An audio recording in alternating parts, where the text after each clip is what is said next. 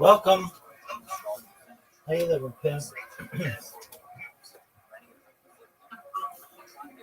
What's good, B. Alexander?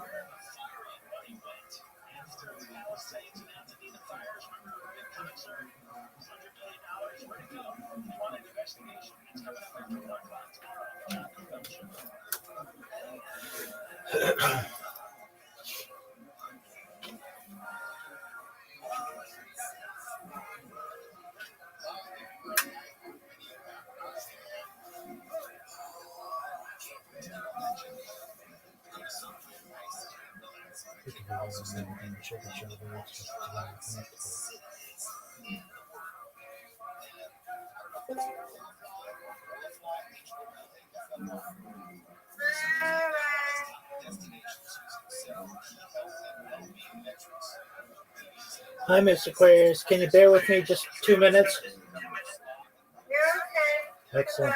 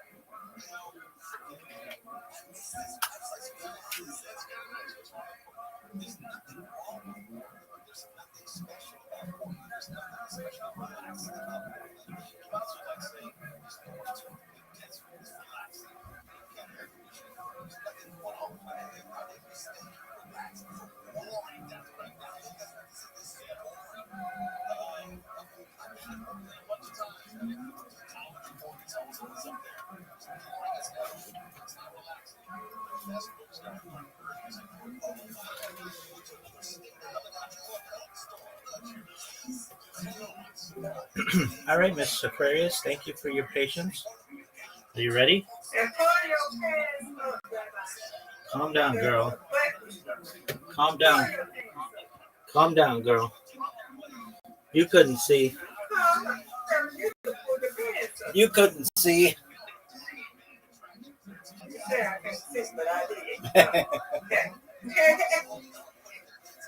Apologies, Miss Aquarius. I hope I didn't show the full moon. It was just a little cleavage. All right.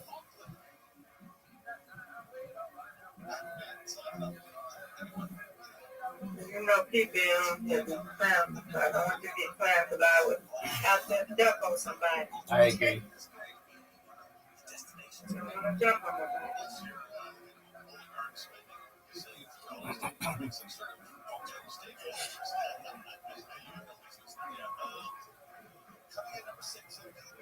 Look at you. Yeah, doing just getting there. All right, Rabbi. Thank you. Oh, I should knock that one down. You got that. Good job.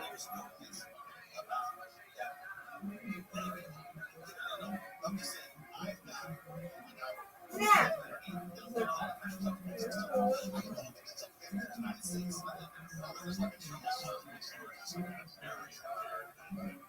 Yeah. Come on, Rabbi, you got this. You do this, that, come on now, strike. Yeah. That's what I'm talking about.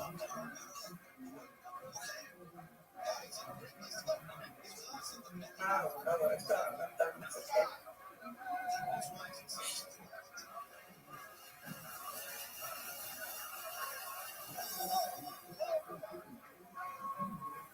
Rabbi. Ooh, not what I wanted.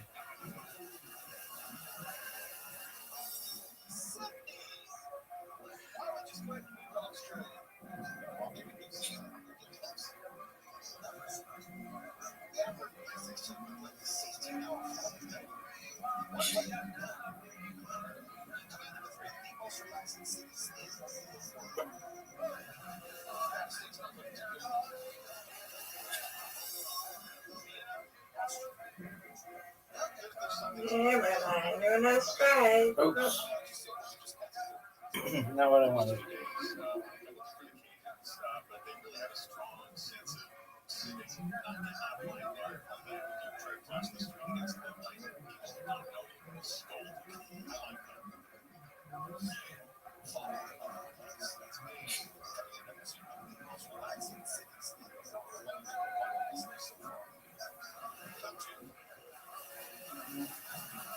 Good spare. Thank you. Yay.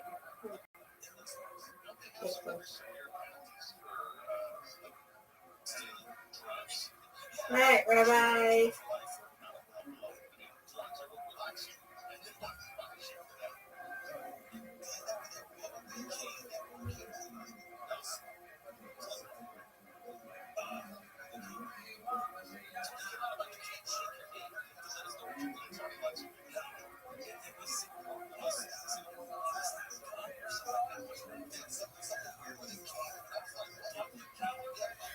All right. Yeah, good job. You win, I win. That's right. I win, you win,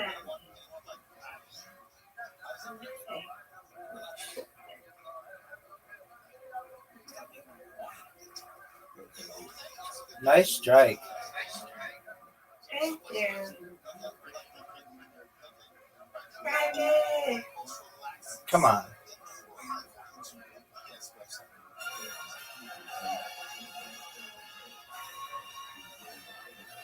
Restream.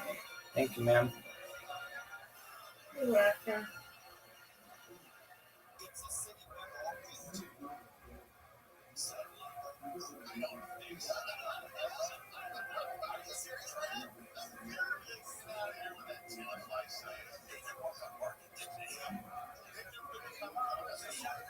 Nice spare.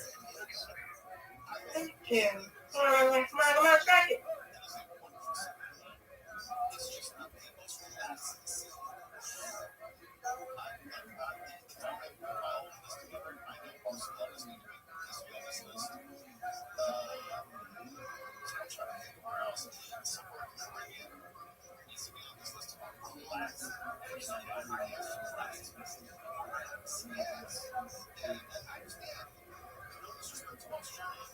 No, we got this, Rabbi.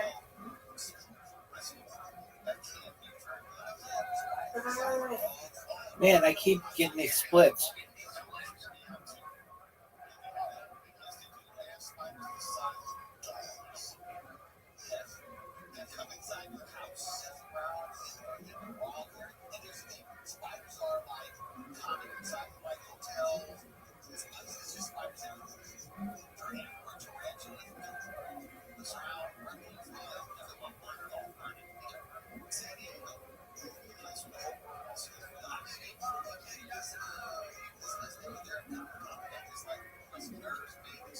Right. I'm trying. I need these two.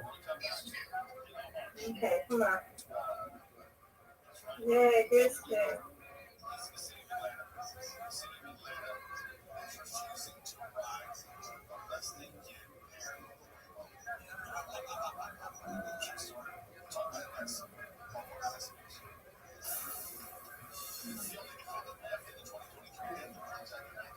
Nice spare.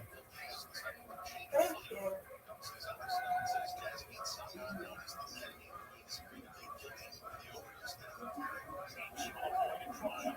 Right, Mom. Is right there.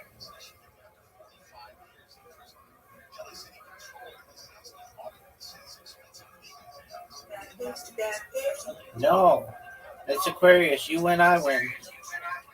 Yay! Good job. Good job, Miss Aquarius. You too. Thank you. Thank you. Great job. Thank you for your patience. No problem. Patience is a virtue. Word, girl. How was physical therapy? It was good today. It was good. He said he's good. He said his back started just hurt today, but he's good. He said that the girl, he believes she was kissing, but he don't know for sure. And she hit him in the back.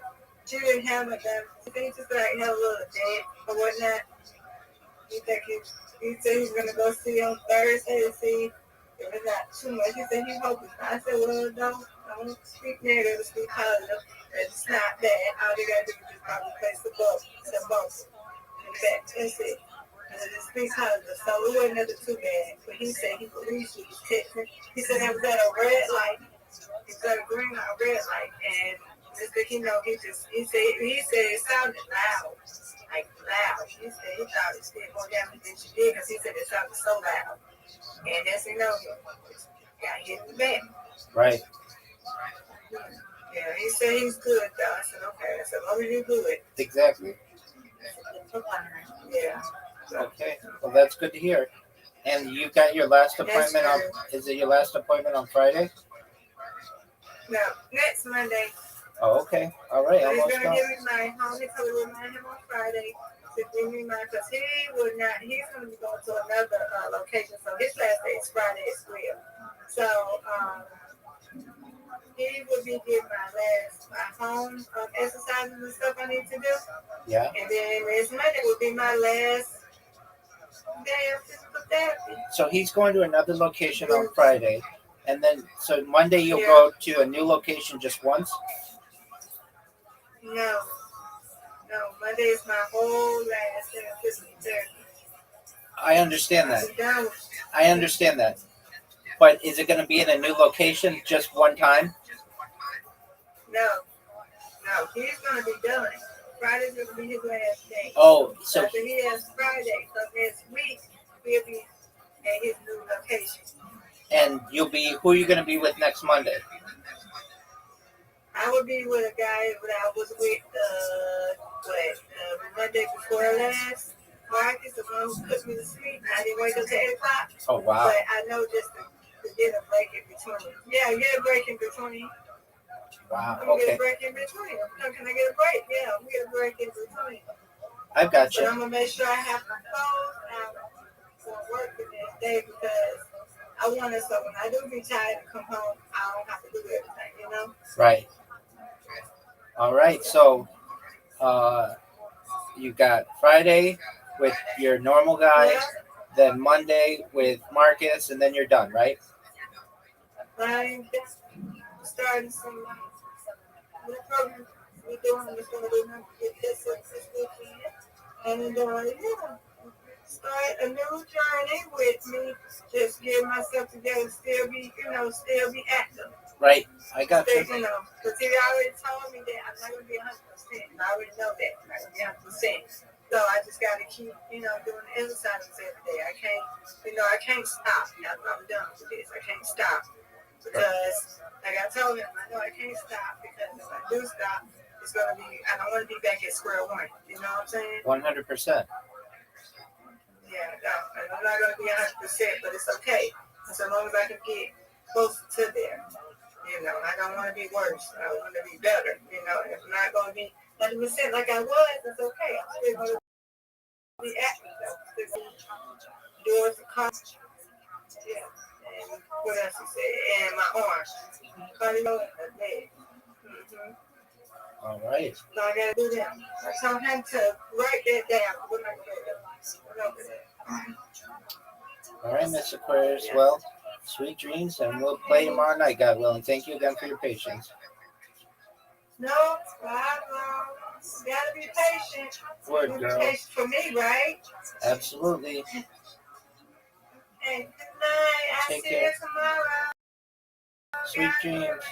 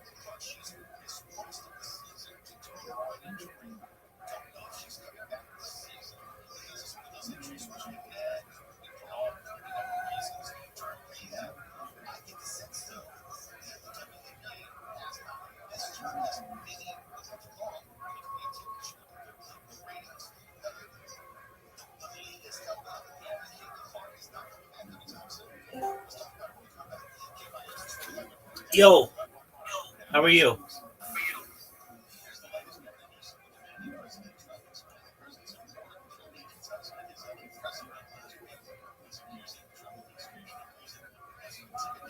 How are you?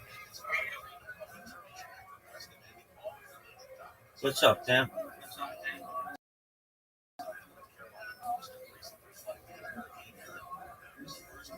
Your day going? Steven here. What are you saying?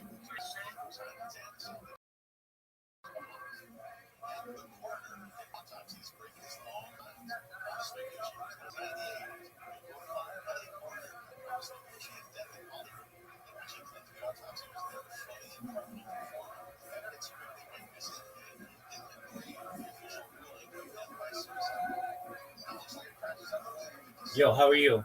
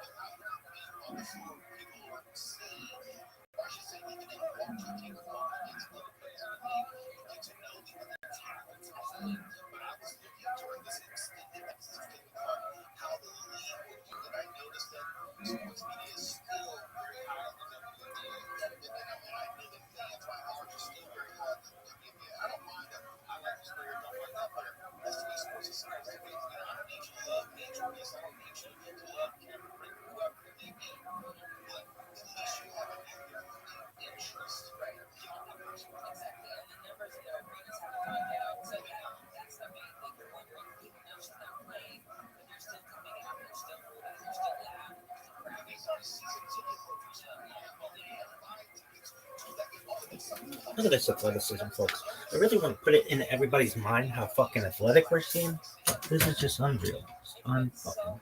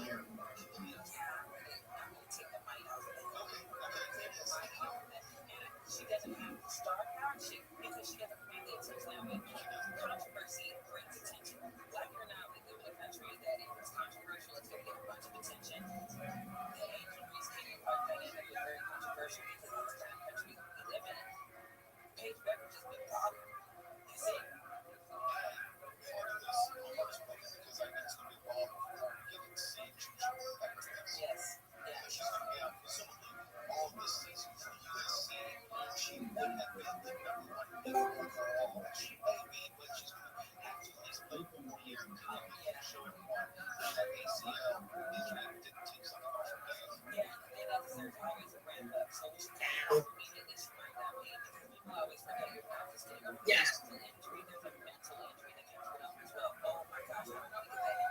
Eric, can you say that one more time?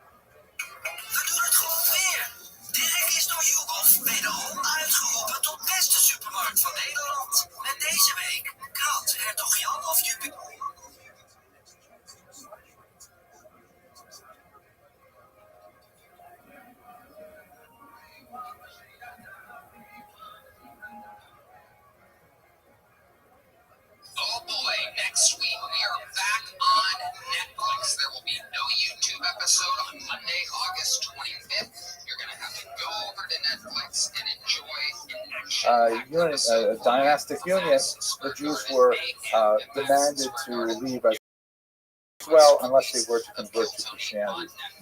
He advised at this time Vasco da Gama, and in fact his many success with a tremendous level of confidence, saying, look, you're working with really good instruments, you've got my copper astrolabe, you've got my perfected Alphonsine tables, you cannot go wrong. And in fact, Vasco da Gama did tremendously well. He rounded the Cape of Good Hope and visited India, and really in many ways initiated a tremendous amount of transatlantic ocean voyages as well, by using these kinds of things that Zacuto had pioneered.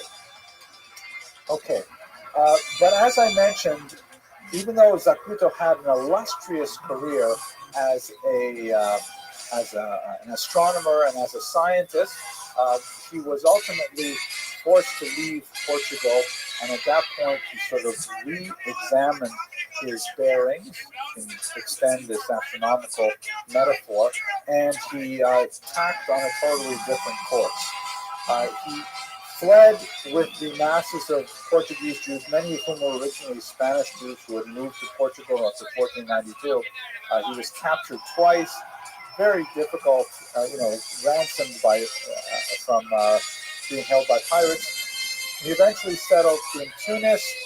Later, he made his way actually to Israel, and then he died in Damascus. And at this point, he just changed everything. He said, you know what?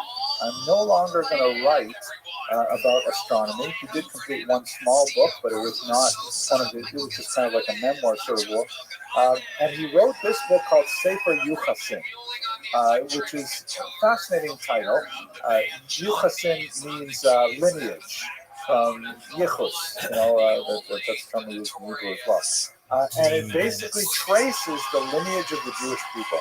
It seemed, and he wrote in Hebrew, although he wrote many of his other works in Hebrew as well, he chose to specifically devote Hebrew to this particular book. It seems that he sort of had a change of heart and said that I've given so much to the world in terms of science, and look how myself and my people have been treated. Let me focus my energies now on doing something specifically for my people. And he looked inward, reflected inward on the nature of the precariousness of Jewish existence as a minority in these states. And he wrote essentially a history of Jewish persecution, describing how Jews were moving from one location to another, chased from one inhospitable climate to another, despite their contributions to large society. This is one of the early works in what the Professor Salo Baran of Columbia University called the lachrymose model of Jewish history, in which lachrymose means tear-filled.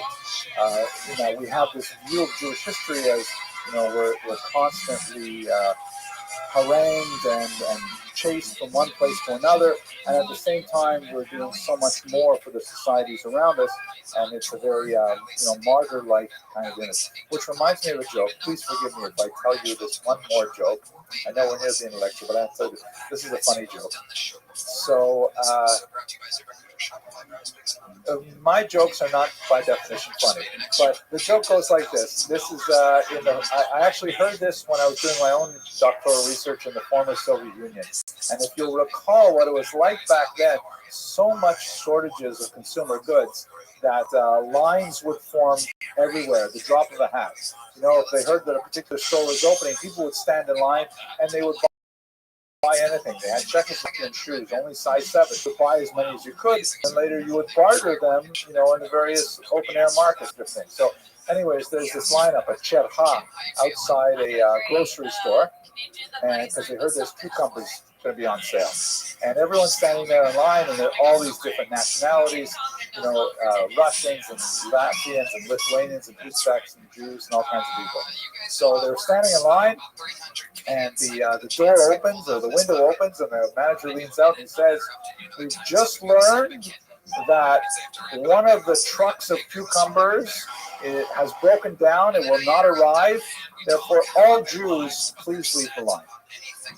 So what can they do? They pack up, they leave blind. He closes the window. A little later, he opens up the window. He says, we've just learned that one of the trucks has been stolen by the mafia, and we're going to have less cucumbers than we expected. So therefore, all Central Asians, please leave the line. Uzbeks, Tatars, Kazakhs, all leave the line. So, they have to leave. This goes on. Lithuanians leave, Latvians, Poles, everyone's leaving until finally there's only pure Soviet citizens standing in line. And the guy opens up the door and he says, we've just learned the last truck has caught fire, and there were no trucks arriving today, no cucumbers at all. Everyone, please go home. So Ivan turns to Petro and says, you see, the Jews get all the breaks. Okay, all right. So in many ways, the Sefer Yochanan, which is, we're talking now about a 16th century history, follows a model that we repeated over and over again by many historians. It's not the first of this series. You could even say that some of the biblical books follow within this kind of metaphor of the lachrymose model, where the Jews get all the breaks, said with a certain amount of black humor. But nevertheless, it is a testament to the work of his maturity, the work of his old age, as it reflects on the meaning of Jewish existence in the diaspora. So, in terms of his legacy, we get a sense of the importance of people like Zacuto for understanding the Iberian reality. They were somehow, first under Muslims and then under Christians like Zacuto, somehow able to leverage their superior education, their literacy, their openness to scientific ideas to achieve phenomenal success within their societies. With a few exceptions like Maimonides, who were forced to leave, many of them were able to climb to great heights. We've seen already Chastai ibn Shabrut, the great diplomat, Shmuel Hanagid, who amazingly led a Muslim army for 16 years, an incredible thing. They should have a Jew doing this, and at the same time writing an important Talmud commentary that's published with every tractate brachot even to this day. Yehuda Levi, the great secular poet and doctor, who at the same time is entertaining Arabic masses with his Hebrew poetry, with his Arabic poetry, and Ibn Ezra and so on. Avram Zacuto is the last of all of these figures who are now able to put these things together in a unique form, contributing both to Jewish knowledge through his Sefer Yochanan, and at the same time contributing to world knowledge through the development of the copper astrolabe and the perfection of the Alphonsine tables. What are the factors that made it possible? It's very hard to identify any that were present at that time that are not present at other times. I would like to hazard, however, that some of the things might be a sort of openness to society in the Jewish world that was not necessarily present in other periods. An openness, an idea that Jews, should not be closed off to any body of knowledge simply because they were Jewish. There was no idea that these scientific endeavors were somehow taboo because they were practiced primarily by Christians or by Muslims. Obviously, we don't have that many Jews excelling in Christian theology, or maybe we do, I haven't studied them, but that's probably, the big part of the reason for their success is this lack of fear of the toxicity of outside society. At the same time, as we shall see beginning next week, it was indeed toxic because the ferocity of first the Inquisition and then the expulsion was so unprecedented and so rapid that it's hard to imagine how this could have happened to any other society. The Jews were so well integrated into Spanish culture, both under the Muslims and later under the Christians, that one might think that their position was impregnable, but in reality, that was exactly what brought them down. As we shall see next week, it was the complicated relationship between the conversos and their attachment to the traditional Jewish community that ultimately made the expulsion inevitable to Ferdinand and Isabella, who were slaves to the ideology of the purity of the blood. That's something that we'll have to explore in much greater detail starting next week. I want to remind you that on Tuesday, not tomorrow, but next week, we will have that amazing Jewish poetry reading from Professor Yoshua in November. I really hope to see you there. It'll be nice to sit with you in the audience and listen to someone else. And maybe he'll make some jokes and I can criticize them. But with that, I'd like to conclude the lecture for tonight. Thank you very much for coming, and I look forward to seeing you next week. Okay.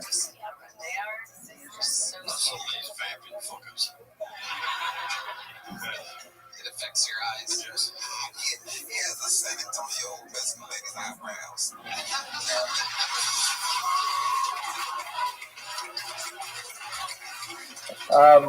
Tonight's topic is a very difficult one, I have to say.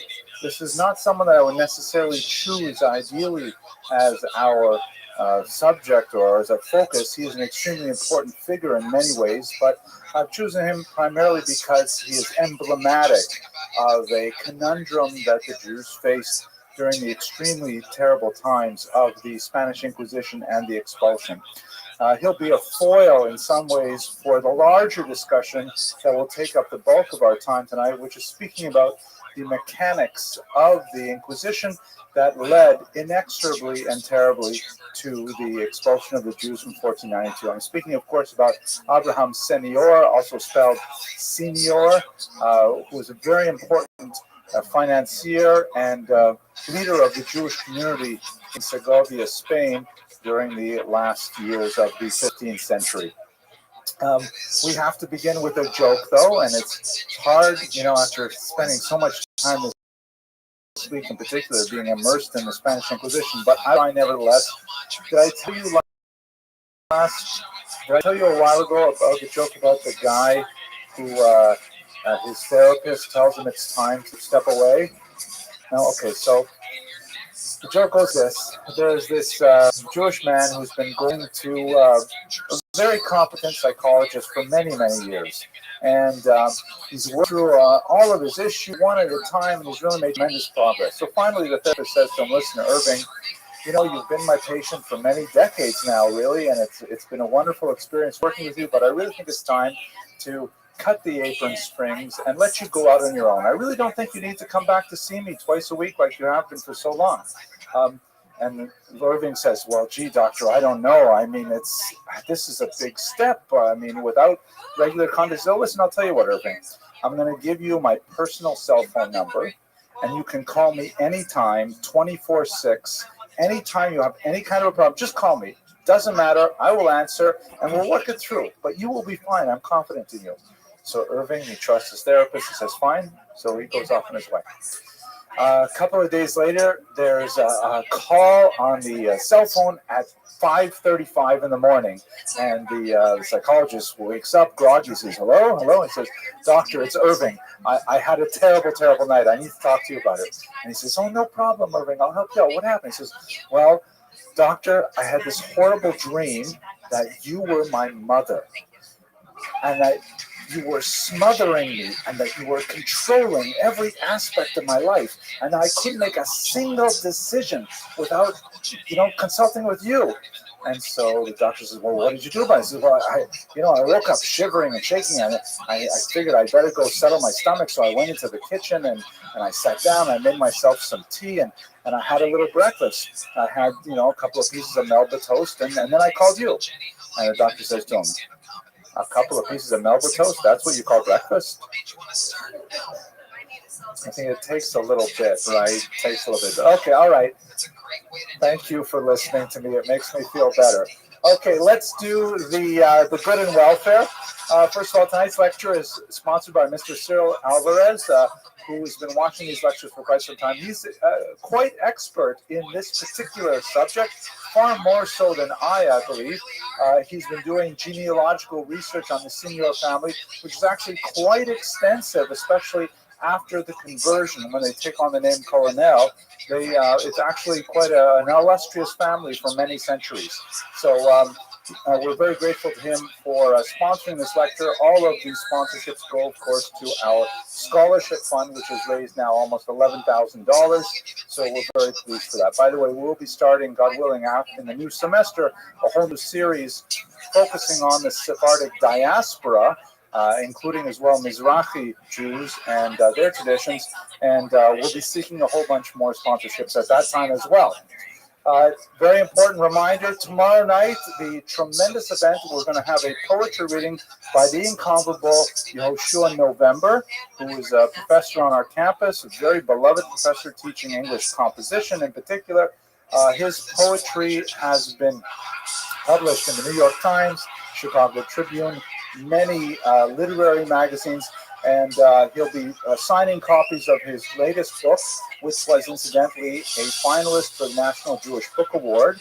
Very impressive poetry, and gives us a sense of what it means to be a poet today. I hope that you will all come, because we spent so much time discussing poetry in the Andalusian period. Let's study it in the Brooklyn period tomorrow. So that's at 7:30 in this room at this time. There will be sushi and other foodstuffs to entertain us. Okay. In terms of the academic resources for tonight's lecture, I've relied very heavily on the research of Professor Chaim Beinart, shown here. He was born in Russia in the 1917, an auspicious year, a century ago. He served in the Latvian army, and then immediately after finishing his service in 1937, he made Aliyah to study at Hebrew University, serving also in the IDF, in the intelligence division, and ultimately he became a professor at Hebrew University. He served as the Dean of Humanities at Ben Gurion University of the Negev, and he retired as a distinguished professor once again at Hebrew University. So his analysis is extremely important.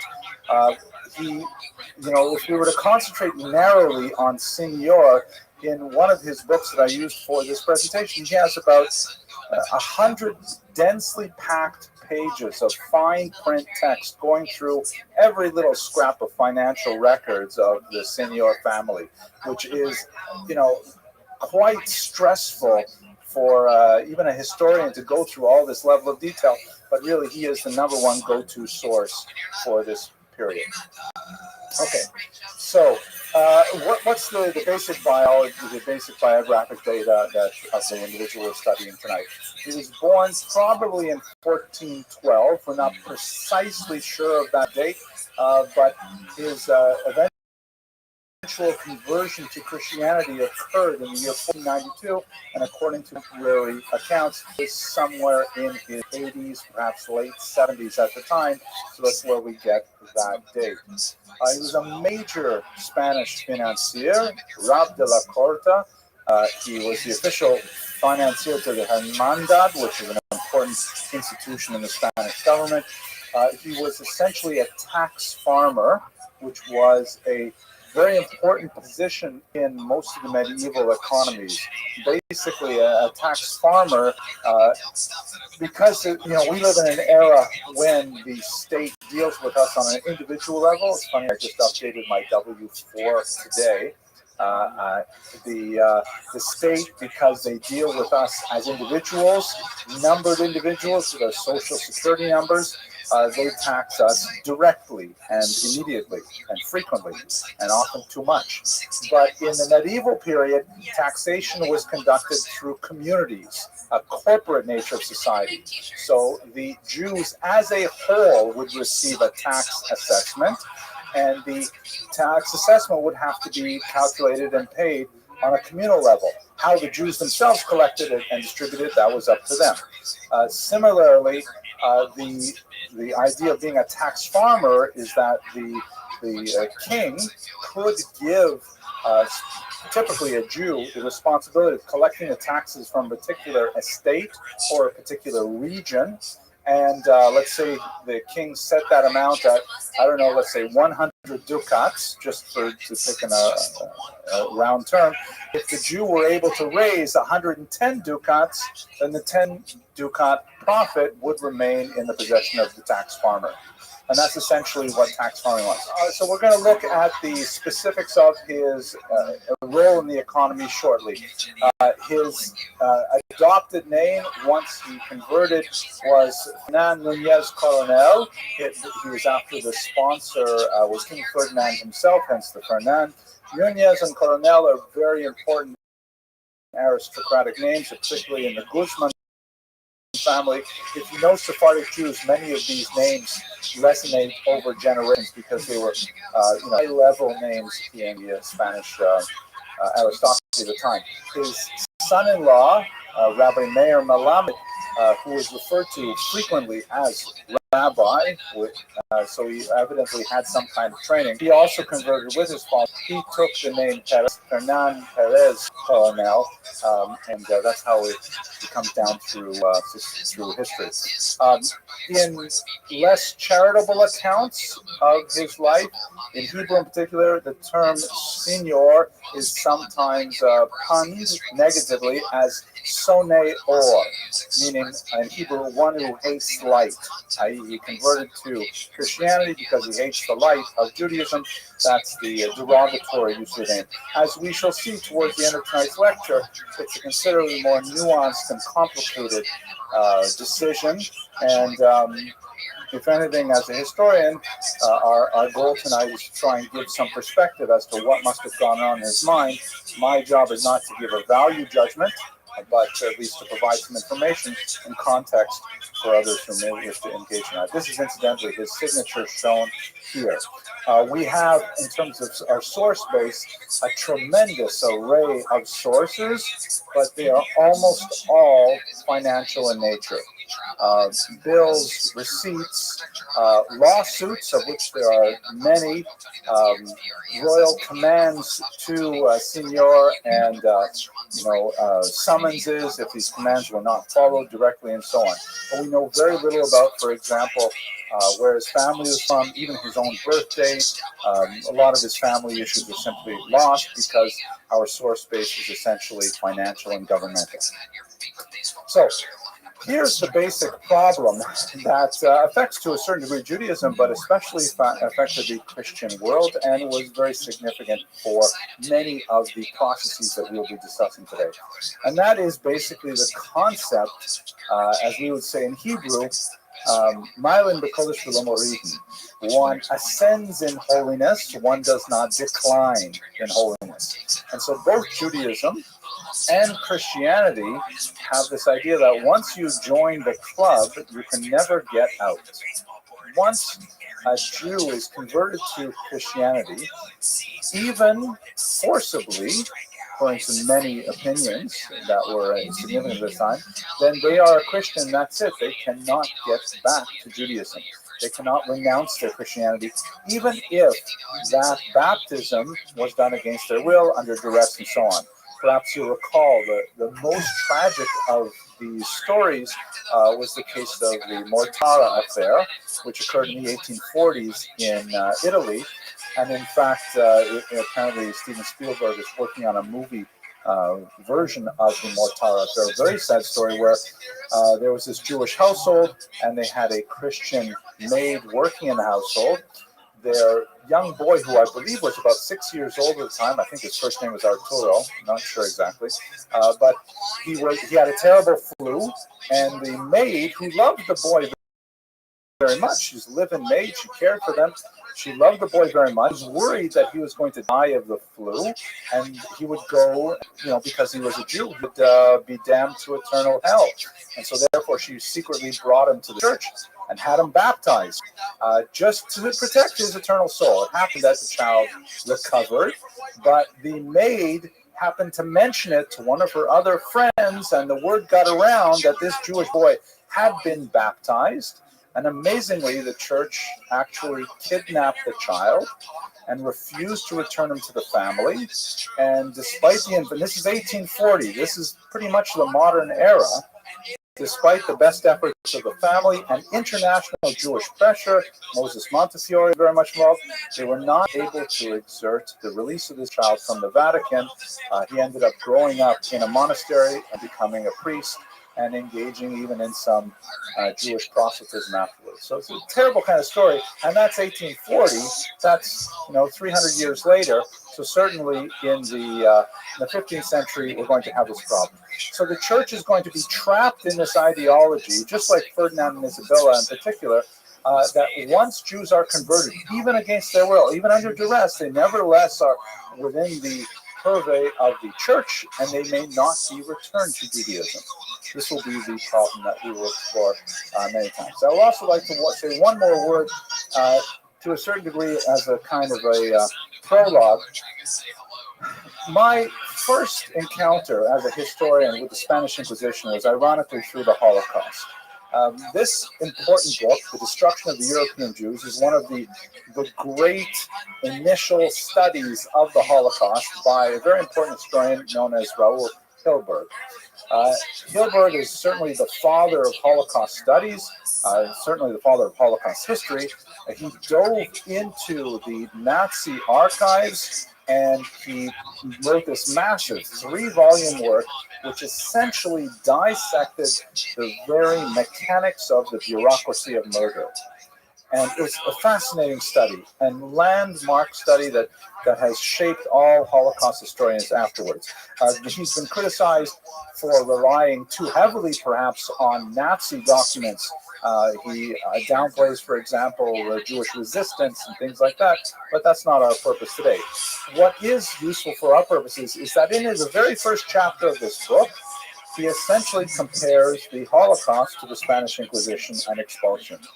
And he says that the roots of the Holocaust may be tied to the events we'll be discussing today and next week, 500 years earlier, which I always felt was a stretch. I always felt like, oh, come on, last week about the lachrymose. As they say in French, plus ça change, plus c'est la même chose. The more it changes, the more it's the same. I thought it was a real stretch to say something that happened 500 years ago in a medieval environment is really what happened in the Nazi bureaucracy in the 1930s and 40s.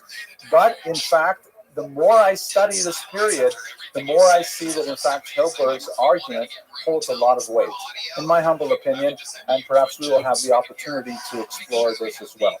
The element that I'd like to identify tonight as perhaps the defining similarity between the Holocaust and the Spanish Inquisition, it's not the purity of blood argument that he makes much of. It is the idea that the Spaniards were slaves to their own ideology. That even when it was counterproductive, even when it was financially ridiculous to even contemplate expelling the Jews, nevertheless there was this inescapable quality of the Inquisition that ultimately forced them to expel their Jewish population. Okay, very long introduction. Let's look at the history itself. We have to go back a century prior to the expulsion itself, to 1391. You have a Dominican friar very much active in Jewish affairs, named Vicente Ferrer, who was simply one incident after another rousing up anti-Jewish sentiment, provoking riots. He was even condemned by the church on numerous occasions. Nevertheless, he continues speaking out and provoking actual violence against Jews. One should recall that the church is hardly an effective hierarchical monolithic system at this time. The church has to deal with a widespread, primarily illiterate lay clergy, meaning the people who are actually in the streets preaching to people often have no ability to read the holy texts that they purport to represent, and they're motivated by some of the darkest urges that we have in the human panoply of psychological illnesses. So we have throughout Europe a lot of these lay clergy who actually believe that Jews, for example, drink the blood of Christian children and ridiculous things like this. The educated higher levels of the church, including the popes, are constantly publishing bulls against this process, saying, no, it's not true. Please don't believe these people. That's not the church teaching, and so on. And while the church still, will persecute the Jews in the sense expensive pertaining to the doctrine of witness that we may have discussed last year. The Augustinian idea that Jews must be preserved, albeit in a second-class state, but there's no grounds in church ideology to massacre the Jews. It simply doesn't exist.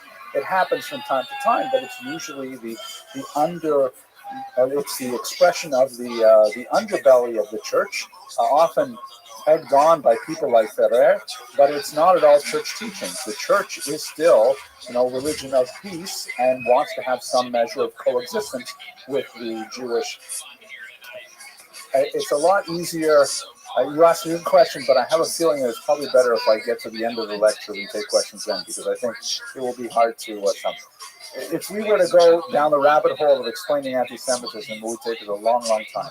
But just to answer your question anyways, because that's really where I'm holding, the doctrine of witness argues that Jews must remain alive. They must remain in a subjugated state, but they must remain alive until the second coming, because only then will they be able to validate the second coming. And the higher level church authorities, with perhaps some exceptions, the higher level church authorities really want to reinforce that. Nevertheless, at the ground level, it's a different story. So under Ferrer, there's a huge number of anti-Jewish riots and massive forced conversions. We don't have strong demographics for this period, but it's clearly in the tens of thousands. So you have tens of thousands of Jews forcibly converted to Christianity. What happens to them afterwards? How do they go on with their lives when the church does have this position that now that you're converted, it's a zero-sum game. You can't move backwards. You have to go forward. You also have at this time the anti-pope, because the papacy itself is under considerable strain, and there are several people running around, all claiming to be the primary head of the Catholic Church. And one of the ways that they can leverage popular support is by appealing to the subterranean urges in the wider population. Benedict the 13th is actively promoting these ideas, which leads to still greater numbers of forced conversions. The next thing that's related to this is, okay, so imagine for yourself, you're a family that has been forcibly converted. It was either to be killed, and that's what was happening in 1391 in the riots. And now what do? The riots are gone, peace is restored, and do you just go back to living Jewishly, or are you going to be a target of another attack by Ferrer? So you try to maintain your lifestyle nominally as Christian, but you don't want to eat bread on Pesach, and you want to know when to fast on Yom Kippur, so you go back and you check in with your Jewish relatives or your Jewish compatriots, what exactly is going on Jewishly. If this goes on for a generation, 2 generations, 3 generations, as it did, then it gets harder and harder because people are living more and more openly as Christians, and they have to, with some subterfuge, go back to the Jewish community. So what they started doing at this time was they started distinguishing these new Christians, we're going to explore the terminology shortly, and preventing them from having contact with Jews, because they knew that they're going to be, so to speak, infecting them with Jewish education, which is perhaps the worst thing that can happen in this case. So this is we also have to note as well that in 1414 there's another big acceleration of this phenomenon with the disputation at Tortosa. Disputations are a medieval phenomenon that Spain pioneered. The most important of which we discussed last year was the disputation of 1263, in which the great scholar Nachmanides represented the Jewish side. By 1414, however, the church had got it down correctly. They knew exactly how to stage these things, how to set the rules in such a way that the Jews could not possibly get the upper hand like they did with Nachmanides. And so you have a process. The Tortosa disputation was almost 2 years long, and it was a pageant.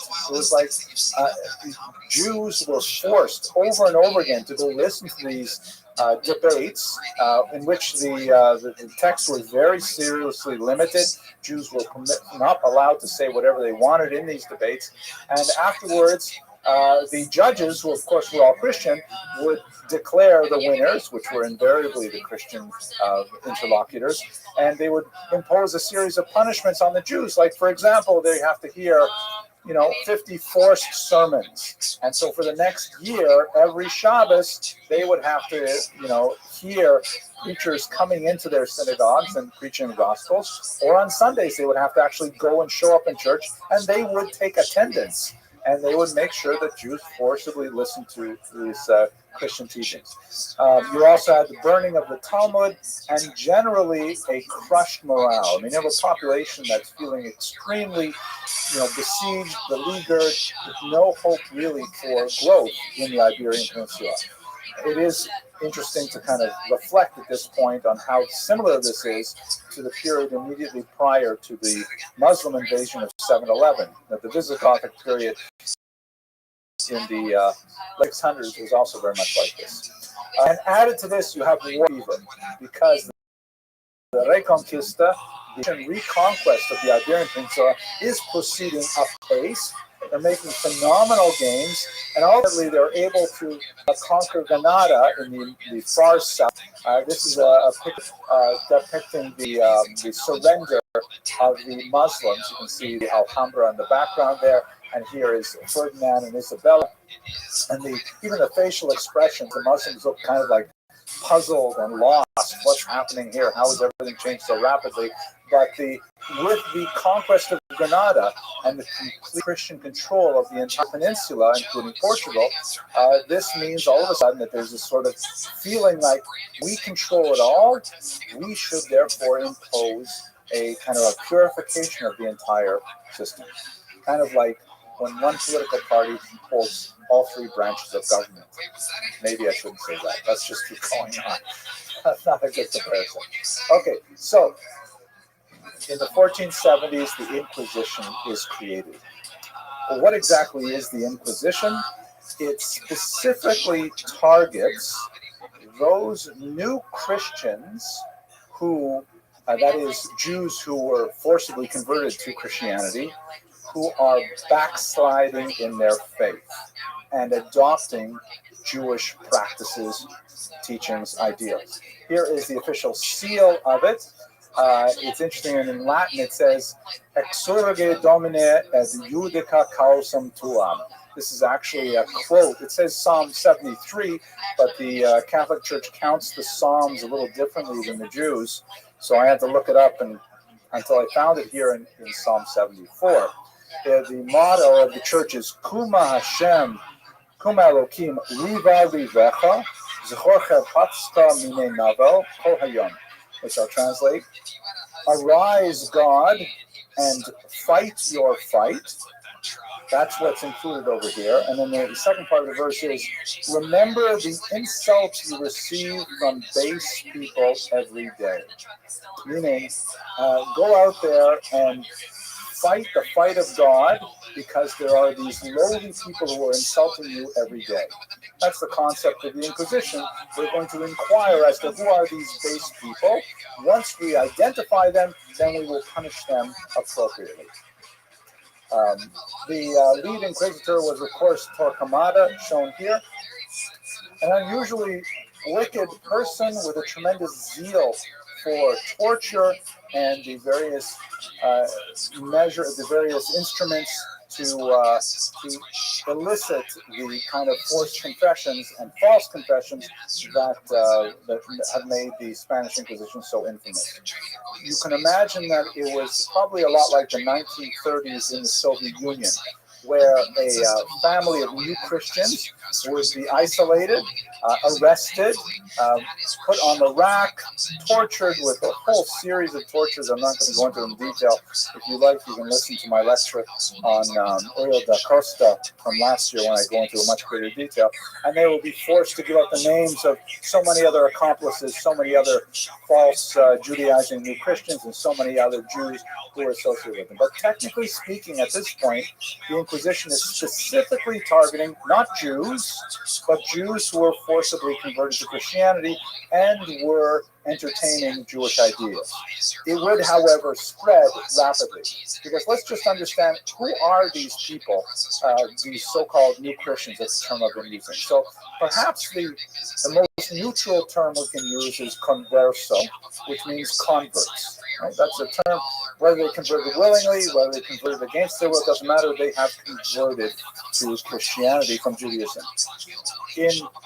Christians called them new Christians in order to make a distinction, which does not exist theologically, between those people who were originally Jewish and now have become Christian with those who were originally Christian. And the new Christians were subject to a whole series of demeaning tests of faith to what we would call in Latin the term bona fides. Right? Maybe you've heard bona fide, as that's how Americans say it, right? Bona fides means good faith, meaning that they are, in fact, what they purport to be. The new Christians were not assumed to have bona fides. They were untrustworthy. The Hebrew term used is anusim, which means literally those who are forced. In other contexts, for example, that's the term used for someone who is raped, anus. The term marano is a derogatory term, means literally pigs. Obviously, this is used inappropriately. And finally, another neutral term, crypto-Jews. That is, they're still Jewish in secret, crypto-Jews. These are all the same people, but it gives you a sense of the various ways in which they could be viewed from without. What would happen is that these conversos who were suspected of Judaizing would be drawn before the Inquisition and, as I mentioned, tortured. They'd be required to confess and name names. And then they would be sentenced, as in this famous representation by De Goya, to a series of ritual abasements that were designed to serve as markers to the larger population of the dangers of Judaizing, and also as fitting punishments for the conversos themselves. They would often be required to wear this humiliating tunic and the conical dunce cap. The tunic was called the San Benito. You can see them here in these pictures. They're clearly very dejected. In some cases, they were required to wear it for life. In other cases, they were required to endure various torments, including the death penalty, the auto da fe, the being burned at the stake. And this being burned at the stake, by the way, also included being burned in effigy. The numbers are staggering. Again, we don't have a really clear sense of exactly how many people were killed, but we're once again talking about tens of thousands of people over the course of a few years. It is amazing how concentrated this was in particular cities, but throughout the peninsula as a whole. So it was an absolutely horrific period for Jews. Now, I should say for conversos. Now, what about the traditional Jews who were, technically speaking, exempt from the Inquisition because the church doctrine protected Jews as long as they had not converted to Christianity? There was no, inexorable quality because they were not backsliding Christians, they were believing Jews.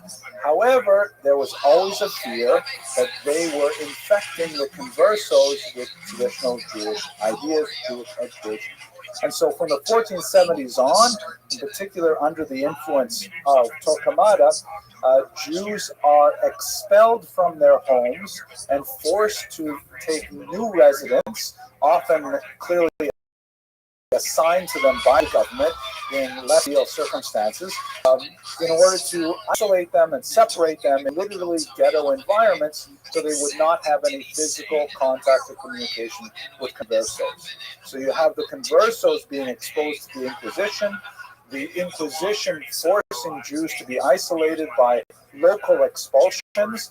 In one case, an entire province, the Jews were expelled, but in most cases, they were expelled from particular regions in cities in order to separate them from Jews. And by the way, according to the Abramson rule of history, you can see there's a clear economic upside for Christians to be engaged in this, because all of a sudden, Jews, who typically are a highly urbanized people, and they tend to live in the downtown core of cities because they're early settlers, this all of a sudden frees up all this prime retail real estate that can be used for the crown or for local officials and so on. You can send them out.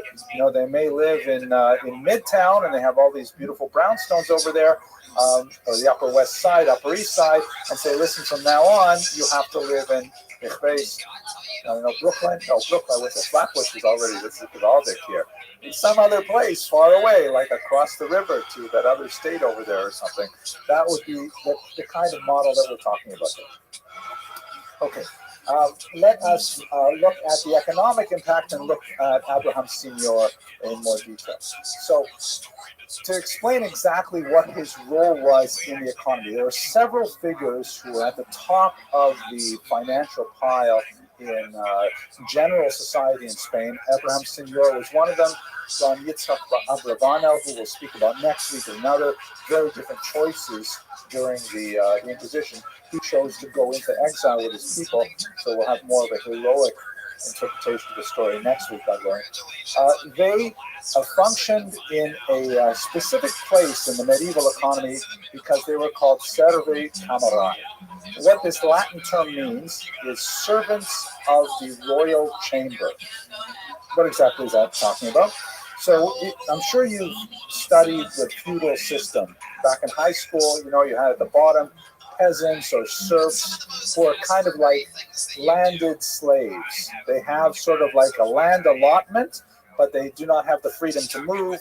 They are required to seek the Lord's permission to marry, and a certain amount of either their work product or their actual labor is owed to the Lord. So in some cases, they would actually, if they were very strong farmers, they would have to pay a certain amount of their crop to the Lord as a tax, basically rental for the land. Or in places where the produce was not such great, they would have to do something called corvée, which was meant that a certain number of days a week, they had to work on the Lord's fields, and that's basically the position they occupied in society. Then you move up from there, you have the burghers, the city dwellers, who are engaged in all kinds of professions and crafts. And, they are usually organized in guilds, which prohibit Jewish membership, but they are the shoemakers and the tailors and things like that. Then you have a class of noblemen. And the original idea, the theory of the nobility is that, and this is a traditional Marxian analysis, is that the peasants who were so busy working the land could not defend themselves from nomadic attacks. So they sort of appointed a certain class to be the warriors, the knights, who would protect the peasants from depredation. And this was a kind of a social contract that the nobility were there to protect the larger society, and the peasants would agree to pay for that. Obviously, it became very exploitative, and the nobility got richer and richer, and the peasants became poorer and poorer. And at the top of the nobility, there you had the king. So the big, and oh, by the way, one other very important estate is the church.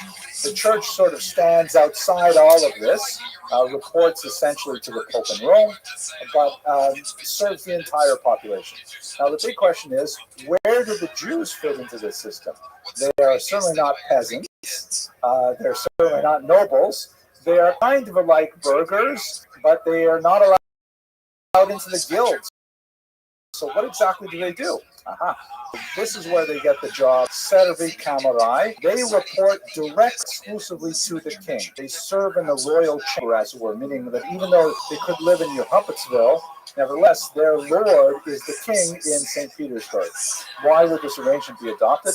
Primarily because something called the Law of Gratian, which is the church canon law, which prohibits Christians from charging interest to each other.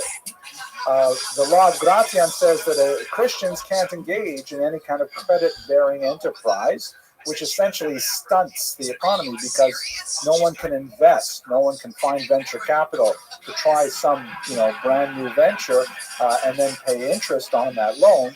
But the Jews were allowed to do so because of a reading of a biblical verse. So the Jews could function as moneylenders and could actually amass a significant amount of capital through usury. Usury has a negative connotation, but when you're thinking about 30 to 50% interest rates, it is usury. It is a really heavy cost. So Jews were moneylenders, which were a highly valued commodity in the medieval economy. In fact, France expelled the Jews 3 times in the 14th century. And when you see they expelled them 3 times, it's because they had to invite them back 3 times as well, because they couldn't manage their economy without this institution of credit happening. So the Jews had this very special role where they were allowed to engage in money lending. They generated a lot of capital, and the king could tax that capital, which was highly valuable. That meant that they were protected, for the most part, from popular uprisings, but not exclusively, especially if the king felt that he himself owed too much money to the Jews. Then, as we saw, for example, in York in 1290, then the nobility would simply expel the Jews, and that was the easiest way to get rid of the debt. They didn't have to invite the Jews later to make up for the lack of a credit in the economy, but that was the idea. So the Seigneur family were the principal tax farmers of the kingdom of Ferdinand and Isabella, which ultimately encompassed almost the entire Iberian Peninsula. So if you are to persecute the Jews, what happens if, for example, you convert them? Oh my gosh. It's like you take all these bankers, and they're only allowed to be bankers if they're Jews, and if you make them Christians, was wird sein? All of a sudden, the banking industry crashes to a halt because these new Christians are not allowed to engage in exchange of interest. And what about all the debts that are owed to these Jews, which are the income base for the taxation of the king? The king wants to get the collection. The king wants the Jews to actually make this money. If they get converted to Christianity, he loses the yeast of the economy. Or to look at it from the metaphor of Shimon Dubno, the Jews are like a sponge that can be dipped into the peasantry and the minor nobility, and then they will be drawn out, and the water will be squeezed out by the king. If you can't use that sponge anymore because you made it into a Christian rather than a Jew, how are they supposed to engage in this? So this is especially the case when the war in Granada is going on, where they're trying to expel the last Muslim kingdom from Spain. How are you supposed to finance this if you convert all these Jews to Christianity? It proved to be a very difficult problem, and ultimately Abraham Senior and others were able to hang on till the very end and enjoy royal protection, primarily because of the economic aspects of their position. But as I mentioned, the expulsion was inevitable. As we shall see, here's a very powerful and moving picture by Emilio Sala Frances, 1889, showing what's his name, Torquemada here, displaying the writ of expulsion to Ferdinand and Isabella sitting coldly in the background. There's no question they were completely involved in invested in the actual drafting and completion of this document, which led to tremendous suffering of the Jewish population. This is the Edict of Expulsion, the last page of it right here, and with the seal and stamp of the royal authorities. What I'd like to do is actually read to you a little bit from the document. It is actually about 4 pages long in total, but I've only selected a few passages. And I think it's quite illustrative of what the church was thinking, Ferdinand and Isabella were thinking when they expelled the Jews. Here we go. So there's a bit of a preamble which is directed to all kinds of people. It comes originally from Ferdinand and Isabella, king and queen, and it goes through all the nobles, the major ones, the minor ones, through the city dwellers, right down to the Jews. They're letting this is like a general alert for the entire peninsula. Then after this preamble, it reads, "You know well or ought to know that because we were informed that in our realms there were some bad Christians who Judaized and apostatized from our holy Catholic faith, whereof the chief cause was the communication between the Christians and the Jews. In the cortes which we convened in the city of Toledo in the past year of 1,480 years, we ordained that the said Jews should be set apart in all the cities, boroughs, and places of our realm. And that's actually where I'm going to stop the first time. This is like referring to the local expulsions. We tried to, in other words, they're saying we tried to deal with this problem by maintaining a barrier between the Jews and new Christians.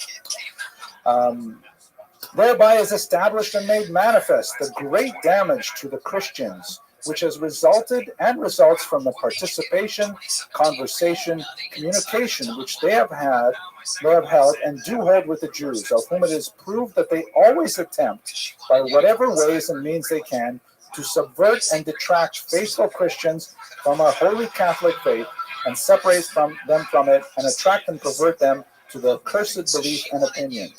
Note, by the way, when he says Christians here, the edict is actually referring to forcibly converted Jews who are now called Christians, but they're the ones who are the problem here. Instructing them in the ceremonies and observances of their law, convening assemblies where they read to them and teach them what they must believe and observe according to their law, taking care to circumcise them and their sons, giving them books from which they can recite their prayers, and declaring the fast which they have to fast, and joining with them to read and teach them the stories of their law, notifying them of the Passover before its date, informing them about what they must observe and do, giving them and removing from their houses the unleavened bread and the meat that has been slaughtered according to their right, teaching them about what they must avoid in foods and other things to observe in their religion, and in persuading them as best they can to keep and observe the law of Moses, and in giving them to understand that there is no other religion or truth save that. And this is proved by the many declarations and confessions of both the Jews themselves and also of those who were corrupted and deceived by them. So it's very clear that what the writ of expulsion is talking about is basic Jewism. You have this terrible situation where these Jews are torn away from their community, learning the basics of what they need to do to be Jews, and this is specifically what is bothering Ferdinand and Isabella. We, with the council, in the regard of certain prelates and grandees and caballeros of our realms and other persons of wisdom and conscience in our council, having considered the matter with much deliberation, are agreed in ordering that all the said Jews and Jewesses of our realms shall leave and never return nor come back to them or to any of them. And upon this we order that this our edict be given, by which we order all Jews and Jewesses of whatever age they may be, who live and dwell and are in our said realms and dominions, as well as the native born among them, as those not native born who in any manner for any reason have come and are in them, that by the end of next month of July, 1492, that comes in the present year, they shall leave all our said realms and dominions with their sons and daughters and servants and maidservants and Jewish followers, as well as the great and small, of whatever age they may be, and that they do not dare to return to them or to be in them or in any part of them, whether dwelling or in transit or in any other manner, under the penalty that if they do not do so and comply, and are found to be in our said realms and dominions, or to come to them in any manner, they incur the punishment of death, and the confiscation of all their property to our exchequer and treasury, and that these penalties are incurred by that same fact and law, with no other trial, nor sentence, nor declaration.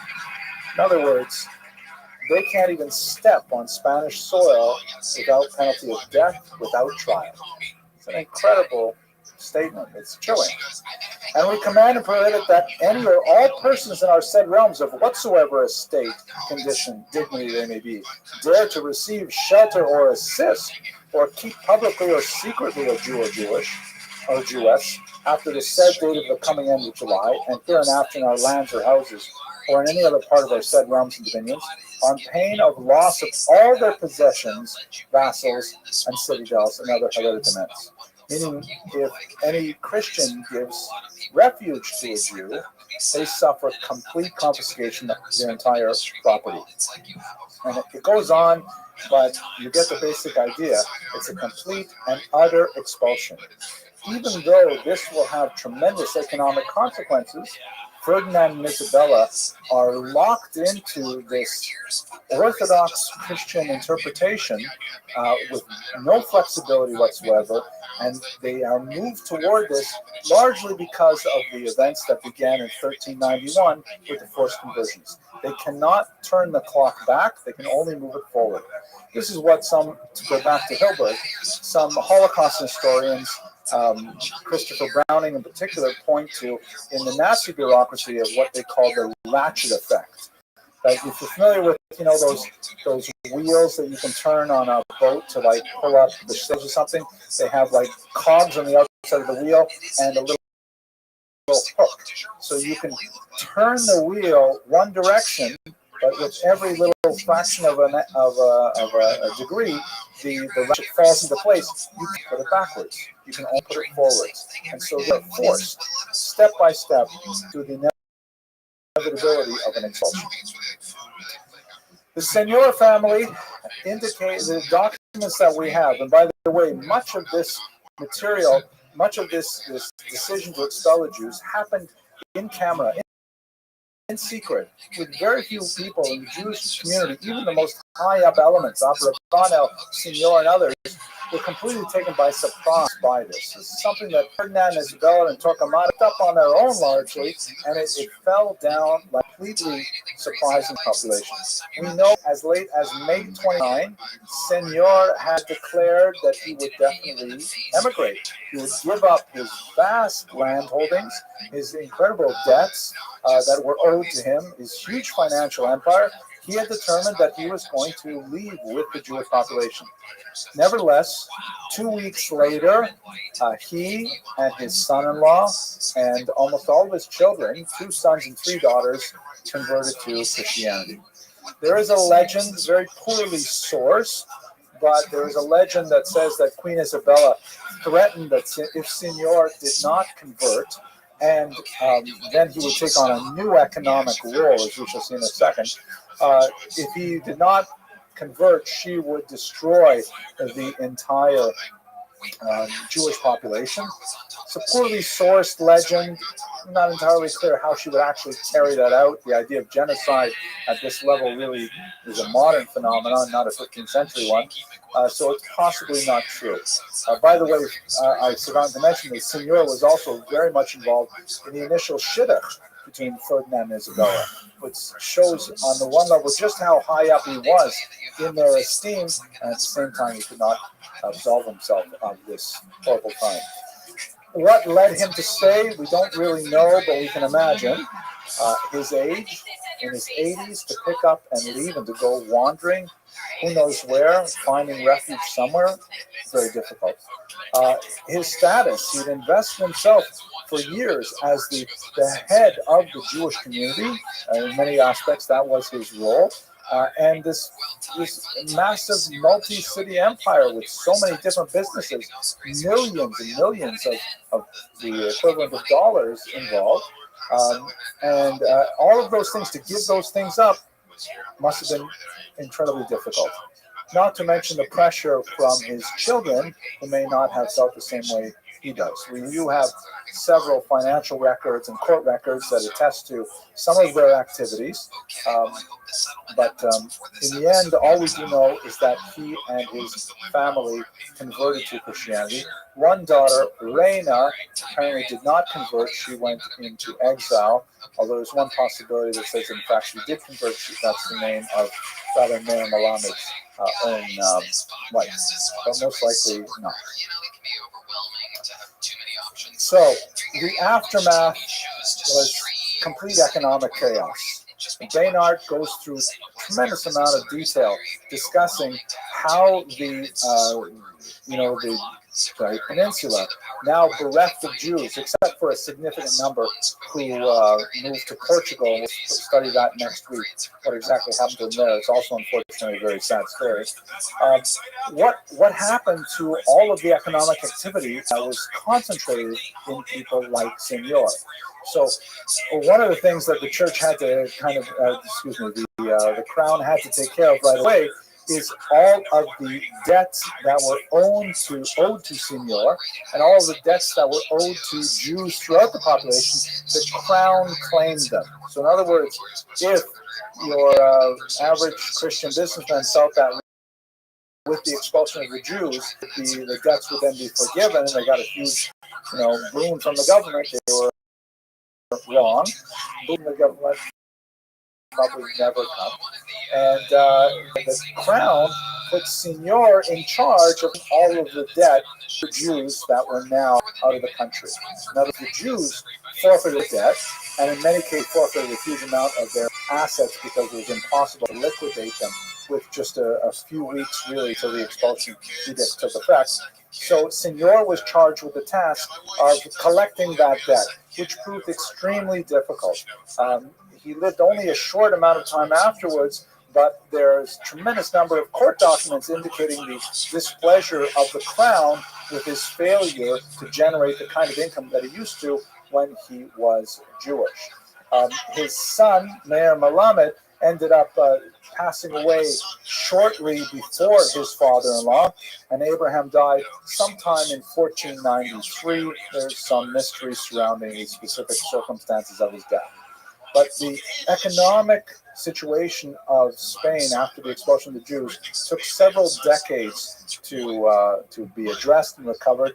Many of those losses to the crown were simply not made up, and the general economy of the region took a turn for the worse, which was offset only by the fact that the discovery of the New World, which will be our topic in 2 weeks, was able to reimburse the crown with a lot of new funding that was not present before. So that's basically the story of this very sad period. Next week, we're going to look at Don Yitzhak Abravanel, who was a heroic figure. Like many of the Sephardic individuals we studied, he's also someone who combined tremendous political capacity and activity with scholarship. He wrote a major commentary on the Bible, for example, and that's studied to this very day. And hopefully we'll be able to move on from this very dark period with something of an up note. But I thank you once again, as always, for your attention and your endurance. Have a good night. Is there anything gay about the 3-month-old? Makes you think it might be gay, or is it just a funny joke? Yeah, I mean, or is it like sucking its thumb like back and forth like that? Yeah. Well, like, he breastfeeds. It shits and bones. Rabbi Abarvanel is so fantastically heroic and important. I mean, I wish I could spend so much more time researching his life and his activity. I'm deeply inspired by it. You'll see, here it is. Our sponsor tonight is Mr. Charles Joseph, who has been a long-time sponsor of these classes in various forms. He was also a sponsor of my most recent book, which I deeply appreciate, which he dedicated to his beloved parents. Tonight's source is going to rely very heavily on the research of a man named Ben-Zion Netanyahu, born in Warsaw at the beginning of the century. Ironically, it's the same birth date as my grandmother, Allah Shalom. So I guess this is how old she would have been. And he passed away in Jerusalem just a few years ago. He was a professor. He became interested in Sephardic studies, a professor at the University of Denver, then at Cornell University. I actually briefly had an office near his office when I was there as a postdoctoral fellow. Later, the Encyclopedia of the Encyclopedia Hebraica. But the reason why we're studying him tonight, of course, is because he wrote a definitive biography of Abarvanel. We'll get to that name in a second, which was published originally in 1953 and then reissued 3 times afterwards because it was really so classic. You may recognize the name Netanyahu because here he is with his illustrious son Benjamin, the current prime minister of Israel. He was also the father of Yoni Netanyahu, the hero of Entebbe, and really a very impressive individual. Another son also involved in the IDF. So he has a political and a religious history that's fascinating, but for our purposes, it's his work as a historian that will inform most of our comments tonight. Okay, so I want to go back to something that we spoke about briefly when we looked at the life of Abraham Senior last week. And I alluded to this idea that when I first read the work of Raoul Hilberg, I really thought that the whole connection to the Spanish Inquisition and the Holocaust was a stretch. When I read Benzion Netanyahu's work, though, I see that it's quite possible when you look at the dates that Hilberg, who was not an expert in Sephardic history, was probably heavily influenced by Netanyahu's work, because that's where you see the thesis developed in a much more precise fashion. And I think we can look at this in the sense that there's, I'm sure you've heard the famous passage from Santayana, which is all those, what is it? Those who ignore history are doomed to repeat it. And in our, here at Touro College, our the chair of our history department, Toba Singer, likes to say to students, those who forget history are doomed to repeat it next semester, right? Because they have to take it again. So there's another quip that says, well, history may not repeat itself, but it certainly rhymes.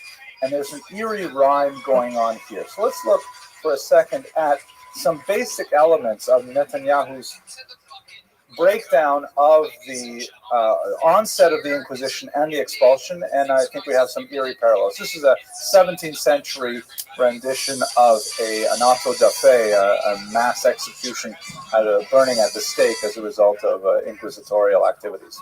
So if we look at this pattern that we discussed last week, it really starts out in the late 14th century when you have these mass conversions of Jews.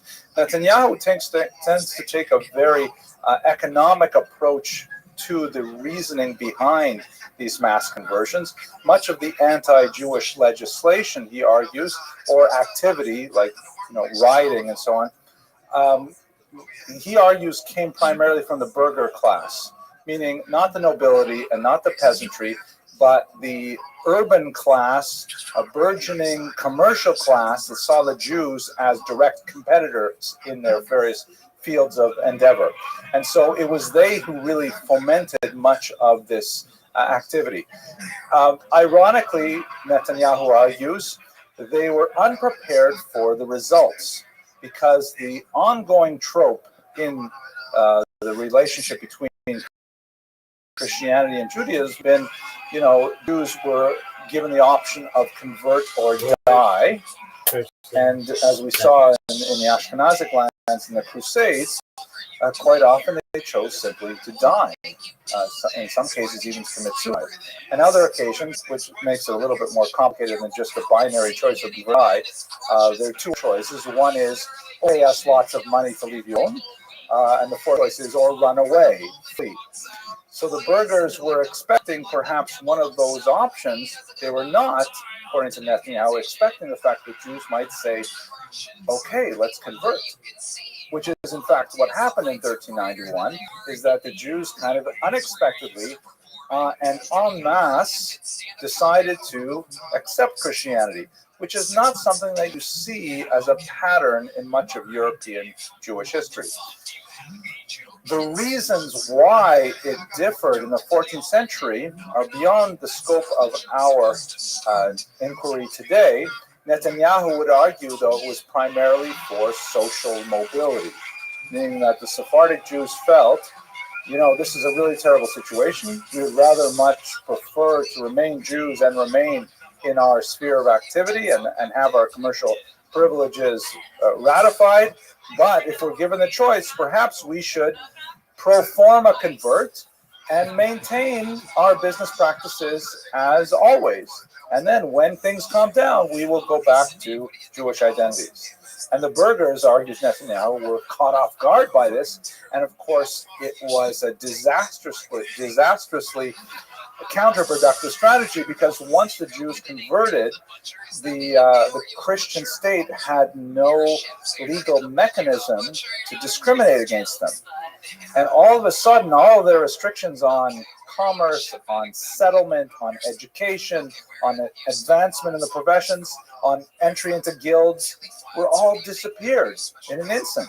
And so they were confronted with perhaps 100,000 new competitors who had the same legal rights that they did.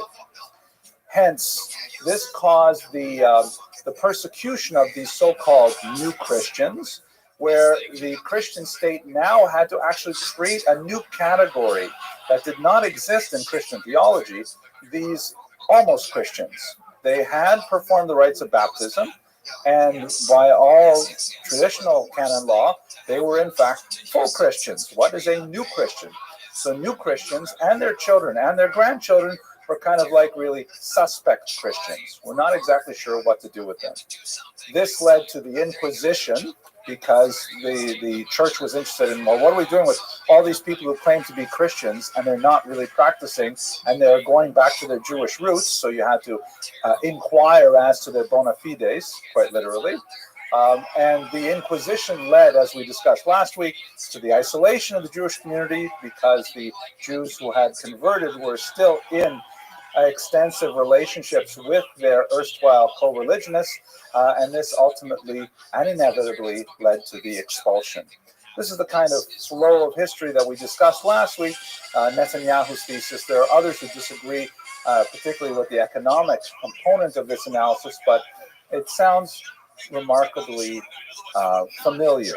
If you look at the late 19th century and early 20th century of Germany, we see, let's put up the Spanish pattern over here on the left, we see almost identical things happening in Germany. This is the Rhine of history, perhaps. Late 19th century and 20th century, a massive number of Jews converting to Christianity, again, purely pro forma, as a means to gain entry to all of the avenues of slow advancement that were closing. And we could rattle off a dozen names of prominent individuals in the 19th century in all fields of endeavor who were Jews who chose Christianity for those reasons. Some, like Heinrich Heine, regretted it and described it as baptism was their ticket to European culture, but nevertheless felt badly about it for the rest of their lives. Not our point. It allowed for tremendous social mobility, where you had all of these Jews who were, reaching the tops of their and intermarrying extensively with Germans, and this created an environment that, not religiously but socially, was untenable, because the Aryans felt themselves excluded from their own country. Separate class of people who were like the in crowd, who were Jews with a tremendous amount of power in the media, in banking, in arts and culture, and so on. This leads, under the Nazi period, to an isolation of the Jewish community, passing of restrictive legislation to try and identify those Germans who are non-Aryan and separating them away from the rest of the population, ultimately leading to expulsion. And when, and obviously that could not be wholesale in Germany, because they still had the rule of law that they had to deal with, but ultimately found its expression in the Holocaust. So this rhyme of history, this linkage of the Spanish Inquisition and expulsion to the 20th century Holocaust, I think actually has a tremendous amount of theoretical appeal, and it's the kind of resonance that we have to be aware of, even in our own days. Okay, but let us concentrate on our main topic today. This is, of course, Don Yitzhak Abravanel. We should begin with, how do we say his name?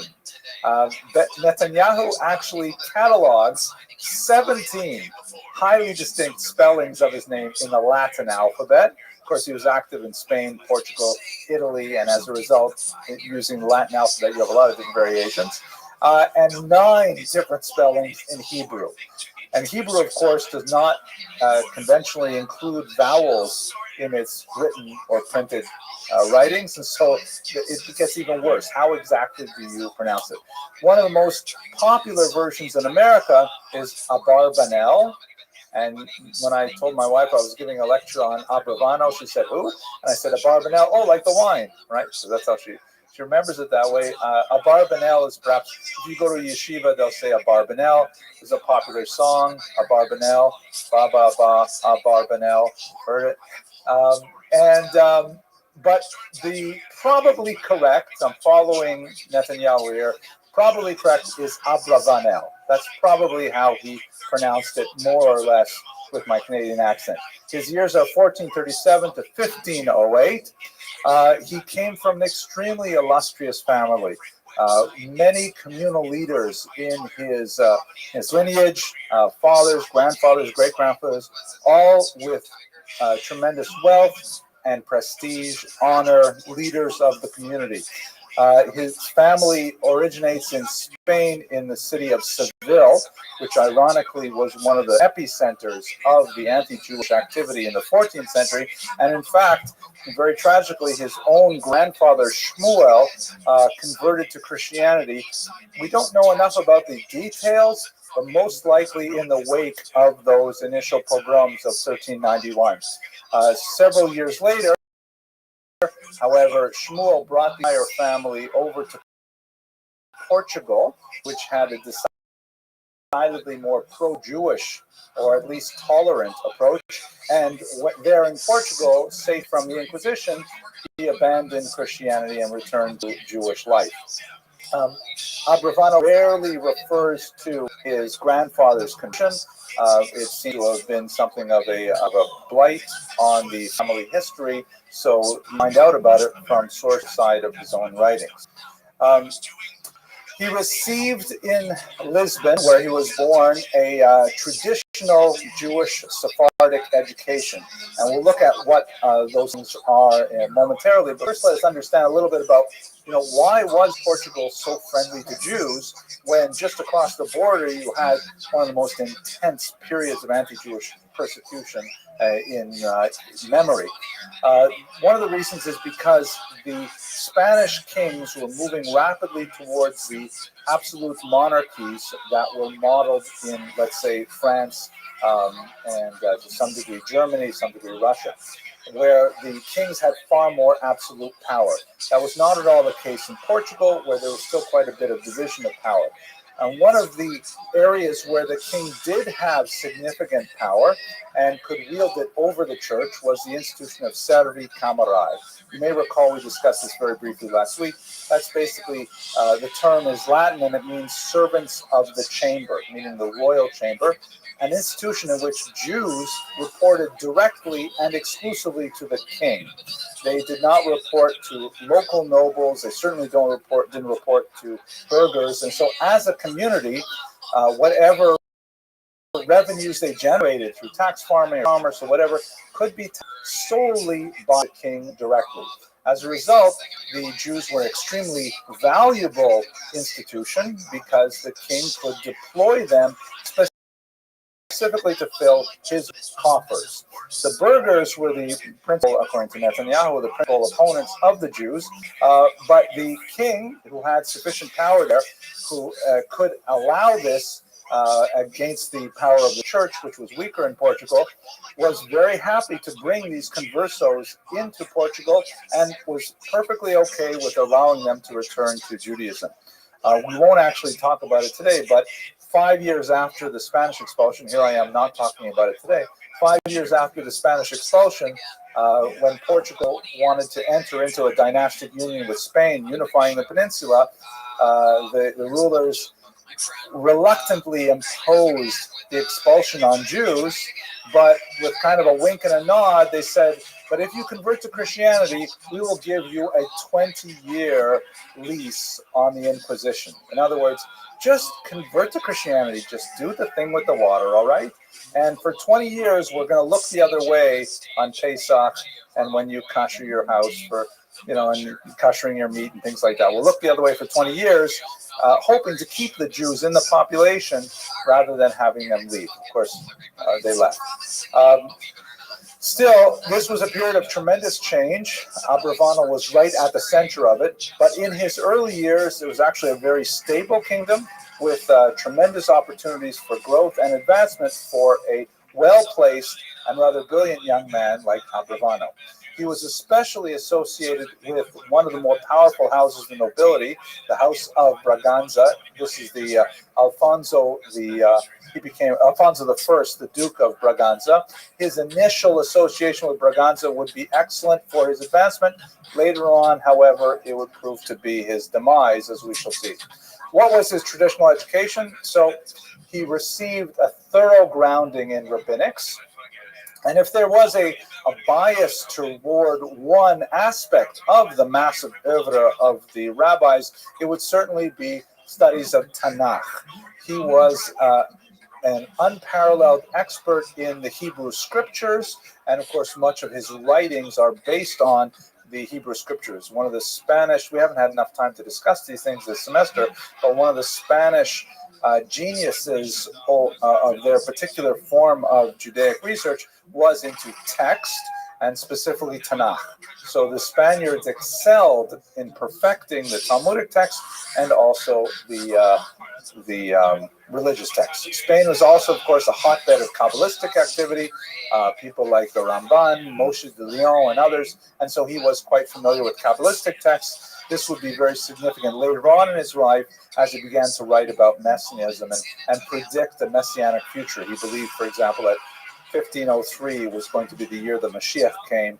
He was quite disappointed to live past that date without Mashiach.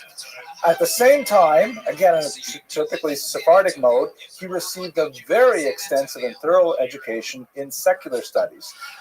Rhetoric was a big deal. He studied Cicero, Thucydides, many of the great Latin classics in particular, and he even studied the Church Fathers, who were also noted for their rigorous dialectic and their beauty of expression in Latin, which he knew quite well. He was heavily influenced by Aristotle, although we had significant differences with Maimonides, and one of his greats was a commentary on Maimonides.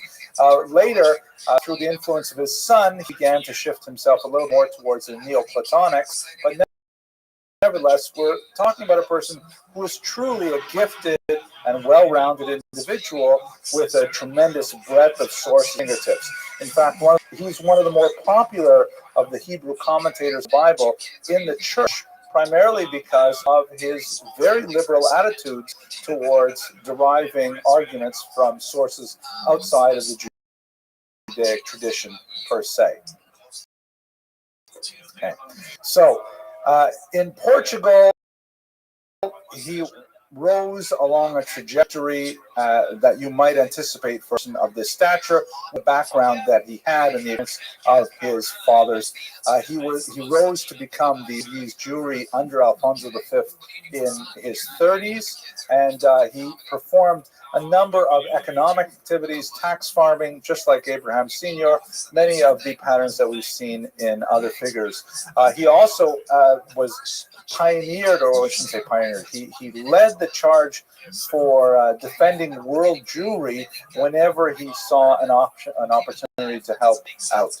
For example, there's a terrible story of 250 Jews who were taken from one particular island and thrown into slavery. And this was something that happened from time to time in Jewish communities where, they will be seized by pirates and then put on the slave market. Portugal was very big in the slave market. And Abravanel raced around the peninsula, gathering up a huge amount of sum to track down each one of these Jews who was sold into slavery and then ransoming them back. And for this kind of activities, he earned the respect and admiration of the entire Jewish population, who looked to him as a Moses-like figure, someone who was truly deserving of respect and adulation. Yes, question. Can I zoom in on the face a little bit? On the words? Not so easily. When you go online, you can do it. Let's try this here. Control plus. Yeah, sorry. Students, what are you going to do? They write down notes and stuff. He had a massive fortune. At one point, there was a loan of an astronomical amount collected from the nobility in Spain, in Portugal, to give to finance a particular war effort, and he himself gave more than 10% of it just from his personal coffers. Rather remarkable amount. He had a happy family life, fathered 3 sons who followed in his path and who achieved fame on their own in many other fields, as well as Jewish leadership. And he maintained in touch with them even when the family was atomized by the Spanish expulsion, and managed to reunite with them towards the end of his life. But as you can imagine, this was short-lived. That's kind of like his trajectory upward, and he's active as a political and as a communal figure, with very serious success as an economic figure. But his patron, Alfonso V, died of plague, which was devastating the Iberian Peninsula at this time. He was 49 years old. It was completely unexpected, and this changed Abrevano's fortunes dramatically. The successor, and this name I'm not sure how to pronounce it. Some say it's Joao. I like to think of it as Joao, because I think I told you last week when he was born, they said Joao, it's a boy. I can't do that joke twice. But Joao II, the successor, was not at all the same as his father. Among other things, he was very land poor.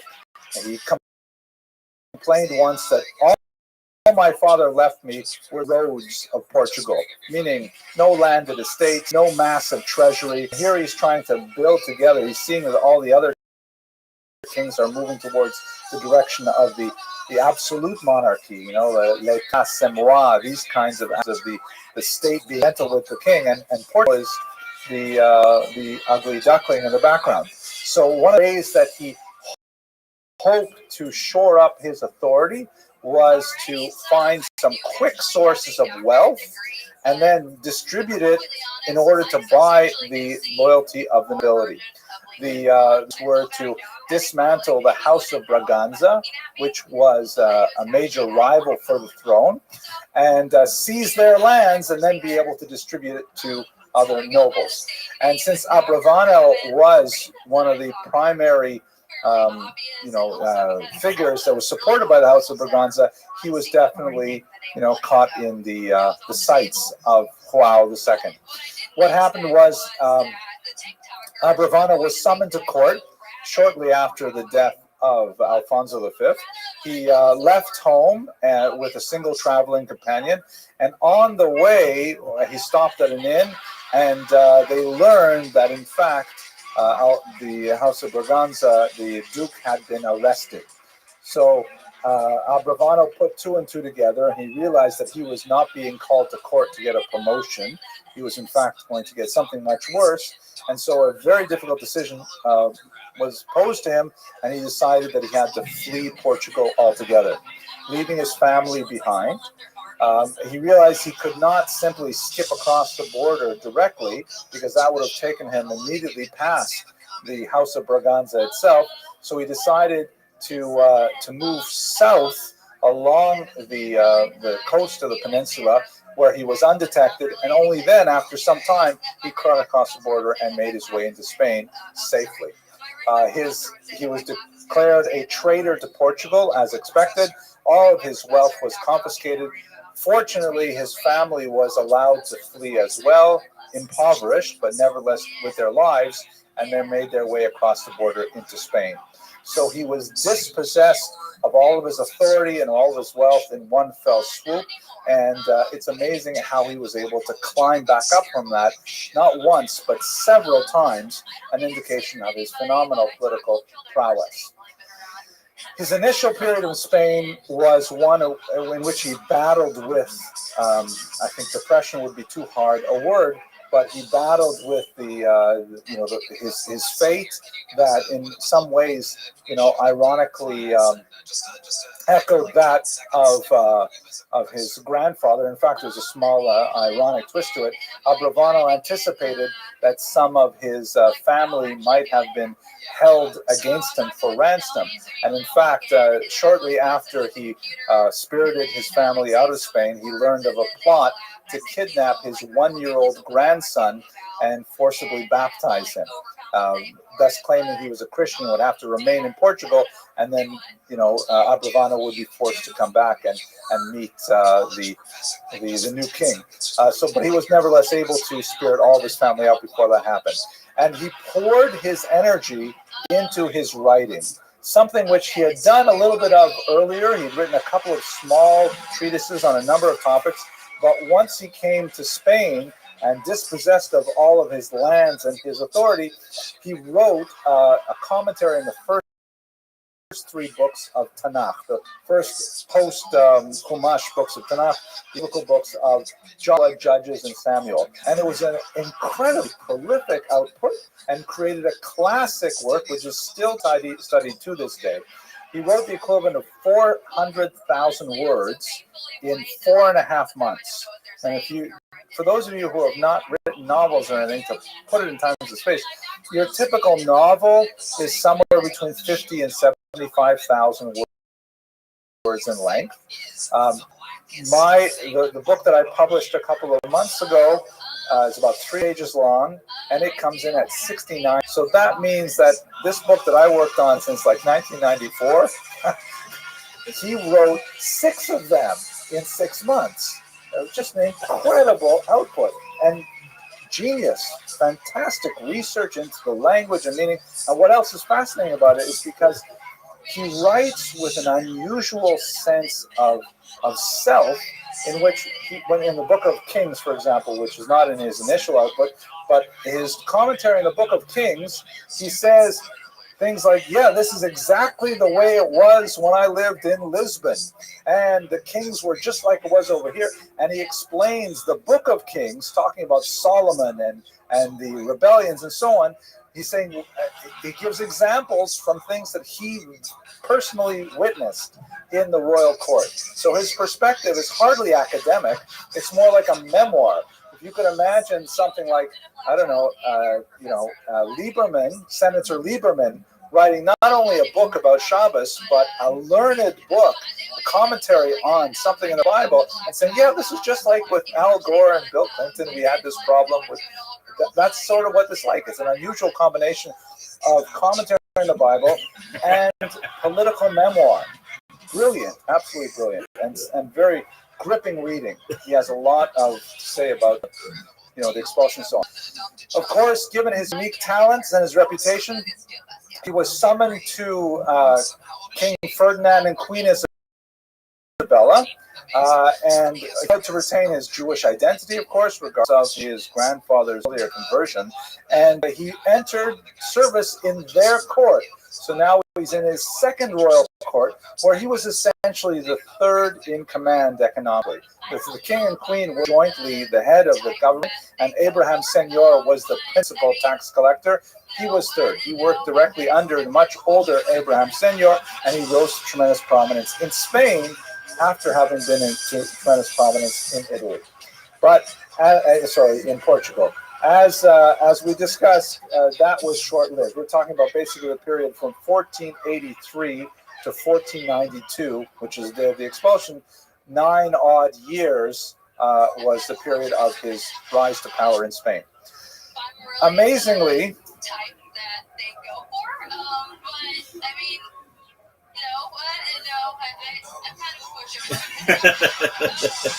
Abravano and the other Jews of Spain did not anticipate the expulsion. Netanyahu writes about this at great length. How is it possible? A lot of it has to do with Ferdinand's own poker face. He is in fact, I didn't know this, but when Machiavelli wrote The Prince, Ferdinand was his model. That was exactly the person he was writing about. And Ferdinand was able to keep his counsel to himself, He was famous, apparently, or infamous for, listening to people without betraying any emotion about what he actually planned to do. And in fact, the Jewish community was completely caught off guard by the writ of expulsion. Abravanel attempted to stay the expulsion. It was just released in March, and it was supposed to take effect in July. And we were talking about a ridiculously short period of time to expel several 100,000 people from the peninsula. Abravanel raised a massive bribe, offering it to the king and queen, hoping that would stay the decision. It did not, unfortunately.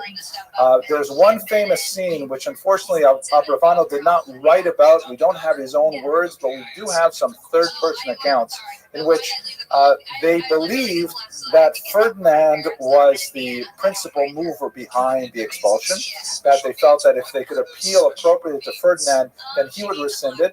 But at a key moment, he said, listen, why are you talking to me? You should be speaking to the Queen Isabella. And they saw an opening. They saw, so perhaps it's not Ferdinand. All we have to do is speak to the Queen. The Queen owed a lot to Abraham Senior. He was apparently very much involved in setting up the original marriage, and they thought that they had an in with the Queen. And so Abravanel and Senior went in to make their last appeal to the Queen. The Queen, however, was of a single mind with Ferdinand, and she famously responded by quoting verses from the Bible, which are ironically quoted in the same context in the Talmud, that to the effect that the thoughts that the king has are planted there by God, that only God can really inspire a king to act. And Abravanel, rather than begging, according to the accounts we have, rather than begging, he realized that it was hopeless, so he raised himself up to full stature, and he just blasted Isabella with a withering rebuke, saying that this would ultimately be the end of Spain, that any nation that dares to persecute the Jews ultimately finds doom redound upon their own head, and he walked out with his dignity intact, at the very least. Unfortunately, that helped. The expulsion writ went ahead, but it's a famous oration that we only have in third-hand accounts, but nevertheless quite moving. Unlike Senior and his son-in-law and their family, who chose to convert to Christianity to retain and ultimately retain their position and authority and wealth, Abravanel chose Isabella, and Ferdinand did beg him to stay and continue in his economic capacity, as he did Rabbi Senior. So this began a period of tremendous wandering that took him to the end of his life. He's already now in his 60s and 70s. He left Spain, and although many Jews chose to take the short route either to North Africa or to Navarre and crossing the Pyrenees into Europe proper. Later, we're going to have massive communities of Sephardim in Amsterdam, for example. He chose the less popular route. It doesn't quite show as well on this map because there's so many arrows here, but he ultimately decided to come to Naples in Italy. And many other Jews that we'll discuss in the next semester made their way to Muslim countries, Ottoman Turkey. He had some hesitation about going to a Muslim country, and so he and his family made their way originally to Naples. Naples didn't work out that well. They were fortunate to be accepted. There were 3 ships that the Abravanels were on one of them, and the Jews on the ships contracted the plague. And so in Naples, there was a tremendous hesitation. Oh my gosh, accepting immigrants, refugees. Many of the other ports would not accept Jews at all.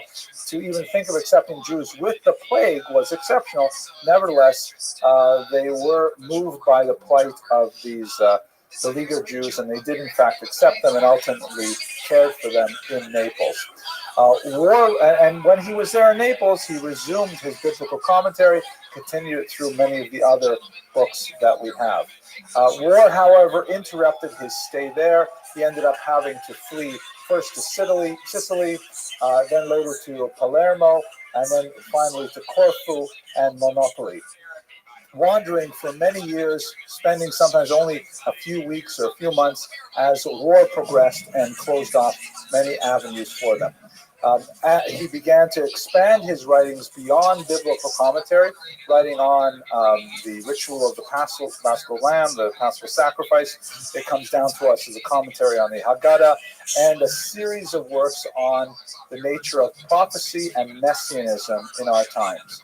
And at this point, under the influence of one of his sons in particular, he was very taken with the Kabbalistic trend that we spoke about with Ibn Gabriel and others, and he began to try to use his knowledge of the Torah to calculate the Messianic end, which he believed would occur in 1503, as I mentioned earlier.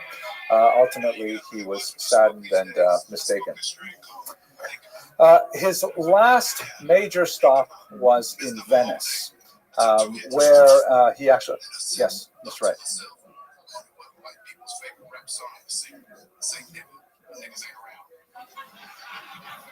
Yeah, definitely. You still have illegal communities. You still have isolated coastal communities. I mean, Hong Kong was part of China and part of England at the same time. So there's many, many exceptional rules. And mir fragt kein Shiloh's off a map. You know, you can't really ask questions off something as rough as this. But Jews were migrating to these places. The whole story of the Sephardic community in London is particularly fascinating. We'll explore that, though, in the spring semester. Okay, so weiter, here we are, Venice. Last stop was Venice, and this is one of the most ironic aspects of his stay here. Remember, we have to understand that at this point, this is a man who is already into his 7th decade, has been wandering for much of the last 2 decades, has seen himself rise to power and been thrown down to the depths several times, running for his life, separated from his family for years at a time. Many other details I haven't shared with you, but like, for example, he wrote an entire commentary in the book of Devarim, and then he lost it in his migrations. And then he was very fortunate that he found a copy many years later that he had given to one of his sons. So he rescued it, and in fact, we have the rescued copy today. But, you know, incredible stresses of this phenomenal individual. How does he manage it? At Venice, towards the end of his life, he actually rises once again into the service of a king. Specifically, the issue there, and it really fascinating that he would be associated with Portugal. Here's the situation. These 2 maps here show the Silk Road and the spice route. You have tremendous wealth of natural resources. Spices are especially valuable because you can, you know, this is before refrigeration. Spices are necessary to keep meat longer and so on. Silk is primarily produced in Turkey and in points east, China, and elsewhere. Closely guarded secrets how it's produced, but it's a highly valuable luxury commodity that's very easy to transport, very light, and has a tremendous return on investment. So you've got India is packed with wealth. China is packed with this kind of wealth that Europeans way up here just love. They want that stuff, spices, silk, and so on. Hence the name Spice and Silk Road. But the thing is, there are only 2 routes. There is the overland route that takes you across the Himalayas into Baghdad, and then out here from, let's say, Lebanon, Syria. And then Venice was one of the Mediterranean ports that controlled the trade.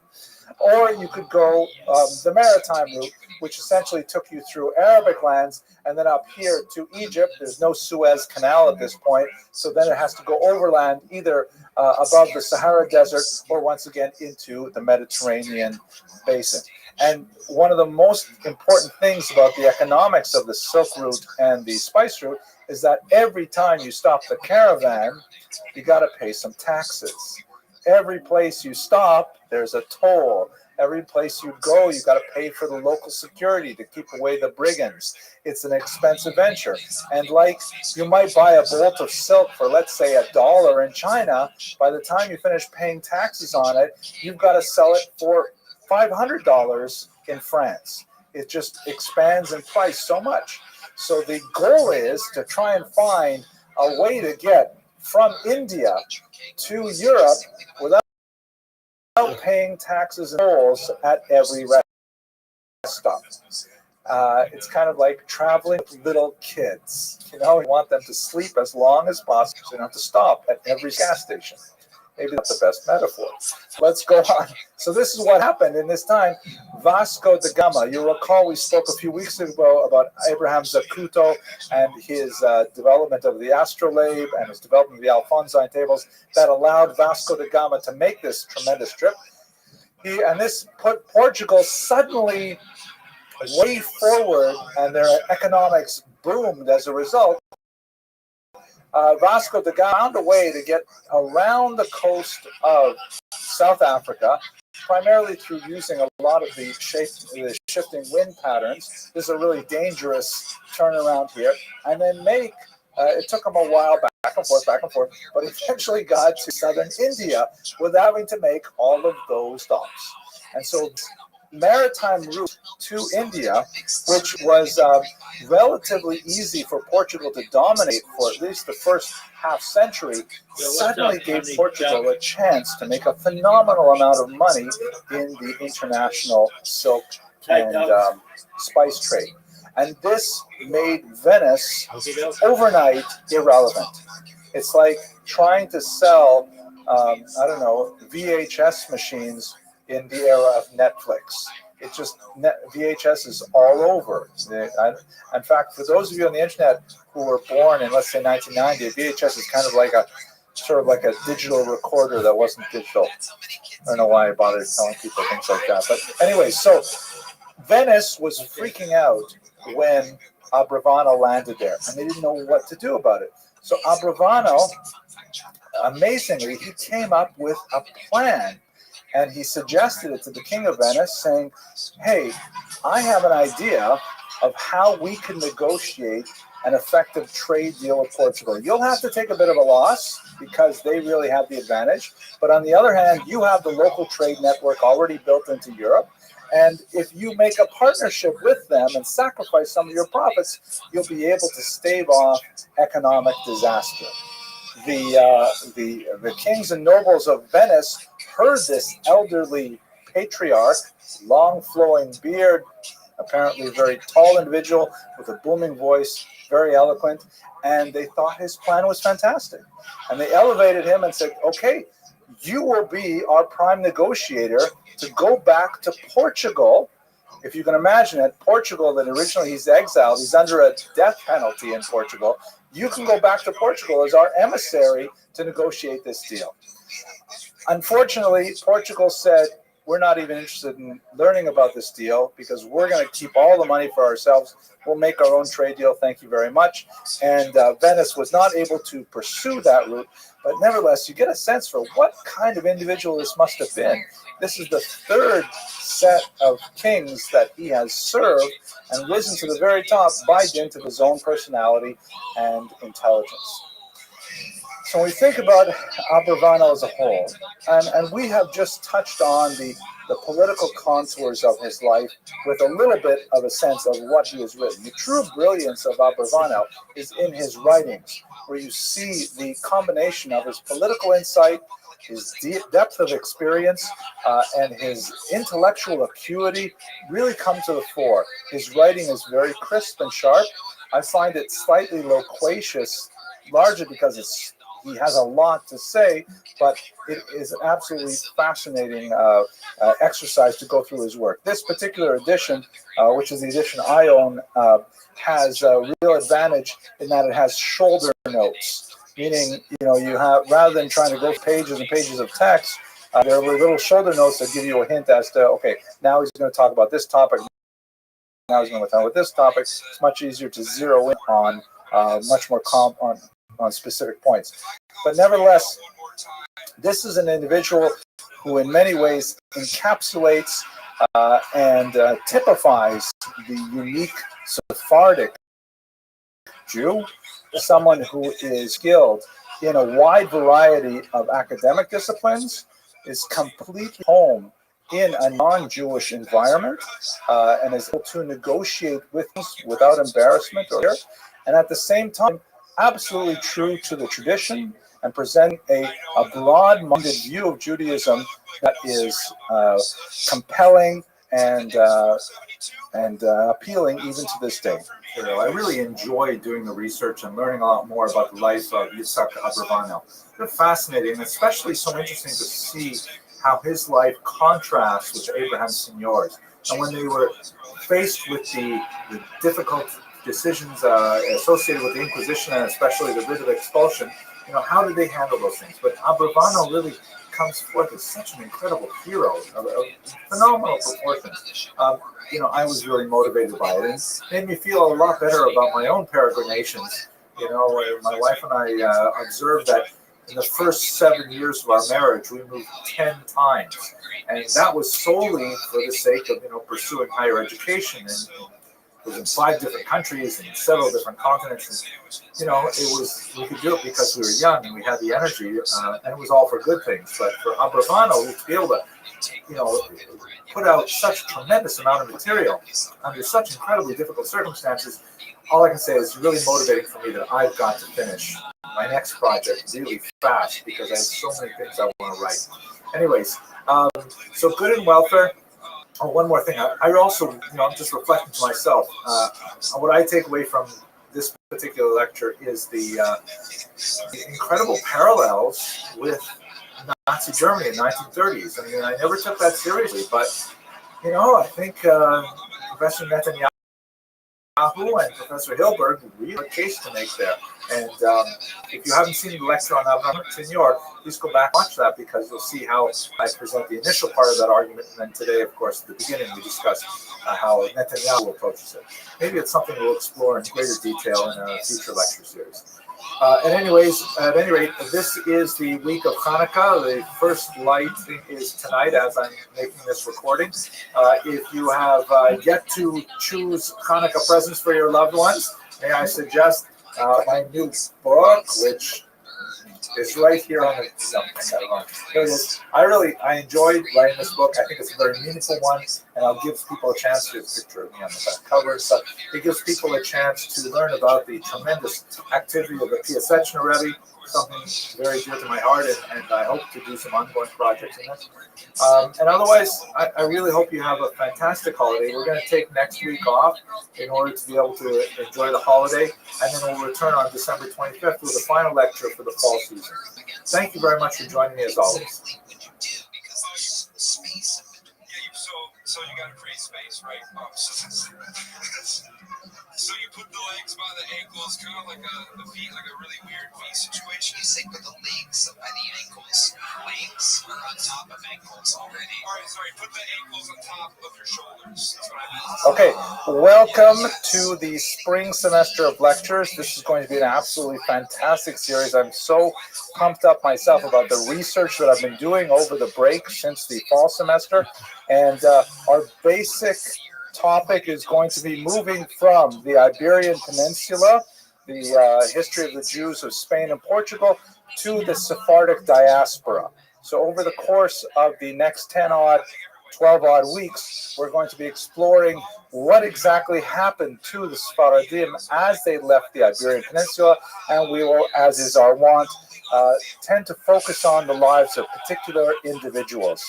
Tonight, we're going to talk about someone who has received very little attention in the scholarly world, even though there is quite a bit of archival data that can be mined, and only now are scholars beginning to really work with the material that we have, particularly in Italian archives. The life of Benvenida Abravanel. As the name indicates, she is a member of the great Abravanel family. I'll show you her family tree, and there's some interesting sort of difficult skeletons buried there that we'll explore. But she's exemplary in so many ways of the new identity that Sephardim began to develop as they entered the first century of their diaspora. Some fascinating things I hope to share with you. Global ideas like, in many ways, they really constituted the first diaspora community since the exile of the Jews from Israel in the first century. And they were able to become an international community far more than any prior diaspora, as we shall see. And in many ways, their activity articulated the notion of a world Jewish community than anyone prior. Well, I'm also very grateful to be able to speak about it because it's so hard to find women with enough historical material to actually fill a sophisticated or even popular lecture such as this. But we do have quite a bit of material on Benvenida Abravanel, and I look forward to sharing with you the aspects of her life, and especially the gender aspects of her life. Let's do the good and welfare material before we get too far. As I mentioned, the series is going to focus for the rest of the semester Sfaradim as they fled the Iberian Peninsula. As you can see these beautiful arrows showing them traveling to Northern Europe, to the entire Mediterranean basin, the Eastern Mediterranean, the Ottoman Empire, and also out to the New World, to America. We'll look at the crypto Jews as well. I'm also hoping to discuss the experience of the Holocaust by Sfaradim.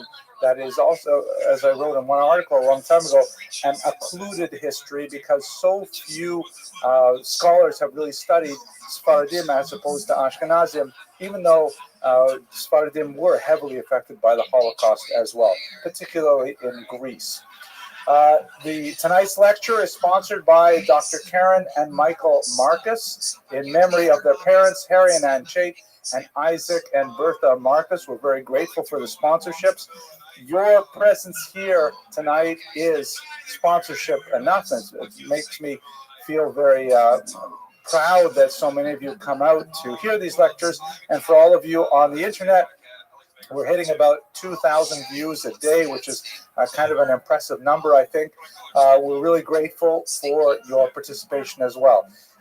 If you would like to support this series specifically, we're engaged in this project primarily to raise funds for student scholarships. We've raised $12,000 so far. I have a goal of $100,000, so we're almost there. And the website is bit.ly/the Friends of Jewish History. We have 5 lectures this semester that have yet to be sponsored. They're $250 each for a sponsorship. That's a really nice way to participate. But I also really appreciate getting smaller donations too. They all go into the same pot. Even the pushka from my desk goes into this pot, and it helps out our students. Okay, in terms of the sources that we'll use for tonight's lecture, I'm going to rely on 3 sources in particular. I like to give some propers to those who help us out with the background material here. First of all, working with, and there's no monograph length study that I am familiar with yet in any language on the life of Benvenida Abravanel, but so we have a few chapter-length studies. Professor Howard Zvi Edelman, a landsman of mine from Canada at Queen's University, wrote a fascinating article on her that is in the Jewish Women's Archive. We'll also rely on Professor Renata Segre's article on the Mendes and Benvenista families in Ferrara. Fascinating story of their rivalry that we'll explore. Unfortunately, I couldn't find a picture of her. And Professor David Malkiel wrote an amazing article that will occupy the latter third of this lecture when we look at the remarkable will of Benvenida Abravanel's husband Shmuel, which occasioned an international debate over what exactly to do with issues of women's inheritance rights, the customs of the secular world as opposed to Jewish halakha, and so on. That's his research. And finally, I have to say that, I don't do this often enough, but I rely very heavily on the phenomenal Turo library stuff. They're incredibly professional, incredibly swift and helpful. I have to say that the nicest people in the world end up becoming librarians because all they want to do is help you. Just so happy you come into the library. They say, how can we give you the information you need? In particular, I was desperate for one article that I didn't have, and it was shortly before this lecture, and the amazing Carol Shapiro, indicated here in the Manhattan campus, got it for me in the blink of an eye, and I'm very grateful to all of the Turo library staff, particularly in the basement of Avenue J. Okay, so that's the quick good and welfare. One last detail I've decided to change a little bit for this semester. You know, for a long time, I used to tell a joke at the beginning of every class, and I thought that went great. I really enjoyed it. Then for a while, people complained on the internet, so I stopped telling jokes, and then people. Yo,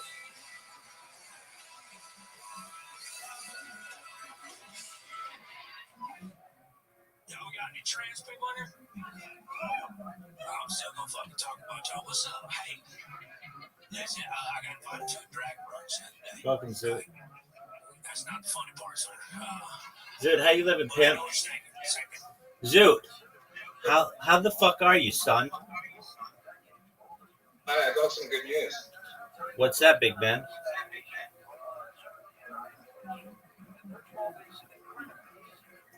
What's your... I scored the highest score on I scored the highest score on the digit span test. In the history of humankind? Nah, the maximum you can get doing forwards I got. And then I scored the second highest on backwards. And then my secrecy sucks. Okay. How many did you do forward? How many did you do forward? You got an invitation. Everyone's waiting on you.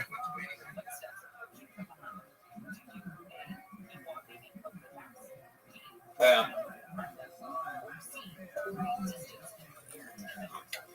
I don't even know what he's talking about. Something about numbers.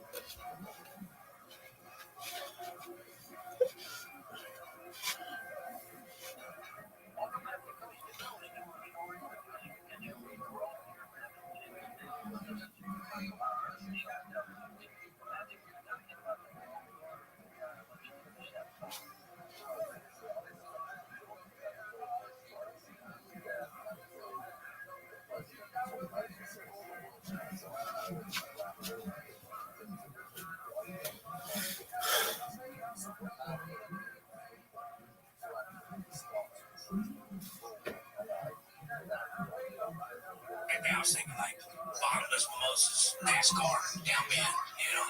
And I get, that's not the funny part, sir. But we're gonna fucking talk about y'all. What's up? Hey, listen, I got invited to a drag brunch the other day. Okay. That's not the funny part, sir.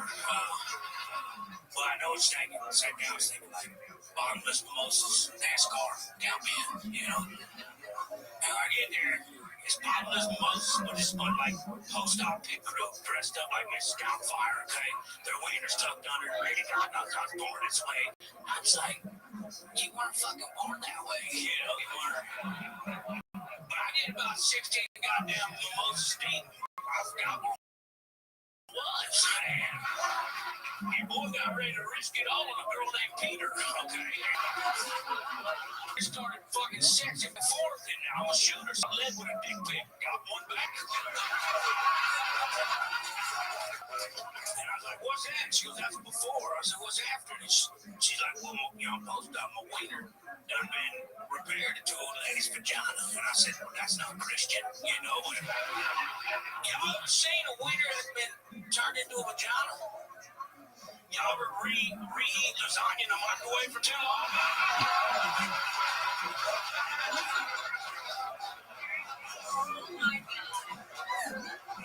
But y'all ever been inside a wiener that's been repaired into a woman's vagina? A lot shallower than you think it is, a lot more shallow. It's like you ever cannonball into a kiddie pool and scrape your knee on the concrete. My name's Uncle Andrew. I've been fucking around. Wow. I mean, wow. Uncle motherfucking Blazer. I know exactly what I want to say right now. It's amazing because all the golden ticket winners, boom, they started with the bag. All the regulars had something so promising, and boom, you know what I mean? We always watched them be good and then keep learning their voice and focusing harder. When you started on the show, you were nothing more than a funny character. You weren't a real comedian. There was no definitive moments of actual punches. There was just a bunch of silly, funny stuff happening and no big bangs throughout the minute. And you worked it out. You've been going on the road. You've done everything that a working comedian can possibly do. And it is amazing to watch your growth on the show. Absolutely incredible fucking performance. I think my favorite that you've ever had on this show.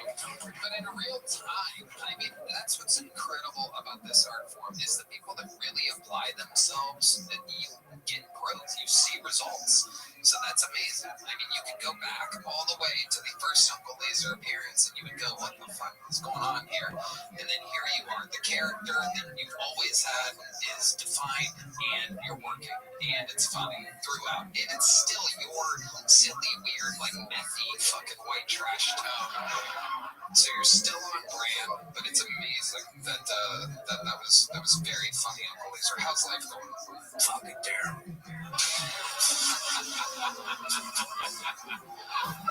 Tell us more. So you know I got a problem with the homeless. Yeah. It's been stated on the show, and that must be the public library. Seen all the shit I'm talking about on social media, because I got my goddamn car stolen out of my driveway the other day by a couple homeless people. And I'm fucking recovering and took a big creepy shit in the back, man. Homeless shit smells different than regular shit. It smells like it wants to borrow some change, you know? And but then, you know, I recovered the motherfucker, and to make matters worse, and then about a couple hours later, I get called, because a while back on the show, I told y'all I got my merch stolen in Santa Fe, New Mexico, couldn't locate it. Well, it's been located, okay, and Detective Santa Fe Police Department called me and said, are you Uncle Laser? And I said, this is him. He said, man, we located your merch. I'm like, cool. Where's that? Can I come pick it up? Well, not part of the investigation. We set up a sex child predator sting, and 9 fucking homeless dudes came in your merch shirts to meet this 13-year-old girl at the house, and I'm like, you goddamn right, fucking D-Man. I said, try having your face on the motherfucking shirt when they're coming to do all that shit. So, I don't know, man. We're just out here. Wow, so your merch is basically the Yankee jerseys of pedophiles. That's incredible. Yeah. And, you know, Rick, I met some dominatrixes there in Vancouver this past weekend. Okay. And, I'm always up for whatever. And I got these 2 of them that fucking tag team me and tied me up on goddamn closet, hung me upside down, and jerked me off on a repeat to Ozzy Osbourne's Mr. Crowley. And, hey, Tony, you ever had anything ever put in your ass before? Surprisingly not. Okay. Shockingly not. Well, I have. Okay. Let me tell you, first and foremost, fellas, there's a G-spot in your asshole, okay? And if activated correctly, okay, you will ejaculate a bottle of Hidden Valley Ranch. It's got the viscosity to fix a flat. You can fix any tire in town, I'm sure of it. Sometimes I'm just thinking I should just wear sleeves, but here we are. Here we are. Red Man has a confused look on his face. He absolutely loves Hidden Valley Ranch. He's now wondering if that will work if he ever orders fries and Postmates forgets his ranch on this side. You ever put a finger in your own ass, Tony? No. You never go down for his water line? Nope. No. I have no interest in that. In the shower? Is that what you're saying? Every guy at least once in a shower thing. Let's just see what's about. Make some noise, gentlemen, if you put a finger in your ass. What the shit, bitches? Jesus Christ. Happy birthday. It is Redman's birthday. How many of you think we should shove a birthday candle up his ass and light it right now? Those sweet butter cakes.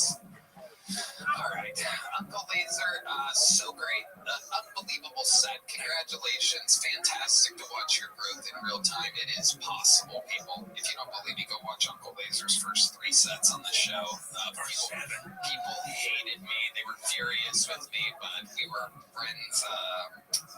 And we had a lot of mutual friends back then, and I knew you were funny. And now you're showing it in real time on stage. Incredible. Can I shake his hand? I'm a big fan of him. He's never touched a black guy. This is very exciting. Look at that, everybody. Yeah, I'm from like Restream. I spent a lot of time in Mo City. Like Zero's my favorite goddamn rapper. So I didn't know that. I didn't know he's so good. Wow, he's still hold me down, motherfucker. Oh my God. Oh wow. There he is. Everybody, Uncle Laser, trying to up his street cred before getting off. There he goes.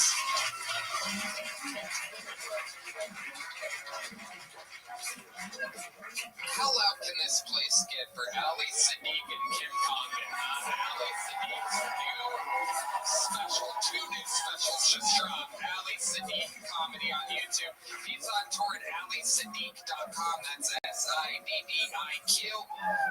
Ali, you made me laugh so fucking hard tonight. Absolutely incredible. Unbelievable. One more time for the great Kim Condon. 12 and a half years of being Kill Tony royalty. One of the original regulars. KimCondon.com for tickets to Nashville, Tacoma, Charlotte, Fort Wayne, Dallas.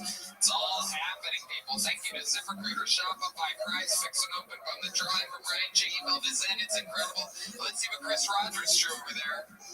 Oh, James McCann with ice cream. All right, that's a special one. All right. How about one more time for the best damn band in the land? Fernando Castillo, Raul Vallejo, Carlos Sosa, Michael Gonzalez, Matt Mueller, John Dees, and D. Madness, Redman. Check out the Secret Show every Thursday, Sunset Strip, PTX. Love you guys. We love you guys. Thank you. Good night, everybody.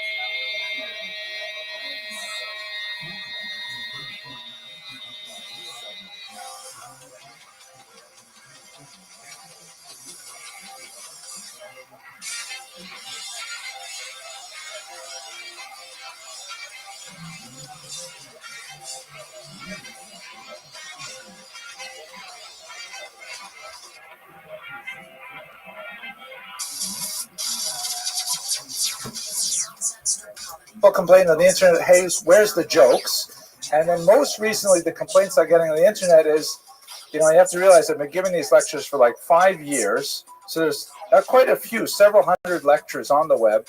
And people complain saying, wait a minute, you told that joke already. I mean, how many jokes can I possibly know? So anyways, this is what I'm going to try to do this semester. I'm going to only tell jokes for the first time, meaning I've never told these jokes before. It usually takes me about 4 or 5 tellings before I get it right, but you're going to suffer through the first time. So here's the joke, and then we'll get started. David has led a really profligate life. He has visited houses of ill repute. He has cheated others. He has been incredibly disrespectful of the Sabbath and the holidays, and generally lived a life of wastefulness and wanton behavior. And he's on his deathbed, and the rabbi comes to him and says to him, David, you know, after this long life and all of the mistakes you've made and all the bad choices you made and how you transgressed the Torah in so many ways, now is the time that you should denounce your Yetzer Hara, your evil inclination. You should denounce the Satan. You should denounce Satan who tempted you into all of these evil ways. Now is the time to make your stand and say what you really believe in. Are you prepared to denounce the Yetzer Hara and the Satan? And David says, Rabbi, until I know where I'm going, I don't think it's so wise to do that. Okay, not so funny, but like I said, first time Italian. Okay, thank you for the shrug. Okay, let's go on. Let's talk history. So, the Abravano dynasty. We spent quite a bit of time talking about Don Isaac Abravano. So let's place Benvenida, sometimes spelled, by the way, Benvenuta, in this context. So here is Don Isaac, Yitzhak Abravanel or Abarbanel, who was, of course, the great leader of the Jewish people in Spain and Portugal, went on to Venice and many other places as well. He was originally of Spanish roots, but as you recall, we discussed in the class a few weeks ago, his father was forcibly converted, possibly in the end of the 14th century, as indicated here. Then a few decades later, he fled to Portugal and readopted his Jewish identity and recanted his forced conversion. And there he raised his family. Judah was his son, and Judah had several sons, one of which was named Don Isaac. Yitzchak, Don Isaac Abravanel, had a son named Samuel, and his brother, Jacob, had a daughter named Benvenida. We don't have her birth date, but it would be reasonable to assume that she was probably born somewhere around 1490 or 1500, and the two of them married. So they were first cousins marrying. The laws of consanguinity, I think that's how you pronounce that word, the laws of blood relations are somewhat more flexible in traditional Judaism, although not nearly practiced so widely. At any rate, she comes from the Abravanel side through both her father and through her father-in-law and husband Samuel. So that's where she fits within the overall family. She had several children, Letitia, Yuda, Yaakov, and Gioia, and there's more to this story that we'll reach later. She lived her life outside of Spain, of course, because the expulsion occurred in 1492, and most of this story occurs right in the beginning of the Portuguese and Spanish diaspora. So I'd like to just pause for a second and think about that for a minute.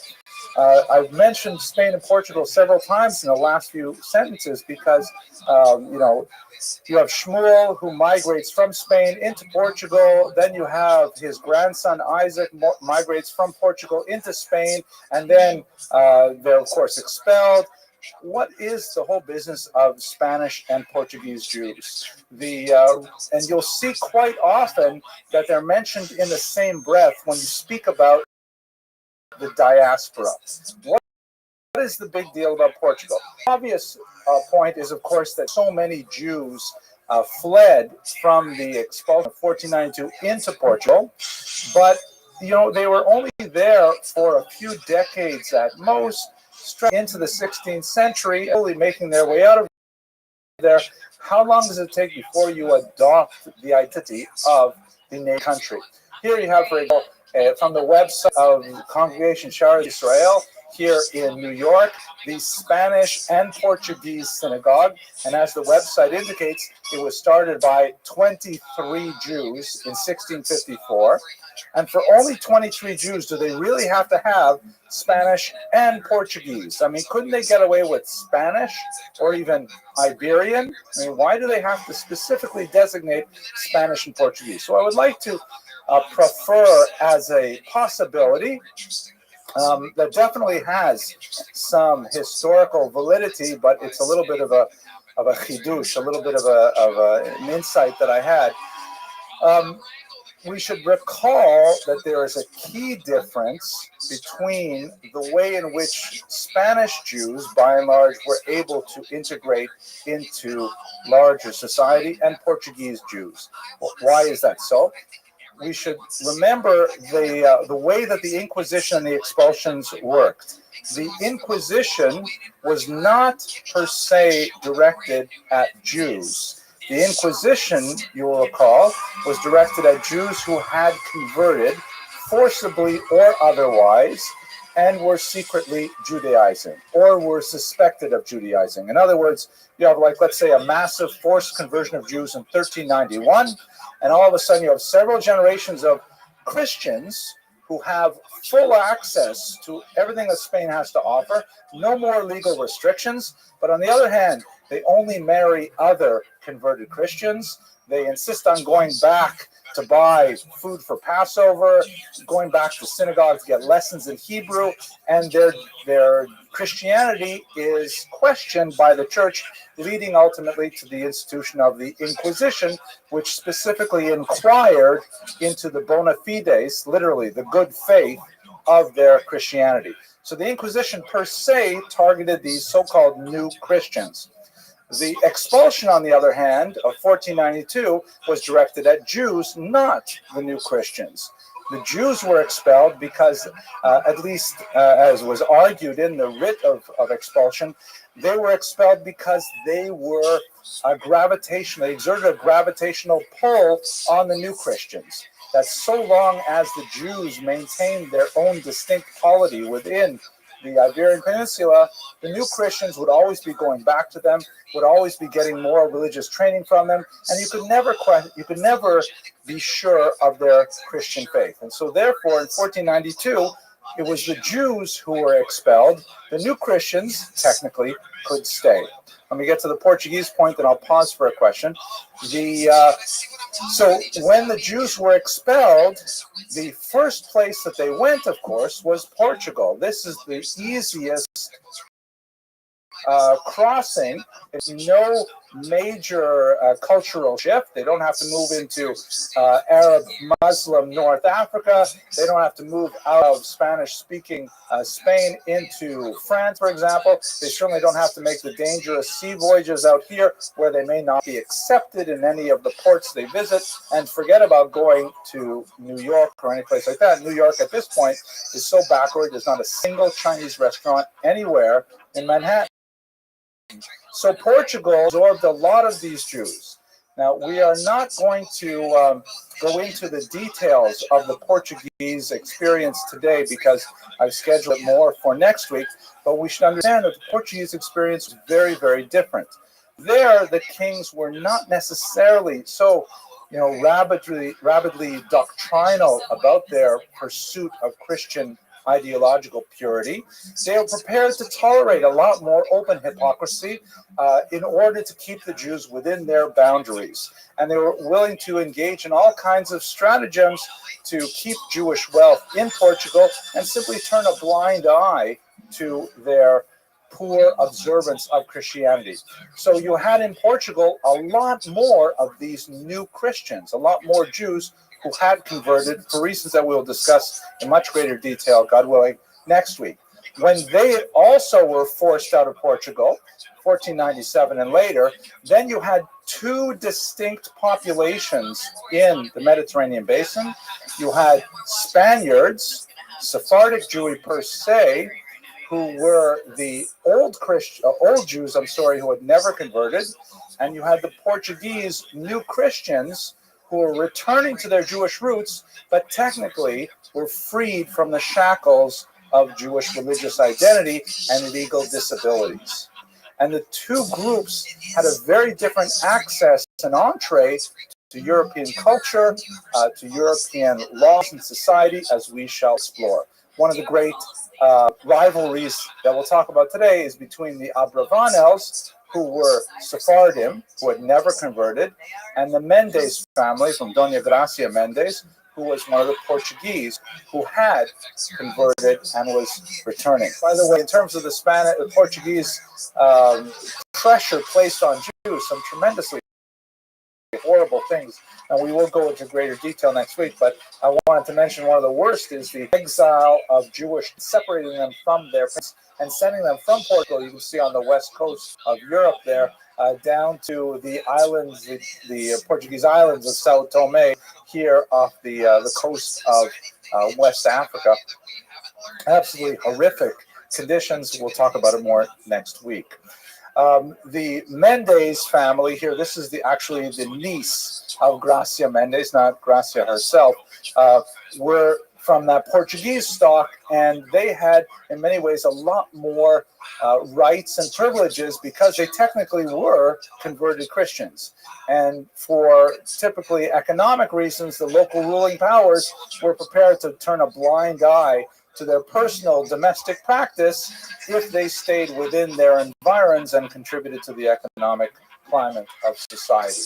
Okay, so that's where the Abravanos fit. They are the old Jews, the Sephardim per se, not the Portuguese.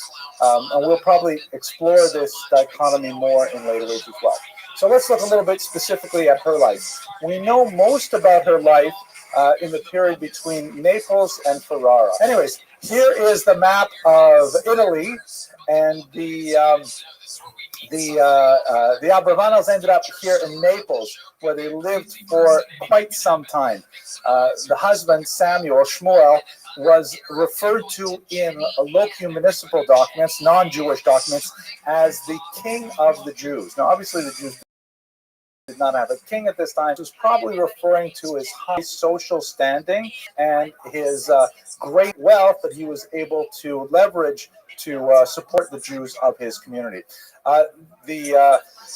The conflict between the church and the state was extensive during the 16th century. Reformation, Counter-Reformation was going on, and depending on which power held sway at one particular location or another, there was a various degrees of pressure exerted on the Jewish communities, and specifically those Portuguese Jews who were expected to behave like good Christians whenever the church held more power, as we shall see in Ancona.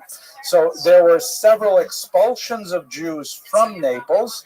The Abravanos were able to avoid two of those. The first in 1511, most likely by paying a large bribe to the local officials.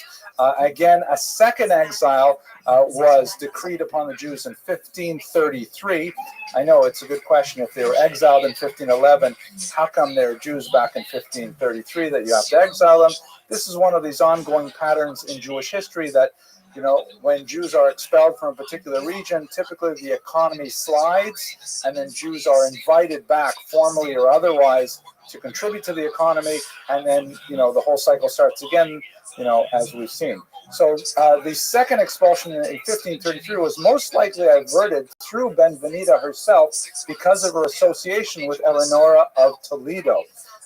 This is not a picture of Benvenida herself. I put it at the front because I think it's an absolutely beautiful portrait. It's one of the most stunning 16th century portraits you'll find. It's probably one of the first portraits of a noblewoman and her heir in a portrait like this. It's by Il Bronzino. Very beautiful, kind of arresting figure. Anyways, they ward a non-woman of the Medici family, ward in Benvenida's home, and she tutored by Benvenida. She was actually raised in their home, placed there by their family in order to receive some of Benvenida's erudition and her sense of etiquette and style and so on. So we only know about this kind of secondhand, but the fact that a non-Jewish young girl from a very important family was placed within the Abravanos family to be raised, it gives us some indication of what their standing must have been like. As she grew up, when the expulsion of 1533 was ordered, her personal intervention, Eleonora here, made a significant difference in allowing the Abravanos to evade that expulsion as well. The joke that I had right here is, I was going to say, I can't help but saying it, I was going to say that, you know, you might think it's unfair that I should put a picture of Benvenida's student up there, but the reality is that, you know, when you really become close with a student, professors actually tend to take on a little bit of their physical likeness, for example. And then I had pictures of Brad Pitt and Tom Cruise, and I was going to say, these are some of my former students. George Clooney, one of my graduate students. Such a waste. Okay, anyways, so that gives you a sense of how powerful it was. But she could not avoid it forever, and in 1541, a third exile was declared, and in fact, they moved to Ferrara, which is in the north of Italy. You can see it up over here. It turned out to be a very important center for Jewish Italy in Italy because of a new technology that had become quite the rage among Jews, and that is the technology of printing. Benvenida was one of the primary sponsors of print scholarship, and I would love to spend a lot more time talking about this revolutionary aspect of the 16th century Jewish world, but I'll just hold myself to maybe a couple minutes. We should realize that the evolution of technology made a massive difference for Jews that we're still feeling today. And in fact, we feel many echoes of it today with the institution of the internet, which some of you may have heard of. The idea that you could mass produce at a reasonable price printed documents led to a literacy explosion among Jews, who already prided themselves on having a higher level of literacy than the surrounding society. But all of a sudden, you could circulate a tremendous amount of ideas very widely. I mean, we're talking about a period when you have the seam between handwritten, hugely expensive manuscripts of the Talmud and commentaries and so on, to all of a sudden having just about anybody able to actually, it's the equivalent of publishing a blog, that you could write something, you could get it out there quickly, cheaply, and so many people could access ideas. Not all societies accepted the printing revolution. The Muslims, for example, in Turkey, the Ottoman Turks, they felt that printing was such an ugly and cheap, poor imitation of the beauty of handcrafted calligraphy that they waited about 100 years before they really got on the ball with printing, not recognizing it for the technological advantage that it gave a society. But Jews were early adopters of printing. Many of the early printed works we have in general are written in Hebrew. This is the era of the first printing of the Talmud, for example, and so on. Really an incredible thing. So she was at the center of that new printing world. Ferrara was a noted location for printing. One of the first and most important books that she contributed to, which was actually dedicated to her rival, Gracia Mendes, because she gave apparently even more money, was this book that we'll study next week, The Consolation for the Tribulations of Israel, which was a Portuguese work that was written by Rabbi Samuel Usque as an attempt to explain the earth-shattering significance of the Spanish expulsion. That will be our topic for next week. But you can see that this is the frontispiece, and you can see the globe. The idea that here the Jews are now once again a diaspora people after living for over 1,000 years in Spain. Suddenly they're wandering around the globe, and the Latin phrase here on the banner is "In God is my hope." It's a fascinating work that we'll discuss next week. So that's one of the major contributions she made, was using her wealth to sponsor scholarship. She also used her wealth for one of the other unfortunate aspects of the sudden diaspora from the peninsula. She used a lot of it to ransom captives. This is a period when human trafficking was booming. You have lots of stateless peoples who are wandering around the Mediterranean basins. We're not speaking only about, of course, the rise of the transatlantic African slave trade, which will really explode in the 16th century once the Portuguese open up West Africa. Jews who are captured, and it's widely known throughout Europe that Jews will redeem their own. Jews will pay the ransom to get their own back. Benvenida is actually reputed to have ransomed over 1,000 slaves. She's able to 1,000 Jews who were taken into captivity. This, by the way, is unfortunately a modern prayer for contemporary captives, referring to those Israeli soldiers who unfortunately are captured in war and are held hostage for various negotiations. So it's still something that we have today, unfortunately, but in Benvenida's time, she really used her wealth quite liberally for the mitzvah of Pidyon Shvuyim, of rescuing and redeeming captives. These are the kinds of things that she was doing there. One other thing was really quite unusual and consequential for world Jewry at the time, and Benvenida was very caught up on it, and that is the episode surrounding an unusual and mysterious figure known as David Ruhlveni. Probably born around the year 1500, died around 1550. We believe his death is kind of a mystery. He was sent to prison, ultimately in Portugal, and there he disappeared. Ruhlveni was a small man.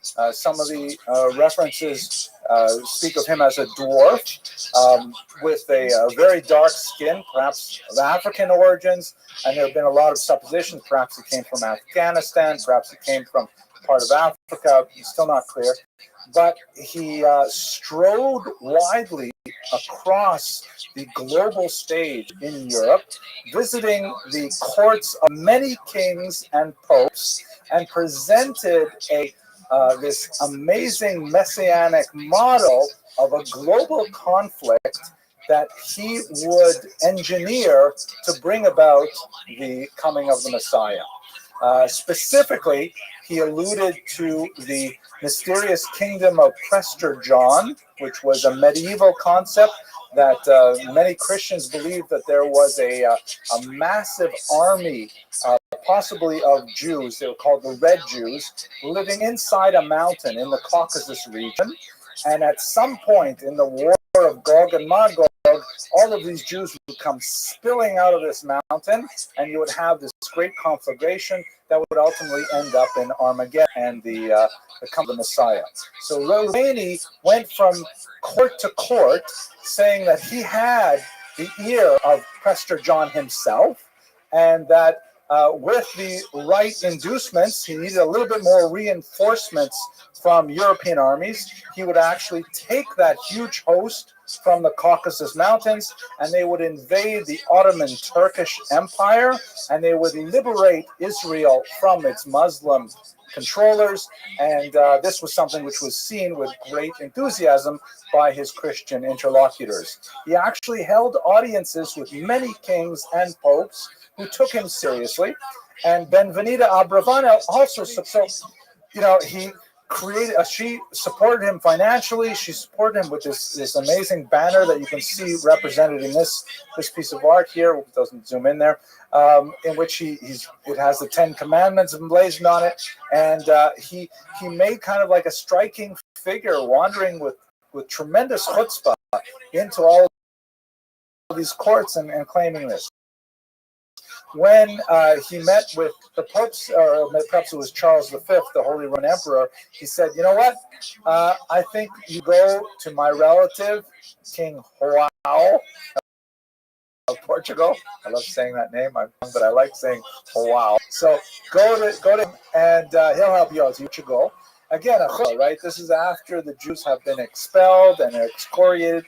He goes to King João, and King João goes for it. He says, "You know what? This is great. I'm definitely going to chip in. You can count on me." And while he's there, he meets a young new Christian named Diego Pires, who was a young man who, again, this is one of these people who was converted to Christianity may have been the child of parents converted to Christianity, and he saw in David Ruhlveni this glimpse of a messianic future, and he became immediately a Baal Tshuva. He immediately said, "I want to follow this man. I want to get close to God through my Jewish roots," and so on. He circumcised himself, and that he followed. He became Ruhlveni's right-hand man and proclaimed his presence wherever they went.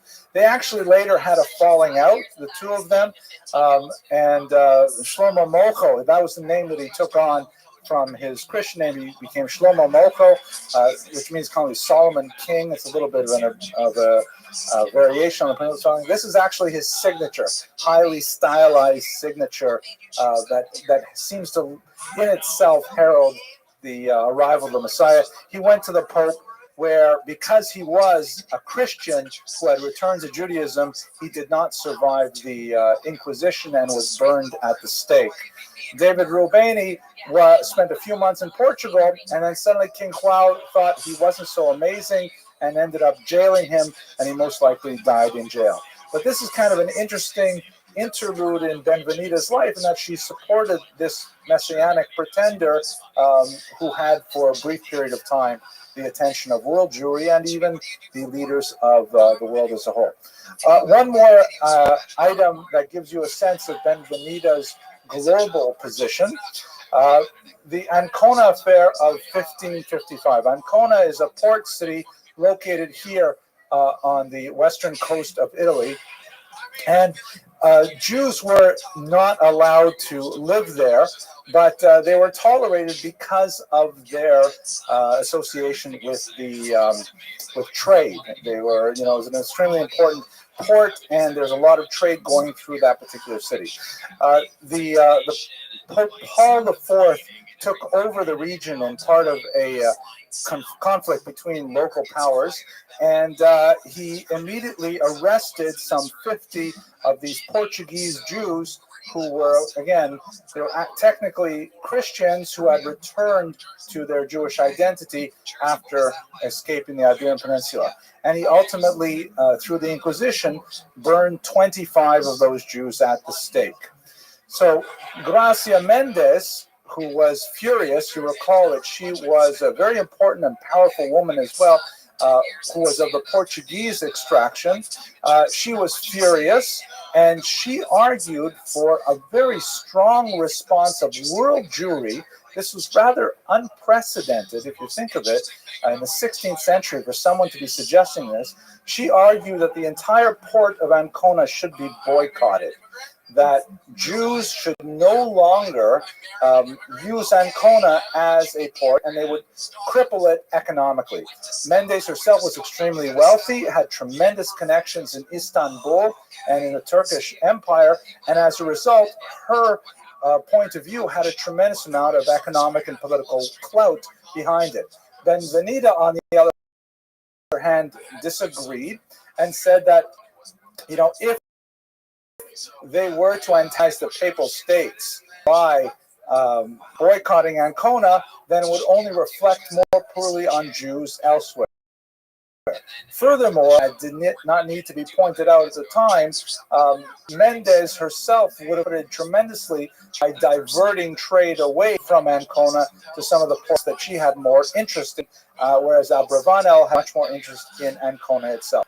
After years of significant internal Jewish controversy, it died down, and Ancona remained open. The boycott did not take hold, it did not have permanence, and it certainly did not move Pope Paul IV to change his positions whatsoever. But just the very chutzpah that a Jew should suggest a international boycott of a port, and let alone not only a Jew, a woman should suggest a boycott of a port, gives you some sense of how much these women were giants of the 16th century, and how they clashed with each other over some very significant elements. Now, the last part of this story is one that can be hard to tell well. I'll do my best to try and give it over, but we actually have quite a bit of archival evidence to back up this part of Benvenita's story. You will recall that in many of our discussions in the past, a lot of Jewish history is reconstructed from the responsa literature, Sheilot Tshuvot in Hebrew. This is when there's some kind of legal dispute or a question about practice or about changing social mores, and a question seeking guidance on how Jews are to react to those changing mores. And the answers that the rabbis give back say a lot. Besides the theological and halachic Jewish legal information, they tend to say a lot about the nature of the social fabric of the historical period. So for a long time, we have possessed significant responsa literature about a very notorious dispute over a will that occurred in Ferrara in the 16th century, but it's only in recent years that it has been connected specifically with Benvenida Abravanel. And David Malkiel has published a major 60-page article that identifies all of the archival sources that points it specifically to her. So we know that the story of this controversial will is in fact associated with her and her family. And it's a sad story. And by the way, it makes me think of my father, Oliver Shalom, who always used to tell me that whenever there is a will, there is going to be family dispute, that children fight over the inheritance. That never happened when my father, Oliver Shalom, passed away, but only because I'm an only child. And who else am I going to fight with? But anyways, here's the story. Samuel, the husband of Ben-Venida, some years after the exile from Naples to Ferrara, had to go on a long journey. And he apparently at that time composed a will. Then, several years later, while he was being treated for an illness, possibly, he was ultimately killed by a medicine that was prescribed to him by a doctor. May have been malpractice, perhaps it was an allergy, who knows. But at any rate, Samuel dies, I believe the year is 1550. And there is immediately a dispute over the disposition of his property. Now, you would think that it should be fairly straightforward. Jewish law tends to give priority to the firstborn male child. There are firstborn male children here. There is a problem. The main problem is that Samuel had a child from a previous relationship, and his name was Isaac. Now, we don't know, it's not entirely clear how Isaac came to be. The sources are vague, the Jewish sources at any rate.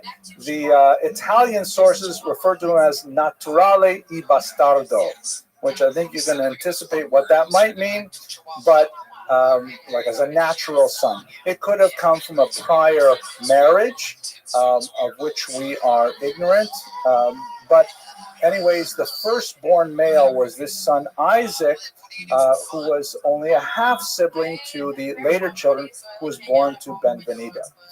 Now Isaac, upon the death of his father, claimed assets. And Isaac, by the way, was known to Ben-Venida. It was not a secret.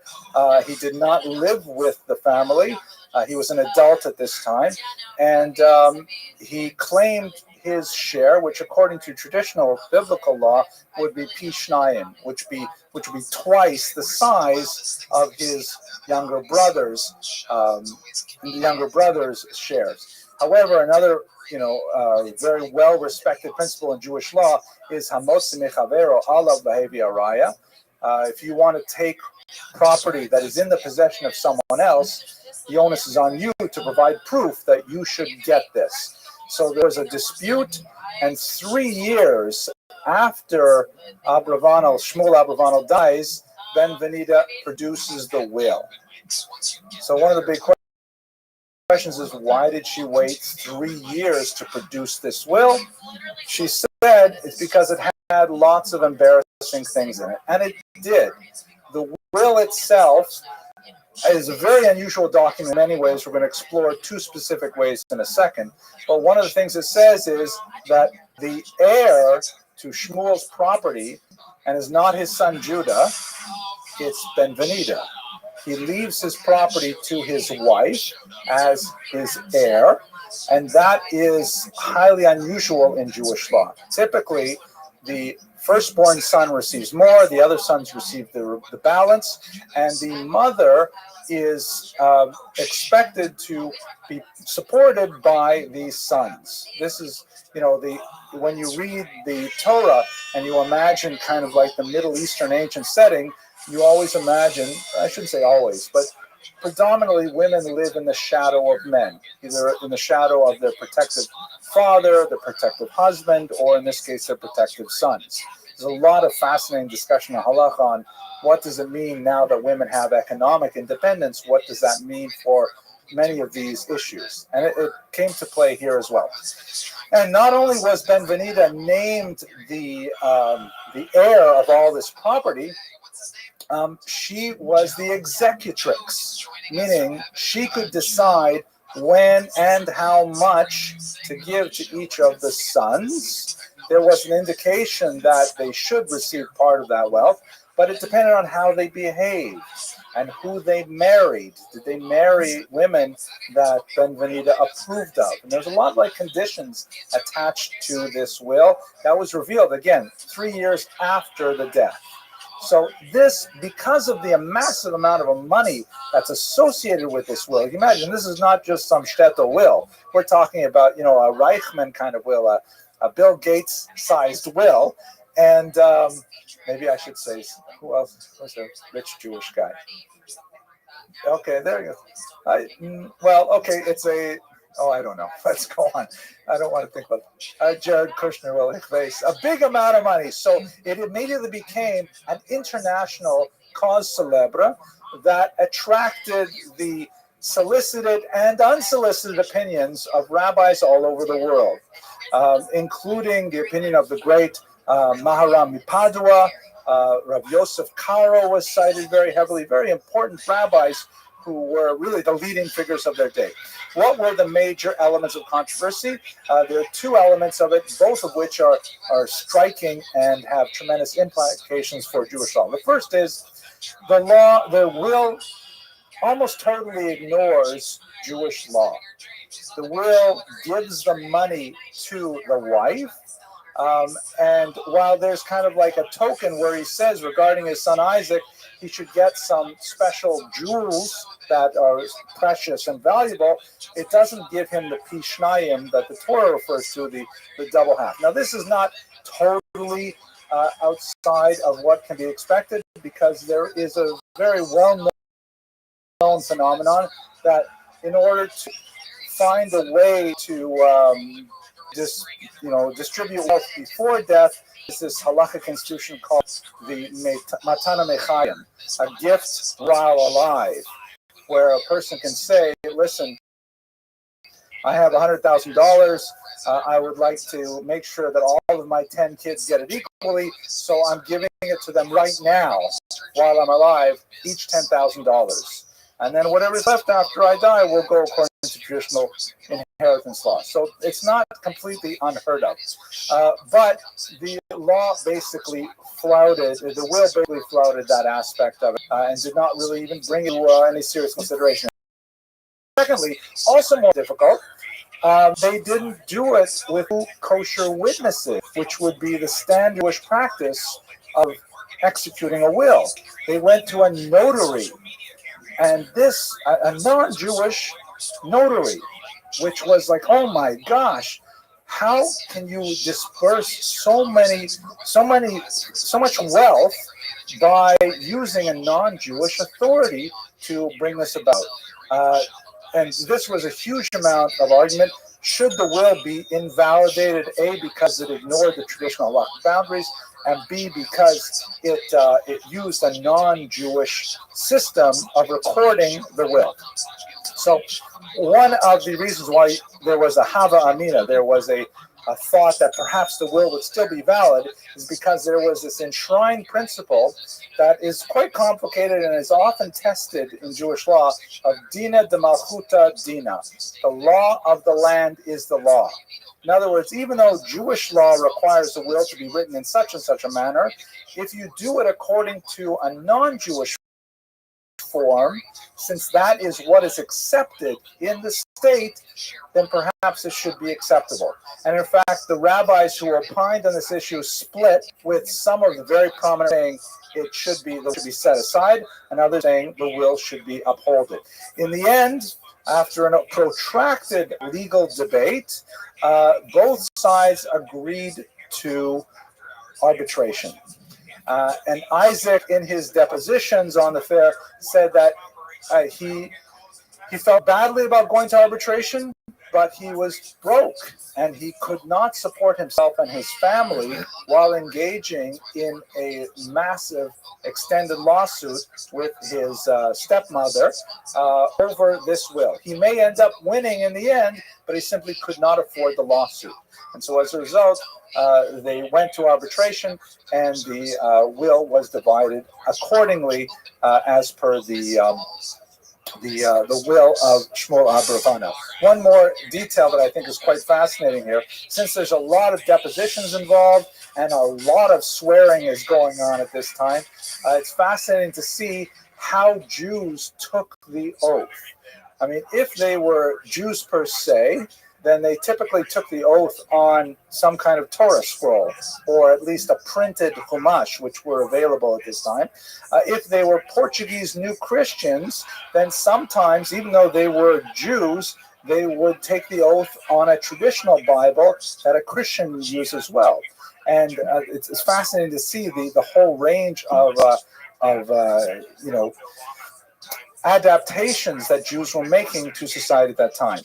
So that's the last story we have about Benvenida. Let's just think a little bit about her legacy in this context. So what we begin to see in the period of the life of Benvenida Abravanel, and we will explore more as we move through the 16th century, is that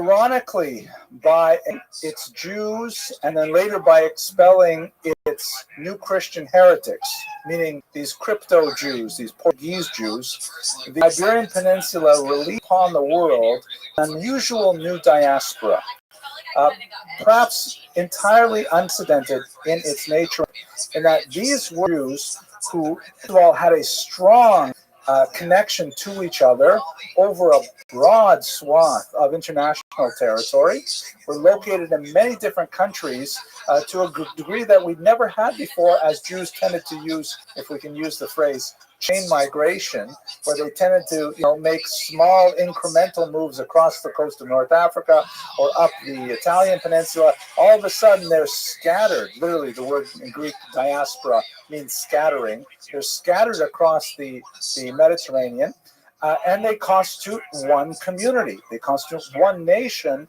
This is something which is fairly unprecedented in European history and certainly in Jewish history. Furthermore, because of the strange, nuanced shading of the Portuguese Jews, that is, those Jews who, as baptized Christians, were technically freed from legal restrictions, and if they could find themselves in a home where there was a sufficiently tolerant climate, they could nevertheless practice Judaism. Jews tended to exploit that dual identity for their economic and political and legal benefit. So this created a very unusual, powerful minority that began to coalesce under this identity of Sfaradim, and perhaps helps to understand the long-lasting and secure notion that Sfaradim have of their joint group identity.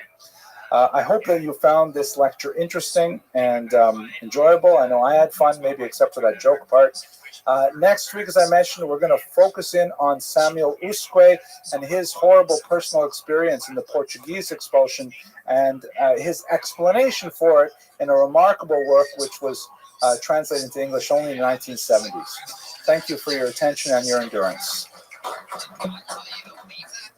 I hope you enjoyed that presentation. I myself got a lot of pleasure doing the research for it, and I think it's wonderful to be back in the spring semester when we talk about the Sephardic dance. So just want to share one thought that has really been staying with me for the last little while, and that's, if my supposition that the use of the term Portuguese has an unusually pointed character to it, specifically that the term Spanish in the 15th, 16th century referred to the Jews, the old Jews who had not converted, and the term Portuguese was kind of an allusion to those Jews who had been forcibly converted and then in diaspora were reclaiming their Jewish identity and were attempting to come back to the fold, as it were. if that is true, if that's the way that that term was used, then I think it's so beautiful that you see the use of Spanish and Portuguese together in things like the synagogue here in New York City, the oldest synagogue in the area. Maybe what the meaning of that phrase is, and I could be totally wrong, but maybe the meaning of that phrase is that we embrace you, we welcome you, that don't worry about the past. It was a difficult time. We understand the horrible persecutions. You know, you're fundamentally part of the people, and we want you in our congregation. If that's the intention of that strange phrase, Spanish and Portuguese synagogue, etc., I think it's a very, very beautiful concept and sentiment. Anyways, that's it. Next week, I was speaking about the Portuguese diaspora in greater detail. I look forward to speaking with you then. Take care and have an excellent week. Nice. Very cool.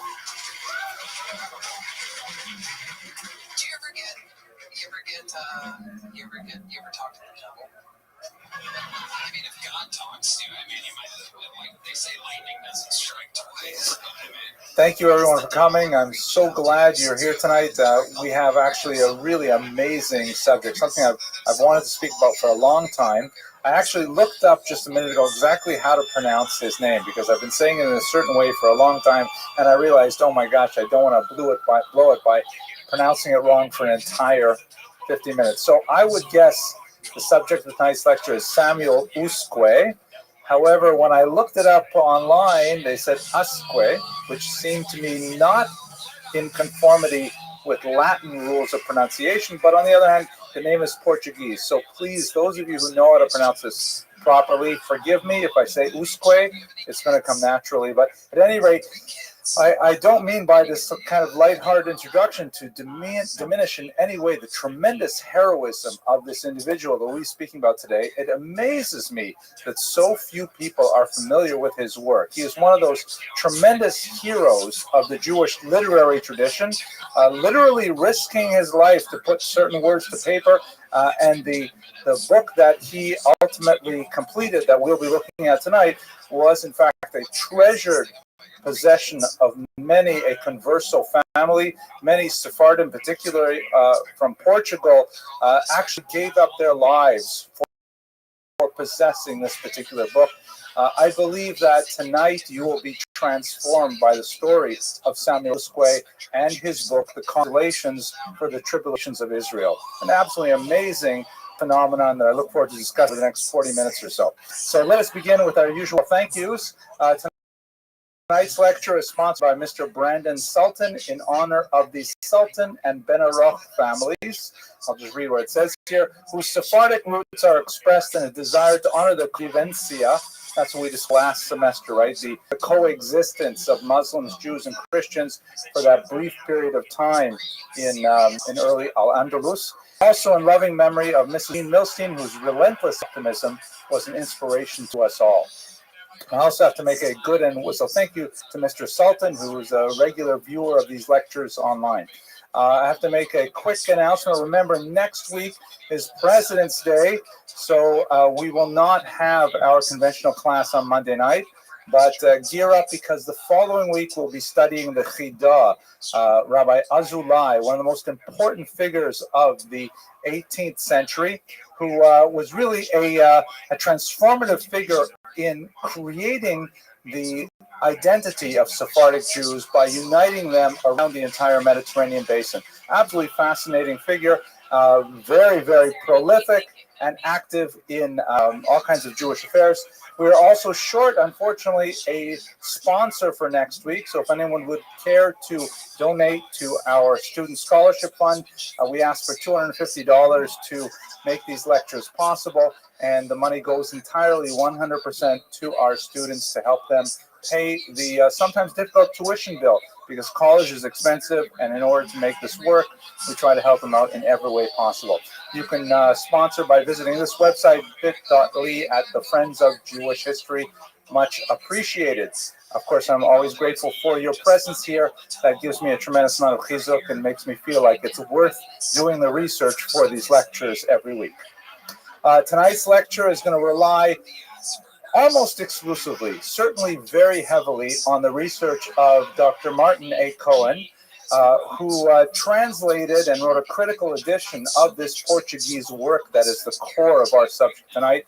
Portuguese is just not one of those languages that is well studied in Judaic studies as a whole. Obviously, the Brazilian community is much more familiar with it, but in Europe and in Israel, Portuguese is lower down in the languages that we go to.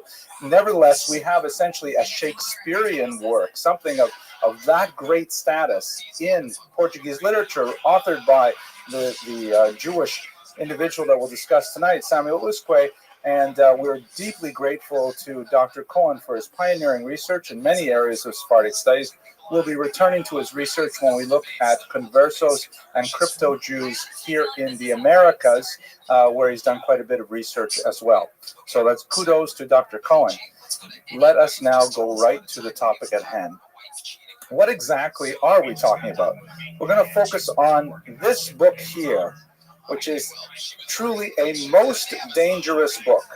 It was a book which was banned early on by the Inquisition and consigned to the flames in 1553, but it was ultimately a book that transformed the lives of so many Jews who had felt that all hopes were dashed, that everything that for a millennium and a half of exile the Jews had worked was for naught, and strengthened their spirits and allowed them to continue to maintain their identity as best as possible under unimaginable conditions. Specifically, the title of the book is, as you see here in Portuguese, translated Consolations for the Tribulations of Israel.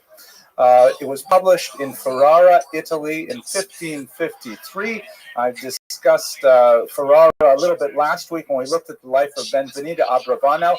This was produced through her sponsorship and also that of her rival, Gracia Mendez. We'll return to those two very important women to understand how they related to this particular book. And it was also authored and printed in a period when printing is still fairly rare. This is the day of early printing, the discovery of this new technology that allowed for wide dissemination of texts. It meant that official organizations such as the church had to find ways to control the dissemination of often heretical or at least antinomian works, and to make sure that certain ideas did not circulate too far. Of course, some of them, such as Luther's translation of the Bible, circulated very far and had a tremendously negative impact on the Catholic Church. This is the period of time when Usque came out with this particular work. You can see that the frontispiece has this image of the globe, which is meant to evoke the scattering of the Portuguese Jews in particular after the Spanish Inquisition and the Portuguese expulsion. We'll discuss those in details. And the kind of the banner around here says, my hope I place in, you can see that is such that they not only say it, but they even publish the date, the 7th of September is published, like somehow it's there of Yom Kippur or something, I don't know. It's like you put this specific is published there. Now, just to give you a sense of what look at some of the Inquisition trial records, of which we have copious numbers. Ironically, this is a theme that we've come back to many times, really, since the fall semester. There are uncanny parallels between the Spanish Inquisition and expulsion and the Holocaust of the last century. So many parallels in terms of social developments, in terms of how governing authorities dealt with the challenges of a changing society and so on. And in one of those areas, we see again that just like the Nazis, Yamach Shamam Zichram, kept such incredibly detailed records. And they were very, very particular about what exactly happened when, to whom, and who would manage it, and so on. The Inquisition also had very, very detailed records. And so scholars who wish to understand the mechanics of destruction of that 14th and 15th century have a tremendous amount of material to work with. So specifically, there was a Portuguese Jew named Thomas Fernandes. Most Jews took Christian names when they were baptized. He was certainly not a new converso. He was probably several generations into Christian identity, but of course they had retained their attachment to Judaism nevertheless. He was arrested in Lisbon in 1558, and he was tried for quite some time before he was eventually sent to the flames. Specifically, he was tried for crimes that he had allegedly committed, that is, crimes against the faith, while he was in Bristol, England. You recall, by the way, I have to do a very quick review for those who I see a few new faces here. Welcome. Some of the audience members here are kind of rambunctious, but you'll see that we have a pretty good time, I think, by the end of the hour. Just very briefly, that the Spanish Inquisition, which later spread to Portugal, was not, technically speaking, directed at Jews. It was directed at Jews who had been baptized forcibly or for social mobility, for whatever reason it was. This is referring to new Christians, so-called new Christians, that is, they were Jewish, but had been converted, who were not adhering to Roman Catholicism. And so the Inquisition was trying to root out those new Christians or their children or grandchildren or great-grandchildren who were not abiding by the tenets of Catholicism. Later, in 1492, the Spaniards expelled all the Jews as opposed to the new Christians who were allowed to stay. But they expelled the Jews because they were suspected, correctly, of continuing to maintain contact with the so-called new Christians and to be a center of authority and education and religious practice to these forcibly converted Jews who are now Christians. So the Inquisition is directed technically at Christians who were suspected of harboring Jewish beliefs. The expulsion was directed at Jews per se. Hence you have this distinction in terminology, the Spanish and Portuguese Jews, because many of those Jews who are called Spanish were in fact Jewish and expelled. Many of the Jews who are called Portuguese were in fact forcibly converted, as we shall see shortly. At any rate, in the trial, the Inquisition trial in the 16th century of Thomas Fernandez, we have this interesting passage in which he writes that when he was living in Bristol, there was another new Christian named Simeon Ruiz, who lived in London. And Fernandez had already under torture given up this name, so he was speaking about all of his associates in the context of the Inquisition trial, and that this other individual, Dr. Ruiz, had given Mr. Fernandez a book of prophecies, a printed book of prophecies. You'll notice that the word here has to be included, printed, because this is opposed to handwritten book. And what was this book about?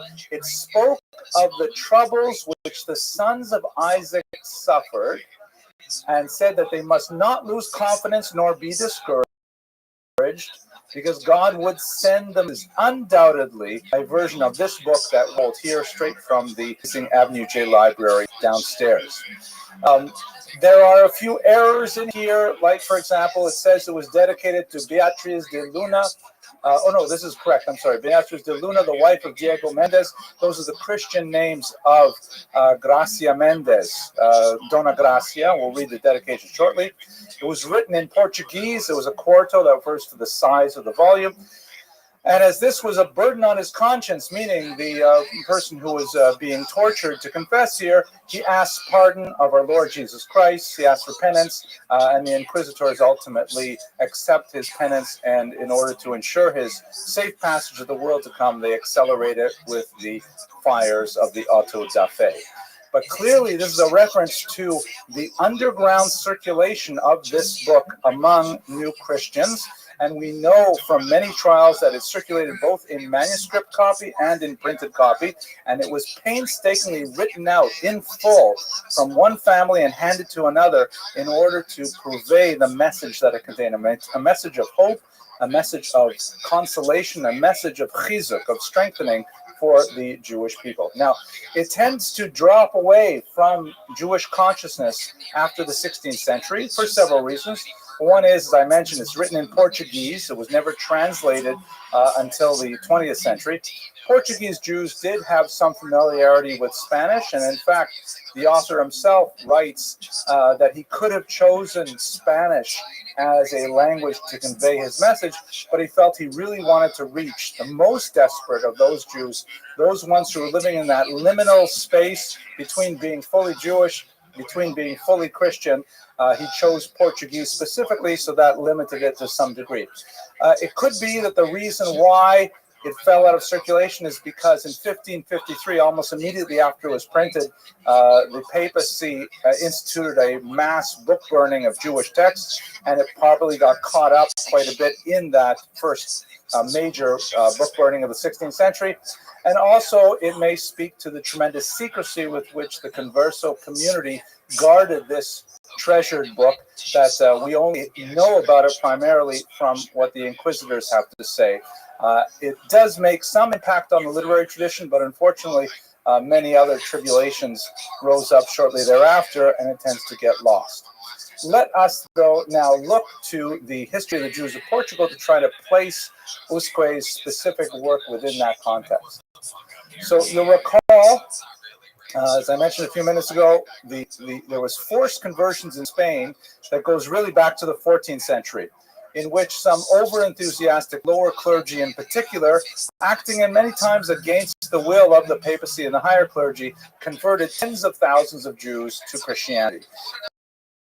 And those Jews who were baptized were suddenly trapped because the Catholic Church does not recognize the institution of forced conversion, at least not in the 14th century. In other words, if a person was baptized, even against their will, they were nevertheless Christian. As I think we mentioned last semester, we talked about the terrible case of Edgar Mortara, who was already in the 19th century, was kidnapped by the church because the maid in his home, thinking that he, as an infant, was going to die of scarlet fever or something like that, she had him baptized because she worried about his eternal soul. And when the papacy found out, they actually kidnapped him and never returned him. He grew up as a priest and engaged even in proselytizing with Jews. Steven Spielberg is coming out with a major motion picture about the Mortara affair, which is certain to be a blockbuster. At any rate, you've got in Spain now this massive population of Jews who are forcibly converted, who now have free reign of Spain because they're no longer held captive by the entire Jewish identity. This was very upsetting social, political, and economic order, and especially because many of these Jews continued with their traditional Jewish practice and associations with other new Christian families, sometimes even with Jewish families. Marriages into Christian families, it was highly difficult.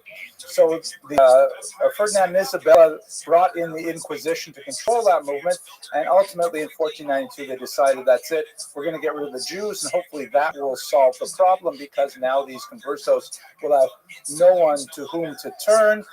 They were very wrong. Ultimately, of the Jews who were expelled, many of them fled to neighboring Portugal here on the coast.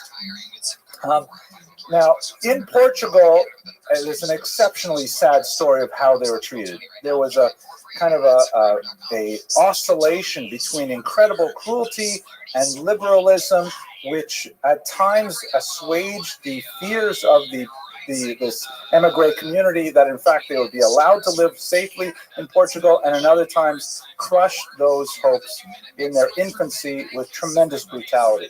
We look at now, I would like to say my favorite king, but that's only because I like his name. And I know I mispronounce everything. It's João, right?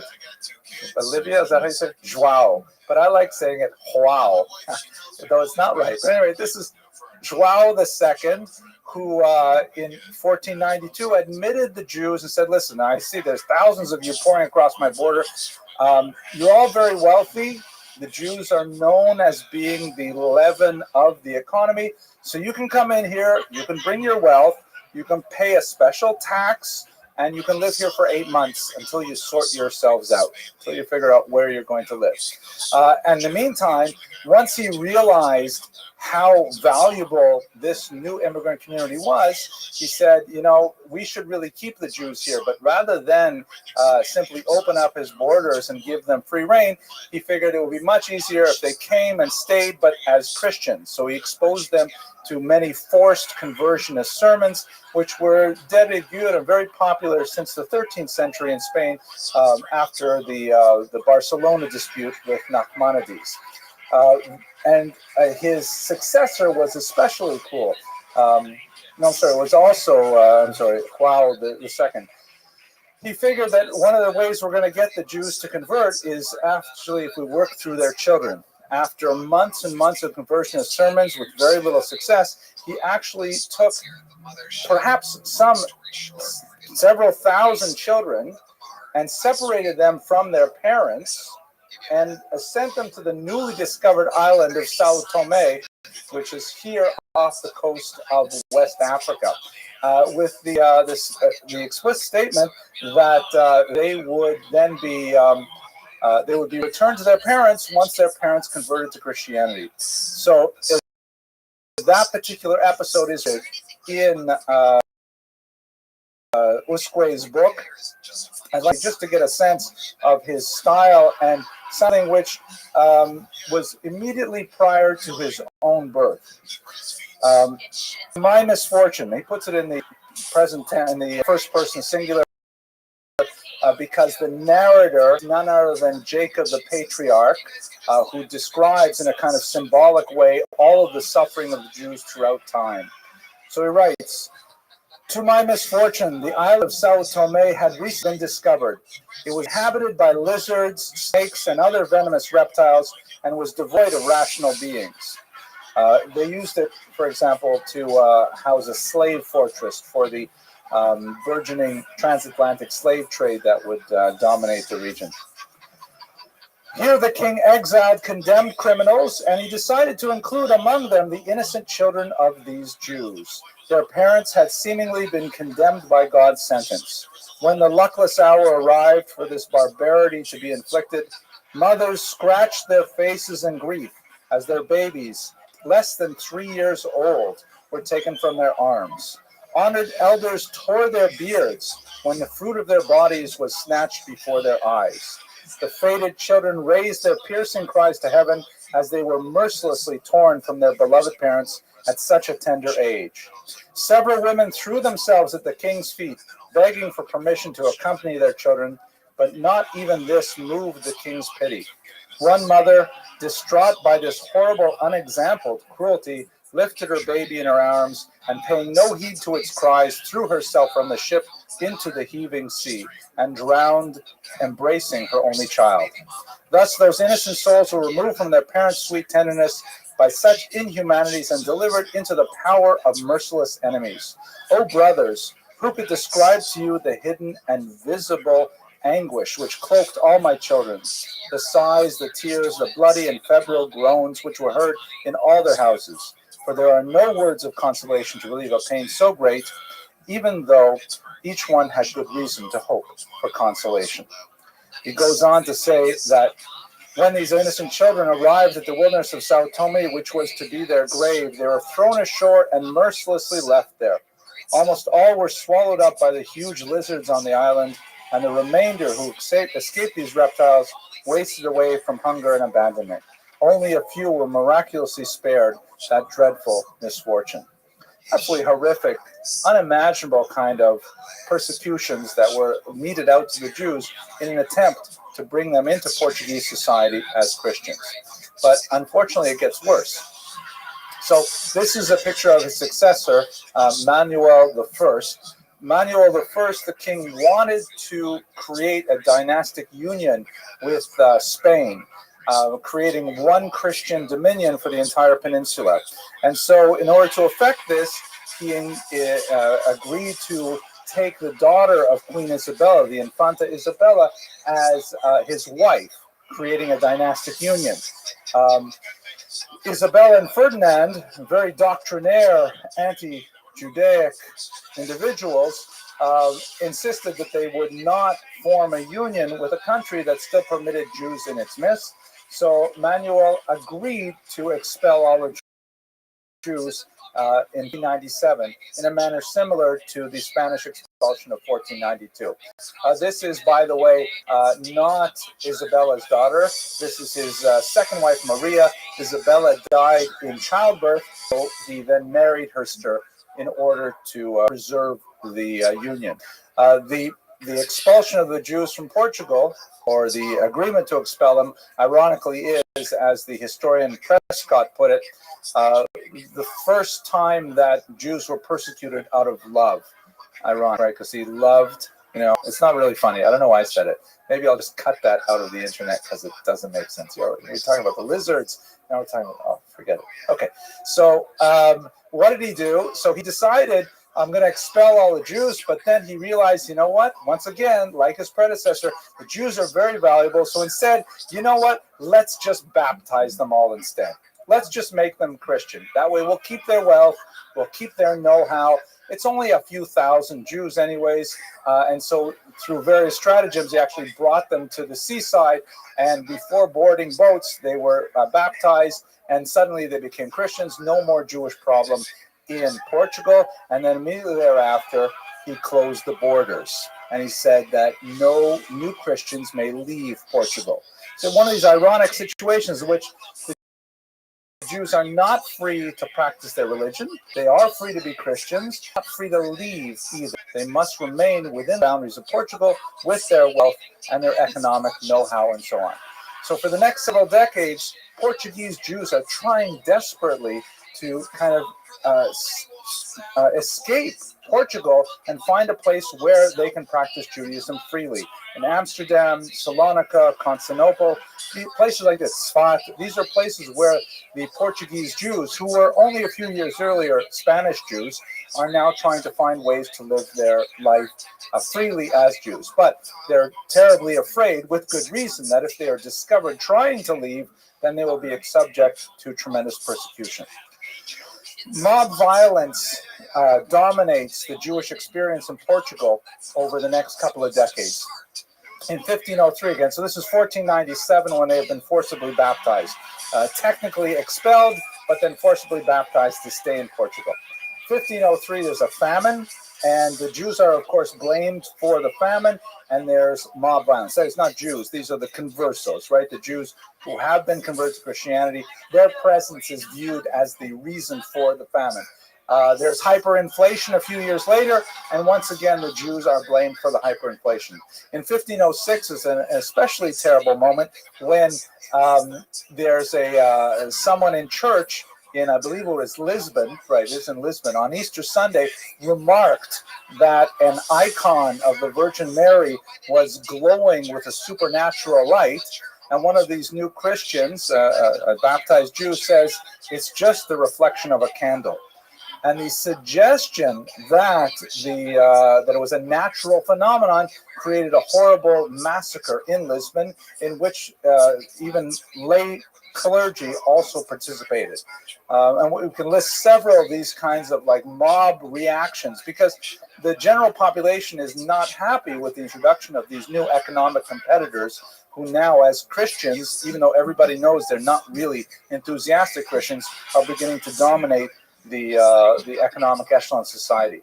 There is a little bit of a realization under João III in 1521, but there's a series of more pogroms really after there's a crop failure and several other things that go wrong. In 1531, things reach a climax when there's an earthquake. And so João III says, that's it. We're bringing in the Inquisition again, the dreaded Inquisition, which was, of course, scourge Spain. And at this point, I would like to read once again from Usque's work, in which he describes the Inquisition in terrifying and strangely modern terms. When I first read this, it felt to me a lot like Franz Kafka. And in fact, in many ways, the Portuguese Inquisition was rather esque. If you've read the trial in particular, or the how, you'll recognize some of the elements. Maybe I wouldn't be surprised even if it was influenced by it.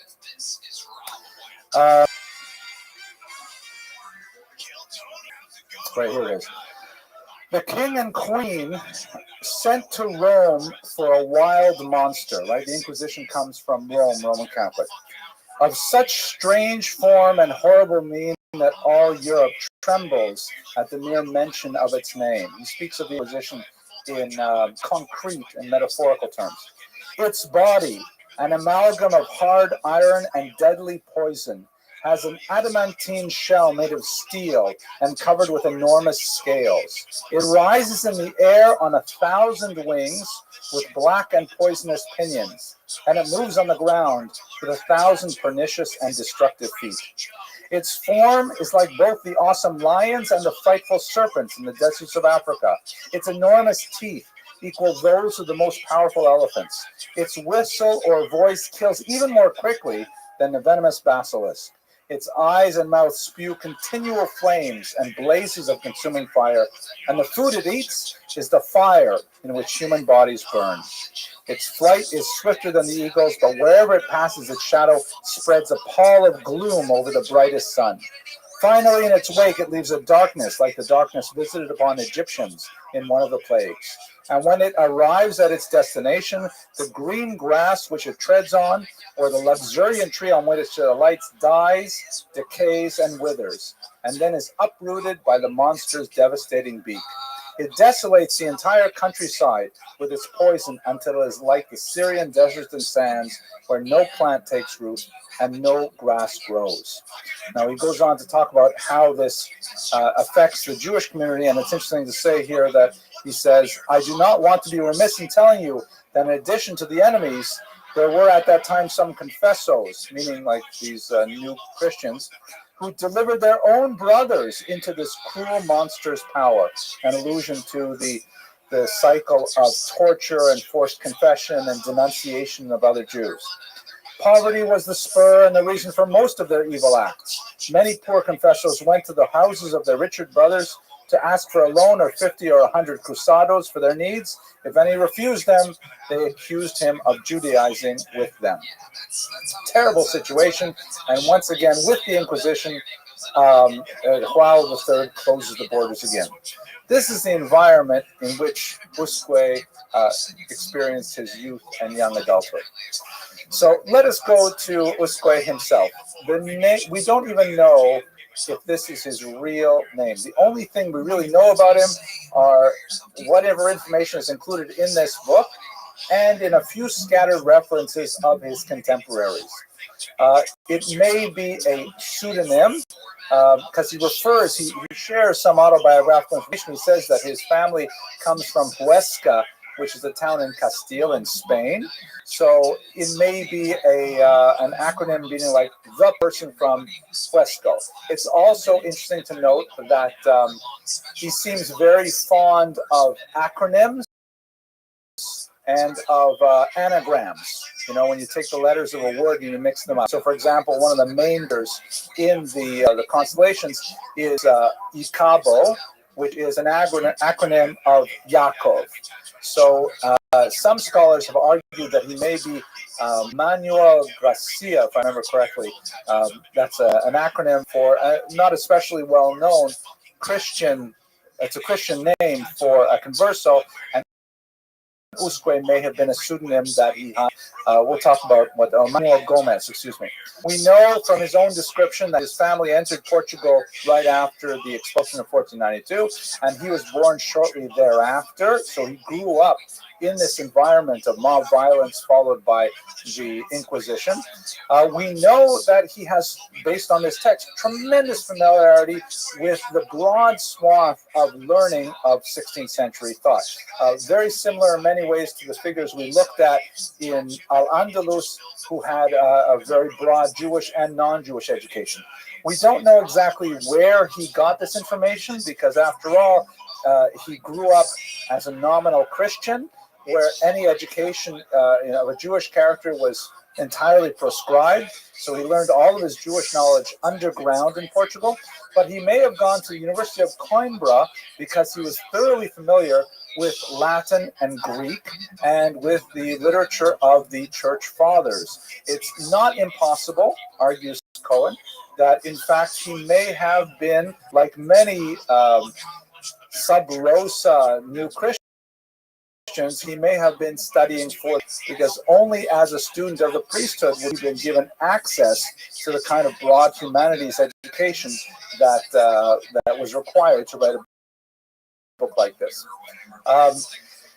We know from his own text that he managed to leave sometime after 1531 and essentially embarked on a world tour, which he describes in his book, and we have some sense that he was in England, throughout Central Europe.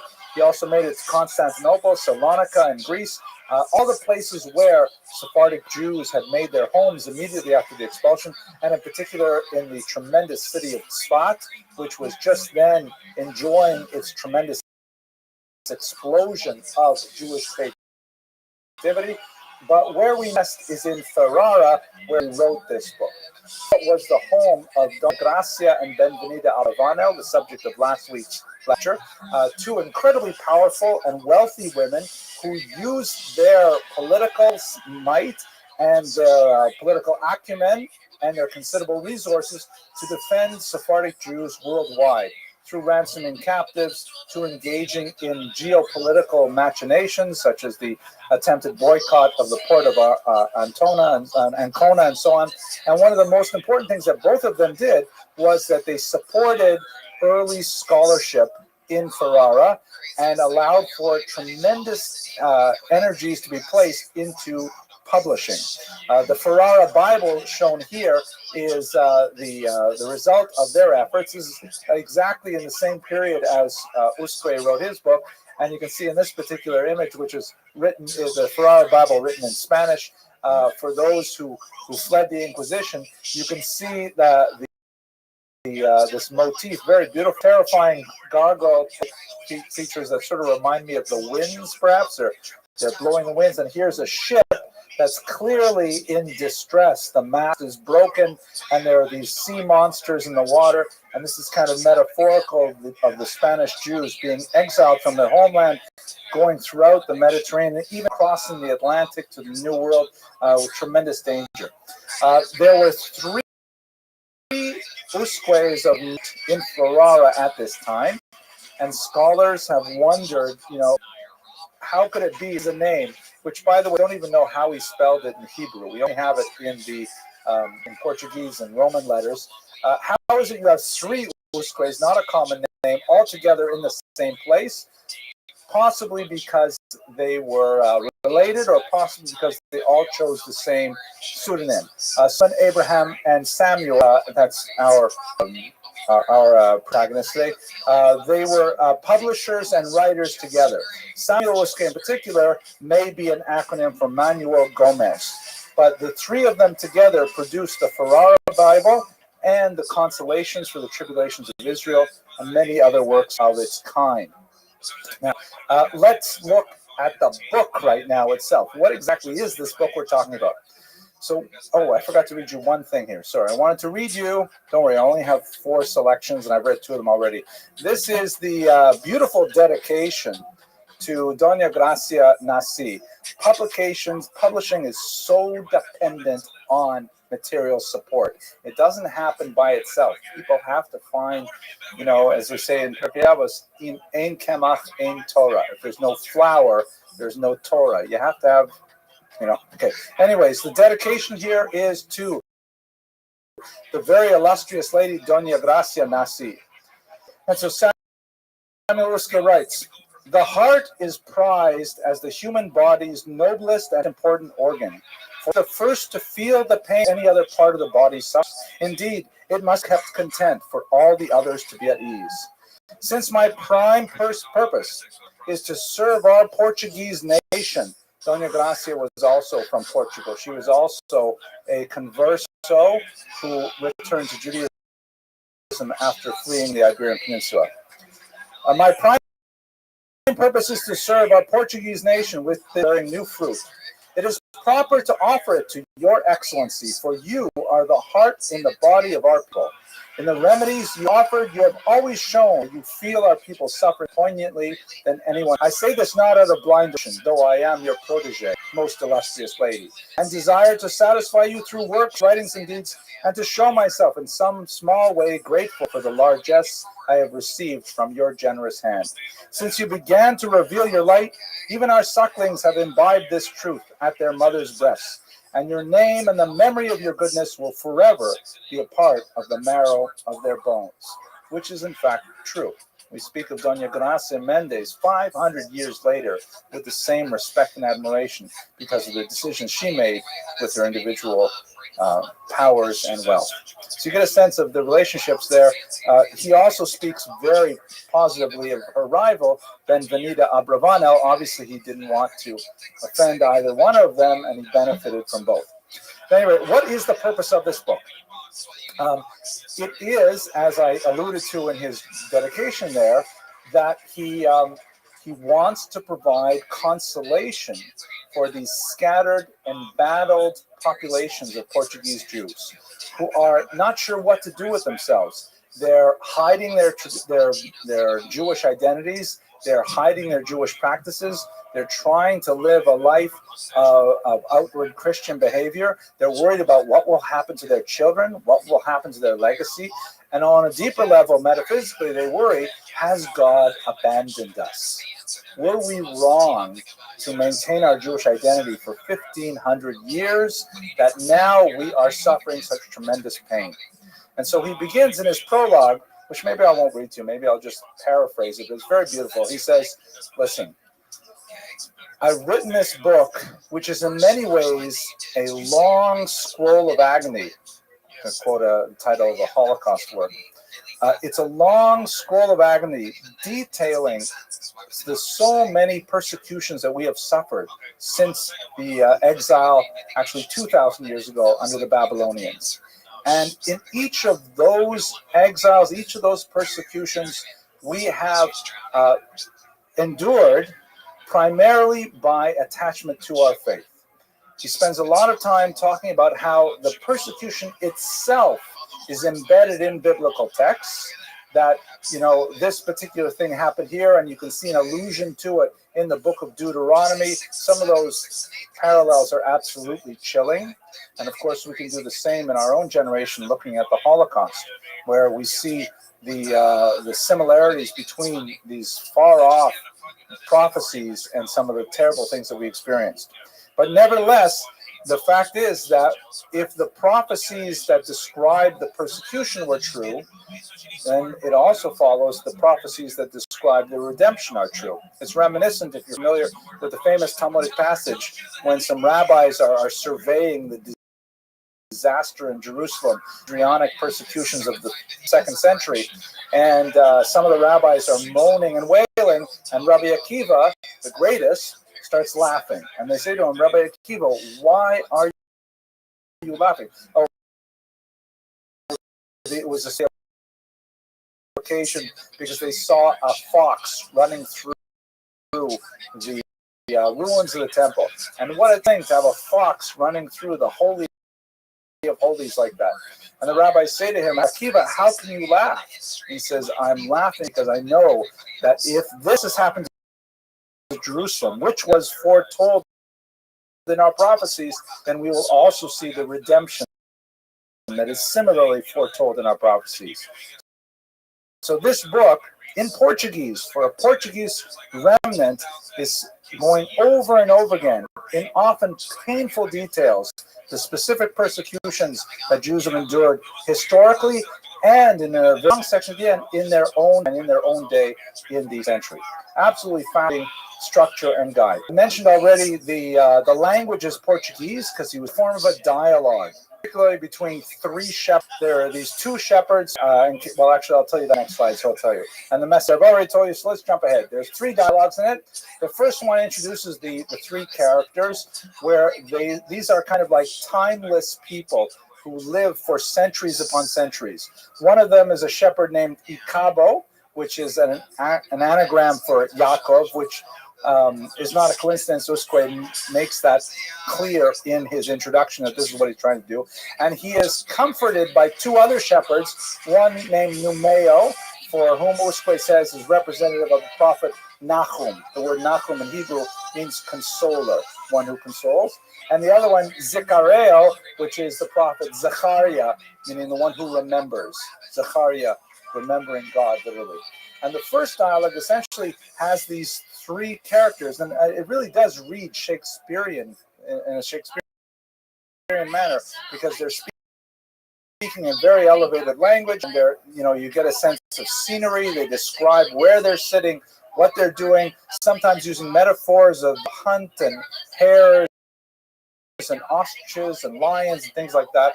And he goes through the basic elements of Jewish history in the first dialogue up to the Babylonian exile. Now, I should mention a point. Many scholars have kind of got lost in the weeds about this, because as a historian, he's not so good. As a historian, there are lots of inaccuracies, and he is heavily dependent on poor sources. He can only be as good as his sources, and quite often he's conflating dates and he's conflating events, and he's certain basic elements. But he's not trying to write it. He's trying to write a book of consolation, and the religious and psychological message is really what is prevalent here.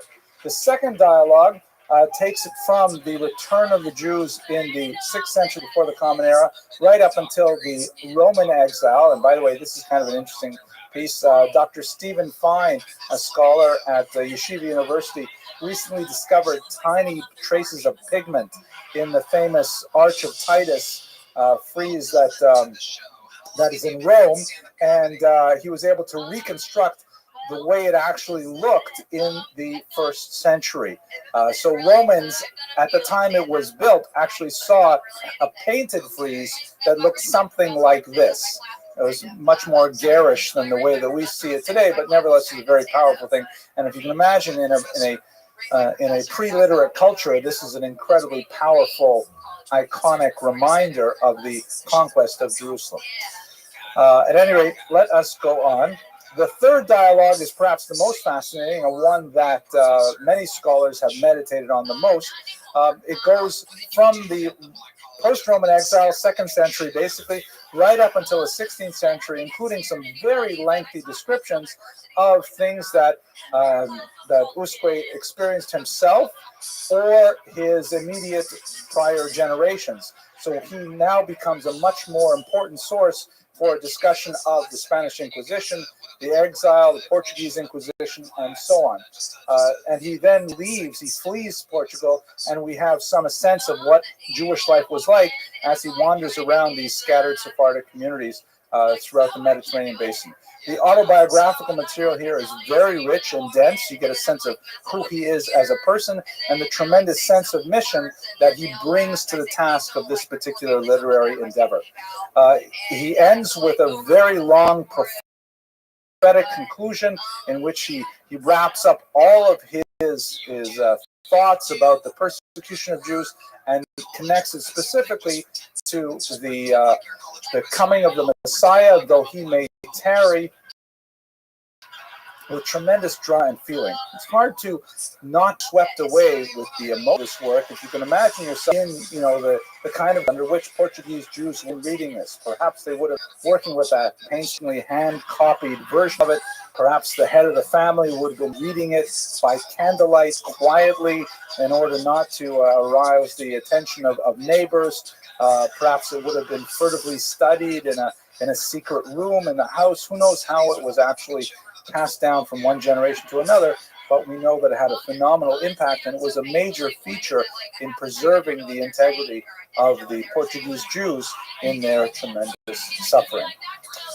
This, by the way, is a photograph that's just trying to convey the up message at the end of it. Happens to be a photographer that I like a lot, Yaakov Naomi in Israel, and he describes, after this long book of punishments and persecution, he speaks about the ultimate redemption that in many ways we enjoy aspects of it today with a free state in Israel and so on. No theological content implied there. So taking it as a whole, the legacy of extremely important, although very rarely studied. This is, by the way, a picture from Portugal to get a sense of the kind of environment in which they lost. And it makes me wonder, you know, since we have turned many times to this parallel of the Holocaust and Spanish Inquisition and it makes me wonder who is writing this kind of material for us today? Where are the authors who are giving us a coherent message that helps us assimilate the horrific persecution that the Jewish people endured last century into our contemporary Weltanschauung? Is it possible? Is it perhaps outrageous to ask for such a thing? But we don't have, in my humble opinion, anyone at the caliber of Usque giving us that kind of message today. Thank you very much for your attention and your endurance. Remember, no class next week, but we'll begin the week after with a lecture on the Chida, and I can hang around for a few questions. Okay. Yeah. I hope you enjoyed that lecture. I myself got a lot out of studying Samuel Usque's work, and it was a great privilege to be able to speak about it to an audience live last night. You didn't see it in the end of the video, but immediately after I concluded, I was jumped on by a whole bunch of audience members who really wanted to push me on a couple things I said at the very end of the lecture. So I thought I'll use this moment to unpack some of their questions and explain a little bit better what I mean by this.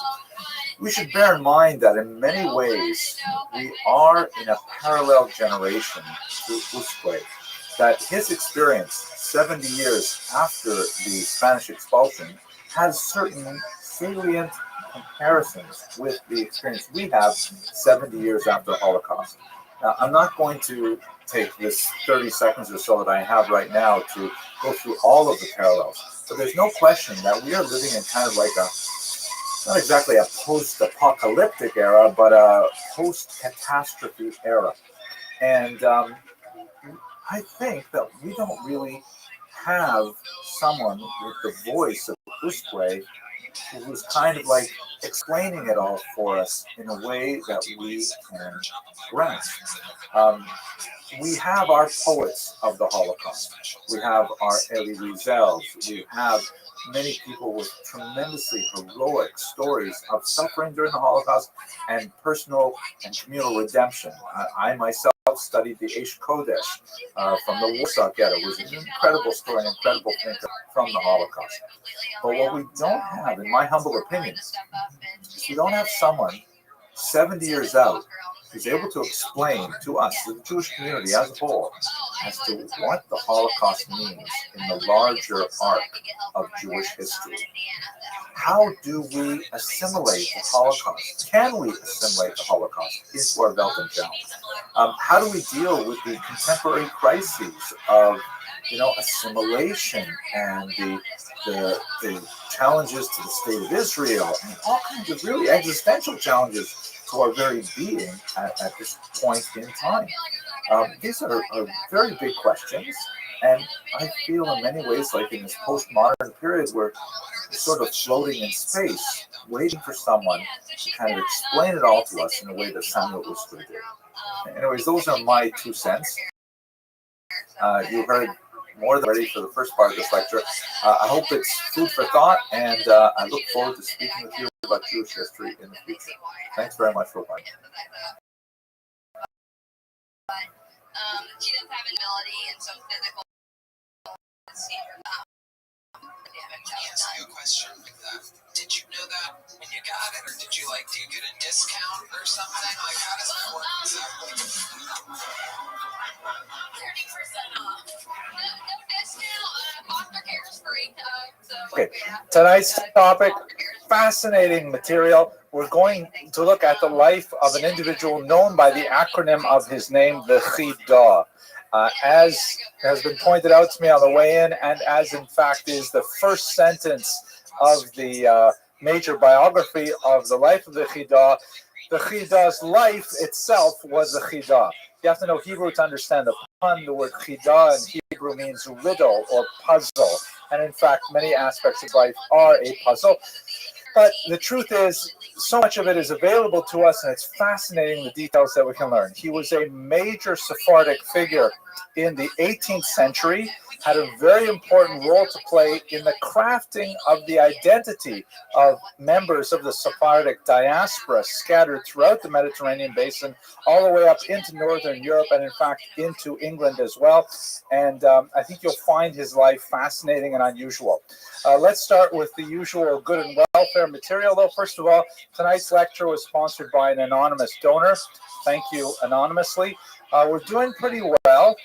We've raised almost $13,000, and we only have 2 lectures remaining this season that need sponsors. So if you're interested, we've got 2 left. I think Sephardim and the Holocaust and the Crypto Jews, or perhaps it's Maran Ovadia Yosef, but those 2 lectures are still left to sponsor. Sources for tonight, we're going to look at Dr. Meir Benayahu's classic work, a major 600-700 page Hebrew language biography of the Chidah.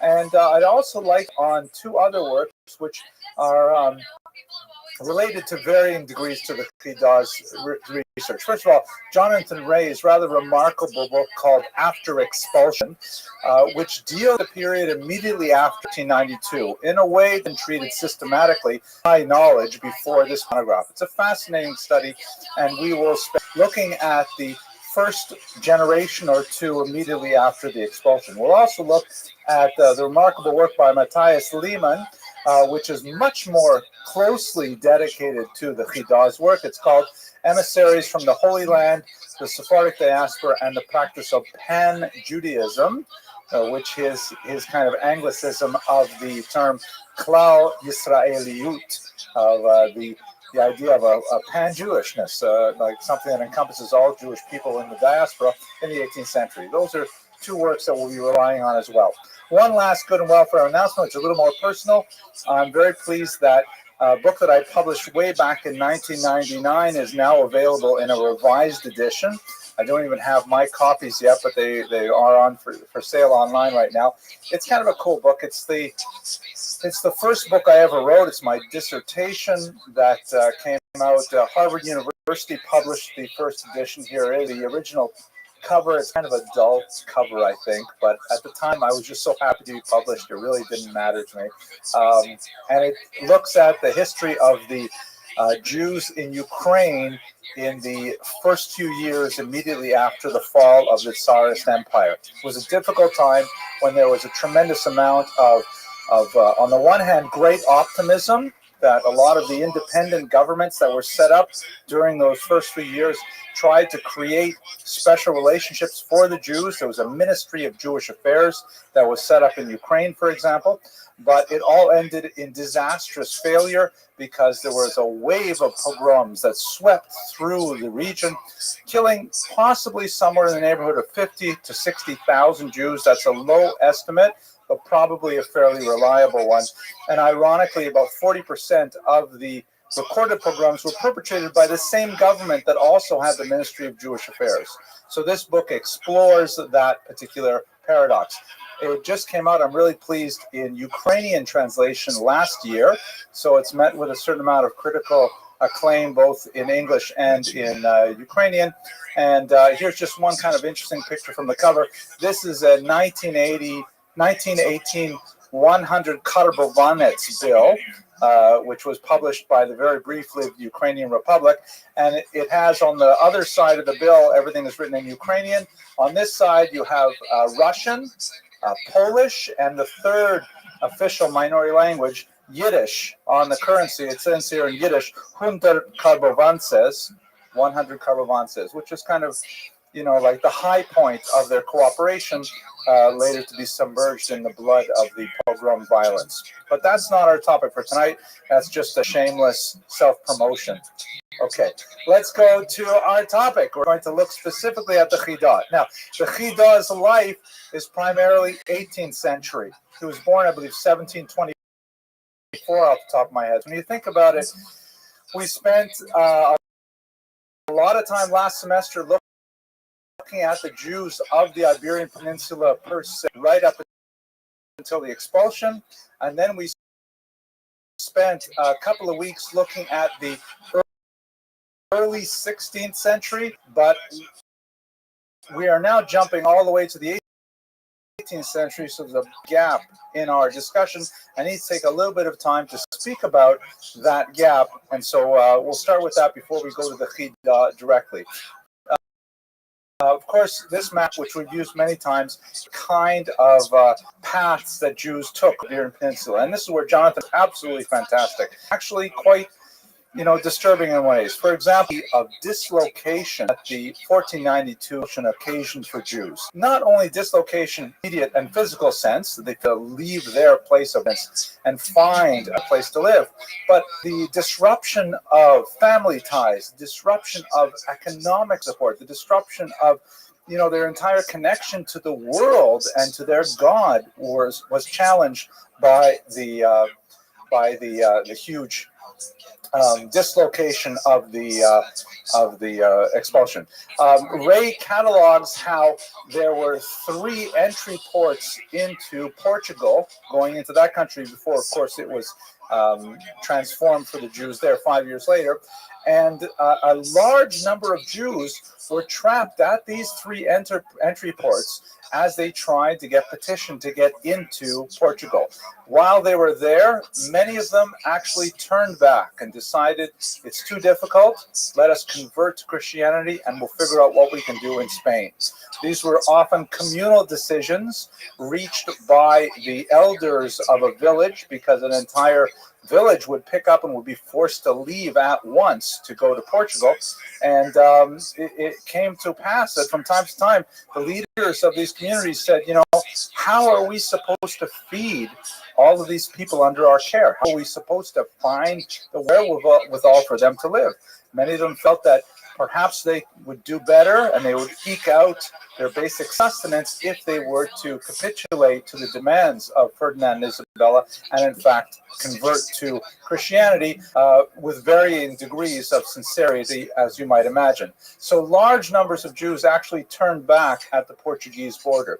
Looking at the Mediterranean basin, there's tremendous piracy going on with, as we've seen when we talked about Benvenida Abravanel, human trafficking, literally, and in the worst sense, because you have to imagine that these Jews are entirely hapless. They're completely stateless. They have no larger state authority to grant them a writ of protection, and they're just hoping to make it alive and with their possessions to some other more hospitable shore, and they were regularly boarded by a whole series of pirates that would simply go on, demand their property, and still kill them even after they rendered their property, because there was nothing to really stop them. So tremendous dangers. When they landed, especially in North Africa, they often overwhelmed the local populations and were totally bereft of any means of sustenance. I mean, they could possibly sell whatever valuables they managed to salvage and bring with them to the foreign shores, but quite often they ended up being a burden on the local Jewish community that simply could not withstand this demographic upheaval. Furthermore, in some very sad cases, including the Somme, the Jewish community itself would actually send away Jewish refugees. Something that's so hard to even imagine in our day and age. But these boats would come to shore, teeming with the Jewish refugees from Spain, often penniless, and the local communities knew that they would be charged with their upkeep. And from time to time, they actually turned them back. We saw a couple weeks ago how this happened in Genoa because there was fears that the Jews carried plague on the boat. But in Rome, it seemed to be primarily economic in nature. The legend goes, it's hard to determine if there's any basis to this, but apparently even, and this is what they call a tremendous Chil Hashem, Pope was apparently that the Jewish community turned away the Jews that were coming by boat to Rome. It's a very, very difficult, hard time. And you can imagine the sort of stresses. I'll take questions at the end. But you can imagine the kind of difficulties that these Jews must have been under as they attempted to find some safe haven somewhere within the orbit of this region. So we're talking about an incredibly hard time for Jews overall, and this is something that lasts for generations. When we go into Portugal itself, those Jews who made it into Portugal, we discussed 2 weeks ago, the the slow rise of the Inquisition until 1530, when it was finally put into place in Portugal, and then the closing of the borders and the difficult time that these Portuguese converts had to exercise when they tried to escape Portugal and make their way to safe havens, and anywhere, including in the New World, in England, in Northern Europe, they could be subject to the Inquisition if they ever set foot in any territory where the Inquisition was active. So essentially, the Jews of Portugal were trapped and were fearful for their lives and were constantly running from one place to another, hoping not to be discovered in their Jewishness. So it was a really horrible time. Now, over in the Eastern world, we have quite a significant difference because the Ottoman Empire, which is based here in, it shows Istanbul, it's not the spelling we use in English, or Constantinople, which was the earlier name for this. The Eastern world is showing great haven to the Jews who are making their way over here, and giving them, respite in Greece in particular, and also in Israel. The famous developments in the town of Tzfat, which we'll see in a second. So the Jews who could take a risk to go so far east would find that they eventually had some safe haven here, and that's where the story of the Chidah really takes much of its takes place. We also should bear in mind, and I've just kind of like in a space of a few minutes sort of raced through the 16th century to give you a sense of the kind of cultural and physical environment the Jews were living in when they left Spain. We should now look at the 17th century just for a minute. And for those of you who are regulars in this class, we've talked about Shabbatai Tzvi, I think twice now. We talked about Shabbatai Tzvi himself, and then we had another lecture where we talked about his rather bizarre wife, Sarah, who was also a whole story unto herself. But just to give everyone who's perhaps a newcomer to this audience, and because the Shabbatai Tzvi plays a role in the later story of the Chidah, an interesting character, comes from the Eastern world. He was from Smyrna in near Greece, where he was a rather talented, quite brilliant, well-loved young scholar, known to have a beautiful appearance, a sweet voice, prone to sort of lone wanderings in the forest, and perhaps with a somewhat delicate personality. At some point, he had some kind of a psychotic break, and he began to regard himself as the Messiah. There are different ways to understand Shabbatai Tzvi. The older historiography tends to portray him as more of a villain, a charlatan. The reality is more and more research, really in the last half of the 20th century, has demonstrated that probably he was mentally ill, and he was taken advantage of by some of his supporters who encouraged him and perhaps reinforced the worst aspects of his illness, and then unfortunately triggered a Eurogate phenomenon that swept of thousands of Jews in its wake. At any rate, he was actually so popular that it became a non-Jewish phenomenon as well. The line drawings that I'm going to show you here are, in fact, Christian works that were circulated because non-Jews wanted to know, was Tutzach mit Shabbatai Tzvi? What kind of guy is? What is going on with the Jews? Anyways, he proclaimed himself as the Messiah, claimed to be able to levitate, to traverse vast distances with kvitzot haderech, with mystical powers. He abolished traditional fast days, behaved in an antinomian way. At one point, married a Torah scroll. Another point, there's lots of crazy things that he did at the time when he was in some of his what they call illuminations. But he gathered a massive following of Jews who were so broken by the suffering of 1492 and the later Ukrainian rebellion under Khmelnytsky that many of them turned to Shabbatai Tzvi saying, in fact, he must be the Messiah. I mean, how much else do we have to suffer? It must be the time of Mashiach. He must be here finally to take us. So wherever he went, he gathered hundreds of Jews out to follow him, and many of them sold their property and made their way, following Shabbatai Tzvi, towards Israel. He had to make one stop that was very important in Constantinople, where or he would meet with the Sultan, and then he would present himself as Mashiach, and the Sultan would then let me give you Jerusalem so that you can initiate the end of. You see, by the way, his propagandist Nathan of Gaza leading these massive hordes of Jews who would sell their property at a pittance and then just take a small amount of cash and go make their way with Shabtai Tzvi. When, however, he confronted the Sultan, they said, I have an excellent counter. How about I let you keep your head if you become a Muslim? He had a flash of sanity, and that sounds like a very appealing counter. And so after briefly, he became a Muslim, and most of his dejected fled his movement and tried to rebuild their lives back in their homes and throughout Europe. A small but significant number were so committed to Shabbatai Tzvi. I had actually an interesting discussion with one of my students about it, comparing it to contemporary politics in America. You can just use your imagination. That they believed in him so much that there was nothing that he could do wrong, and it must be that we should justify even the crazy things that he did.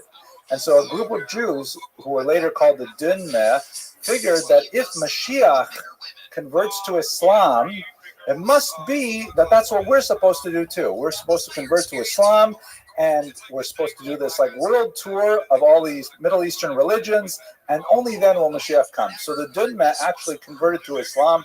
Jews who converted to Islam, they maintained endogamous relations for a couple hundred years. They're right up through the 20th century. Several Dunmeh played major roles in Turkish politics later on. Perhaps we'll talk about them in the last lecture when we talk about crypto Jews. But at any rate, the movement ended in a tremendous defeat. It was not a sudden and sharp break because Shabbatai Tzvi had such an influence. We should realize that much of his Torah was very appealing, was very thought-provoking, stimulating. It did not read like Narishkar. It did not read like ridiculous ideas. A lot of his thought was very, very persuasive, and many thinkers, you would be surprised if I gave you some of the names, many very mainstream thinkers were engaged to one degree or another in Sabbatean thought. So for the next 100 years or so, many Jews in Europe were like having a mini inquisition where there was always a taint of suspicion of anyone engaged in mystical thought. There was a question, perhaps he was actually a secret Sabbatean. In some cases, especially with kind of B-rated figures, they were actually closet Sabbateans. In other cases, they just maybe looked at some of the books and quoted a few ideas. But nevertheless, the Jews in the 17th century were having a really hard time dealing with these kinds of challenges. And this brings us to the immediate 18th century and the foundations of the life and work of the Chidah. One of these messianic movements was led by an Eastern European rabbi named Yehuda the Chassid, not to be confused with Yehuda Chassid from the 12th century. Yehuda Chassid led several hundred Jews from, I think it was Poland, if I remember correctly, and Germany to Israel, who were laboring under the misconception that the Messiah was to appear in the year 1706. Bear in mind that the height of Sabbatean activity was the 1650s, early 1660s. This is 50 years later, and Yehuda Chassid brought somewhere in the neighborhood of 1,000 Jews to Israel, who also sold all of their belongings, anticipating that the Messiah would be revealed and we would have the dawn of a new era. When they landed in Israel, and without any means of support, they overwhelmed the local population in Jerusalem by at least 100%. Meaning there was one of these followers of Yehuda Chassid for every native Jerusalemite Jew. And then within a couple of months of their arrival, Yehuda Chassid dies. And now they're left alone and leaderless, bereft of any economic support whatsoever. And Jerusalem goes into a precipitous economic crisis, the Jewish community specifically. They borrow heavily from Muslims, and they are unable to repay the loans, so much so that in 1720, the Muslims actually seize the central courtyard and synagogue of these Ashkenazi Jews and destroy it, and for debts that were outstanding. Absolutely intolerable kind of situation. And this is the period when the Chida was born. Okay, now let's finally speak about our subject. I apologize for taking so long to get up to it. The name Chida, he's known as the Chida, HaChida, as is common in Jewish practice. It's an acronym for his name, Rabbi Chaim David Azulai. The word Chida also means secret or riddle or puzzle, so it's kind of a clever acronym. His father was a famous Sephardic Kabbalist.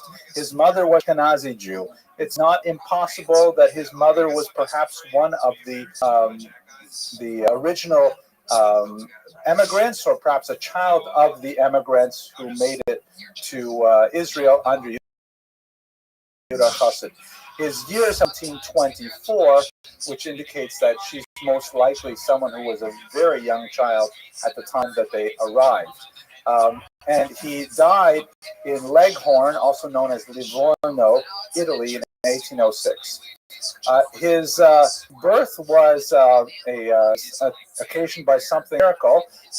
He was born, all of the attending physician, midwife, and in fact, his own mother thought that he was stillborn, that he was dead. But his Bubby, the grandmother, refused to accept this, and she managed to get him to scream and suddenly realize, in fact, that he was alive. So he dedicated most of his later Torah to his Bubby, to his grandmother. And in writing, he specifically dedicated her for managing to save his life somehow. He was a child prodigy from his youth. Apparently, at the age of 13, he was also already giving classes to people who were 3 times his age. And he was especially associated with a Kabbalistic synagogue there in Jerusalem, and then later in Hebron. He's famous for so many things, but I'm going to focus on 2 things in particular. First of all, as a great Jewish literary figure, he composed some 85 works. About 65 of them have eventually seen print. The other 25 have either been lost or remain in manuscript. Most of them are fairly small, but some of them are really quite massive, huge honkers of tomes. The most famous of which he actually wrote a massive 2-volume collection called Shema Gedolim, which he wrote in 40 years, 40 days, lost the manuscript and wrote it by heart. It's like an amazing thing that you could do this. An encyclopedic work that we'll discuss later on. He also is quite interesting from a historical perspective because he wrote a brilliant memoir. It was later published in 2 volumes under the title Ma'agal Tov. It may not have been his own title, but in fact, it's not even clear if he intended to publish his memoirs. They may have originally been started as kind of like his own personal journal associated with the job that he had to do, as we shall discuss. But later he decided to develop these and flesh them out, and it was clearly he's writing for later readers. The Magal Tov, the word Magal in Hebrew means like circuit or circle, and it refers to it's in 2 volumes, the 2 major trips he took as a mashulach, as a charity collector for the Jews of Hebron in the south of Israel. Here is a map of his 2 major trips that he took in the middle of the 18th century, starting out here in Hebron, making his way all the way across the Mediterranean basin into northern Italy, Livorno, which was a major center at the time, and then all the way through northern Europe, up into Amsterdam and London, then coming down to the south through Paris and Bordeaux, primarily visiting Sephardic communities, but also some Ashkenazi communities, visiting nearly 200 recorded Jewish towns on the way, and then he brought back the funds to Israel. He was then sent out a couple decades later, where he made a slightly different trip, this time I'm sorry, the first time he also went to Istanbul and the Ottoman Empire. The second time he skipped that and he stayed primarily in the West. But he left us this amazing record of what it was like to travel through Europe and go to these Jewish communities. And we have now a phenomenal document that has not been studied enough. In fact, it's only been translated into English in the 1980s, and in many ways a brilliant translation, but could be brought up to contemporary standards. And there's a lot more research that can be done. Okay, so we're going to spend a lot of time looking at these particular excursions. By the way, is his signature, which gives you the kind of mystical, Kabbalistic feel of his persona and the larger type of issues that he worked with. I have no idea even how to read this. I don't know where to start. If it's backwards, forwards, whatever. Okay, so what he was doing. The institution he was involved in is called Shlichut, or he was on a mission. The Shalech in Hebrew means to send out, and a person who is sent out is called a Mishulach, meaning someone who is sent, or someone who is Shadar, which is Shliach de Rabbanan, a messenger, an emissary of the rabbis. And basically, he was sent out to collect tzedakah for the impoverished Jews of Israel. You'll recall that they're struggling because their population suddenly doubled with all of these Ashkenazi freeloaders who are showing up as Sfardim are managing well, and all these Ashkenazim come. Some of them are Hungarians. They take all the furniture, cover it with plastic, put chandeliers everywhere, can't pay, everything's on credit. So he was sent out to collect the money. Now, it's a really interesting kind of institution. Why would someone want to do this? And these trips, by the way, took like 3 years. These are massive trips, leaving his family behind and so on. When I talked about this with my wife the other day, I was saying, it was so exciting. I'm reading about the Chidah. Guess what he did? It's so interesting. And of course, my wife's reaction, it's always 180 degrees what I'm thinking about. She's saying, what's going on with his wife and kids? Like, how come we don't have any books about what his wife and kids had to put up with while he goes gallivanting off, visiting all the great museums of London and Paris? She's at home in Hebron dealing with all these Ashkenazim. What's going on? So I could not, as usual, I could not answer my wife's queries satisfactorily, at least not to her satisfaction, but we'll try. But among the motives for being a shaliach are obviously is tremendous communal responsibility. It's a great honor to be able to support the community this way, but it's also very profitable. The Mishulachim, and we have great records of how the Mishulachim worked in the 18th century.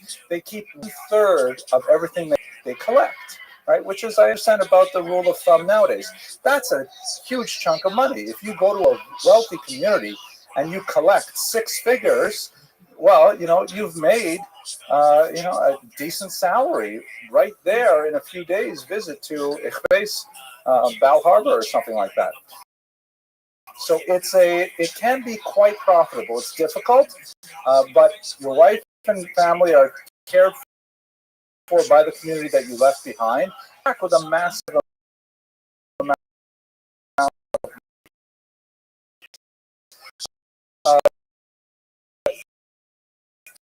you also need to choose some of the communities, choose someone who is trustworthy, who will manage the accounts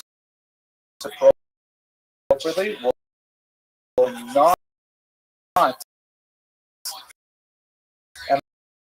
embezzle the funds. A huge problem that's ongoing with the shluchim in that time, perhaps also in our time, I don't know, because they would have to maintain very detailed and trustworthy records of the monies they collected, the monies they dispersed, and so on.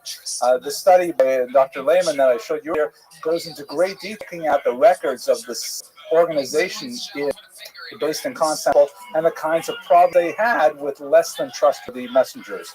You also had people who were like free agents who would show up in a town, and they had poorly crafted, fake, or missing documenting a particular community, and they present themselves as being like charity collectors, collect a certain amount of money and move on. And then when the real charity collectors would come, there would be nothing for them because the community already emptied its coffer.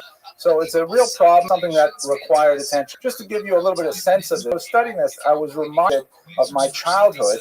Forgive me, this is very therapeutic for me. I was born and raised in a fairly remote part of Canada here, where the red dot is, a little town called Erie Falls. And I remember this would be in the late 90s, maybe early 1990s. This rabbi would show up, and we were the only Jewish family in town. This rabbi would, and my parents would kick me out of my bedroom, and I would have to sleep while he made the rounds in a Jew in this town 10 miles away, a Jew in this other town 20 miles. This rabbi was collecting in Montreal. I think his name was Shaulson, if I remember correctly. And hitchhike 800 rial to go visit all the tiny little towns of northern Ontario.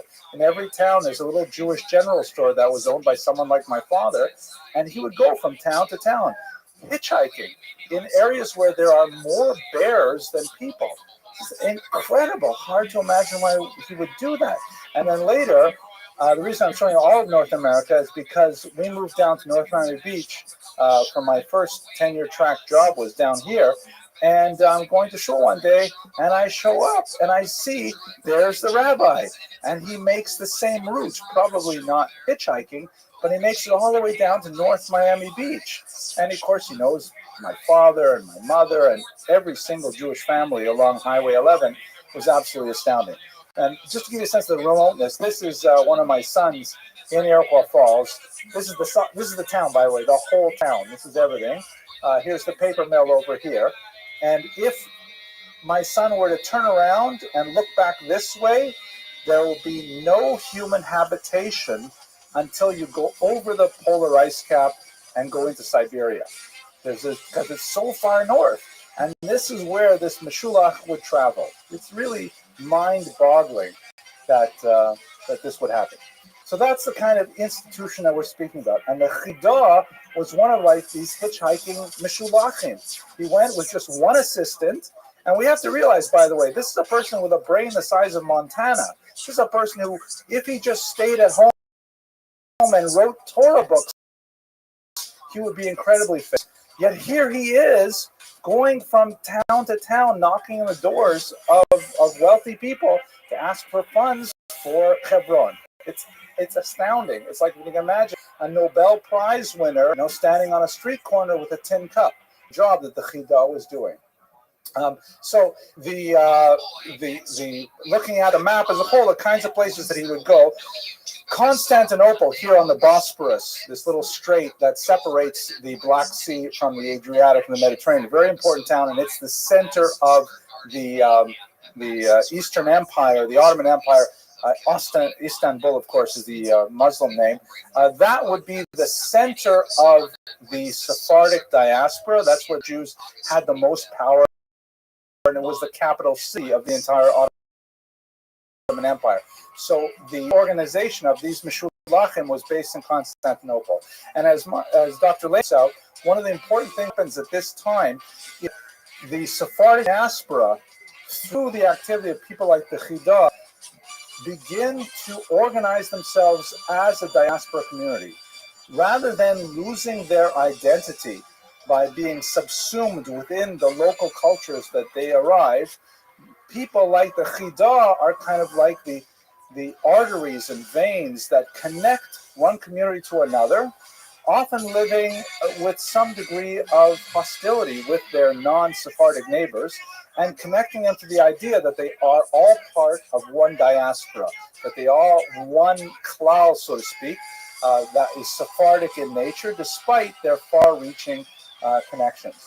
This diaspora was very difficult to manage. The languages of the central authority, the Pkidei Kushta, the appointed people of truth is the name of the organization.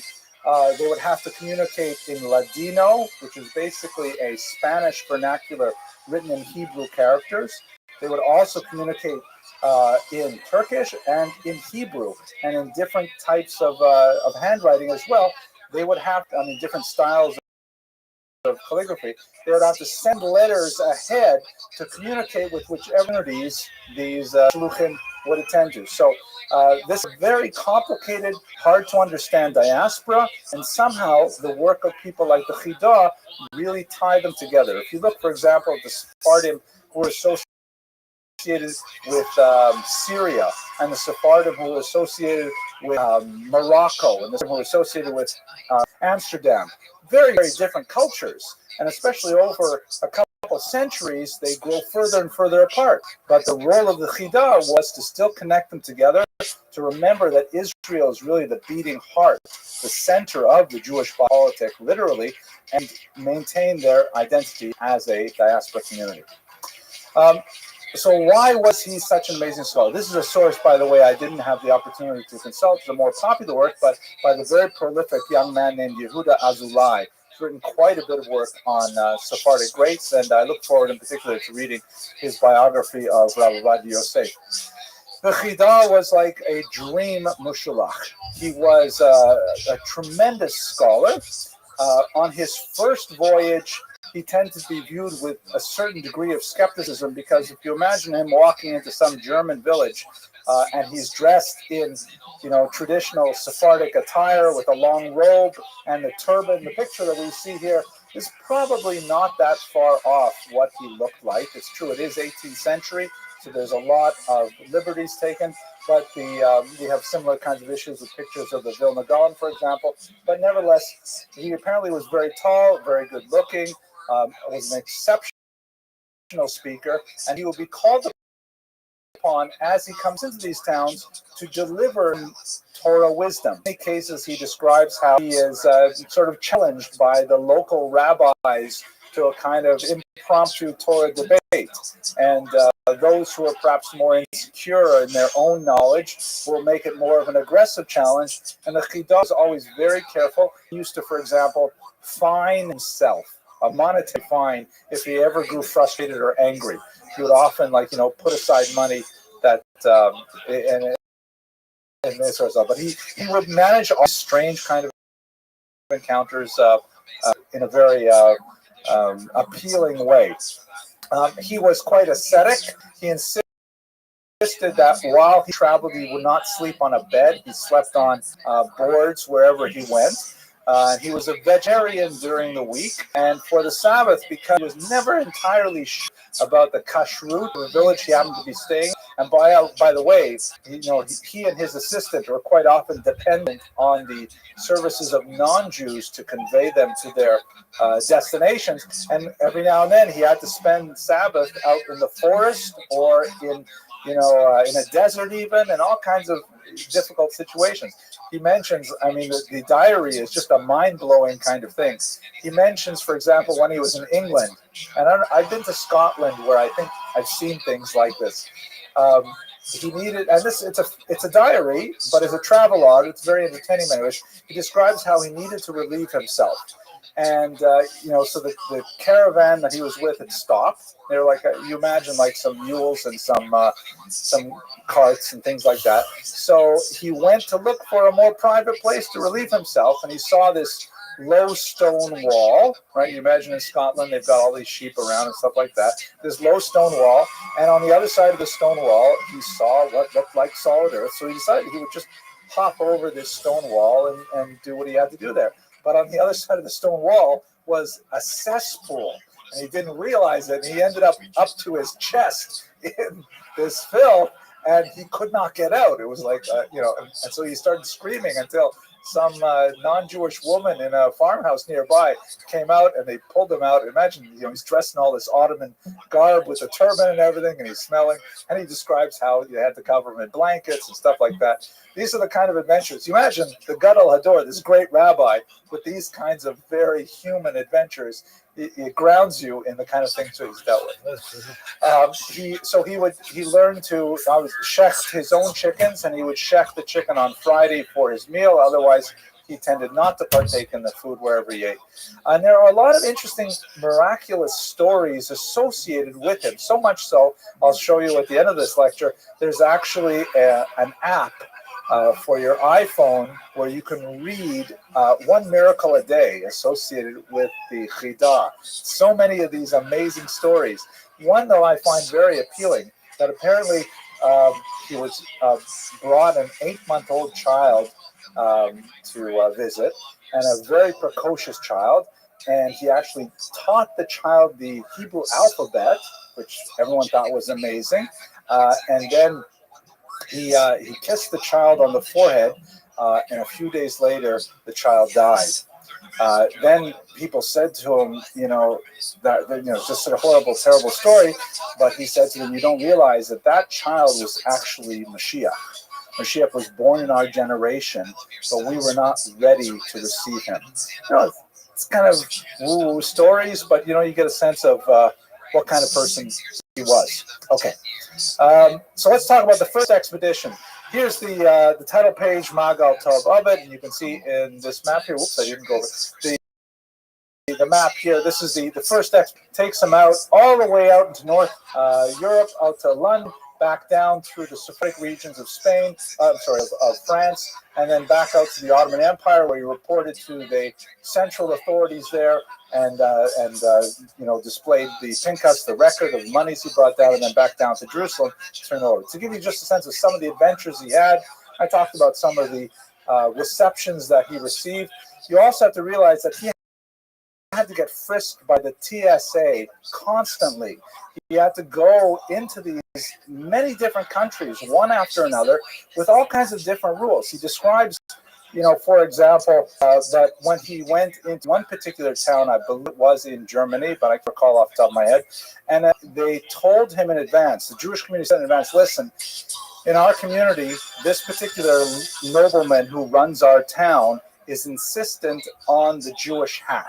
There was a ban that was placed in the year 1215, so this is already 500 years later, was widely ignored, but that Jews had to wear some identifying clothing, either a round badge on their chest, sometimes 2 tablets of the law, but quite often a ridiculous conical hat called the Judenhut. And they gave him one. They said, you got to wear this. You can't go in town without this. He was convinced that this was not only undignified, but it can't be serious. I mean, this is, after all, the 18th century, please. So he describes how he put the hat in his cloak, and he walked around as normal inside the town. He got arrested, and he got dragged before the magistrate, who fined him 100 golden pieces, which was like an astronomical sum of money. And he managed to argue his way out of it by saying, hey, listen, I had it on my person. I was technically wearing it.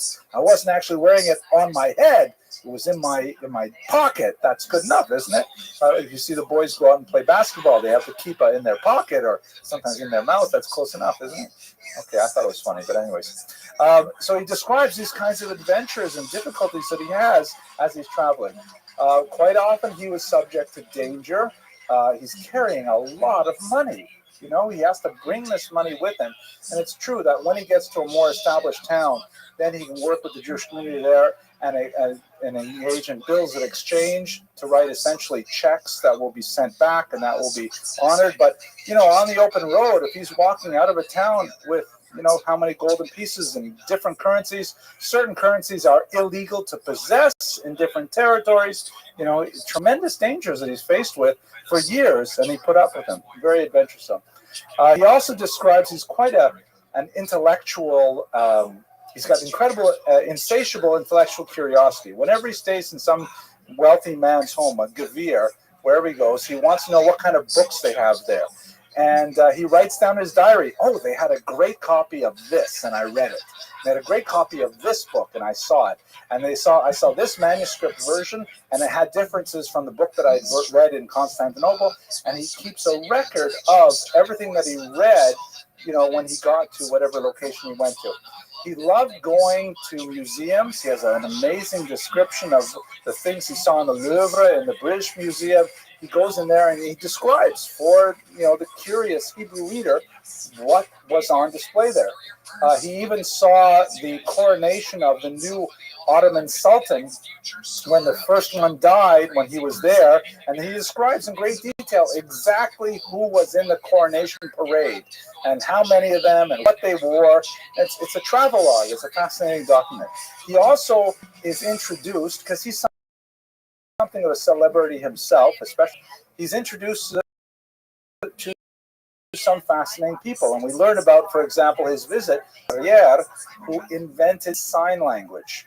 And Perrier was a Sephardic Jew living in France who was the first person to actually teach a deaf mute to sign with his hands. It's a Jewish invention, amazingly. And he went to meet him, and he was astounded. He the child that taught by Pereira could speak French and in Hebrew by signing the bet. And the Chida has a sense of humor. He says, I was so amazed by this that just for fun, I tried, just wiggling my fingers in different ways. And he says the child looked had a look of consternation on his face. And Perrier said to him, "Please don't do that. You just made a vulgar gesture." All right. So he's obviously joking around there, but nevertheless, it's an amazing story. And we get to meet some of these celebrities in the description of the Chida's travels. Also, a very heroic individual. I'd love to do a lecture on him someday. Now, all of this stuff is fascinating, but what most people know him for is what he wrote, which is absolutely stunning. First of all, there's this book here called Shem HaGadolim, which is probably his best-known work. Shem HaGadolim literally means the names of the great ones. It's a 2-volume compendium, about 4 inches in width, that has some 2,000 odd citations, if I remember correctly. In one volume, it's a citation of every Jewish book that he had ever seen, which is astonishing. I mean, think about it in a bibliographic context. He listed all alphabetically, every single book. This is a list from one of the early printings of it, under the letter O Tzadik, on everything written with the start with the letter Tzadik. The second volume is a list of all the authors by name and what they wrote. A phenomenal piece of library scholarship with, not just a catalog. He wrote about what's inside these books, what kind of materials are there. And this is besides many important commentaries such as the Birkei Yosef on the Shulchan Aruch and things like that. This is like a huge contribution. I will tell you that, thank God my wife and I, we have 6 kids. And after the first few, we started running out of names. Exactly who to name our kids after. So we went to our rabbi. We're Bali Tshuva. We figured the rabbi knows everything. He's going to tell us what to do. And the rabbi says, go look in Shem HaGadolim for names. Go look in the Chida's work until you find a name that makes sense for your child. So that was an interesting it's a go-to source, like the baby name book. As well, child. The only problem is, what happens if you have a girl, right? They're all guys in these books. There's no girls in there. So anyway, one other book that I personally studied many times over and I got a lot out of is this book called Israel, which is authored by the Chida, but he composed a major part of it. Basically, it's a 5-volume series, see here, and inspired by the Zal, one of the great Kabbalists of the city of Tzfat, of learning a certain number of verses of the Torah, a certain verses of the certain number of verses of the Ketuvah Bible, and then a little bit of Mish Talmud and a little bit of the Zohar. And that was his. So one of his students, the Arizal students, figured out exactly which verses, and he set it all down to order. And so you can study the entire Torah and the Haftorah and so on this daily basis. The Chida took this and said, wow, this is a great idea, but let's make it a little bit more fulfilling by adding a section of halacha and adding a section of musar, a section of ethical writings, and he fleshed it out with more modern materials such that, the daily regimen, if you read Hebrew well, you can probably finish it in about 15, 20 minutes. There is I think there's an English translation. I know there's a Spanish translation. Might take a little longer, but although he did not insert his own writing into it, he really edited it. You nevertheless get a real feel for who he was because of the sections that he chose. Very deep, passionate connection to ethical behavior and so on. So the second expedition, somewhat more difficult. Now he's coming back when he was in his 50s. The first expedition he started when he was late 20s, and he was this brilliant, young, charismatic individual, but not so well known. By the time he went across in his 50s, already he's a senior scholar with an entirely different sort of bearing and character. Everywhere he went, he was treated with tremendous respect, and people didn't regard him as a meshulach anymore. People didn't show him any disrespect as being, to use the Yiddish term, a schnorrer, someone who was begging for money. They treated him like a visiting dignitary that in fact he was. He was, of course, very successful with his collection efforts, but he was also importuned on multiple occasions to stay and be the rabbi of a local community. An issue that he felt very difficult not accepting these positions because the communities treated him so well, and he clearly felt that he was needed and loved, but he managed to break himself away almost every time. He was heartbroken. He learned, however, on route that his wife Rachel had passed away, and that took him down quite a bit, and in terms of his energy and also in terms of his desire to return. Many of his family had already relocated to Livorno. He had children in Livorno, and in the end decided that he would stay in Livorno, and he spent several years there where he finally passed away, being with his children. He did remarry another woman by the same name, ironically, and tried to rebuild his life, but he brought it to an end there. I'll just focus on one last detail about his trip, which is discussed in Dr. Lehman's books. He received very different reception, particularly on his first trip when he went to Ashkenazi communities. Because very often, when he would go to Sephardic communities, Sephardim would regard him as, to use the Ladino term, unzera, one of ours. He's Sephardi. Those who are laughing know you're fluent in Ladino. It's actually Yiddish, but anyway. The Ashkenazim, on the other hand, were very like, sorry, you're from the Sephardic community of Hebron. We only give to the Ashkenazic community of Hebron. So we're not really interested.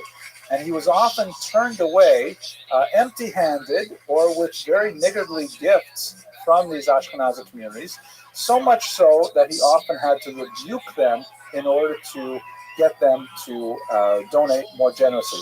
This began to fade, especially when he came by the second time, but it portrays a kind of like a growing split between the Ashkenazim and the Sephardim in the 18th century. Okay, to close our lecture, here's the shot from the app, Chida HaYomi, the daily Chida. The most important aspect of the Chida's life from a perspective many centuries into the future is, of course, his literary legacy. But we should also recognize that with his tremendous personal efforts to support the poor of Hebron, he also served a major function in tying together this disparate Sephardic diaspora, and also by connecting all of these far-flung communities to the central homeland in Israel. Here was a real-life, legitimate emigrant from Israel, or traveler from Israel. He was showing up in Amsterdam, in London, and saying, I need money back for the poor of Israel, that constantly reminded the Jews of their connection to the Holy Land. In fact, many Zionist historiographers really emphasize his role in planting the idea of early Zionism in the mind of 18th century Jews, because it really connected them to the concept that there are Jews living in Israel today. Let us recall, we're talking only about, before the Ashkenazic onslaught of 1700, we're talking about 1,000 Jews living in Jerusalem, a tiny amount of Jews. So the idea that all of these hundreds of thousands of Jews living in the diaspora could still see Jerusalem as their homeland was very significant. So he really did a lot to solidify the idea of a Sephardic diaspora. Furthermore, the hostility which he occasionally encountered from Ashkenazim, more on the first trip than on the second trip, indicates the tendencies, centrifugal tendencies that could have torn apart the Jewish community were it not for people like the Chidah. There is one last miraculous story associated with his reinternment. In 1956, Chief Rabbi of Israel, noting that the Chidah had always wished to be buried in the homeland, petitioned successfully to have his body reinterned from Livorno, and in fact he received a burial with dignity. Here's his mausoleum on the Mount of Olives. But there's one last small story. Sorry, Har HaMenuchot, the Mountain of Rest. Thank you.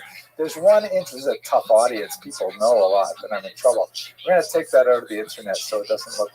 So there's one amazing story associated with it. It's told by a Rabbi Mordechai Eliyahu that when they transfer his bodies, you may be familiar with this idea that the bodies of tzaddikim, the bodies of the righteous, do not decompose, right? It's like that joke, what is Beethoven doing lately? Answer is decomposing. But sorry, okay, let's just go back, serious. So the bodies of tzaddikim, this is a widespread mystical belief that the bodies of the tzaddikim do not decompose. So the story told by Rabbi Eliyahu is that, when they put the body of the Chidah in the plane, there were two occasions on the trip when, in fact, the coffin fell and was actually turned upside down. And so when they wanted to remove the body from the plane and they were going to take him for internment, the rabbi said, we can't just bury him without making sure that his body is resting in a dignified position. The rest of the Chevra Kadisha, the Burial Society, didn't want to open the coffin, didn't want to get involved, but Rabbi Eliyahu, who was the chief among them, insisted, and so he apologized, as is the custom. He apologized to the Chidah's body that he would not intend to do it any injustice or indignity. They opened the coffin, and he did not look. He just put his hands in to make sure that the bones were arranged properly, and he said that from the way it felt, in fact, the Chidah did not feel like it had decomposed at all 200 years later. Spooky story, or 150 years later. Anyways, that's the story for today. Ladies and gentlemen, I hope you found the life of the Chidah as I did. Next, we'll look at a very different individual, Sir Moses Montefiore, also a person of tremendous heroic stature, working tirelessly for the benefit of the... Hello, everyone. I hope you enjoyed that lecture. I really got so much inspiration out of hearing about the life of the Chidah. More than hearing, I was talking, reading about the life of the Chidah, doing the research for it was just fascinating. And what strikes me the most, perhaps, is the fact that this is a person of really global importance in terms of his scholarship and his erudition. And he had such a difficult, even menial job, particularly in his first tour, when he was traveling around, literally knocking on doors, collecting money for his community back in Hebron. It reminds me of that passage in the Talmud that says, Al tehi birkas hedyot kal be'enecha, do not regard the blessing of an ordinary person as of little meaning. That's not really kind of an awkward translation, but on the fly. Meaning, when an ordinary person gives you a blessing, take it seriously, because the person could be someone as great as the Chidah. We would never have any idea. Anyways, tremendous contribution to the creation of a Sephardic diaspora. And we should recall that at this time, Sephardic Jews are speaking English, Portuguese, Turkish, Hebrew, Italian, Ladino, Of course, they're all scattered all over, and yet somehow people like the Fidal to bring them together, as we saw some of the rich from Monticello there and on the pan-Jewish identity. Okay, that's it. Last shameless plug. If you're interested in the Jews of Ukraine, check out my the newest revision of my book that just came out. I'm very pleased with it, and I hope you have a fantastic Purim that's coming up this week, and I'll see you, God willing, next week. Thanks for watching.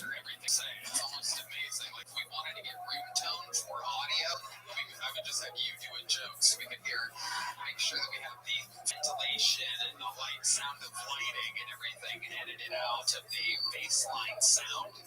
It never gets quieter than when you try to make some noise in this room. Jimmy, so where do you live, Austin? You live in Austin for how long? Good evening, ladies and gentlemen. Thank you very much for coming. This week we have an amazing person to speak about, someone who lived just a little over a century and had a phenomenal impact on the entire 19th century, and in many ways a lingering legacy that continues to inform the way we relate to each other as Jews even into the 21st century.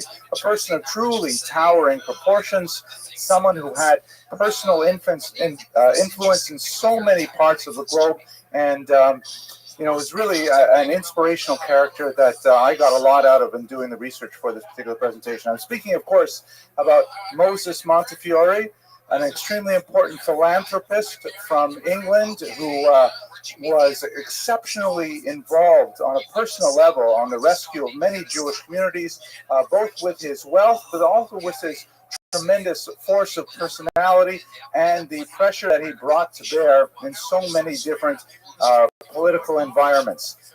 Many regarded him as a messiah-like figure because of the salvations that he was able to bring to individual Jewish communities, especially in the Near East. His life is somewhat more complicated, but until we go into his personal background, I think you will find that it is as inspirational as his tremendous achievements were. Let's do our good and well though very quickly. So tonight's lecture is sponsored by Christopher and Anne Ray. They've sponsored a lot of our lectures here by donating to our scholarship fund, and it's especially appropriate, I think, that longtime sponsors should be associated with the name of Montefiore. Our source today is going to be Abigail Green's recent biography, a real honker of a book here, about 500 odd pages, published by the Belknap Press of Harvard. Really an impressive piece of scholarship. She herself happens to be a descendant of Montefiore, but she's also a professional historian, and it's very clear that her training is really what dictates the voice of her research. At the same time, it's fascinating to read about some of the inside scoop that she gives us. Like, for example, I'll speak a little bit about when Montefiore's life was miraculously saved, and it is a custom at the Passover Seder that all the descendants of Montefiore read at the Seder one page from his diary in which he describes this personal salvation. So it's a very unusual kind of perspective that a professional, well-trained Oxford historian brings to the task, and it's a very worthwhile read. She's got a tremendous skill with setting the scene, whether it's Marrakesh or Damascus or Ramsgate. You really get a feeling for what's happening, and actually I'm hoping to see if I can bring some of that particular special spice into my own writing. But anyway, that's our primary source for today, her book on Moses Montefiore. So who was this man? His years, as you can see, 1784 to 1885. He lived just over a century. In fact, the centenary of his birth was a cause for international celebrations, both in England, where he was a major political and philanthropic figure, and also among all of the Jewish communities, really, of the world. He was incredibly influential in finance and industry, where he made his fortune, and at a fairly young age, he basically retired from his business efforts and placed almost all of his energy into Klal Yisrael, into the Jewish people as a whole, traveling the world, helping besieged, beleaguered populations, trying to work through some of the political crises that they faced, and also lending of his phenomenal wealth to populations that were desperate for food and suffering from cholera and so on. We'll explore some of those things. He was ultimately knighted by Queen Victoria. He became Sir Moses. It was actually a bit of a scandal when he became the Sheriff of London. The idea that you should call the sheriff by the name Sir Moses, they suggested to him maybe you could anglicize that somehow to, I don't know, Morris or something like that. Like my middle name is actually Moshe, Moses in Hebrew, but in English, it's Morris. And he said, not at all. I was born Moses, I will die Moses, and you'll call me Moses. Thank you very much. We'll talk about his religious orientation later on in this presentation, but it's quite fascinating. Ultimately made a baron as well. And his main claim to fame, as I mentioned, is his philanthropy and his support of Jewish causes worldwide. Here's one of the many tributes that appeared around the centenary of his birth. These wreaths here have a couple of names of places on it where he had tremendous influence: St. Petersburg, Rome, Morocco, Jerusalem. Of course, we'll speak about how he improved the lives of Jews living there. Damascus, Constantinople.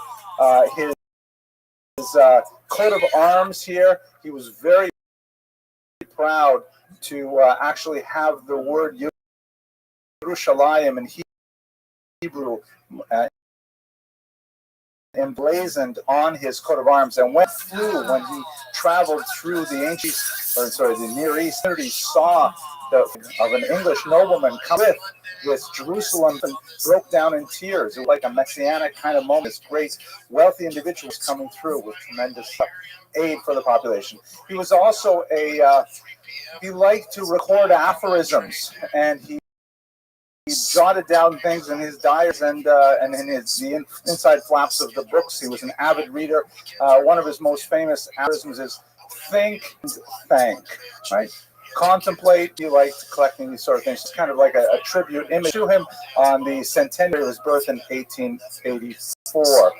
Cause, as I mentioned, for great celebration. Now, I should mention that much of the story that I'm going to tell today is based on some of the official biographies that have appeared. It happens that he died childless, and he named his nephew Joseph his heir and literary executive. And he had a massive amount of personal papers because, as I mentioned, he was an assiduous journal keeper. I kept diaries, voluminous correspondence all over the globe.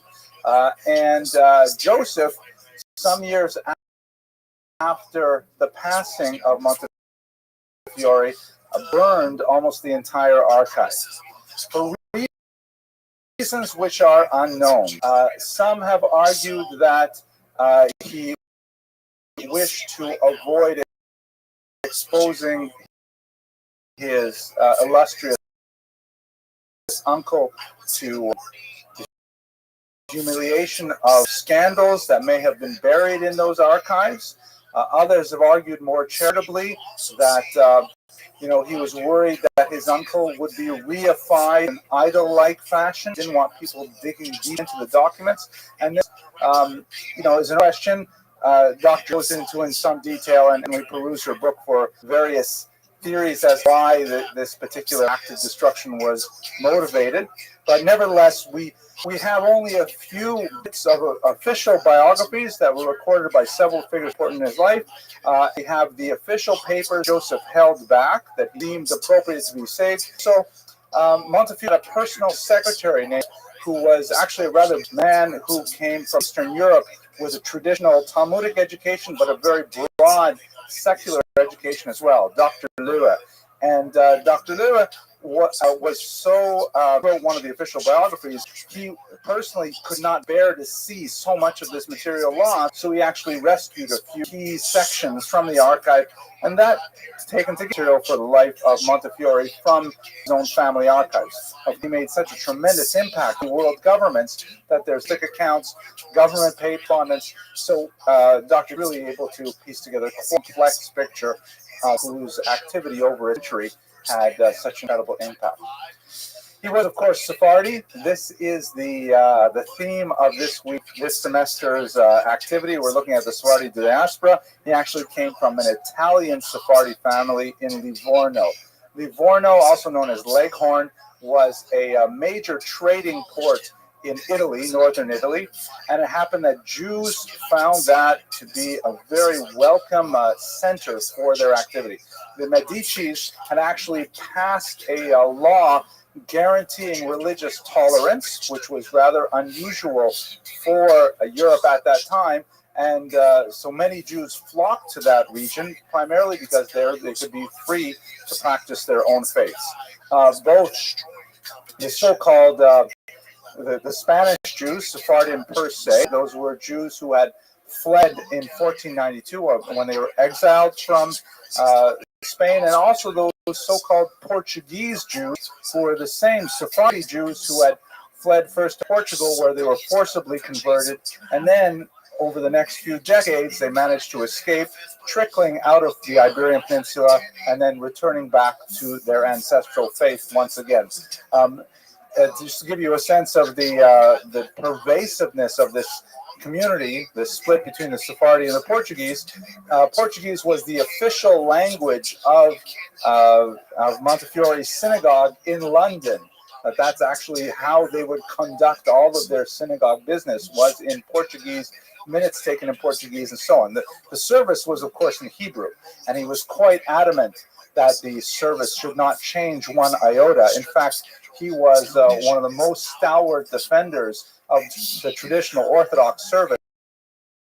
When the Reform movement made considerable inroads into England, tried to bring with it some German innovations, such as the introduction of organs to service and family seating men and women together in the sanctuary, he opposed it bitterly, and while he was alive, he was able to, in fact, withstand much of those social pressures. It did lead to a breakaway minion. We will not go too deeply into the politics of that, but nevertheless, his particular orientation was definitely Sephardic and based on his heritage from Livorno.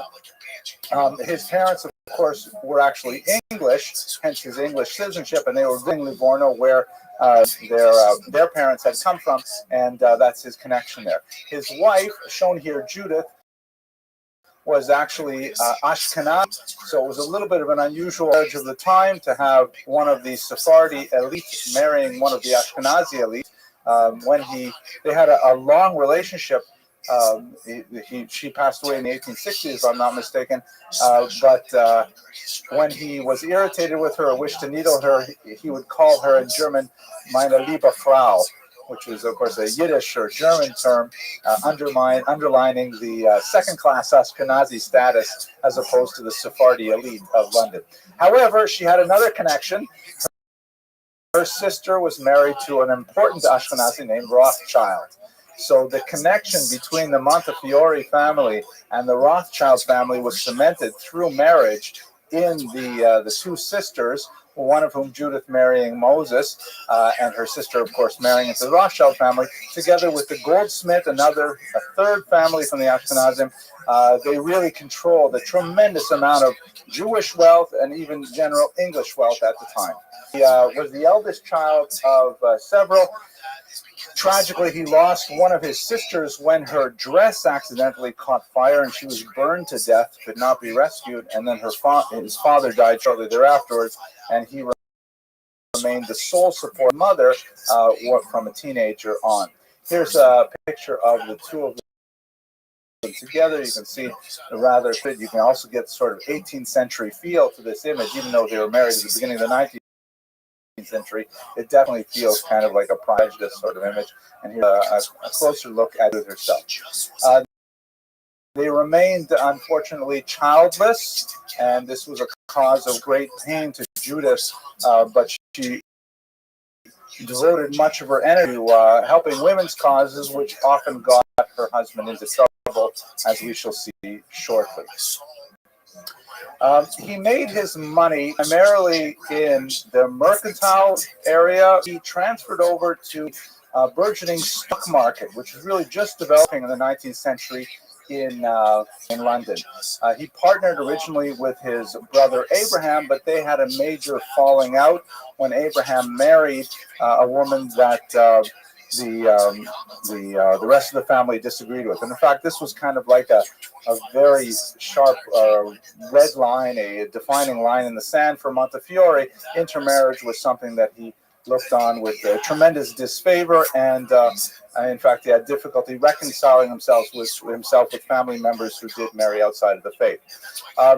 He made a tremendous amount of money in tea, and then later in the stock market even more money, and he invested quite a bit of that into several new industries. He was very interested in gas lighting, which was just coming to England at this time. That is, like we have electrification, they had gas lines running all over the place. It sounds, terribly dangerous, but that's in fact what they had for street lighting and things like that. He was a heavy early investor in that technology. Also in insurance. He saw a tremendous value in the field of insuring enterprises of one thing or another, and he became a phenomenally wealthy person at a very young age, built on the family fortune that made it so many times greater that he was one of the most prominently wealthy Jews of London at the beginning of the 19th century. In 1824, he formally stepped back from his business affairs at the age of 30, although in reality he was regularly back at the office, using his office for various personal activities, personal correspondence, but almost all of his activity was ultimately political or social or philanthropic in nature. So he was still very much working well into his 80s and 90s, but when he was he had actually retired from business per se already at the age of 30. What did he do with his time after that?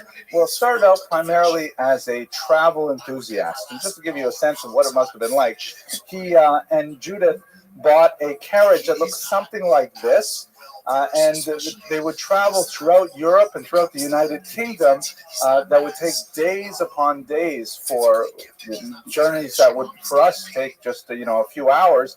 They would spend weeks traveling from place to place, often in these kind of crowded and heated circumstances inside one of these carriages. But he loved it. He loved to go to the seaside. He loved visiting, remote places, and he was very fond of compiling, very detailed travel journals. When they were visiting Livorno, the ancestral family home at one point, he saw boats dock there preparing to go to Jaffa, to Yaffo, Israel, and he was deeply moved by the thought that he could actually travel to Israel per se. This really moved him tremendously. It united the religious elements in his personality, which were profound, and ultimately that's when his personal journey of becoming an internationally active individual began. We should mention at this point his religiosity is fascinating. His library contained no significant works of Jewish scholarship. It does not appear that he was particularly learned in Judaism, other than the very basic minimum that would be required of a Jewish male to participate in traditional Orthodox services. He was, in some cases, quite of the halakha, Jewish law, and he relied very heavily on Dr. Leva, who I mentioned earlier, for guidance in many areas that other Jews simply took for granted.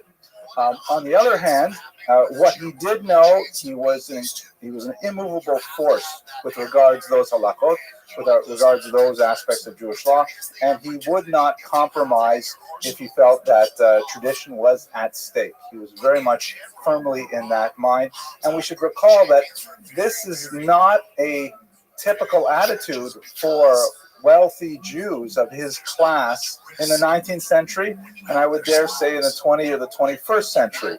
Sometimes, maybe I'm wrong, maybe I just haven't known enough of the right people, but sometimes when people get very, very wealthy, they kind of feel like, well, showing Ganug, it's enough already. Like, it's just beyond what's necessary.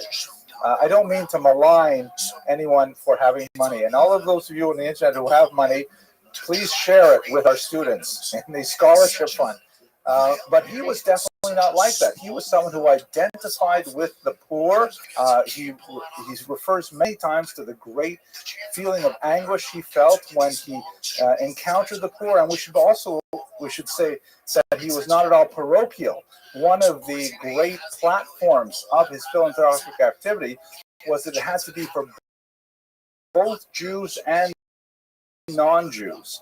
When he was served, and that's one of the reasons why his particular philanthropies, the Holy Land Relief Fund, for example, were so wildly successful, was because he said, whatever monies we collect intended for the poor of Jerusalem will be given to any in Jerusalem who is poor. Jewish, Christian, Muslim, matters not. And that drew in a tremendous amount of support from non-Jews as well to support these particular activities. So he was parochial, and many charitable organizations chose him specifically to be the vehicle for their donations. Let us remember what we talked about last week when we looked at the Chidah.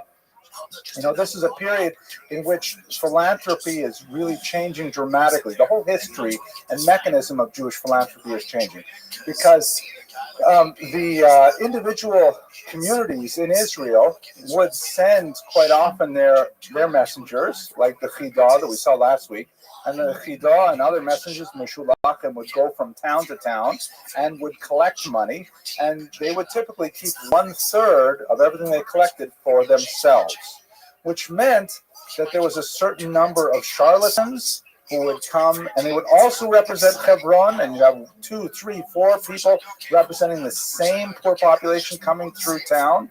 And if you just gave, 100 lira to the first collector representing Hebron, then the second guy comes, he's also representing Hebron, and you begin to wonder, how much of my donations are actually overhead and how much are actually getting to the poor people of Hebron.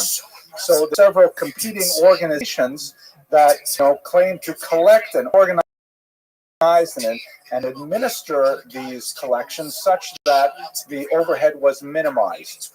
Montefiore did not intend to compete with these organizations, but quite often people just said, you know what, I don't know what to do with all of these solicitations I'm receiving. Let's just give it to Montefiore and he'll take care of it. And in fact, he did.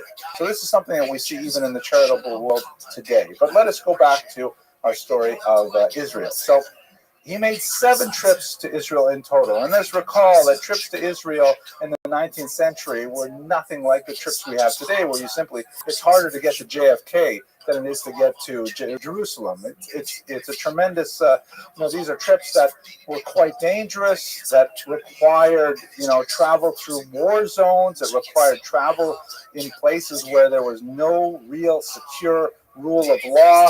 Banditry was common.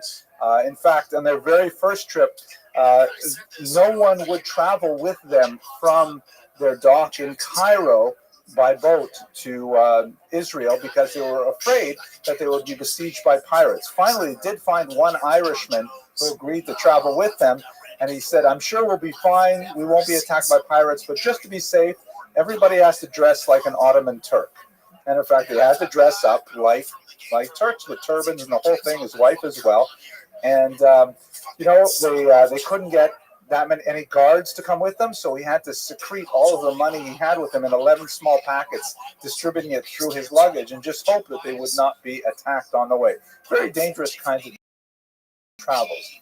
I would like to read you one passage here, in which he describes the kind of feeling he had when he was in these places. Okay, so when he first saw Jerusalem, he writes in his diary, with humble thanks to my God God, the God of my fathers, the only true God, we arrived safe, without any accident, in the city of our forefathers, the great and long desired object of our wishes and journey. May God Almighty bless my dear wife and honored mother, make me more deserving of his manifold blessings and mercies, that I may become every day a better man, a more righteous Jew, and more useful to my poorer brethren in general, so that my latter days may be virtuous and peaceable. May my God guard and protect me and my dear wife to the end of our lives, and then receive our souls to almighty care. You get a sense for the genuine piety that he experienced upon seeing Jerusalem. It was a life-changing experience for him. He, over the course of these several trips, came with many charitable ventures. He was very big into the idea that the Jews in Israel should be given the means to make themselves productive. Let us recall who's living in Jerusalem at this time. Something like 3,000 Jews are there. The community is roughly split, Ashkenazim and Sephardim. Very different attitudes to work, to Europe. Montefiore was an unusual character because of his Sephardi roots, but also his tremendous wealth, coming in these decorated carriages, especially in later trips. And he often enjoyed wearing, by the way, his official uniform as the Sheriff of London, even after he was no longer sheriff, which is an interesting kind. When I think of sheriff, I think of Wyatt Earp, I was 6 guns, but it's not like that. It's like more like the Sheriff of Nottingham, right? Except good guy, right? With a big, old office, medallion of office with red robes and things like that. And he would appear, and people would be astounded that a Jew could be wearing these kinds of clothes and representing, one of the most powerful maritime countries in the world at the time, empires. He believed very much in setting up various types of vocational endeavors for Jews. Sometimes that got him into trouble. The most famous, iconic example of this is, of course, the windmill that's seen in Jerusalem today.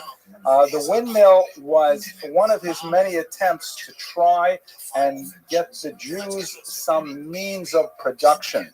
Because of his experience in England and in Northern Europe, he felt that harnessing wind power to ground grain into flour would be something that would enable them to be quite productive. They didn't really think too much about exactly where they put this particular windmill. The wind was not as effective as they would have liked. The thing was constantly breaking down. They didn't have parts for it.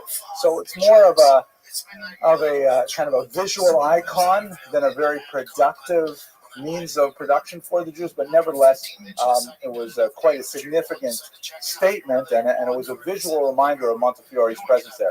The almshouses here, by the way, set up for the poor, were paid for, as well as much of the windmill, by a bequest of $50,000, which was an incredibly sum at the beginning of the 19th century, from none other than Judah Turo, for whom this college is named. We'll speak a lot about him in a couple of weeks when we come back to it. But Montefiore was the recipient of Turo's beneficence even back then, because Judah Turo wanted to give this money to the poor of Israel, and he chose Moses Montefiore to do this for him. The Yemin Moshe neighborhood of Jerusalem is named after Montefiore himself. His Hebrew name, Moses, of course, in Hebrew is Moshe. Let's have a quick look at the next thing. So, to give you one example of the kind of stories that are associated with them, on first journey to Israel, they had a tremendous amount of difficulty with the sea point when they were crossing the Mediterranean, and there was a tremendous storm that threatened to capsize the ship. Everybody was terrified, and the sea was raging, and it happened that I don't know why, but they were carrying with them a piece of the afikoman from the last Pesach. Maybe this was some kind of an amulet, a talisman. I mean, there are, just to back up, especially for the people in the internet audience who may not be familiar, on the holiday of Passover, you eat these unleavened bread, sort of like wafers or crackers, absolutely tasteless. no human blood in them whatsoever.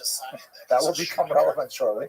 But I shouldn't even say that on anything that's scary. But at any rate, it's just bread and it's just flour and water.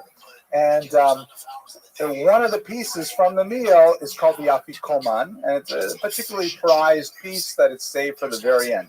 Some people save a little bit of it for various kind of folk remedies. I've seen it placed over the threshold of a door as a kind of a fertility invocation. People do different things with it.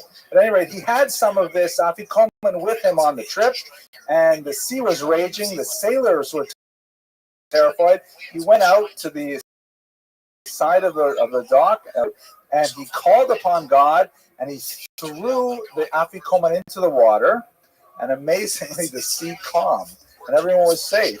And after that, everyone was blown away, and they said, wow, this guy's a real chef for sure. This is really, gave him a tremendous amount of credit. He recorded this in his diary, and this is, by the way, the story that they read at the Montefiore Seder ever since, because his descendants or his extended family recall that moment. As I mentioned, he was very involved with college and healthcare, college, Judah Turo, and healthcare, which is still something very much associated with the Turo name.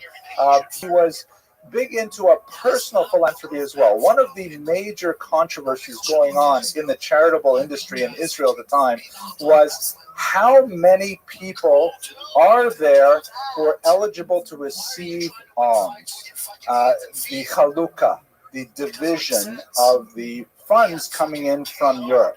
Obviously, the census is crucial because when the funds are divvied up on a communal basis, if you walk up and you say, I represent 3,000 people or I represent 4,000 people, that will have a bearing on how much money you can collect for your community. And there were tremendous controversies between various sub-communities in Israel. There were no accurate censuses to try and determine how much money should be distributed. So Montefiore decided that he would personally give a charity to every single individual in Jerusalem who came and asked him for it. And there are some engravings that are presented in Dr. Green's book. I couldn't find it on the internet to put here on the slide, where he's sitting down with Dr. next to him, who's helping with the translation of the various languages. And there's huge lineups of people, kind of like the Lubavitcher Rebbe giving out dollars. Huge lineups of people, and each one would come and Montefiore there, and they would have a little conversation. He would give charity to them. And of course, this is the way he maintained a census, because he was able to keep track of how many people came to him. And in so doing, he was able to not only get a sense of how much money was needed for how many people, but also to have a personal connection with the people he was helping. It meant a lot to him to actually know the stories of the people who need help. It had a huge impact. He was not above getting into trouble, however. For example, one of his visits, he was very much interested in visiting the Temple Mount. Again, I'm sure most of you in this audience are perfectly aware, but for the internet as well, the Temple Mount, which currently houses the Muslim Dome on the Rock and the Al-Aqsa Mosque, on top of the site where the Temple of Jerusalem was originally built, both of them. And according to Jewish thought, eventually the third temple will be built, and we'll have to find someplace else for the mosques. But that's kind of like the embassy discussion. At any rate, since the Holy of Holies, Sanctorum, the Kadosh Kadoshim, is located somewhere on that Temple Mount, Jewish practice since the destruction of the temple has been that Jews are forbidden to walk on that ground. There are some interesting rabbinic differences of opinion about where exactly is the forbidden part of the territory, and in fact there are some opinions which are rather outliers that say no, Jews are allowed to go up there, but the vast majority of rabbinic thought says Jews cannot go onto the Temple Mount. They may not tread anywhere on its steps, because they may actually be walking in a place which is permitted only to the Kohen Gadol, the high priest, during the ritual of Yom Kippur. Montefiore nevertheless visited the Temple Mount. And that caused a huge uproar because, all these Jewish communities, traditionalist Jewish communities, were saying, how can you possibly transgress, walk in this space? So there are a couple of interesting stories. And actually, he was put in cherem. He was formally excommunicated by the rabbinic establishment in Jerusalem. Despite all of the charity, despite all of his good works, it didn't matter if he flagrantly violated Jewish law by walking in the Temple Mount. He was excommunicated. So we should have to pause it and I'll come back. There are a couple of stories associated with it. One of those stories is that, in fact, he did not walk anywhere in the Temple Mount. He was carried in one of those sedan chairs. And so the non-Jews, for whom there is ironically no prohibition to walk up there, they carried around. He never actually set his foot anywhere on the steps. That could be. Another story, which is perhaps more powerful and more telling of who Montefiore was as a person, though, is that when he was put into cherem, when he was excommunicated, he asked his secretary to provide a list of all of the signatories of the cherem, all the rabbis who had formally excommunicated him. And of course, he received this list. And then when he was called for an aliyah that following Shabbos, he asked the gabbai to read a mishaber, to read a blessing on all of the men who had excommunicated him. So he repaid their ostracism with inclusion. He repaid it with a blessing. I think that says a lot more about what kind of person Moses Montefiore was. It's also possible, by the way, Dr. Green discusses the problematic dates of this particular cherem, that it may not even have been his fault. It may have been his wife's fault. Why? Because among the many projects that Judith was very interested in was women's education. Again, the whole idea of making the Jews, the impoverished Jews of Jerusalem, productive, teaching them a trade, teaching them ways to earn a living. She opened up a Jewish school for girls in Jerusalem. Let us recall, by the way, that this is a good 60, 70 years before Sarah Schneerer, before the Beis Yaakov movement. And Sarah Schneerer had a tremendous amount of difficulty getting the idea of formal education for women established in a much more traditional community. Let us recall that there's nothing specifically forbidding women from receiving education. In fact, here at Touro College, close to 3/4 of our undergraduates are women, and that's something that's replicated not quite with that degree of disproportion, but in the academic world in early 20th century in general.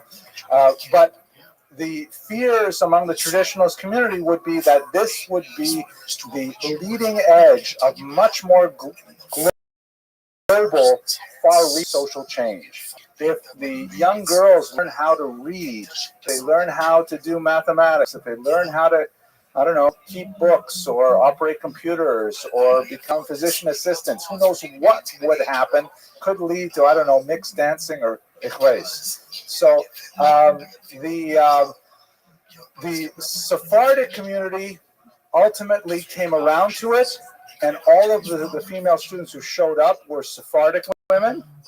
The Ashkenazi community completely banned it. And the cherem that Montefiore was put into, of course, was probably more due to the upset over the idea of educating women in a formal environment as opposed to in a home environment that was occasioned by this. And nowadays, of course, in the 20th century, 21st century, we no longer have any controversies about them getting educated. That's a perfectly... I'm joking. I'll probably cut that out of the internet and get into trouble. Anyways, that's some of his... Let me just read you one other thing. After coming back from Israel, he was definitely a changed man. He was definitely someone who, although prior to this, he had taken his Jewish identity for granted and his Jewish participation, sort of typical for his class and station. After visiting Israel, he was a changed man. And we have here, on his 43rd birthday, on board a ship on his way back from Israel, especially after visiting the tomb of Rachel, which moved Judith very, very deeply. He writes, I humbly pray to the God of my forefathers, my God, the only true God, to grant that I may henceforth become a more righteous and better man, as well as a better Jew, and that I may daily be more deserving of his abundant mercies, that I may, to the end of my days, be guarded and directed by his almighty providence. And when it pleases him to take me from this world, may he graciously receive my soul, pardon and forgive my iniquities, support and comfort my dear, dear wife. This day I begin a new era. I fully intend to dedicate much more time towards the welfare of the poor and to attend early as possible on Monday, Thursday, and Saturday synagogue. And in fact, this is what he did. He turned around synagogue attendance in such a profound way, on a personal way, that it was typical for members of the synagogue, particularly the wealthy classes, to not attend. If they failed to attend a certain number of days, we should try this in shul today, they were fined. It was a fine that you had to pay. If you show up often enough, you had to pay a fine. So Rothschild, for many years, simply paid the fine, and he showed up when he felt like it. But then after visiting Israel, not only did he avoid paying the fine, he gave alms, but he didn't pay the fine, he asked to become the Gabbai himself. And he became the taskmaster. He was the one who was constantly pestering all of his social circle. Why aren't you coming to shul? And he was in, and he literally revolutionized the whole attitude towards shul among his social class. It was a brilliant personal transformation. He was something of a Baal Tshuva himself in this regard. But we have to go on because there's so much more to say about him. I jumped ahead a bit about this, right? I talked about this without even the slide. There you go. So what is, I think, most significant, though, in his religiosity? Because as I mentioned earlier, he was not a learned Jew. He didn't spend a lot of time focusing on the traditional texts, but he regarded his own avoda to be that of chesed. I've given those terms intentionally. The word avoda in Hebrew, avodah in modern Hebrew, or in Sephardic pronunciation, it's hard to translate properly.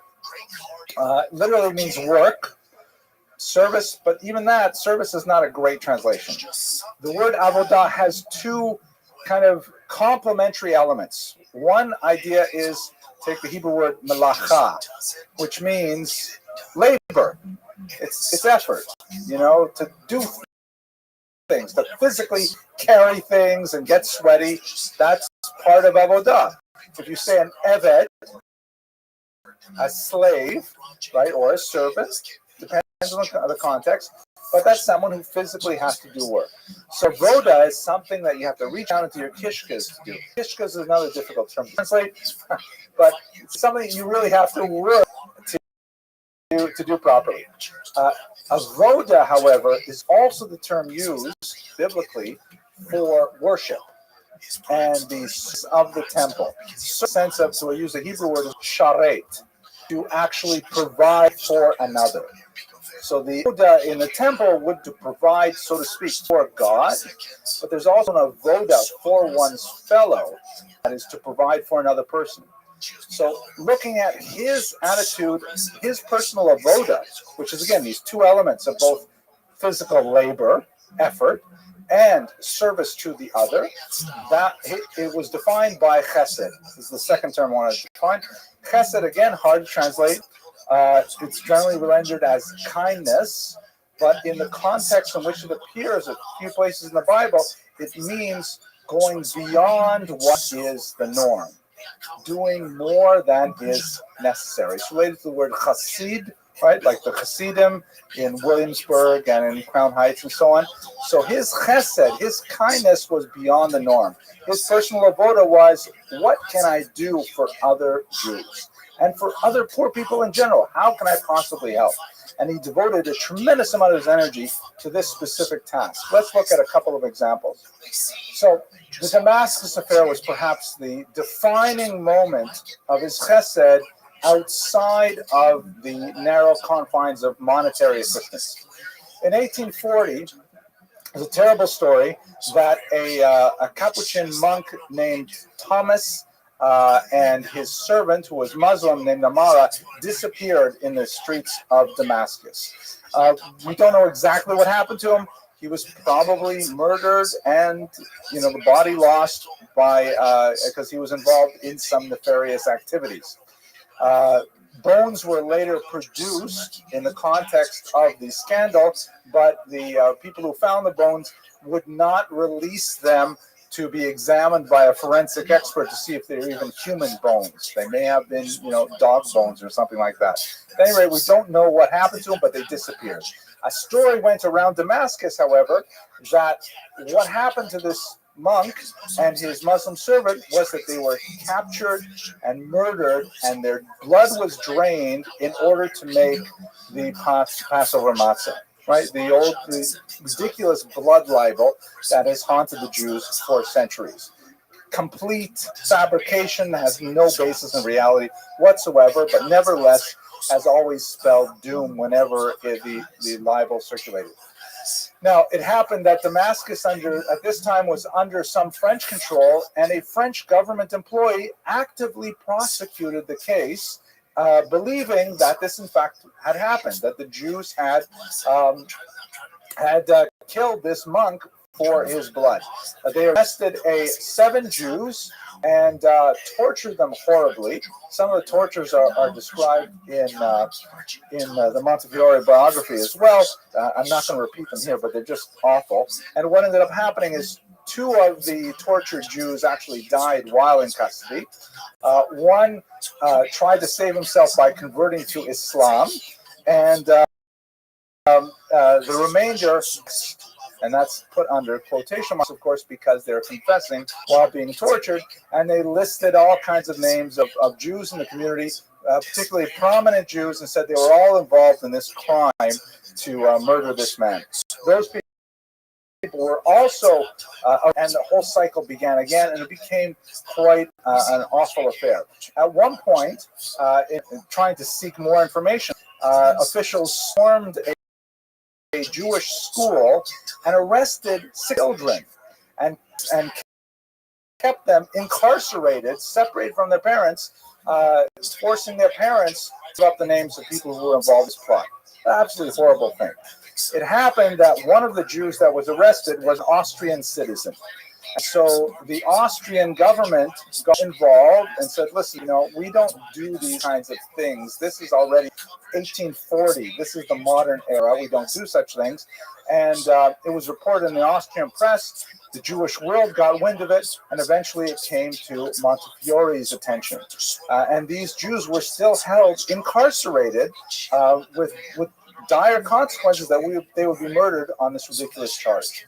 So together with Adolphe Crémieux, shown here, a very important French lawyer with whom Montefiore did not get along. The 2 of them ended up being complete rivals over so many things, but nevertheless they cooperated on this and a few other ventures as best they could.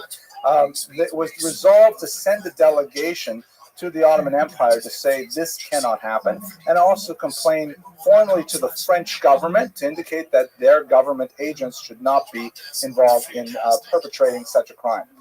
So they ended up traveling to Egypt. At the time, Damascus was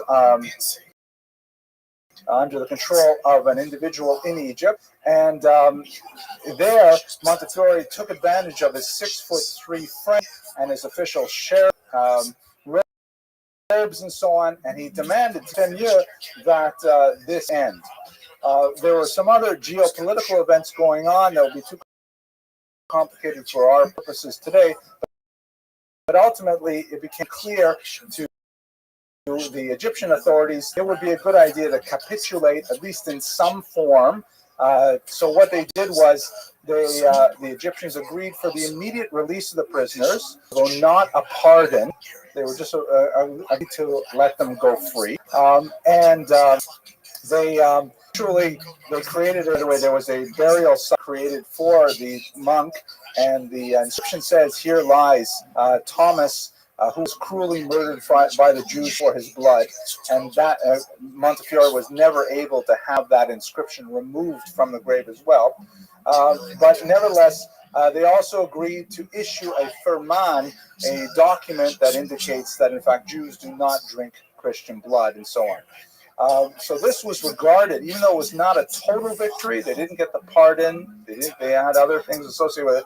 Nevertheless, Montefiore was hailed as a tremendous hero for his personal involvement in bringing about the release of these Jews from the blood libel. And he was viewed by the Jews of the eastern part of the Mediterranean as a tremendous savior figure who was able to sail in from London and be able to actually turn things around for these beleaguered Jews in prison. When he returned to international fame, a commemorative community actually created this massive trophy for him, a kind of a commemorative thing.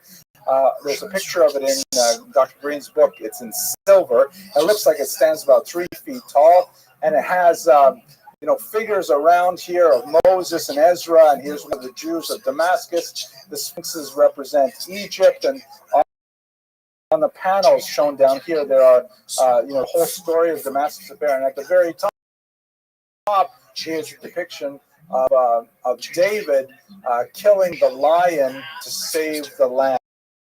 A famous passage from the book of Samuel. And obviously the imagery is that Moses, Montefiore, like David, who goes out and faces down a tremendous threat, the lion in this case to save the lamb, the Jews of Damascus. It was a very dramatic moment, probably the high point of his career as a philanthropist and as someone involved in Jewish affairs. But, in the interest of, I have to skip through things really. Another major effort was in Russia, where, because Tsar Nicholas I, shown here, had issued a decree that all Jews had to be displaced if they live within 40 or 50 versts of the border. There was a tremendous amount of smuggling that was going on across the Austrian and the German borders with Russia. Jews were suspected, probably correctly, of being involved in that trade. But Nicholas I, in his typically, autocratic and heavy-handed style, simply banished all Jews from this region, causing tremendous dislocation and suffering, demographic upheaval. We should also recall that Nicholas I, here, by the way, is a picture of the Pale of Settlement. This is the region where Jews were allowed to live in the Russian Empire between 1772 with the first partition of Poland up until the end of the Tsarist Empire in 1917. This region, it's a strange name in English, Pale of Settlement, but Pale really means region. In Russian and in Hebrew and in other languages, it's just the region of settlement. The term Pale probably comes from English history, and the region that separates the southern part of the UK from Scotland was also called the Pale. We have this phrase in English, beyond the pale, meaning beyond the normal boundaries. At any rate, so region of settlement, these are regions where Jews were allowed to live. So any Jews living within 50 versts of the borders with the West had to move to the interior of the Pale of Settlement, whatever the economic consequences were. Montefiore went over there. He met with a lot of the officials. He actually met with some of the reformers, the Jewish reformers who were trying to create a vocational school system there. He was initially quite impressed. One of the things that he thought was extremely valuable for Jews was that Jews should learn the vernacular. That was a key tenet of the reformers who were establishing these schools in Russia, was to get them to learn the Russian language. In reality, the proselytizing efforts of the church were using these schools in a very profound manner, and Montefiore was eventually soured on that idea because of the interference of the Russian Orthodox Church, but nevertheless, he did like the idea of the vocational schools. He met with Nicholas I officials and attempted to dissuade them from this particular plan. He was not especially successful, but he did spend a tremendous amount of time arguing with them and getting to know the Jews of Eastern Europe as well. He was very moved by his reception in Vilna. In particular, he and his wife visited the Nagon and shed many tears there, as he describes. But one of the fascinating passages is he had debates with some of the local Hasidic leaders. One, Itcha Meir in particular, and I think of Premishler, if I'm not incorrect. At any rate, they had a long discussion over the question of vocational training for Jews in Russia, and specifically the idea of learning the vernacular. And of course, the Hasidim were opposed to it because they felt that this would represent the traditional society. So towards the end of a long debate, I'll just read from Dr. Green's book. And it's very pro since we just had Purim here. Laura, this is the Montefiore's doctoral assistant and translator, tried to persuade the Hasidim that there was good cause to be made in favor of enlightenment by arguing that if Mordechai had not understood the dialect of Bigtan and Teresh, right? Remember the story of Purim, that Mordechai overhears them plotting to kill a king. So he says, if Mordecai had not understood the language, he would have been unable to uncover the plot against King Achashverosh. And so his linguistic ability had saved the Jewish people.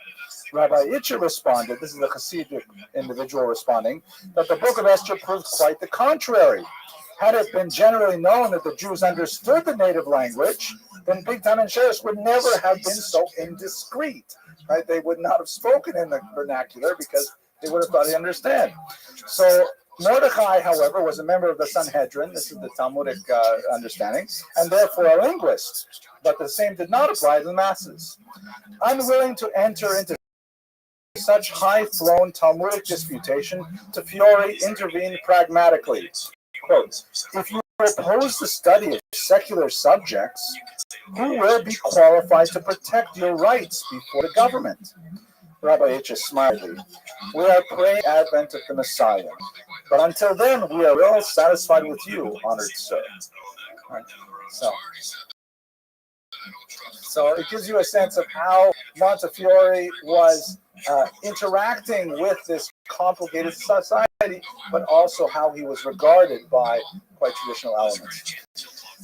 A last period in which, unfortunately, he was not successful shows how the waning of his powers, but it all illustrates the fact that Jews turned to him worldwide, was the horrible Mortara affair. We spoke about this briefly last week.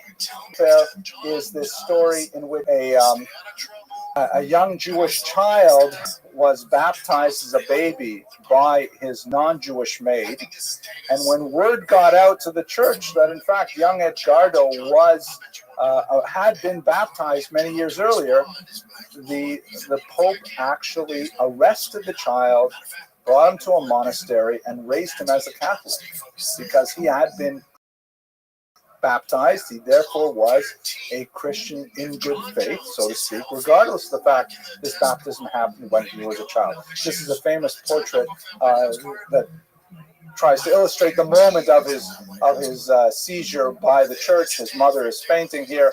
What ended up happening is Montefiore was called upon, much as he was for the Damascus affair, to come sort this out. Please get this young, I think he was 8 years old at the time, child back from the church and reunited with his family. Montefiore went to Rome, met with many officials, was unable to persuade the church to release the child, despite international pressure, and in fact, empty-handed. Mortara, who was shown here as a baby on the left and as an adult on the right, ultimately grew up to become a priest himself, to engage in proselytizing activity in the Jewish community. When asked about his feelings, he recorded that he has absolute desire to go back to his Jewish family, that sensation to none other than divine grace that God must have implanted within him to remain a Christian. Steven Spielberg, shown below here, is currently making a film that I'm sure will be an absolutely fascinating movie, which documents the horror story of the kidnapping of Edgar Lara, which is the title of the film. I think slated for release 2018 or 2019.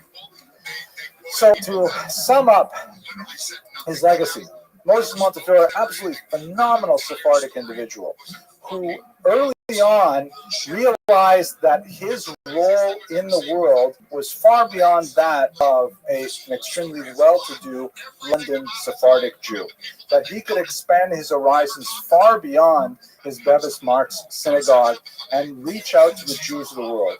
He leveraged his phenomenal wealth and his personal charisma and his political clout to literally save thousands of lives around the world, and the world has been transformed by his philanthropic mind and by his ceaseless dedication to the welfare of the Jewish people.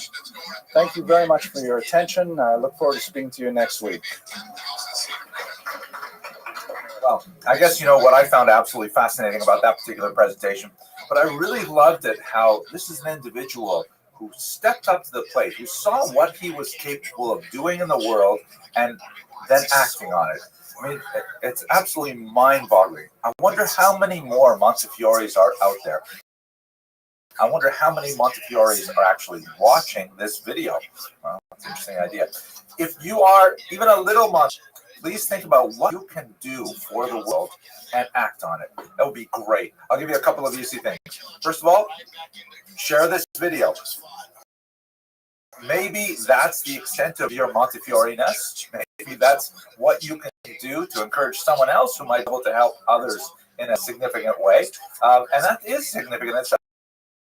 You can be the one to inspire another person to do something great. If you want to push your Montefiore-ness just to the next notch, then think about supporting our students. Sponsorship of lectures, we've got 2 left for this semester, or for another donation scholarship fund in general at the little website on the bottom here. And if you want to do even more, I don't know, the sky's the limit. Anyways, I hope you enjoyed the video, and I look forward to speaking to you next week. Thanks very much. Last night was my night. That's the fight game. But again, Aaron, it doesn't have to be the fight game. It's a fight game, and you're fighting so fucking aggressive. He was amazing. Yeah, like that's how it goes. Like, die your shit out, right? That's what we love Aaron. But it's like, okay, very good.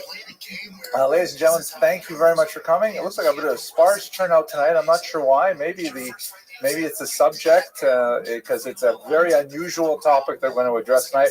We're going to look at the life of Daniel Mendoza. A little bit of a departure from our usual fare of, like intellectual and spiritual greats. We're going to go into the physical world. What's good, son? How's your day?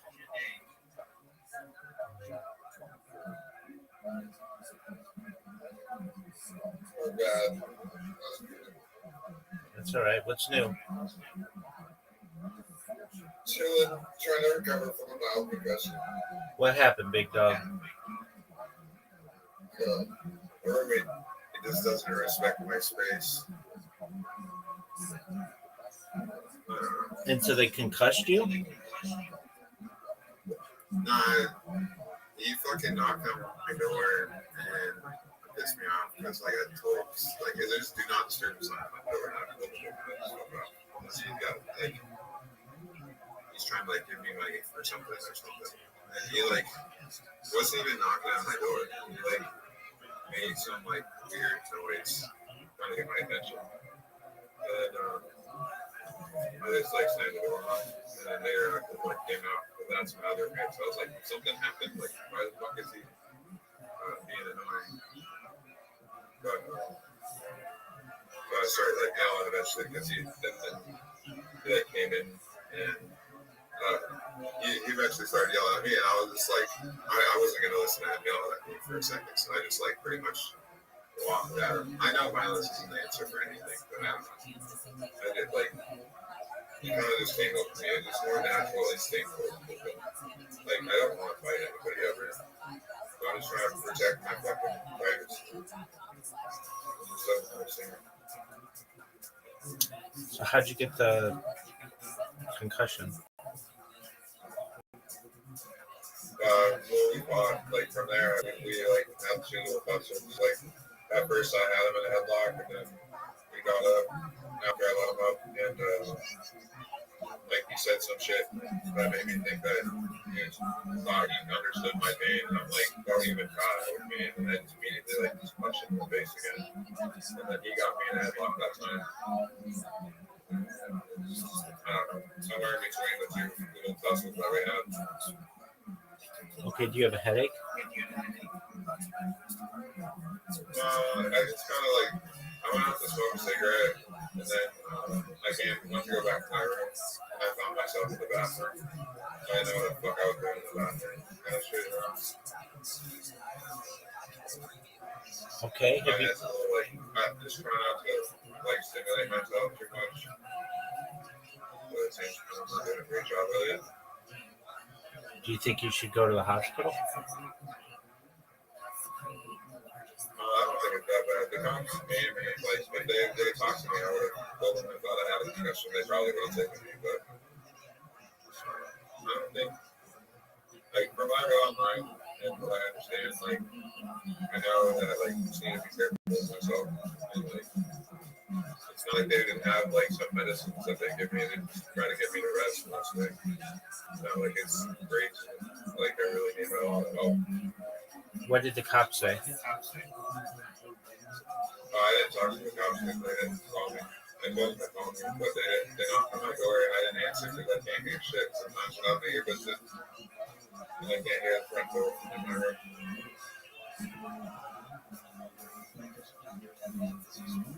Well, that's an unfortunate situation. How are things with your roommate? Well, I called the cops to protect this work because, like, I used to be on debit card, and that's like a serious, like, stabilizer. And, like, I probably would have came at it like I did if I wouldn't have, if I hadn't been feeling that shit earlier in my life. Because I don't take it, but it changed. But, yeah, I mean, like, overall, it seems alright. Like, it's not gonna bother me anymore. Thank God. Because, like, he was getting weed for me, but it's just like, it's not even about that. It's just like, he would wake me up when I still had a job. He'd wake me up at like 11 in the morning. And I'll tell him, like, bro, it's way too early for me. I work at like 4 p.m. So I'm like trying to get my sleep for my long shifts. Because, like, sometimes I have to work like double and stuff. So I always have to have as much sleep in my shifts as I can. Like, regardless. Like, sometimes I'll do a double where I'm opening and then I'm closing. Sometimes I'll do a double where I'm closing and then I'm opening. Like, so I just didn't understand that when I had a job. So respecting my like that I might be sleeping throughout some of that. Like, and nothing will really bother me unless you're knocking at my door. Like, that's the only ways that bother me and interrupt my sleep schedule. And not being pissed about it. Like, feel like it just makes sense that for me to do that. So how's your relationship with him?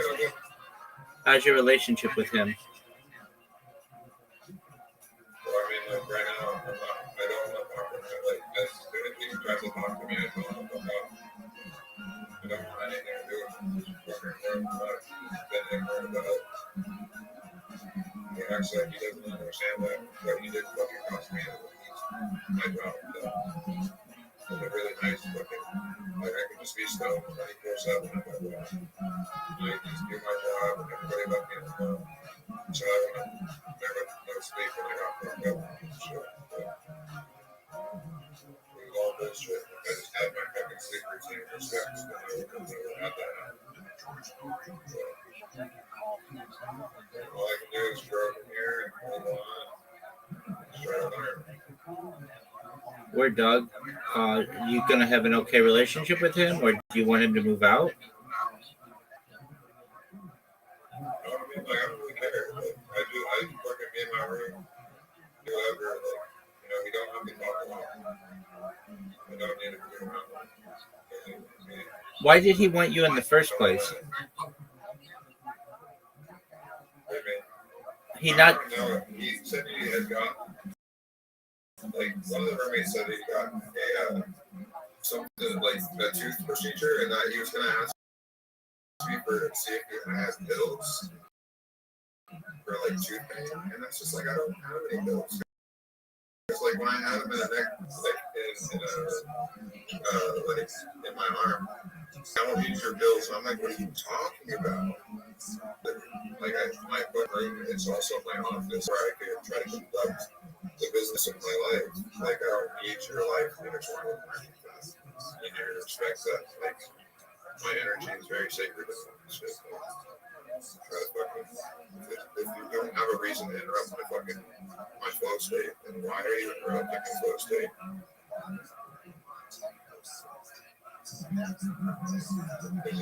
It's just being able to like, it's like I'm out on the street, walking the street, and it's like I don't want all that energy of like walking the street and getting asked for a cigarette.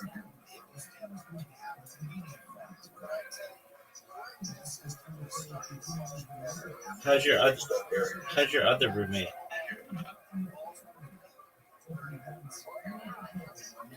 How's your other roommate? My other roommates were fine. They're fucking very minimalistic. They don't try to fucking integrate me into their lives. But he was very much just that kind of person where he's like trying to like have like a friend's atmosphere or some shit. And it's just like, bro, like maybe I smoke weed outside and I'm not gonna be bothered if you're out there and we'll fucking share something with you or whatever. But like he just took it too far.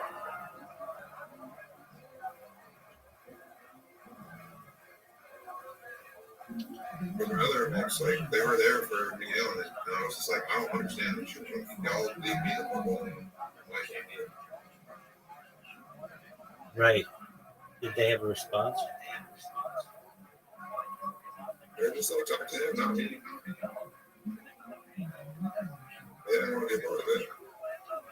As soon as he answered into the chat, he started yelling, and I wasn't going to get yelled at by someone who was fucking in the wrong and started fucking saying, you're going to get money for my fucking rent. And he just doesn't understand that titles control a level of privacy. Right.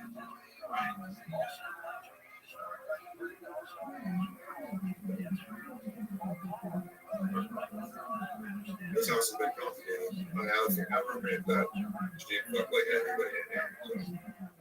And she got pregnant with one of the next kids. It's like a whole house fucking monster in here or some shit. Okay.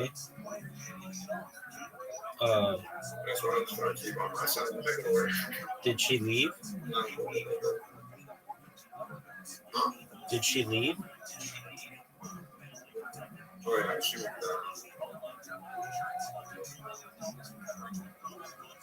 yeah, when they do that, got it pregnant with this new chick. And wants nothing to do with her.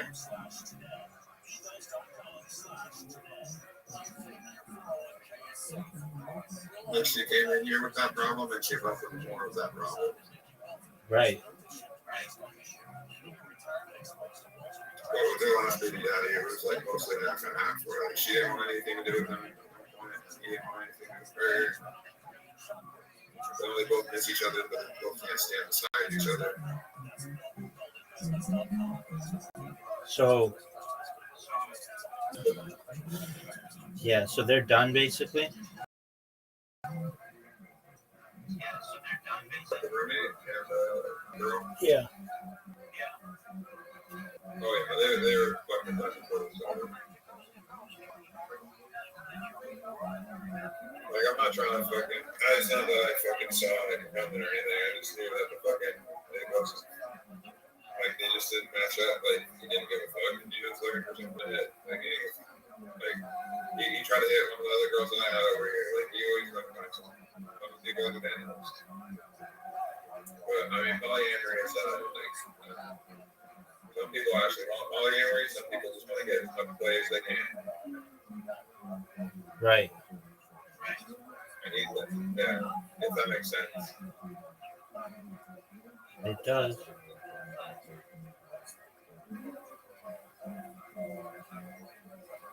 I definitely don't want my play to matter more than my heart. Because I feel like my heart matters a lot.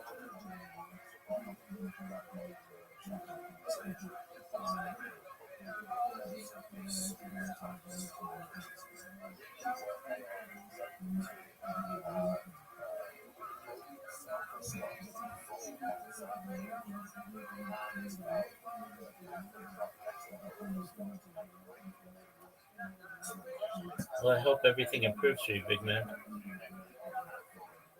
Yeah, I mean, like, I have to protect what like my privacy is, and I feel like I've got my heart out for now involving it with. I swear I told him everything that made sense. Like, we should have understood, you know. Like, I try to explain that. Like, I'm getting a lot more than I should. Like, some doctor that doesn't understand me is trying to make a wrong position. But I understand, I got forced at the point. It's just been like my emotions. I will slingshot through them way faster than I used to before I was.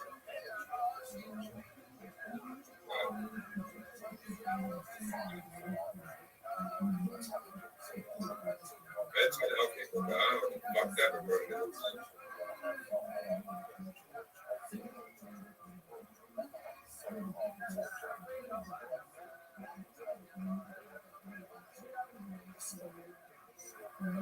Just playing life on a little harder, but you know, like it's not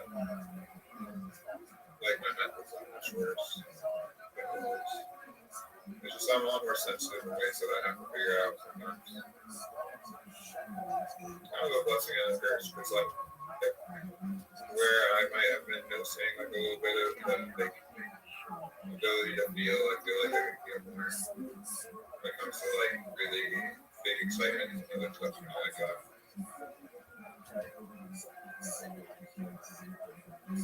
I've got you. What up, Zoot? How are you?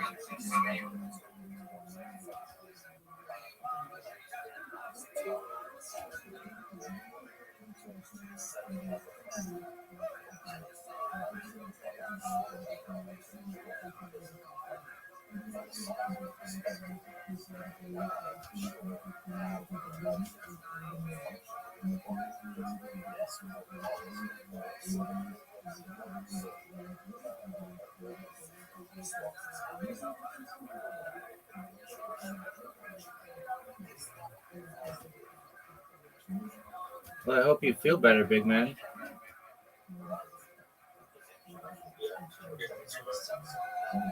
I just have been here for a while. I've been watching a few of the streams, but I even run a little bit of money today because one of my friends who won the giveaway, he decided to give it to me.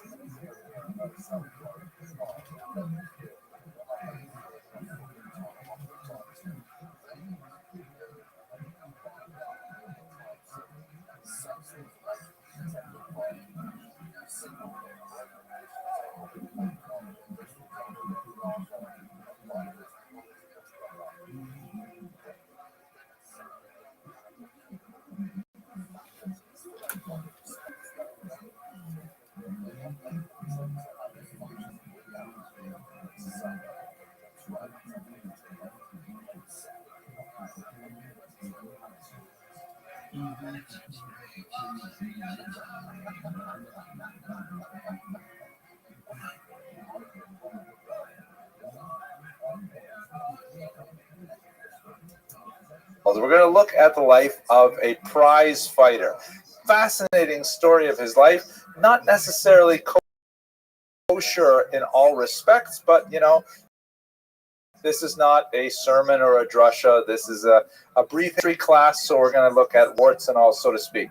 Let us begin with a thank you to Lieutenant Richard F. Moreno, who has sponsored many lectures, more than one in this particular semester. And this lecture is in memory of his father, Frank Moreno, who was born Pablo Pero in Spain, whose family history, of course, goes much of the material that we're discussing here. We're very grateful to Lieutenant Moreno for his support of our students and of this particular series.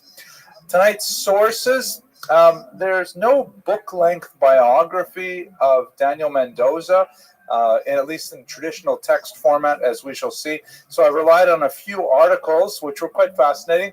A beautiful article we'll read from at the beginning of this lecture. Lewis Edwards prepared a paper for the Jewish Historical Society of England, writing in 1938. Fascinating to imagine what it must have been like to speak about a Jew who fought back in 1938 in an environment when the Jews of Europe just across the channel were enduring such tremendous persecution in the immediate pre-war era. We'll also look at John Wales' Daniel Mendoza's Contest of Identity, Masculinity, Ethnicity, and Nation in Georgian prize fighting. There's a lot to say about Mendoza and his specific role in embodying Jewish aspirations in a very physical form as a prize fighter, as opposed to a kind of like a pasty complexion, Talmudic, underweight man sitting and learning Talmud all day. Mendoza was a tough little scrapper, as we shall see. And finally, most interestingly, a recent master's dissertation defended at McGill University by Daniel Brody, the Jewish strongman Daniel Mendoza and the assault on stereotype in late Georgian England. A little bit longer study than the other two and actually quite useful. Unfortunately, one book that I really wanted to look at, I did not get in time to prepare this lecture, but there is a graphic novel on Daniel Mendoza, published by Oxford University Press, which is in itself an amazing thing that Oxford University Press is publishing graphic novels. It says something about the medium and how it's maturing. I don't quite get it yet, but I'm hoping to understand exactly why graphic novels are so appealing. Perhaps they're intended for undergraduates and so on, but at any rate, fascinating material. I would have liked to have seen this before this lecture, but I'm putting a plug in for people who want to read more. So let us begin with just the bare biographical facts. What are we talking about here? And it would be appropriate now to speak about Daniel Mendoza in terms of statistics, because after all, he is a boxer and that's what people do, right? His year is 1764. We're not precisely sure about that date, but he passed away in 1836. He was 5'7" and 100.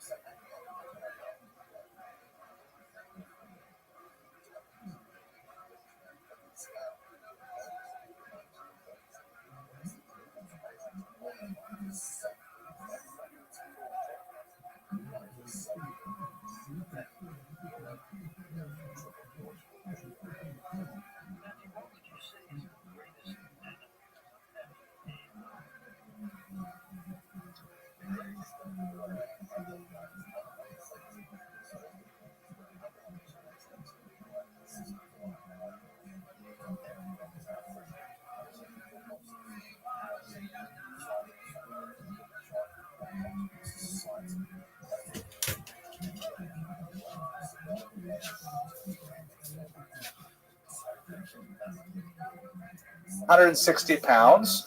So just to get a size of what that looks like, he had just a little bit of height on me, and I've got a little bit more than a little weight on him. So in other words, about my size, only more svelte. That's the kind of size we're talking about. And he was the heavyweight champion of the world. fighting as a middleweight, and you've seen those boxers, right? You've seen Muhammad Ali, you've seen Tyson and so on. They're like the size of a school bus, and he was defeating them all. In his record, which is incredible, he fought 37 formal fights. He won 34 of those fights, 30 of which he won by knockout or technical knockout. In this context, technical knockout, TKO, refers to fighting until your opponent is no longer able to continue. May still be conscious, but simply cannot continue anymore. So this little tiny guy, a chutzpah, was fighting big, tough Irish, Scottish, and English and beating them to a pulp. And he's a Jew. It's an amazing kind of thing. We don't have figures like this in Jewish. Maybe you've heard the joke. Not really a funny joke, but it's actually a little bit kind of like nasty. But yeah, I'm not even going to tell it. You know, but it has to do with how many Jews are in sports, and it's just not true. At any rate, he was very much aware of his Jewish identity and the way that he was perceived as an outsider in Georgia, and he used that to his advantage. He was always Mendoza the Jew. That's how he was billed in his fights, and it was he intentionally used his outsider status to portray his fights as kind of like a defense of this besieged nation and protect Jewish pride and really elevate the sensibilities of Jews. Even though he had some character flaws, as we shall see, nevertheless, he was regarded as a phenomenal hero in 18th century, early 19th century England. Okay, we should start with a little bit of an apology. As you know, we are talking now about not necessarily the most educated or the most noble of figures. We're not talking, you know, we're putting them in the same series as people like the Chida, Sir Moses Montefiore, Benvenida Abravanel. Put all those away for tonight. We're going to look at a totally different part of Jewish history. And let us recall that, you know, Jewish history is filled with Jewish people. And as Rabbi Beryl Wine, one of the doyens of popular adult ed history of the Jews, likes to say, you should never confuse Judaism with Jews. That's very much the case here. We're not talking about someone who was, you know, specifically motivated by his Jewish identity or tried to do something noble for the Jewish people. In fact, the opposite, he may have used his Jewish identity for personal gain in some context, but you know, that's the nature of the subject that we engage in. We're looking at Jewish life and all of its complexity and sometimes its darkness. Lewis Edwards was certainly conscious of this when he provided that paper in 19, first real scholarly biography of any type of Daniel Mendoza, and he wrote at the introduction, it is suggested that, and you have to imagine reading this before an august, you know, panel of intellectuals and scholars and historians at the Jewish Historical Society of England. They're trying to like really reach the highest levels of Oxbridge learning and so on. And he writes, it is suggested that, though an apology is not necessary for the choice of the subject of this paper, an explanation would not be out of place. Meaning, why are we talking about Daniel Mendoza, a boxer, in this august setting? He says, to the muse of history, nothing nowadays is common or unclean. And were the subject of boxing, in fact, even more disreputable than its opponents have claimed, a society purporting to deal with all phases of Anglo-Jewish history could still not deny it an audience. Meaning, Mendoza is a thing, like it or not. Mendoza is an important person who had a huge impact. His Jewish identity was well known, and he was perhaps the most famous Jew in England in the 19th century. And as I think you will find interesting, he was probably the first Jew to meet King George, even before Moses Montefiore and many other people. First of all, we might as well get it out of the way. He does have a significant criminal record. Now, the archivists looking at his life have not been able to connect every single Daniel Mendoza reference in police records to our Daniel Mendoza. So in some cases, it's possible we're talking about multiple Daniel Mendozas. Certainly, there are crimes committed later in life after he had achieved tremendous fame that are definitely the Daniel Mendoza that we know and love. These earlier ones we're not entirely sure. But at age 18, for example, one Daniel Mendoza was convicted for a mugging that went wrong, and he was part of some kind of gang that was made up of other Jewish criminals. The reality of the history of Jewish criminality is something that goes way back into ancient times. Not to, and I'm not going to make any statements here about, the proportion of Jewish criminals vis-a-vis the rest of society. My grandmother, Allah Shalom, always used to say that Jewish husbands are always the best because they don't drink and they don't beat their wives, and that's what makes them the best husbands ever. Kind of like a low standard, but I have reached that. I made it. Okay, but it's not hard to imagine it. We know in real life that we live in an urban environment. There are all kinds of Jews engaged in all kinds of activities. We might be able to make some generalizations about when Jews go into crime. There are certain crimes that are more Jewish in character, like white-collar crime and things like that. Fraud, perhaps, God forbid. But Mendoza was like right at the bottom. He was with a whole bunch of other criminals running in the streets, and among the things that if this is the same Mendoza, at age 18, he mugged a man. The man tried to fight back. Mendoza took out some kind of blade, penknife or something, and stabbed him several times in the hand. He was caught and arrested, and he was in fact deported to a penal colony for 2 years. He disappears for some time. Same would happen to his son, who also picked a life of crime as well. We know that when he came back, or actually this is a little bit earlier, he had a series of menial jobs. He was a cutter, and he was fired because he beat up the boss's son. He was a grocer. Here it says gorser. This is an old 18th century spelling of the word grocer. He was fired because he had a female boss, and there was some other woman who was constantly accosting her, and so he would zealously defend his female boss. Excuse me, no, sorry, this was a male customers would sometimes bother his female boss, so he came to a rescue.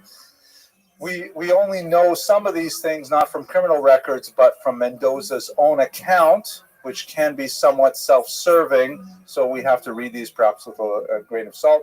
And as I mentioned, he was deported in criminal proceedings as a youth.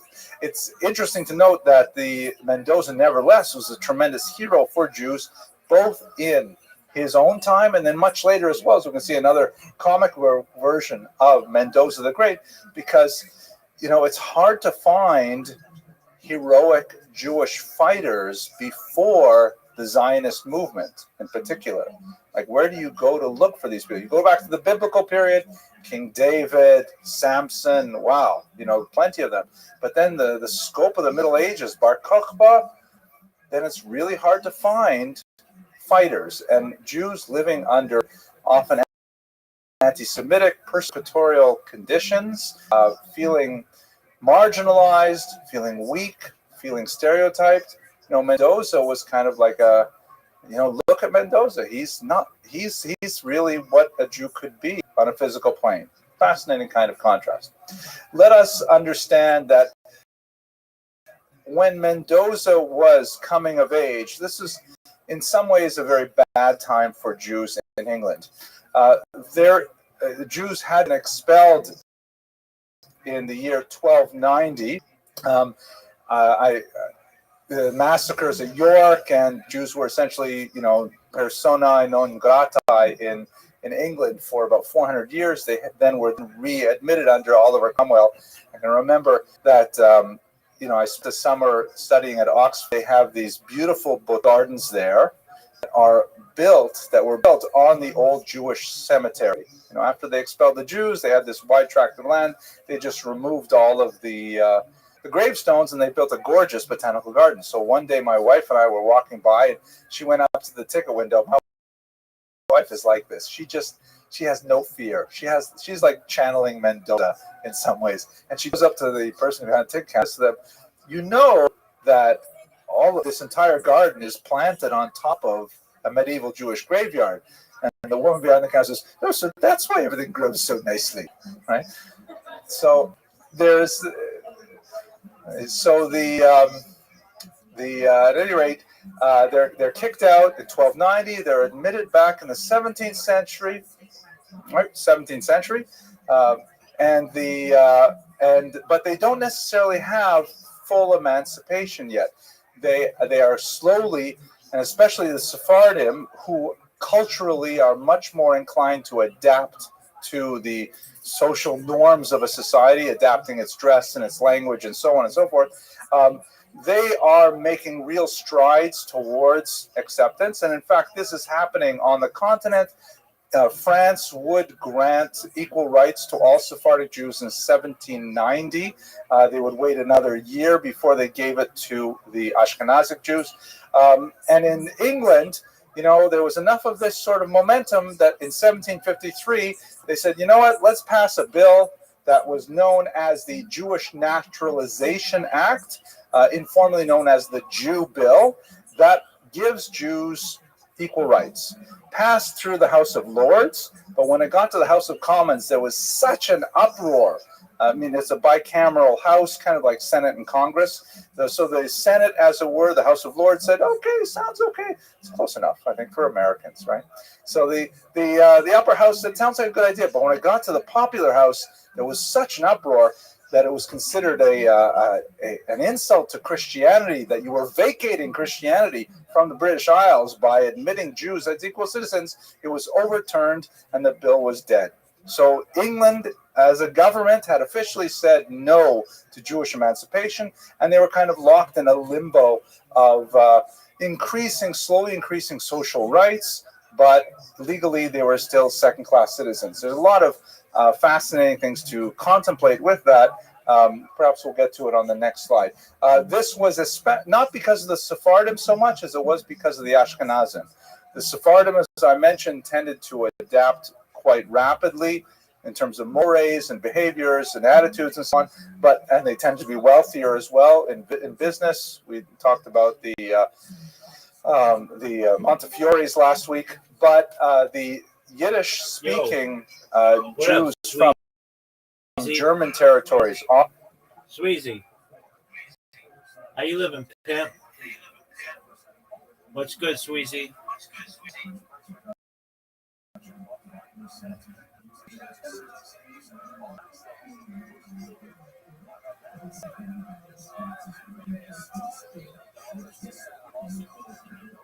Austria, Hungary, Germany itself, they were really quite foreign, maintained their traditional modalities of dress and so on, and England just was not ready to consider them equivalent.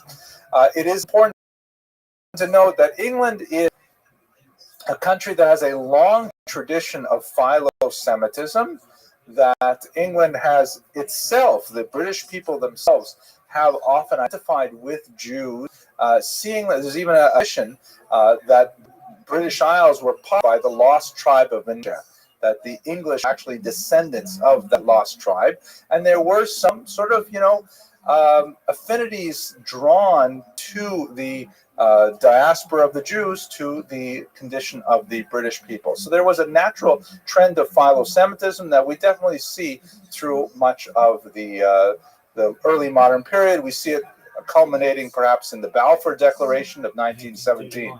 At the same time, there's also a competing trend of anti-Semitism, which is it's not the same character as you will find in the continent. It's certainly not the same character of anti-Semitism you'll see in the German-speaking lands, for example. The blood libel and things like that, even though it has a history in England, the first blood libel was, of course, 1144, but it was not taken seriously. Instead, there was kind of like a genteel anti-Semitism that may have ascribed to negative characteristics, but not necessarily in nature, and not ones that would necessarily imply genocidal impulses. Fagin, for example, who's still about 100 years after Mendoza, 50, 60 years after Mendoza, is a classic case in point, where Dickens created this character of Fagin in Oliver Twist, who was absolutely horrific, and he was a Jew. But he was not, when you read it, he was not absolutely horrific because he was a Jew. Jewishness was just something that went along with his awfulness, like, let's say, the fact that he had red hair. His red hairness was part of his character, and Dickens, played it up, but he did not necessarily make Fagin Jewish in order to an anti-Semitic agenda. In fact, he was called to the carpet about it. He was horrified that people think this of him, and he later attempted to undo it by writing about positive Jewish characters in his later works, but it's hard to undo this kind of characterization. It's hard to apologize for something when you've already offended so many, but that gives you just a sense of the kind of two worlds in which Jews could inhabit space in the British society. So let's go back to Mendoza. Here's a great picture from the period. Have a closer look at it. You notice that there's kind of like this backdrop. First of all, his pose. He probably didn't look quite this muscular. Again, remember, he's about my height and a certain number of pounds, smaller than I am. And here he looks like he's really quite buff, and he's got quite a bit of pounds on me. But nevertheless, you've got all these admiring British citizens in the background, and they're all, looking in awe at his awesome physique. He's got this determined look in his eyes. Note the haircut. That will be very significant, as I shall explain in a minute. And he's got his fists up. In the background, you have like the beautiful British countryside, as if he's defending British Isles themselves, as if he is somehow the representative of all that is good and noble in the UK, and he is going to stand for it. So his innovations, why was he a special boxer, besides the fact that, of course, he was the heavyweight champion of the world for some time? So first of all, he had a unique fighting style, which boxing website, when I was doing research for this, will go on and on about Mendoza's style. Like, it was something really unique and special for the time. I don't know how to imagine it. I wish some videos of it, but apparently adopted, like most boxers of his day, tended to compete in a very rigid manner. They would take their stances and essentially rely on their reach and their power and try to pummel their opponent into submission. Mendoza, on the other hand, would move a lot. That was like, it's amazing to me. They thought it was a big chiddush, an innovation, that you should move out of the way when someone else punches you. It takes a Yiddish cop, I guess, to figure that out. But he apparently moved a lot. He put a lot of emphasis on footwork, on sidestepping, rather than simply standing there and trying to bend one way or the other. And he would also simultaneously defend and counterattack. So every move contained both a deflection of a blow coming his way and also a simultaneous attack on his opponent that was apparently quite deadly. From what little I know of Krav Maga, which is a form of martial art that was developed in Warsaw during the 20th century, that it has a similar kind of approach, but beyond our scope today. So his fighting style was apparently unique. I can't say too much about it. He was the first fighter to charge admission for his fights. In other words, these were not like just, okay, I'm going to and we're going to create an open space and then whoever wins. But there was a lot of money changing hands at these fights because there was gambling. And since there was a lot of gambling going on, and Mendoza also capitalized on the gambling, he and his opponents, particularly Richard Humphreys, who we'll talk about in greater detail shortly, they decided to mount their prize fights far away from the urban centers, often outdoors, but you had to commute to get there. It wasn't something that was like fought in the alleyways. And so people who went tended to have more means that they could get to travel to attend these things, and then they would actually to watch these spectacles. So he applied an economic incentive to prize fighting, which of course is still true today. Haircuts. In one of his last battles, he was brutalized by an opponent who, realizing that Mendoza was very proud of his Samson-like locks, grabbed him with his left hand by his hair, and with his right hand pummeled Mendoza into submission. And we have to realize that the rules of boxing at this point in the 18th century were pretty limited, and so that he could do this it was legal, although somewhat dastardly. There is a widespread notion that you'll find on all these boxing websites that as a result of that particular fight, I think it was in 1795, boxers always cut their hair short. It's the Mendoza haircut in order to avoid this kind of situation in the future. He also had a unique sense of theater. He realized that boxing was the kind of sport that had a lot of economic potential and that there was a lot of build-up to it, you know, the gladiatorial aspect of it, the personalities of fighters, that they could speak in advance, that they could have like trash talk, and it would be reported widely in the papers, much like it is today.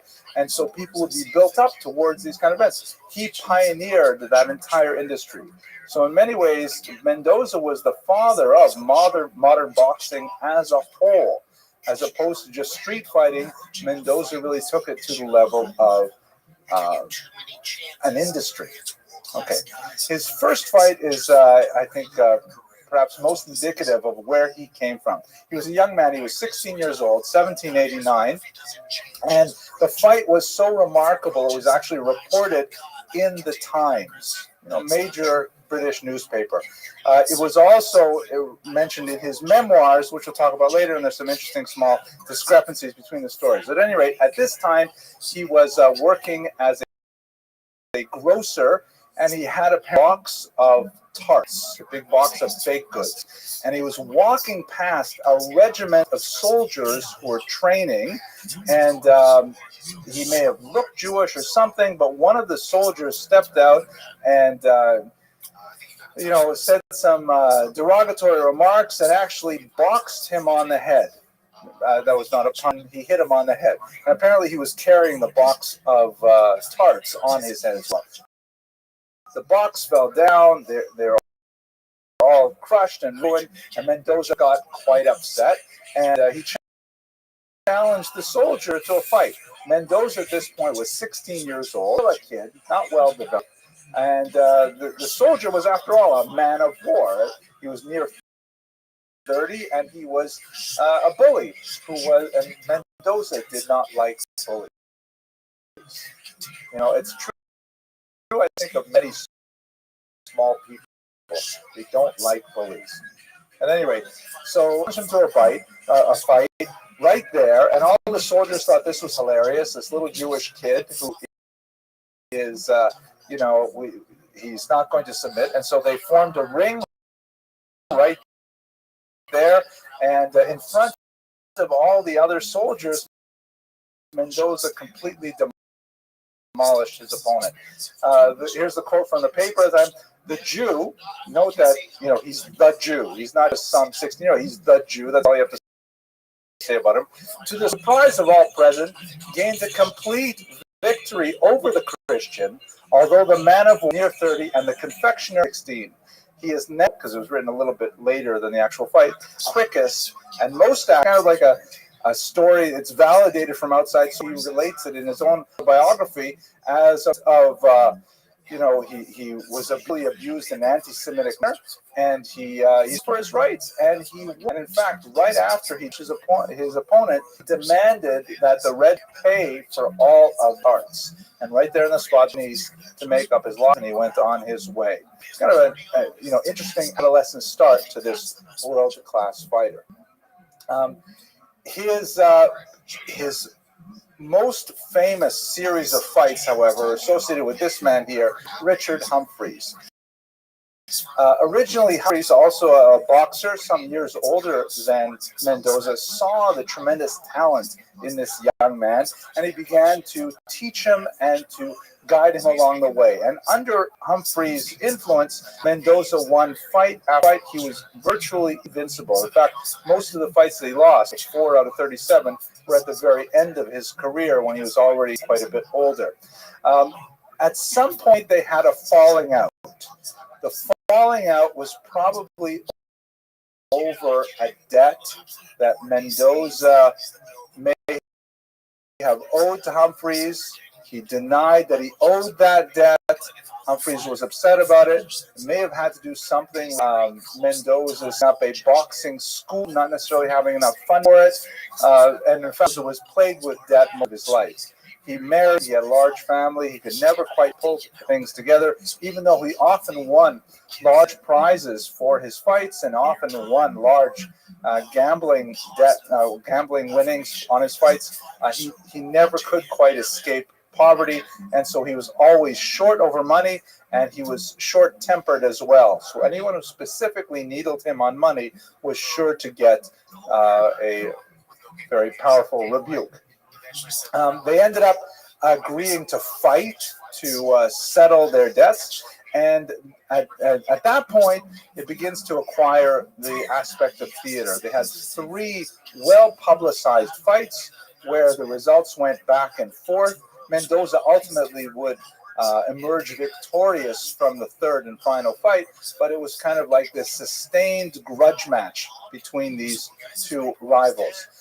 They had some arguments as well over training facilities. Since Humphreys had challenged Mendoza, it was up to Humphreys to provide the training facilities. And apparently, and we have to think about this in the 18th century, it's not like there are gyms and there are like professional places where you go to work out. In fact, the very concept of working out didn't exist until the 20th century. So someplace, in order to exercise for health or strength, maybe you see that in ancient Greece, but it really wasn't part of European culture.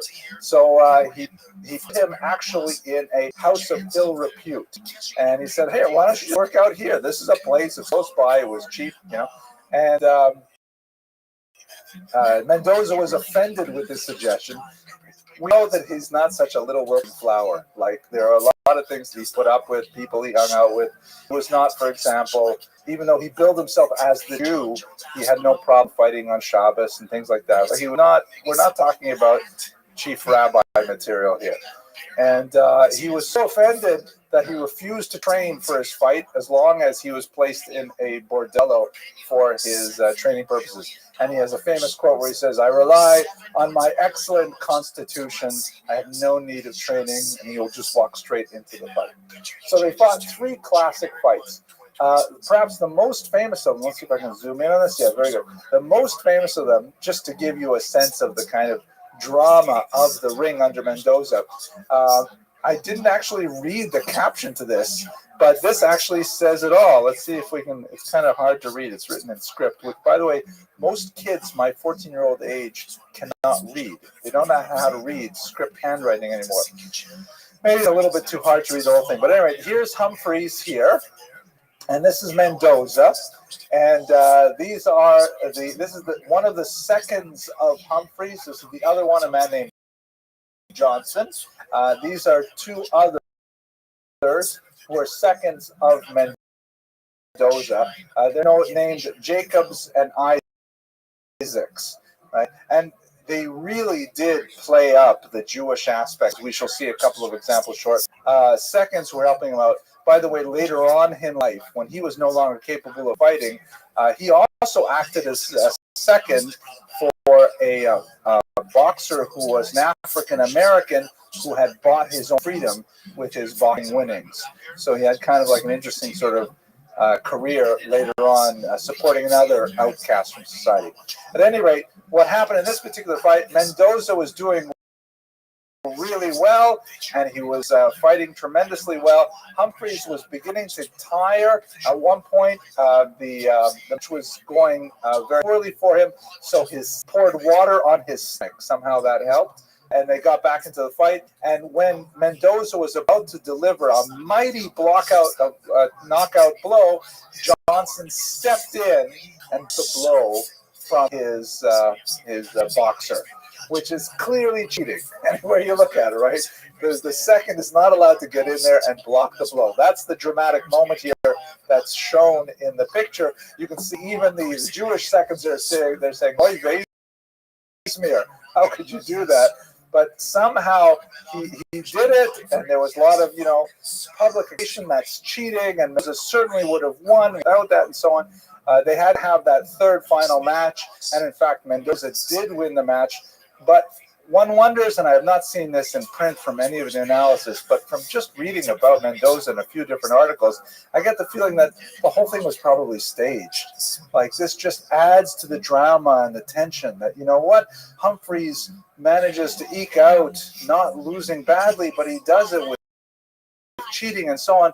Come on. It just makes you want to see the next fight. It makes you want to have Mendoza win in the end. So that's this kind of material was, in fact, Okura in the papers every day. People would read it, the sports page, that kind of material.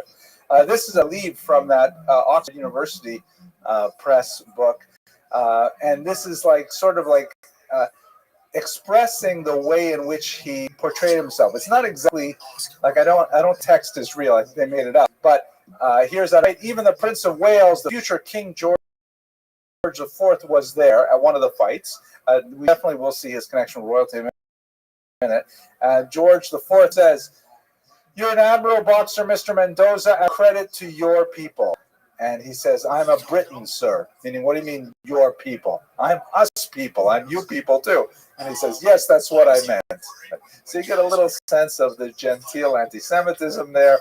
In fact, as I mentioned earlier, he did meet George III, the current king, before even Montefiore, before Rothschild, before Goldsmith, any of the wealthy Jews ever got to meet him. This boxer, Daniel Mendoza, met him. And it's a fascinating story. Apparently, he was invited to go on a fox hunt, which is something that British people do, I guess. They get together, they get a whole bunch of horses, and they get some hounds, and they go chase after foxes, and then they kill them, or whatever they do with them. But at any rate, Daniel Mendoza, coming from the lower echelons of British society, had no idea how he's supposed to behave at a fox hunt, and apparently he broke the rules. He rode, if you can see this picture here, I'm trying to figure it out. I should have done a little more research. But I think all the people in the back are like the participants, and then you've got the people in the red are sort of like officiants or helpers. They're not actually stewards. They're called stewards or stewards. Yes, in America we say stewards. Right? So the stewards are they're helping, right? They're somehow guiding the dogs and things like that.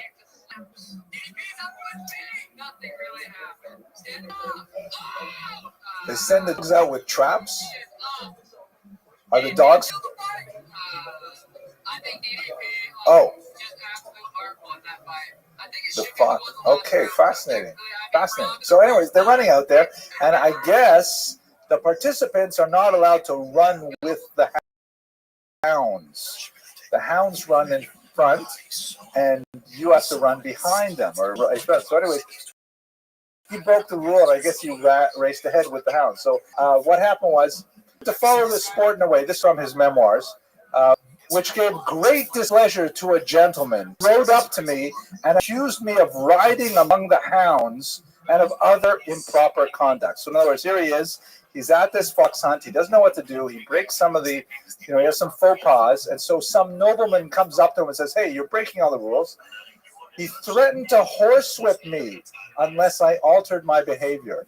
Not the right thing to say to the prize-winning heavyweight champion of the world. I felt greatly irritated at his language and therefore warned him in a resolute manner not to attempt anything of the sort, and declared that if he raised his whip for such purpose, I would certainly strike him off his horse, be the consequence what it would. My surprise was greatly excited at learning almost immediately afterwards that the person I had offended was none other than his Grace himself. Meaning the King of England, right? That's not the King of England comes up to that Mendoza and says, "You're breaking all the rules, and I won't have it." And he says, "Oh yeah, well, come down here and say that." Essentially, so kind of humorous stories, but there you go. He constantly played up this Jewish David versus the Christian Goliath. Like, even though Jews did not have equal rights, he nevertheless he always portrayed him as kind of Zionist mentality of like the David versus the Goliath, all the Arab armies surrounding him. Who knows how much of an impact he had on the formation of the Jewish mindset of the 19th century. Hard to imagine. They actually had, like, Jews would sing these little rhymes at some of their events. This one is reported also in the papers that said, then this is a pro-Mendoza taunt song, right, to taunt Richard Humphreys. My Dickie, which is Richard Humphreys, was all the delight of half the Gentiles in town. What a damnable shame to be by a cursed little Jew. Right? Meaning it's tongue-in-cheek, I'm a cursed little Jew, and look what happens to you. He contemptuously viewed his opponent as David was viewed by Goliath, right? The giant Goliath looks at David and says, am I a dog that you send out a boy with a stick to fight with me? So he really played up this kind of attitude, and he rode that media wave for the aggrandizement of the prophets, no doubt, at the various matches. Here's another picture from the one of these fights conducted out in the open. Mendoza is on the left and Humphreys is on the right. He eventually wrote his memoirs at age 52. The motivation for writing the memoirs was most likely his deep penury, that he was impoverished, he was not able to keep funds together despite accumulating great amounts. Somehow the money just disappeared. He engaged in a variety of business ventures, all of which failed, including a boxing school. He was actually sent to debtor's prison twice. His son also got in trouble and was sent to death for robbery. It amazes me that you could be sentenced to death for robbery, and ultimately that was commuted, and he was deported, I believe, to a penal colony in either Australia or Africa, if I'm not mistaken. But he had it, Canada. We didn't take over there, but at any rate, he wrote these memoirs because they're as most memoirs are, quite self-serving, and he glosses over a lot of the kind of darker parts of his youth, but he played up the whole Jew, and he's downtrodden by society as a whole, but he doesn't care, and he's had the courage to stand for his perception of who he was as part of the nation. He just fought too long. Like so many boxers, they keep fighting and fighting, and they don't retire as heavyweight champions. They still take another challenge and another challenge. For him, he had to financially. He simply could not keep going without the flow of income. He took Gentleman John Jackson. The name is so innocent, who grabs him by the hair and pummeled him mercilessly. He had a period of decline. This is John Jackson shown here. Later, he got in trouble with the law again. A woman insulted his wife, Esther, over a debt of 18 pence. And he brutally attacked the woman and even chased after her when she sought to flee.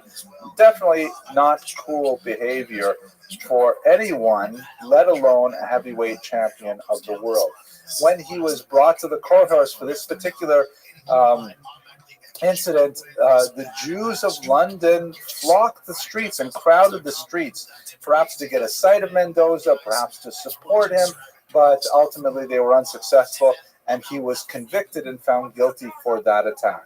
So he's not a poster child for all of the good character traits that we try to emulate in ourselves and in our children, but nevertheless, he's a dramatic illustration of a different path for Jews that can really reach great heights. Here is a picture where he looks a little bit more like me here. This is in age 43, he came out of retirement, the first of two times he came out of retirement, and he actually won a fight after a really horrific 56-round match. And these matches, by the way, the rounds had very little break time in between them, like 30 seconds, and they would just go at it forever.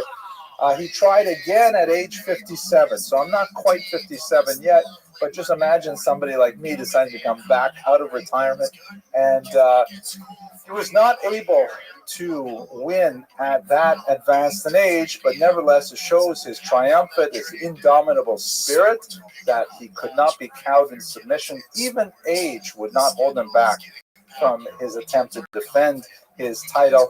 And in many ways, he's a fascinating sort of counterexample of the lives of Sephardic Jews in the modern era. That's it for my comments today on Daniel Mendoza. I hope you found this entertaining, maybe not enlightening, but nevertheless entertaining.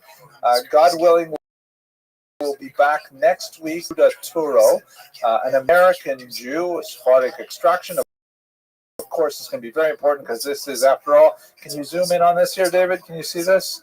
This is the, we are at Turo College. We are named after Judah Turo and his family. So it'll be a very relevant discussion of Sephardic Jews in early North America.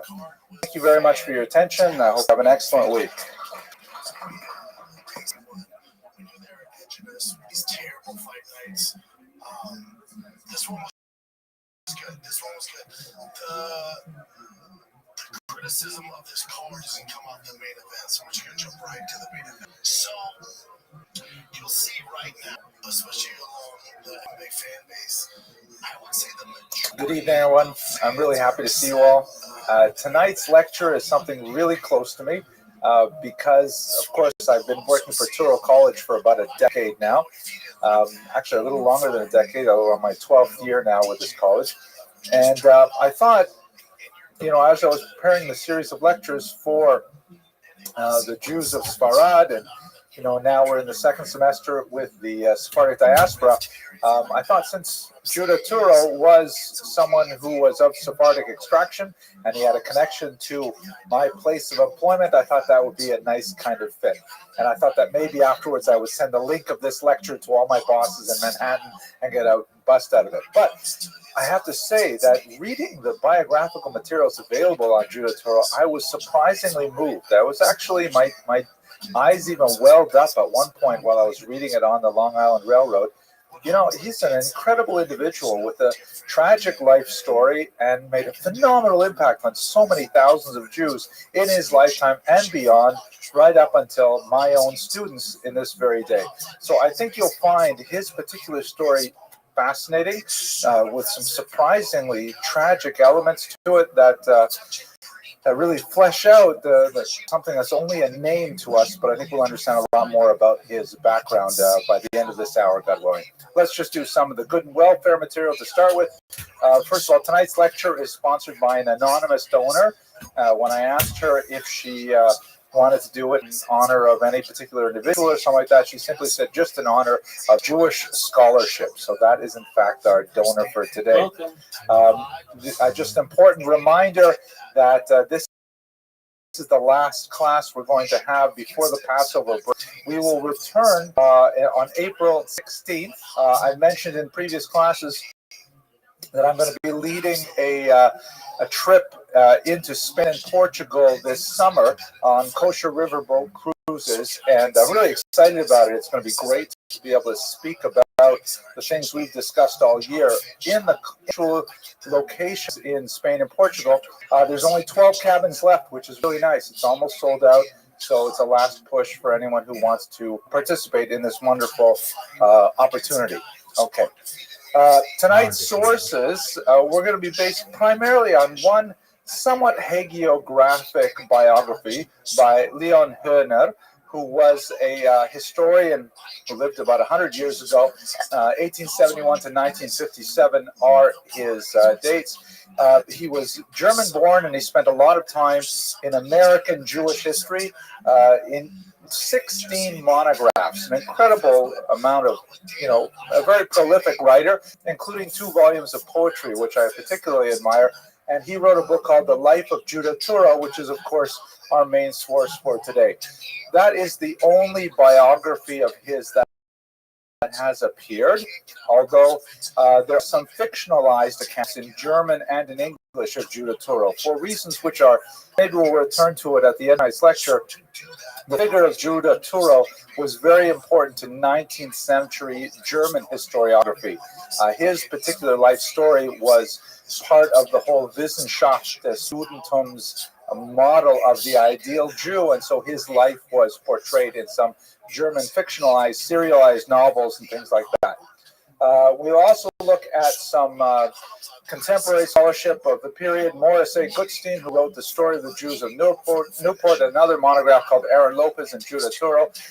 These were major source texts for Hühner in his monograph. And some more recent material. Not a lot has been written on Judah Turo, but Bertram Korn and Jonathan. I also saw just today an article by Jonathan Sarna, a major American historian today, who wrote something interesting on the monument, the proposed monument to Judah Turo after his passing. So we'll get to that as well. Those are our main sources for today's lecture. So who exactly was Judah Turo? As I heard someone in the audience say a few minutes ago, he doesn't look happy. This is the only photograph that we have of Judah Turo that I am aware of. It's a daguerreotype. His years here are 1775 to 1854. And as one of his contemporaries remarked here, Colonel John Winthrop, it is a strong likeness of him in every way, perhaps too strong to retain the same amiability which so softened and pervaded his countenance, and which the artist has not been able to transfer. In other words, he's much better looking in real life, much less angry looking in real life. I can say from his biography that's certainly true, but he did live a life of great solitude. A failed love affair early on in his life was the end of his romantic life, and he lived alone, a very simple lifestyle, very incredibly successful businessman, but very few social contacts, only reserved a small circle of friends that he closely associated with. And yet, at the end of his life, in particular, a tremendous production of philanthropic works in his will, during his lifetime as well, remained hidden until he passed. So this is the man whose life we're going to study from 1775 to 1854. Let's look at his Sephardic background. The story, as you'll recall, that we've been following since the turn of the semester is the departure of the Jews from the Iberian Peninsula. And you've got lots of Jews we talked about, for example, the Chidah making it out to Eastern Europe. We spoke about the Abarbanel in Italy. We talked about Usque also in Italy. Last year we spoke about Da Costa making it to Amsterdam. And there are many Jews who made it all out to the Americas. In particular, at this time, there are many Jews who actually went to Portuguese-held territory in Brazil. You'll recall that the experience of Spanish and Portuguese Jewry were somewhat distinct. Many Spanish Jews tried to evade the oppression of the Inquisition by fleeing in 1492 or earlier across the border into Portugal proper. And once they lived there, they found that their refuge was very short-lived, and ultimately the Inquisition came to Portugal as well, and it represented a tremendous hardship for the Jews living there. Over the course of the next 100 and 200 years, Portuguese Jewry sought to escape, all the while maintaining their identity outwardly as Christians and retaining their Jewish identity at home. So that's the origins of the Turo family in particular. Many of these Portuguese Jews made it to Brazil because that was under Portuguese control at the time, and they were hoping that by moving from the center to the periphery, they would be able to escape the clutches of the Inquisition. This was unfortunately not the case. The Inquisition followed Portuguese and Spanish Jewry into the New World, and you had several major auto da fe, public burnings of suspected Judaizing Christians. You had many of these Portuguese Jews living in Brazil at this time. And Brazil, of course, is a highly religious territory. Once the Inquisition came there, it was unusually strong. So it happened that many of the Jews, these Portuguese Jews, were living in the northern section that was conquered by Holland briefly between 1630 and 1654. Holland, unlike Portugal, had tremendous religious freedom. Amsterdam, of course, was this bastion of liberal values in general and tolerance for all faiths. And so a lot of these Portuguese Jews who had been posturing as Christians for generations said, okay, it's Mardi Gras. So once Dutch rule came to northern Amsterdam, all of these hidden Jews began to show their true colors and were outwardly practicing as Jewish. This, of course, was a death sentence when the Dutch lost Brazil. And with the overcoming of the Portuguese, that meant that the Jews who were once again under Portuguese control simply had to flee. So you had a few dozen Jews leaving Recife, who eventually ended up, you may recognize that at Lower Manhattan, because at that point, Lower Manhattan was, of course, New Amsterdam was still under Dutch control. And so these erstwhile Portuguese Jews moving to Brazil to try and get from the center to the periphery, and then when it be Dutch, they say, all right, let's see if we can represent ourselves as Jews. And when the Portuguese come back and they flee, they end up here in New Amsterdam, which of course is New York City. And then from New Amsterdam, many of them moved out to Newport, which was at the time a bustling industry. And that's where we're going to pick up the specifics of the Judah Turo story, because a small number of these Portuguese Jews had made it port, and in 1658, 15 Jewish families from Holland came directly to Newport, Rhode Island, to join those few Portuguese families that had started there, and they included among them Judah Turo's father, Isaac, for whom, together with Judah, this particular college is so named. Are you able to get this over here, David? Does it show up? Can you see the Turo, or is it too low? Okay, good.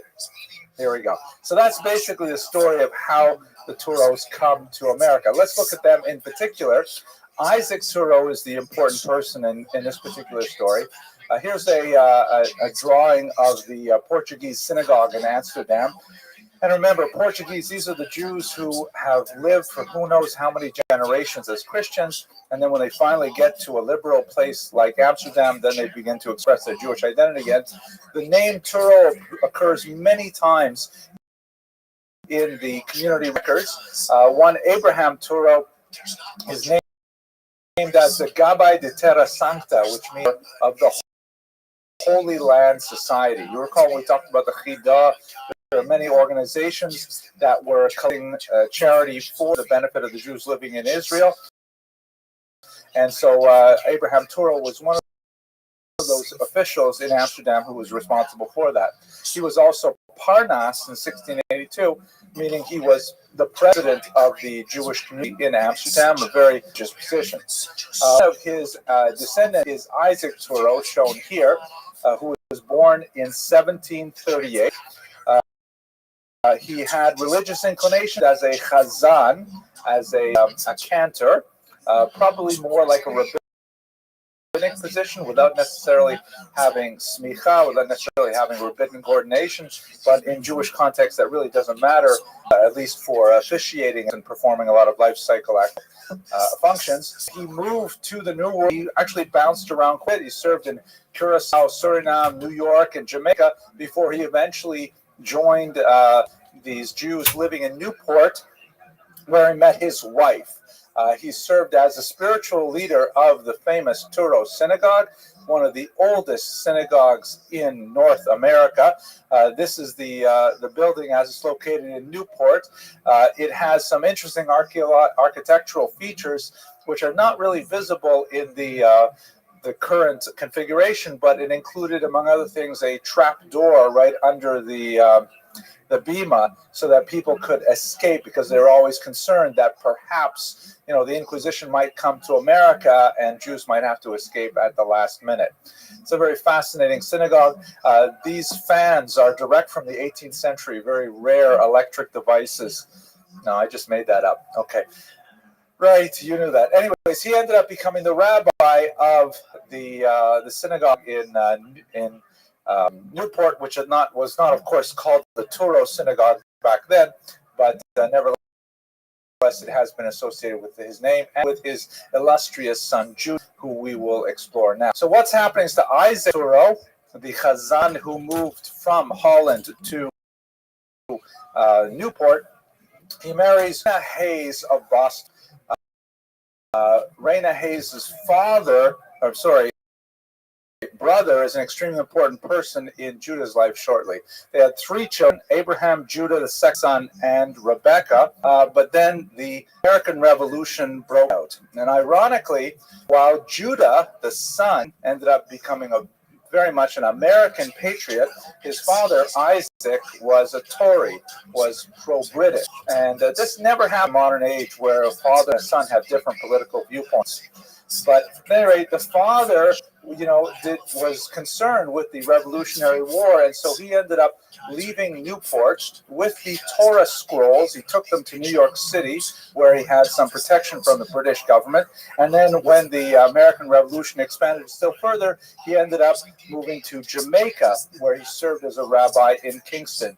After living through this New York winter, I don't know why anyone would want to go to Jamaica for for position, but that's where he set up a stella, and unfortunately he died the year after. And so Judah, his son, was only 8 years old at the time. So following the trail here, Isaac, the father, comes from Holland, moves to a few places in the New World, settles in Newport, and marries there. And then with the revolution, he makes his way down to Jamaica and unfortunately passes away, leaving his widow with their young children. She decides to go back to Newport, and the children are raised in the home of her brother-in-law, Moses. It's very important American patriot. So anyways, Judah is raised from the age of 8 in the home of his uncle, Michael Hayes, Moses Michael Hayes. Hayes, unlike his father, who was a Tory, Hayes is an American patriot who supports the revolutionary efforts, and he also has unique, broad-minded values. And this is a small section from an abolitionist named Samuel May, who was a Ben Bias, was a regular householder in the Hayes home, a Christian, and he writes in his memoirs about his life visiting the Hayes so often. And he writes here, both Uncle and Aunt Hayes, for so I called them, were fond of children, particularly of me, and I was permitted to stay with them several days and even weeks together, and I can never forget not merely their kind, but their conscientious care of me. I was the child of Christian parents, and they took special pains that I should lose nothing of my religious training so long as I was permitted to abide with them. Every night I was required, on going to bed, to repeat my Christian hymn and prayer to them, or else to an excellent Christian servant woman who lived with them many years. I witnessed their religious exercises, their fastings, and their prayers, and was made to feel that they worshiped the unseen, almighty, and merciful one. Of course, I grew up without any prejudice against the Jews or any other religionists, because they did not believe as my father and mother believed. So a beautiful short passage of a longer section here that describes how the Hayes home was clearly religious in nature, that they have their fasting and their prayers, and the young Christian child who's a Ben Bias there. I don't even know what the right English term for Ben Bias is. Someone who's a child who's constantly underfoot in your home and a regular guest without any invitation necessary. Usually your kids' best friends, like my boys' best friends are constantly eating at our house. I send a bill every 6 months to their parents, that kind of thing. So he was in their house, and when he would sleep over, for whatever reason, the parents are out of town, who knows, he would always be, the Hayes would make sure that he did his regular Christian, and they confirmed that while they had their own religious identity well entrenched in their identity. So it gives of what kind of home Judah must have grown up in from a very impressionable age, And it also says something about the kind of values that he imbibed, that one which maintained a strong identity rooted in the Jewish tradition, but at the same time quite tolerant and even promoting the religiosity of others simultaneously. It's an interesting kind of combination that you do not see so often anymore. Unfortunately, here is the beginning of the tragic part. He fell in love with his first cousin, the daughter of the Hayes family. So here he is, a young orphan who's living in his uncle's home and growing up in close proximity with young Catherine, who was born right about the same time he was.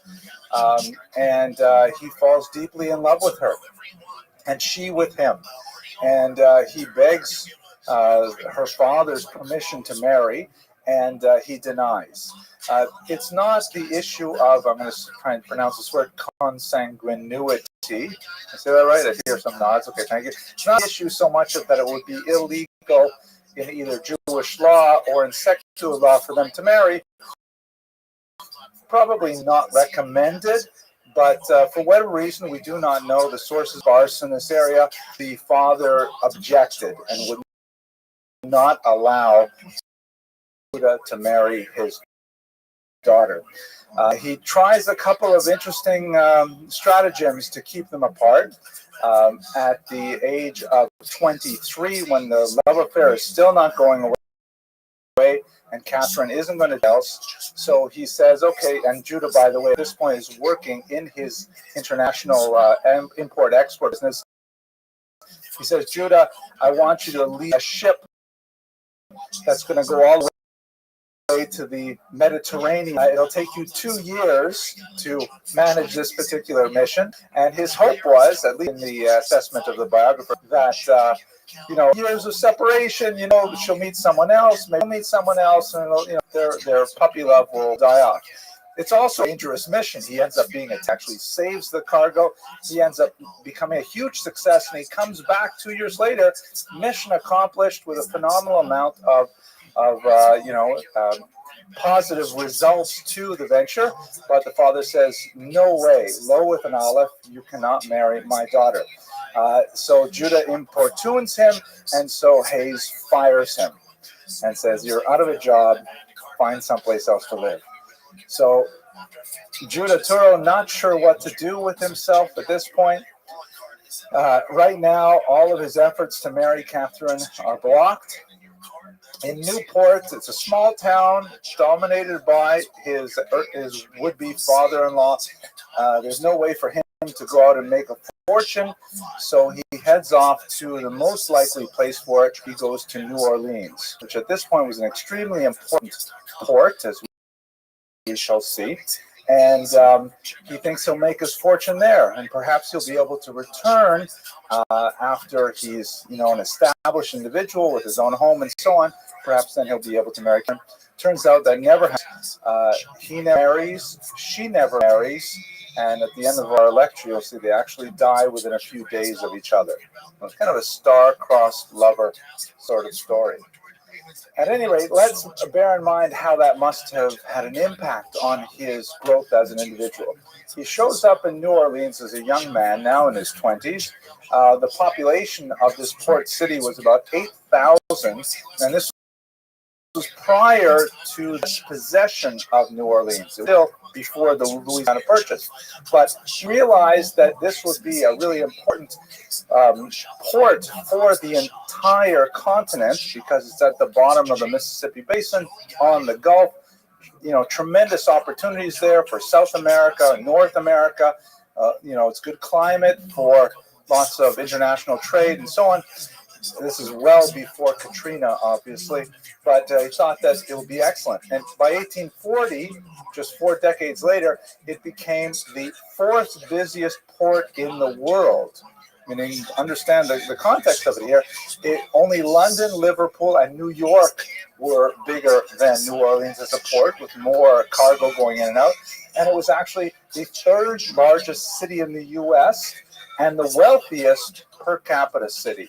So by 1840, the wealthiest city in the Union, based on per capita basis, was in fact New Orleans. So his gamble was well planned, and it worked out for him because he became a phenomenally wealthy individual there, working in mercantile endeavors. He owns several ships, and by Daniel Marcy, shown here, who later became a representative to New Hampshire. And these ships I tried to get some pictures of them. Some of the ones I've seen in books really wouldn't reproduce well, but these massive 1,000-ton ships with 4 or 5 large masts, constantly carrying goods all over the world, all focused in the hands of this one individual, Judah Turo, who is sending them left and right and managing every single detail of his far-flung business enterprises with a tremendous degree of concentration and attention to detail. I remember one story that I read about was he sent out his clerk to buy him a new cloak, and before the clerk could come back, another vendor came into the store saying that they're on sale for $2 cheaper at a different store. So he sent that clerk to go buy it for $2 cheaper. And then when the clerk came back, he told him to return the cloak. So in other words, he saved himself $2, which, okay, maybe it would be the equivalent of $50 or $60 today, but still, for an incredibly busy man, not a large amount of money. But at the same time, he wrote a $5,000 check to tzedakah to charity on that same day. So he may be very parsimonious with his own, parsimonious. Did I pronounce that right? Thank you. Are you an English teacher? Because you nodded at the other one too. English major, thank you. There's one word I used to get wrong all the time, reverberate. I used to say reverberate, but it's reverberate. Anyways, so Judah Turo may be very, very particular about $1 or $2 here or there for his own personal needs, but extremely philanthropic and generous with his money, as we shall see shortly. Here's the center of his business, massive buildings. Imagine these pictures for like the 1840s, really quite significant. Compare them to, Macy's on 34th Street and buildings like that. Really quite incredible facilities. He himself occupied a tiny office, and he never moved from it for the entire duration of his business career. He had no need for the big corner office with lots of windows. He was just very content in his own small home. He had an apartment rather than a house. He lived very simply in it all his life while becoming tremendously wealthy. He had, as I mentioned, very few friendships. He lived a very private life, especially after his wounding in the War of 1812. One of his friends was this man here, who later his literary executor. And by the way, I should mention, I forgot to mention it earlier, part of the reason why we're so dependent on a few biographies is because, like Montefiore, his contemporary, Judah Turo insisted that all of his personal papers be burned after his death. We don't know, for example, what kind of correspondence he carried on with Christina in New York, with Catherine, thank you. Christina would probably not be appropriate. Catherine in Newport, but he left over like a slew of business papers, of bills of lading and things like that. But his personal papers were lost. It apparently took several days to complete all of the burning. But we do know about him from other people who wrote in their own memoirs about him. One of those is the stories that we have about his friendship with Resin Davis Shepard that was cemented in particular on one dramatic moment on the battlefield. This is from the biography of Andrew Jackson by James Parton, and I'm going to read you a section about Judah Turo here. So Judah Turo, the far famed and far beloved philanthropist of New Orleans, on this day, January 1st, 1815, served his country in a capacity much more dangerous than that of a combatant. When the state was invaded, Mr. Turo was attached to the regiment of the Louisiana militia. After performing severe labors as a common soldier in the ranks, Mr. Turo, on the 1st of January, volunteered his services to aid in carrying shot and shell from the magazine to Humphreys Battery. In this humble, perilous duty, he was seen actively engaged, terrible cannonade with which the British opened that day, regardless of the cloud of iron missiles which flew around him, and which made many of the stoutest-hearted cling closely to the embankment or seek some shelter. But in the charge of duty, this good man knew no fear and perceived no danger. It was while thus engaged that he was struck in the thigh by a 12-pound shot, which produced a ghastly and dangerous wound. And what ended up happening is that he was lying on the battlefield, bleeding out, being hit somewhere in the thigh, and Shepard ran out there, grabbed his prone body, dragged him back to safety, got him to medical attention. Apparently, it took close to a year for him to recuperate, but it ultimately saved his life, and they maintained a very close friendship for years thereafter. He was one of the few associates, a non-Jew, who was very close with Judah Turo. But I think it's interesting to contemplate how here, by 1815, he's really quite a wealthy man. He's been living in New Orleans for a dozen years, and yet he volunteers for the militia, and he's out there doing the grunt work of carrying shot to the battery to be able to reload, to allow the soldiers out there to reload. Incredibly dangerous work for a businessman who at this point is in his late 30s, early 40s. It's really quite impressive that he would personally undertake that kind of heroic activity. And it shows his patriotism as well. Now let's turn a little bit to his Jewish.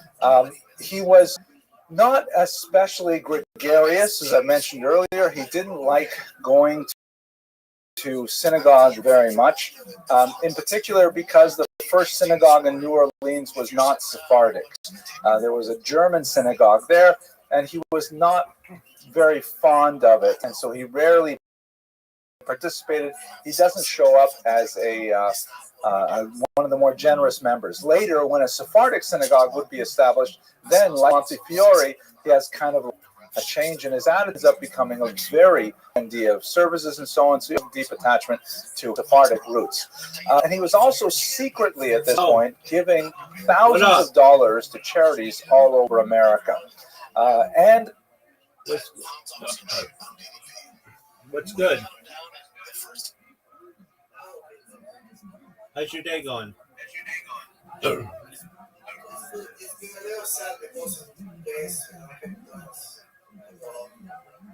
All right, well, what happened?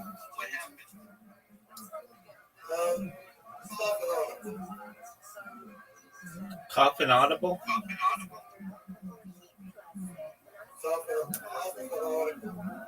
Half of an audible, okay. How'd you find out about me? Word.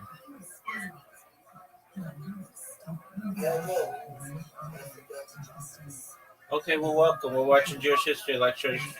Feel free to enjoy.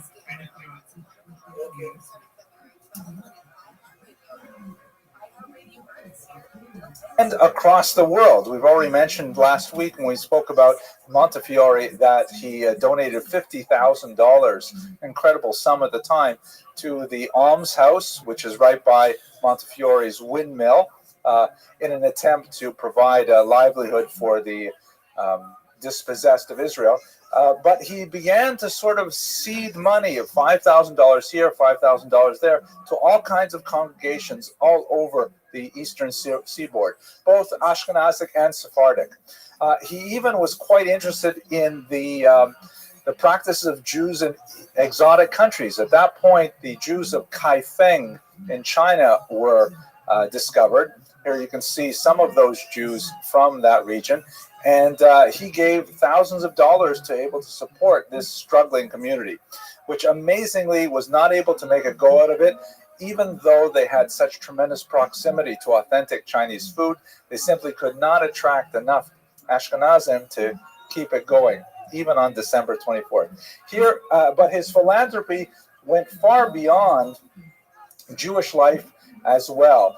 And he was an incredible supporter of non-Jewish causes as well. And this is, I think, something signal about Judah Turo and also about the Jewish experience in America. We know from Talmudic sources that the rabbis enjoin the Jewish community to support communal causes, even if they are primarily benefiting non-Jews. The Talmud says explicitly, but the Jews have to support non-Jewish graveyards, non-Jewish hospitals, non-Jewish orphanages that we are required to support the general community as well as our own. And this is something that Judah Turo took very seriously, and for which he was probably much more well known than he is for his Jewish activities. And here's one interesting story written from a Christian minister in 1855. So there was a church, the first Congregational church in New Orleans, that had gone bankrupt, and they were going to be evicted from their premises. So he writes, Mr. There became the purchaser any conditions expressed or implied as to what disposition he should make of it, meaning of the building. Then we were few, feeble, impoverished, and bankrupt, until Israelites snatched us from the jaws of destruction. From that day up to its conflagration in 1849, he held it for our use, receiving not enough in the way of compensation for keeping it in repair. He torn the church down, cite a block of stores who by this time would have come to $500,000. He would do so, and at once wrote to a gentleman who made a very liberal offer for the property that there was not money enough in the world to buy it.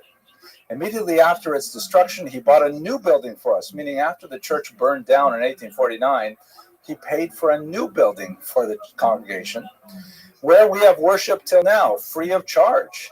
Is there a Christian society in New Orleans that has ever offered to help us?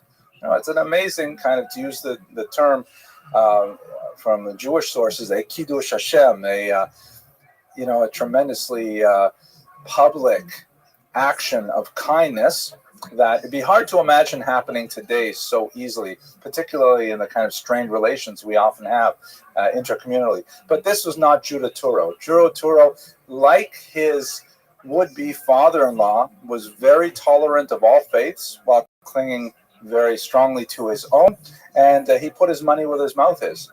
Let's have a look at some of the philanthropic causes that he was involved with. He established New Orleans' first lending library. I believe it is the first lending library in the United States of America, meaning a free public library. This is something that I know appealed to Dr. Lander, alav shalom, when he established the name Turo, because Judah was clearly versed in public education and education in providing for the community as a whole. This is a picture of the building that Turo built in New Orleans. He was also very involved in healthcare initiatives. He created this Turo Infirmary that here see some of the buildings of it. He contributed, by the way, he created the hospital, which is known today in New York as Mount Sinai. That came from Turo's seed funding. And he also is associated with many universities. Tulane University, for example, has the Turo medals, which are awarded to their top students in fields. And really quite his name, particularly in the South, is all over the place. Numerous donations that he gave. There are so many stories about how he secretly gave money. In one occasion, I recall reading in some of the letters that were preserved that he heard that a particular building was falling down, and he said, listen, I'll give you money.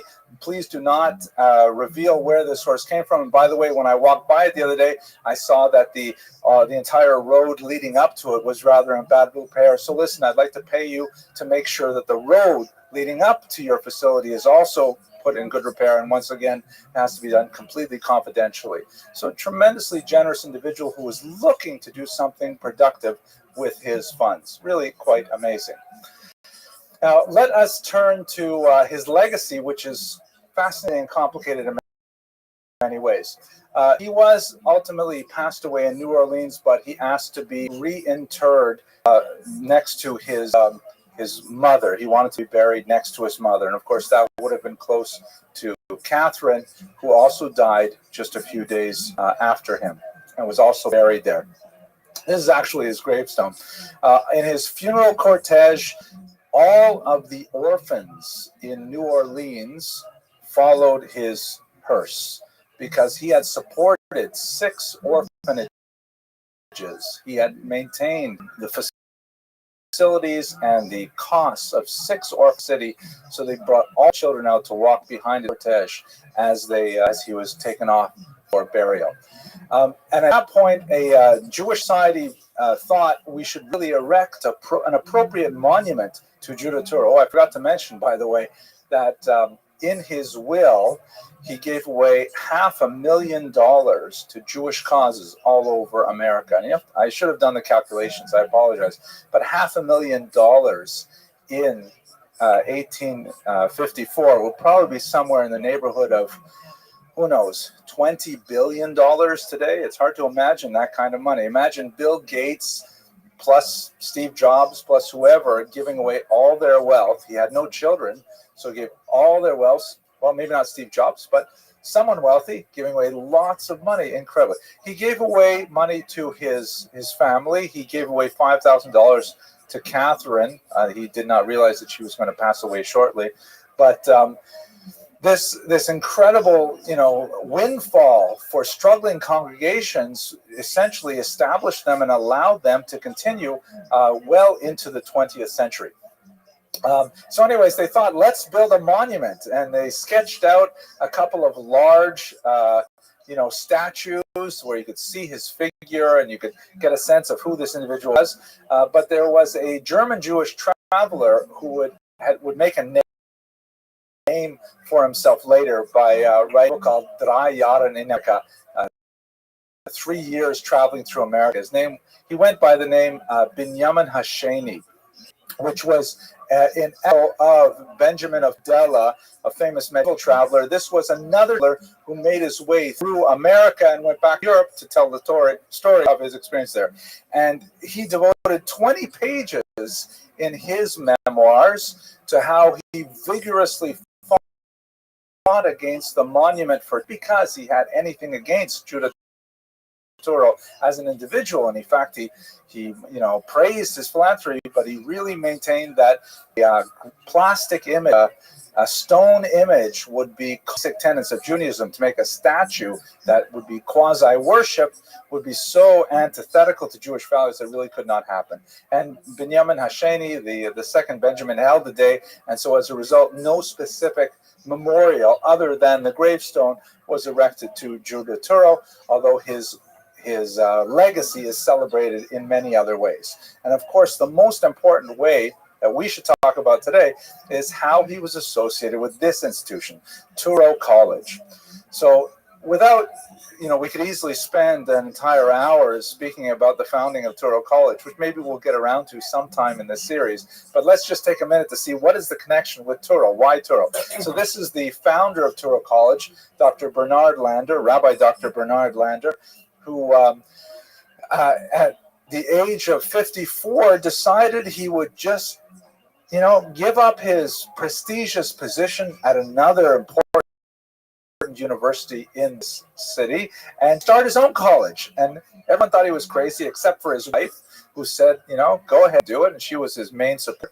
And he set about with tremendous success to create this massive institution, which now has campuses in Jerusalem, Los Angeles, Moscow, Berlin.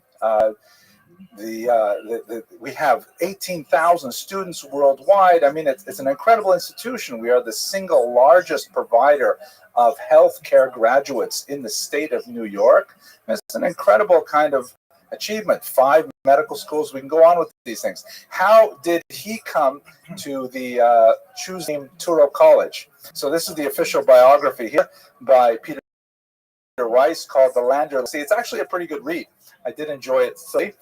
And it appears that when he was tossing about for names for this college, and he had to find some kind of, motivational figure to start this project, it happened that it was rather rushed, and in 1969, an important member of the organizational committee had to register a name for a state charter, so Leon Reich chose the name the Hebrew College of Brooklyn.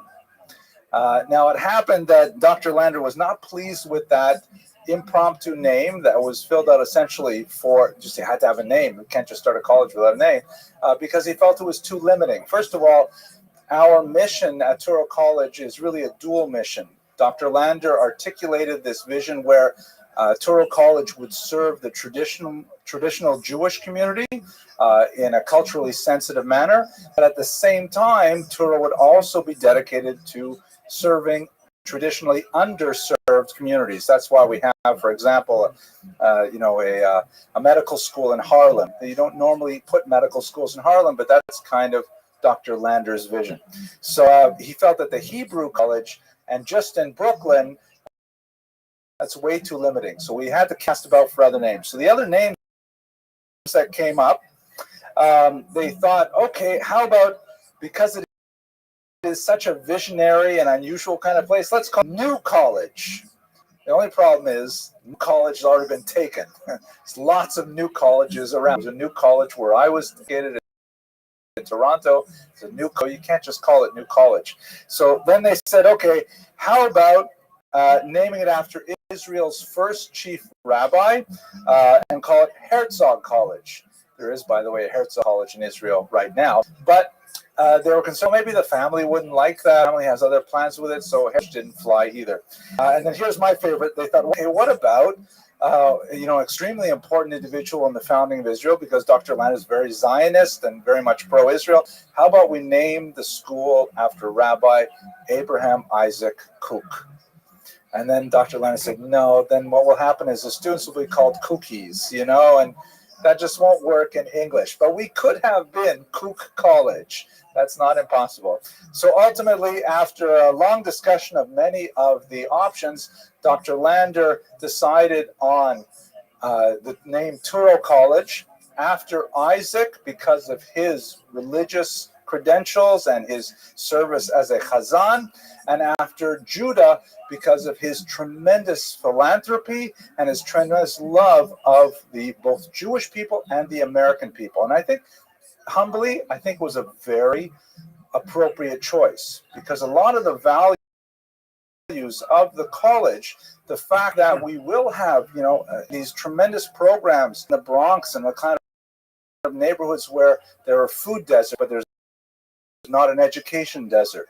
And at the same time, we have, one of the large undergraduate programs. I think we are the largest undergraduate college for Jewish students in the world, maybe outside of Israel. But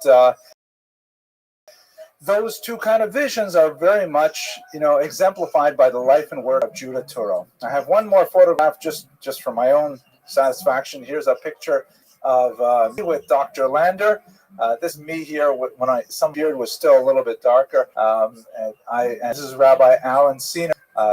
Rabbi Sina and I were involved in setting up a campus in Miami Beach for Touro College, and here we are at the Fontainebleau Hotel with the brief number that I knew him when he was already an elderly man. It was through him that I think I really channeled the ideas of Judah Touro, and hopefully we can represent those well to the next generation with our student body. And that's the presentation on Judah Touro. I hope you found this fascinating and as inspirational as I did. And I hope you all have a tremendously wonderful Passover. Look forward to seeing you on April 16th. Thank you.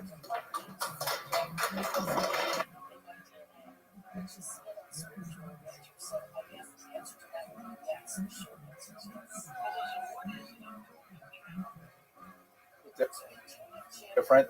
As you are well aware,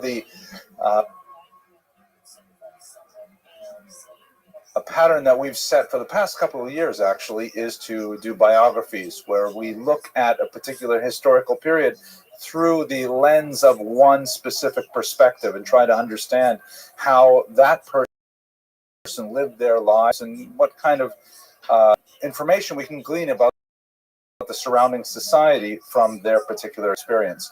Tonight, we're going to do something a little bit different. We have to do several things differently. The most important for tonight's theme is we're going to look at the macro theme. We're going to look at the Holocaust writ, specifically how it affected Sephardim. I'm tempted in futures perhaps to return to this topic in a biographical format, but for now, we have to take a broader approach, primarily because much of this has been largely ignored by the scholarly community, as we shall see shortly. But let's do the good and welfare very quickly. Tonight's lecture is sponsored by Richard Moreno, Lieutenant Richard Moreno, who has sponsored actually quite a few of our lectures. If you are interested in sponsoring a lecture, we have 2 left for this season, which are yet unsponsored. Next week is Empress. The week after, we have Crypto Jews, also in the thematic class, and then we will go on to Rabbi Ovadia Yosef to close the class. So 2 of those are still unsponsored. The website is bit.ly at the Friends of Jewish History, or just contact the office. We would love to have your sponsorship. Okay, let's go to the subject at hand, though. The Holocaust in Sephardic lands, or the Sephardic experience of the Holocaust, is subject to what one scholar, me, called a double occlusion, meaning a double hiding.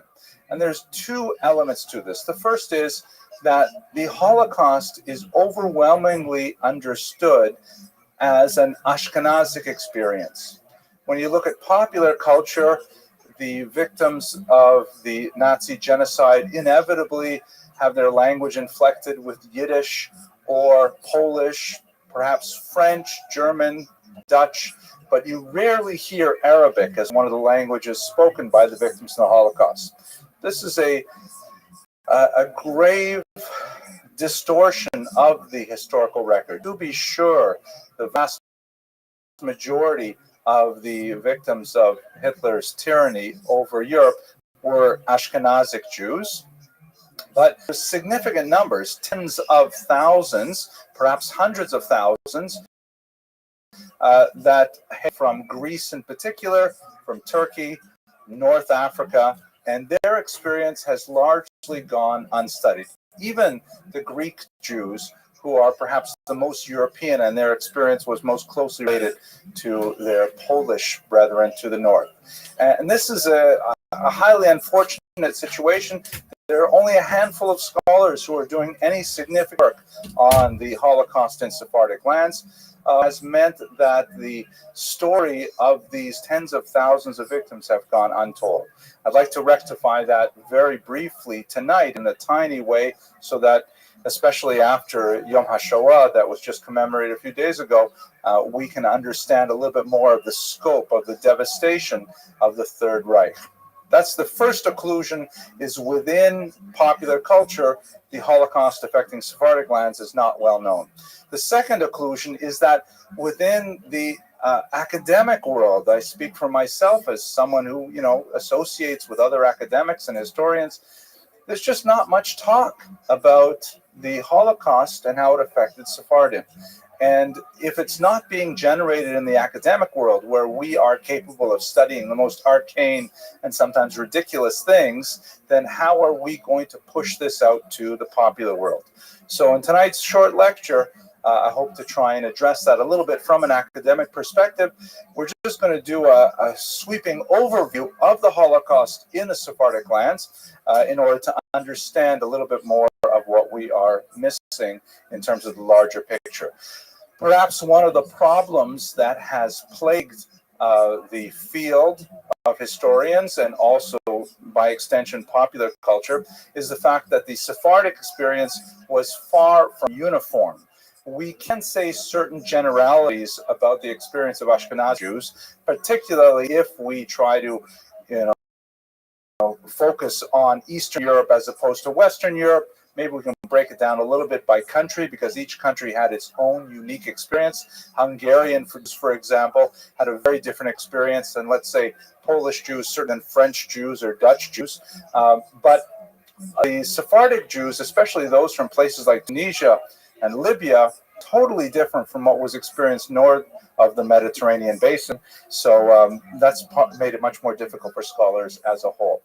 This is a fascinating photograph showing some Greek Jews in a displaced persons camp holding a mass wedding, a celebration of life writ large in 1946, a rather joyous occasion that gives a sense of the life that reverberated from the ashes of the Holocaust. That's a mixed metaphor, but I'm not going to delete it. Okay, so let us just quickly, in the context of Yom HaShoah and as a lead up to understand the distinctions with the Sephardic experience, let me just very briefly catalog what we know about the Ashkenazic experience. I know that many of you are deeply familiar, perhaps personally familiar with these things, either through your own experiences, perhaps, certainly through parents and extended relatives, but I'd like to give you a little bit more of an academic perspective. And in so doing, I'd like to introduce you to one of the most significant debates that historians have had since the 1950s over the interpretation of the Holocaust. Basically, there are two main scholarly groups in approaching the big questions about the Holocaust. And when I say big questions, I mean things like, how could it possibly happen? How is it that an entire continent participate in the murder of millions of its citizens? How is it possible that such a complex system of a bureaucracy of murder that required detailed coordination of everything from arranging the train schedules to dropping off supplies to processing the recycled teeth and eyeglass and prosthetic limbs of the murdered Jews, how is it possible that the entire continent could bend itself to this single nefarious task? Why was there no collective resistance? Why was there no one standing up and saying, hey, wait a second, we can't do this? Literally no one, except for partisans hiding in the woods and maybe a few people in underground bunkers. It was really no major resistance against that. And we'll talk about France, well, perhaps not today, but these are some of the big questions of the Holocaust. So two schools developed. The first school is called the intentionalist school. The most important intentionalist, perhaps you've heard the name, is a great historian named Lucy Davidowitz. And she was essentially following a model that was created, a philosophical model of the Holocaust that was created in the context of the Nuremberg war trials. 1946, 1947, right after World War II ends, immediately the Cold War begins. And America and Russia are locked in this global conflict to try and establish domination over Europe. And the assets of Europe, particularly the human assets like the German rocket scientists and so on, are hotly sought after. And the allegiance of the populations, many of whom were either pro-Nazi or were go along with Hitler's aims, to be secured in order to ensure that either America and democracy or conversely the Soviet Union and communism can dominate what would eventually become a divided Europe. And so what was necessary for the Allies in the war trials is they wanted to wrap things up really quickly. They wanted to find who was guilty, hopefully not a very large circle of people, punish them, and let's move on. That was really the strategy of the justices at Nuremberg, is they wanted to find the guilty, punish them, and move on. It was important that, for example, Western Germany should realize that, yes, we have to, throw in our lot with the Allies, and we have to face West, and we have to, democratize. And you just can't do that if you're going to hold guilt over a society for decades and generations. So they came up with a legal strategy, which we can question as historians today, which posited that the reason the Holocaust happened was that Hitler formed a conspiracy with a tightly knit group of individuals, particularly those associated with the SS. And with this small group of people, perhaps a few hundred, they were able to essentially dupe the rest of the continent into going along with the process of murder. The Poles really didn't know what was happening in the fields around Silesia, and the Germans they thought they were in a factory there. They had no idea. This is the model of intentionalists, and it worked fairly well for a long time. A very small number, 10 people, were hanged at Nuremberg, and they established clear criteria for who was a war criminal and who was not. And basically, shalom al nafshi, at that point, we kind of wrapped things up, and we were able to try and rebuild Europe Marshall Plan, and so on. So that's the intentionalist school, which says fundamentally that Hitler intended this from the very beginning and created a model that invited co-conspirators and kept everyone else out in the cold. This model held up until the 1950s, when many historians, Martin Brojat in Europe, began to poke holes in it, saying, wait a second, it doesn't really make sense, because we see a few things that argue against this trend. For example, why was it that the ghettos really didn't get established until 1940? Why didn't, if Hitler really intended it from the beginning, why didn't he start right away? And furthermore, why is it that Jews were still allowed to leave? And why is it that Hitler actually set up two different repatriation plans, one in the island of Madagascar, another one in the Lublin region of Poland, where it seemed like he was trying to transport Jews as opposed to murder them all? Why is it that the mass murder only begins in 1941 and the camps only begin in 1942? These dates just don't make sense. Intentionalist model. It really should have been earlier if that was the conspiracy. So a more sophisticated, in my humble opinion, a more sophisticated model called the functionalists began to rise. The functionalists argued that certainly Hitler was an anti-Semite of millennial proportions.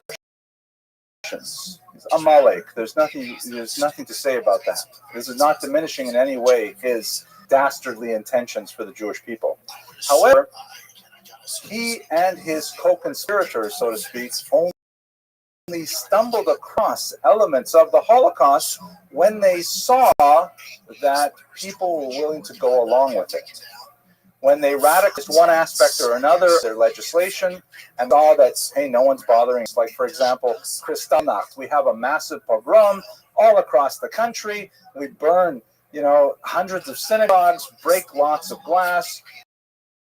260 people are killed. And what happens? Nothing. People slap us on the wrist by writing op-eds in the New York Times, and nothing really changes. I bet the Nazi regime was radicalized until Operation Barbarossa, which is where we're going to pick up the story at this point.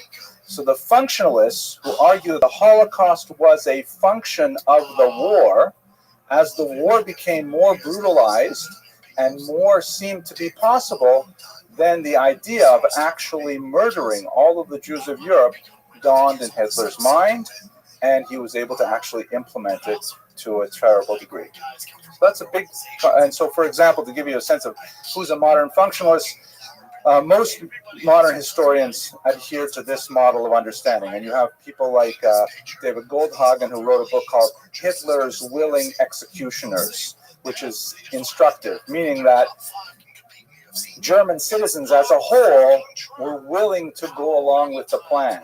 By focusing on Hitler narrowly, we miss the larger story, which is a deeply embedded anti-Semitism, or at least an apathy in society that is willing to see this minor population murdered. And we have many examples corroborating evidence, for example, from the world of psychology, the Milgram experiment, the Zimbardo. Perhaps if we had more leisure, we would look at. Let's look at the essential timeline of how the Holocaust played out within the context of the intentionalist versus functionalist debate. So perhaps the first thing that Hitler embarked on at the beginning of the war, September 1939, is the concentration of Jews. And this happened in a haphazard manner throughout all of the occupied territories.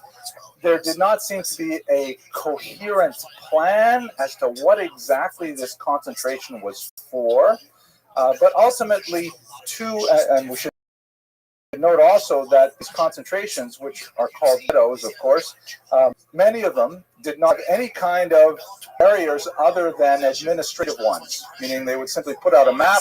This is the Jewish region. You must live in the Jewish section of town. And if a Jew is caught outside of the section, especially when a year after the war begins, they institute formal badges and armbands for Jews, the person could be shot for being outside of the region. But there's no external constraints like a wall keeping them from living within the ghetto. Two types of ghettos develop. Some, like in the Polish city of Łódź, seem to operate on the model that the purpose of the ghetto was slave labor. And so the way to survive, the whole culture of the strange culture of the ghetto was built around earning a work permit. So you could work, let's say, in the textile factories that populated Łódź or Łódź, and then you would be able to get rations to feed your family. Other ghettos, like Warsaw, shown here, were simply holding pens for Jews to starve. That they were there to just attritionist places where Jews were given, for example, the daily ration in the Warsaw Ghetto was 150 calories, which is basically like potato skins. Average, I just did one of those breathing tests today, and they told me that I need to eat 1850 calories per day. I said that's per day, not like half a day and another 1850 at night, but no, per day. So an adult male has to eat about 1800 calories. Jews were given 150 calories. So they were like intended for starvation. The starvation was in fact the occurrence in most of these ghettos, which remained intact basically from the beginning of the war in 1939 until the spring of 1942, when the next stage was deportation. But before we get to the deportation, we should understand that one of the great turning points around which functionalists and intentionalists have a tremendous amount of debate is the significance of Operation Barbarossa. Looking at the war militarily, one of the things that Hitler was well aware of was that Germany has this geographic problem. Whenever it fights a war, we've seen it many times in German history, Germany, since it's in the center of Europe, cannot win a war fighting on two fronts. Germany cannot fight both to the west and to the east simultaneously, primarily because of logistics. If you have a weakness on the eastern front and you need to get a supply line out there, or you need to get reinforcements, you've got to schlep them all the way from the western front, which is frequently impossible. Furthermore, when you go into the east further, you hit the greatest general of the region. Maybe you've heard of him, General Winter.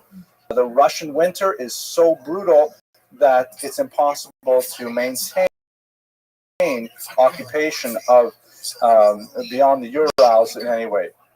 At any rate, Hitler followed this plan by conquering the west first. He took over France, Holland, Norway, Denmark, and so on, leaving England for later, but attacking it with punishing, brutal air campaigns. And once the West was pacified, then he broke his deal with Stalin that he had signed in late 1939 and invaded in a surprise attack.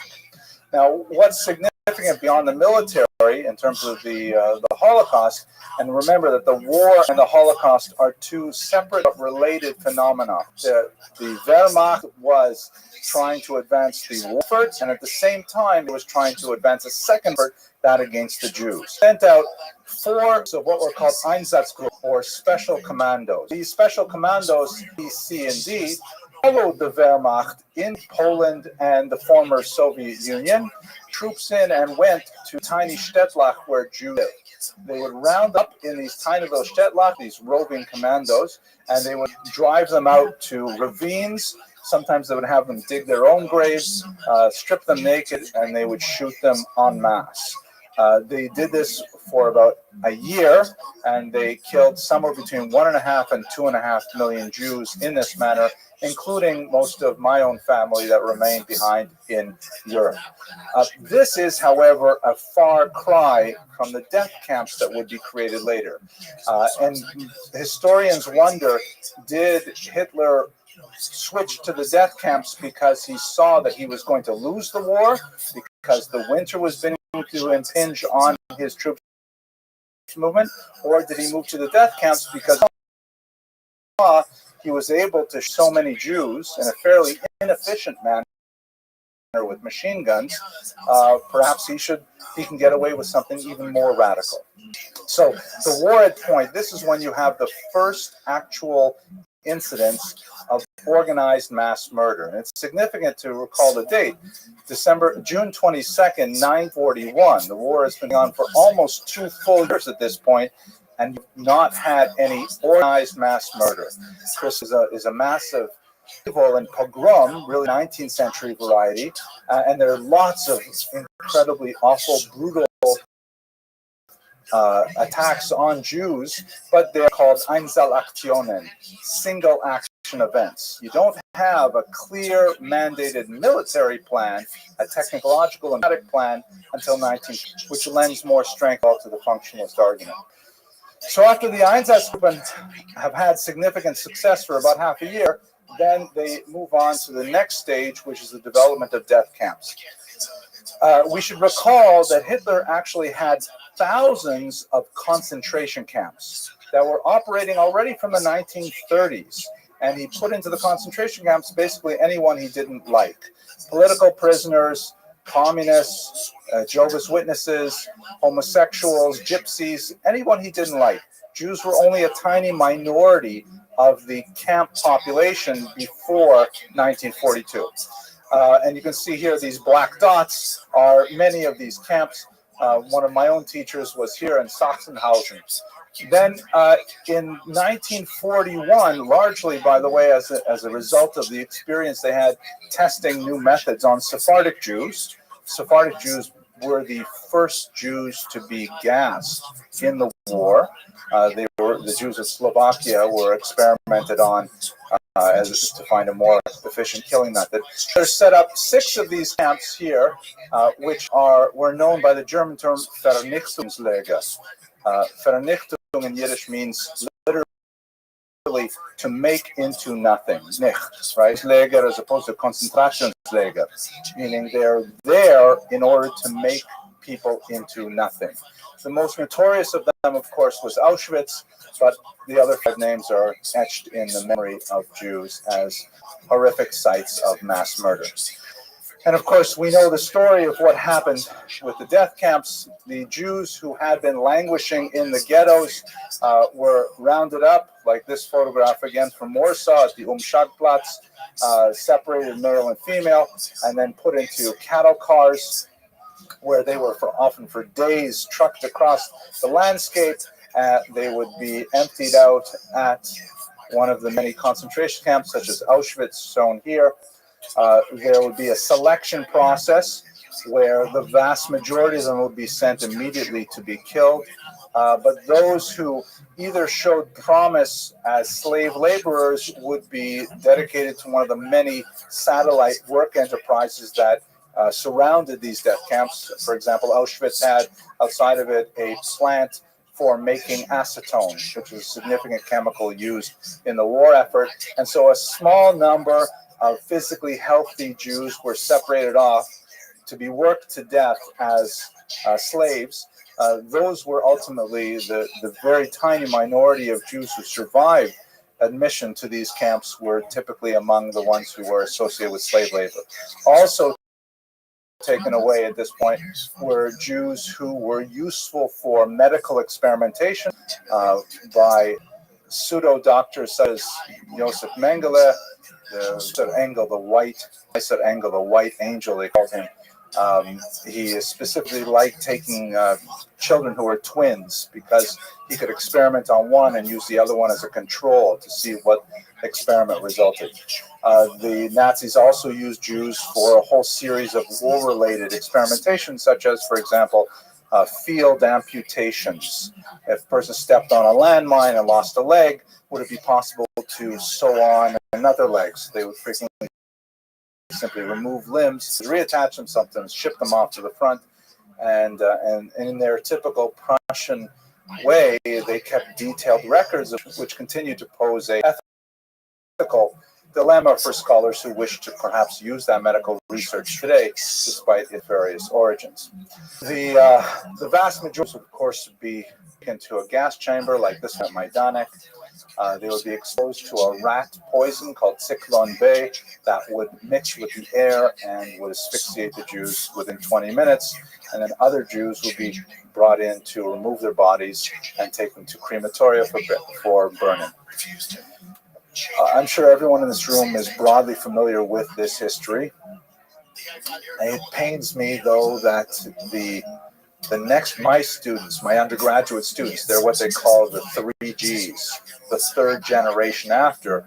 They may have grandparents who experienced this. They may know grandparents who experienced this firsthand, but they're the last generation. It's hard to imagine there will be a 4G that has any meaningful contact with survivors. So it bears repeating, primarily for the internet audience, because the vast majority of young people today don't have a sophisticated idea, even a 15-minute presentation such as this. The survivors, as I mentioned, were typically those who were selected for slave labor and who happened to be fortunate enough to be alive at the time of liberation, 1944 and 45, many of them by the Russian army. Many of the slaves had actually tipped over the point of what we would call conscious sentient life and become what the camp slang called Musulmaner, or Muslims, which was a slang for people who simply gave up on living. They felt nothing. They literally felt no pain. They had no more effort to even eat, and they would typically die within a few days. They were exposed to horrific conditions. These are the latrines, for example, fed a gruel that encouraged diarrhea, and then forced in very brief periods to use these latrines. One of the most fascinating studies of the camp, very in-depth study by a brilliant, one of the first early studies of how the camps actually worked. He wrote a brilliant study called The Survivor, and after finishing the book, like many great scholars of the Holocaust, he promptly killed himself. And he wrote about the latrines.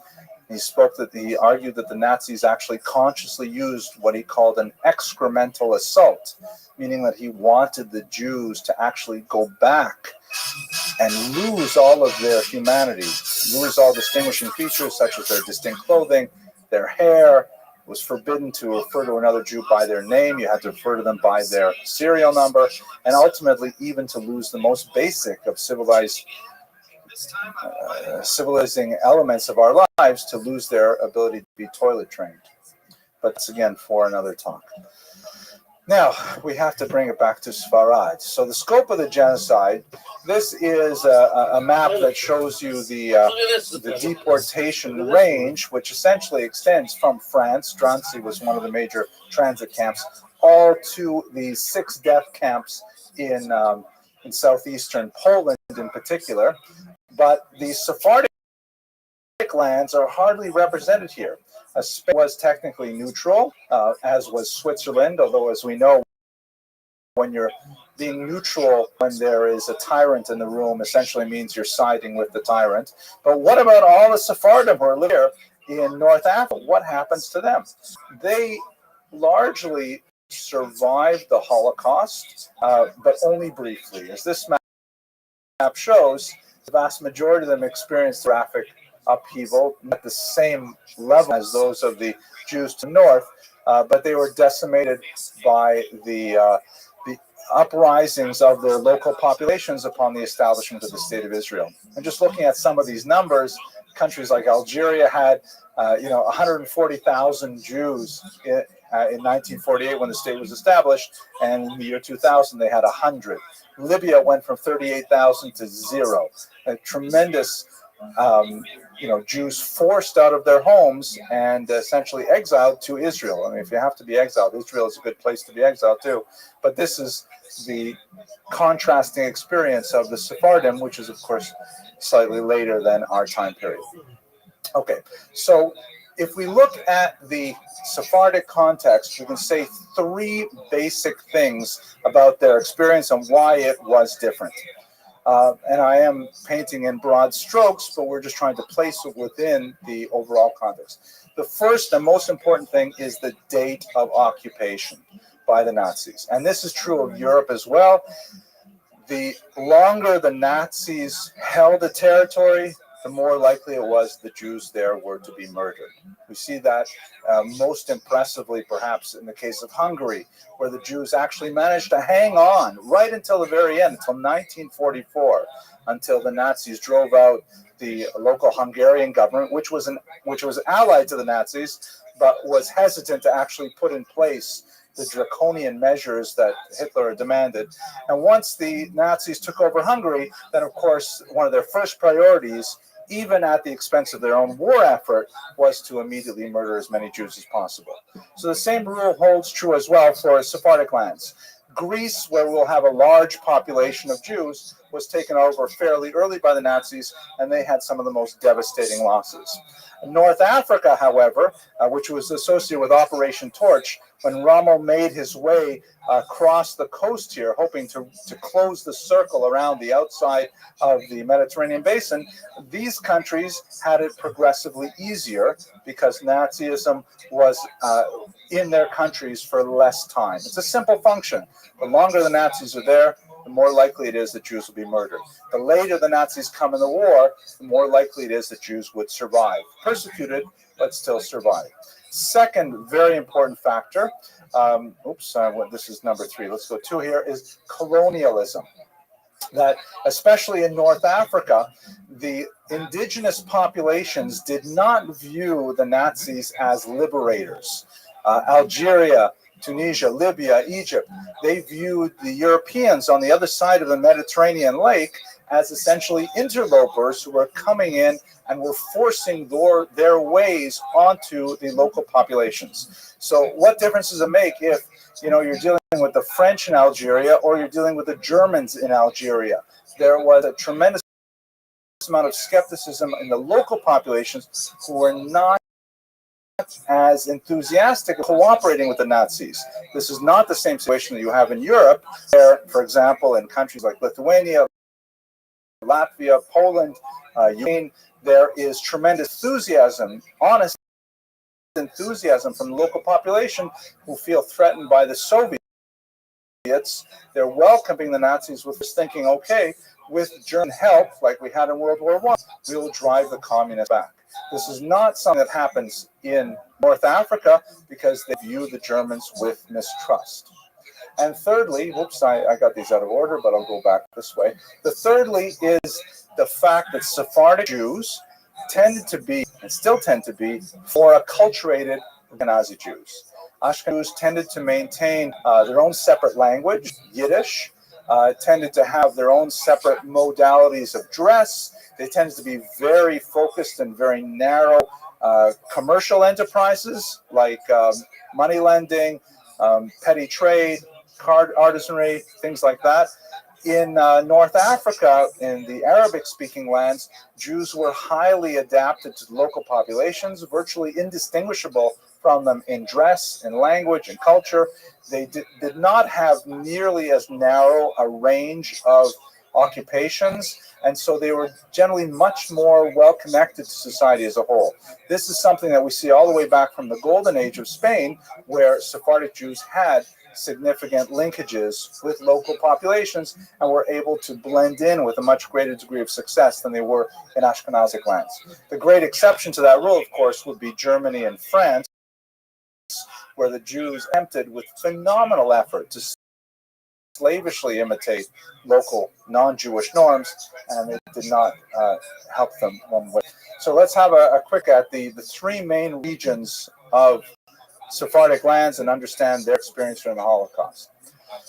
Greece is the region with both the largest concentration of Jews, also the most European of experience of the Holocaust. And in fact, the Greek experience is largely indistinguishable from that which we see to the north in places like Poland.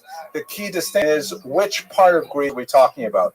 Because you look at the Peloponnese, at the peninsula that extends into the Mediterranean, there's 3 zones. There's one zone occupied by Bulgaria, that is a German ally that invades a territory in the north of Greece that they coveted. Then you have a region in the center here which is occupied by Germany directly, And then you have the fairly large section here, which is occupied by Italy, of course, also a German ally under Il Duce Mussolini. And as we would expect, the Jews who were in the German zone experienced the Holocaust with its full force immediately upon the Germans invading the region. Ghettoization proceeds particularly in Salonika or Thessaloniki, one of the most important centers going back a millennium for Jews. Many Sephardic Jews had settled there after the expulsion of 1492, and the Jews are rounded up in short order. Thankfully, one of the leaders of the Jewish community there understood what was happening and took all of the local communal records and burned them. So the Nazis did have some difficulty actually rounding up the Jews. This was not the case in Germany, Poland, and elsewhere, where the local Jewish leaders were forced to cooperate with the Nazis on pain of death, and so the Nazis were able to identify Jews much easier. But nevertheless, it took them eventually sent them to Bergen-Belsen, where the vast majority were murdered. In Bulgaria, there was this phenomenon that we see many places in the Holocaust, where the Bulgarians were not especially fond of the Jews from the central part of Greece that became refugees, and they were very happy to turn those over to the Nazis. But there was a big distinction made with what they considered our Jews, our Bulgarian Jews who have lived here for many centuries. They were not in a hurry to go along with their ally and hand them over. And in fact, only after great pressure did they in fact do so and send their Jews to the death camps. This is in contrast, by the way, with France. When France was conquered, even though we have this image of, these heroic French guys wearing berets and like bombing things, and like the reality is the Vichy French offered the Jews to Hitler before he asked for them. They already deported their Jews in advance of a request from the Nazis. The same thing happened in the Italian zone. The Italians were perhaps the least or the most reluctant of Hitler's allies. Mussolini himself had very fond relations with Jews. He had a Jewish mistress for some time, and he was just not, he loved the idea of territorial expansion, but just could not really get his head wrapped around the idea of anti-Semitism, especially genocidal anti-Semitism. But ultimately he was forced to turn them over. So Greece had the most traditional of it. One last footnote about Greece, perhaps the saddest emblem of the disappearance of the Jews of Thessaloniki is the centuries-old Jewish cemetery, which was a famous pilgrimage site for many because it really was centuries upon centuries and quite a large region in Athens. And it was taken over. The stones were removed and used as building materials, and now you have the Aristotle University that sits on its grounds today. Serbia and Croatia has a similar experience to many of the European regions. The Sephardic Jews in Serbia were exposed to incredible disease. The Ustaše, which was the Nazi party, was very enthusiastic about ridding themselves of all minorities. Here is a photograph from the war of the Croatians actually sawing the head off a Serb. And if you were around in the 1990s, you remember the tremendous the war that went on there that America participated in as well. There's just incredible fighting between the Serbs and the Croats. So the Jews were easily within that mix, and the Ustaše were very enthusiastic about deporting them. As I mentioned, the Serbian and Croatian Jews were the first to be exposed to gas technology for murder. This van is one of the many gas vans that were constructed. They were vans that were taken off their wheels and put on blocks, and essentially they used in these early attempts carbon monoxide poisoning. It turned out to be not very efficient, and so they had to move to the rat poison that we mentioned earlier. But the idea of murdering Jews at a faster pace was something very important to Hitler, and they experimented with these Sephardic Jews. North Africa, to conclude our discussion, as I mentioned, they primarily experienced a military occupation and not a strong civil occupation. In other words, as I mentioned earlier when we talked about Barbarossa, the Holocaust is a function of the war, The Wehrmacht, although allied with the Einsatz, what they were doing, nevertheless considered the Einsatzgruppen to be beneath them. The Wehrmacht were warriors and soldiers expanding the Reich. The Einsatzgruppen were like literally exterminators, getting rid of the vermin.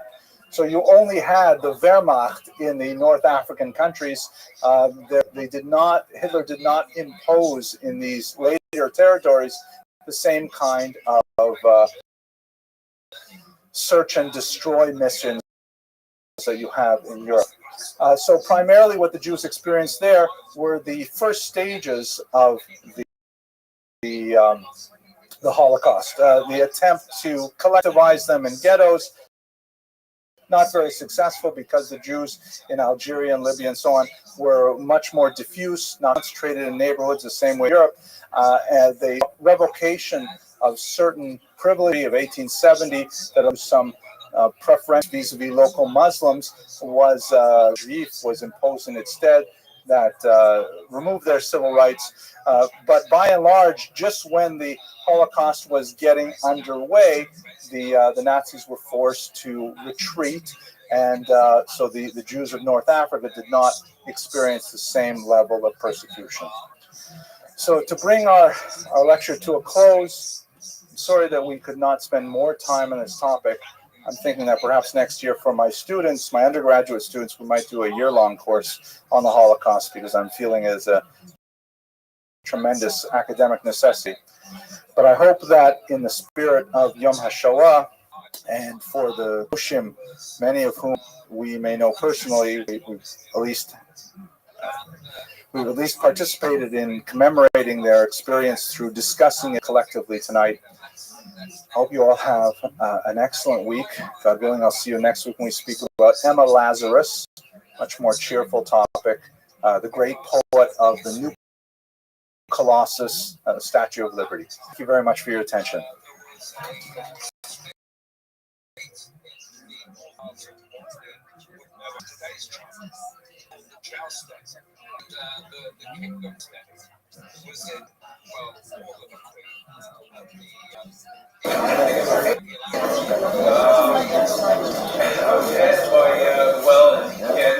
Say a few words.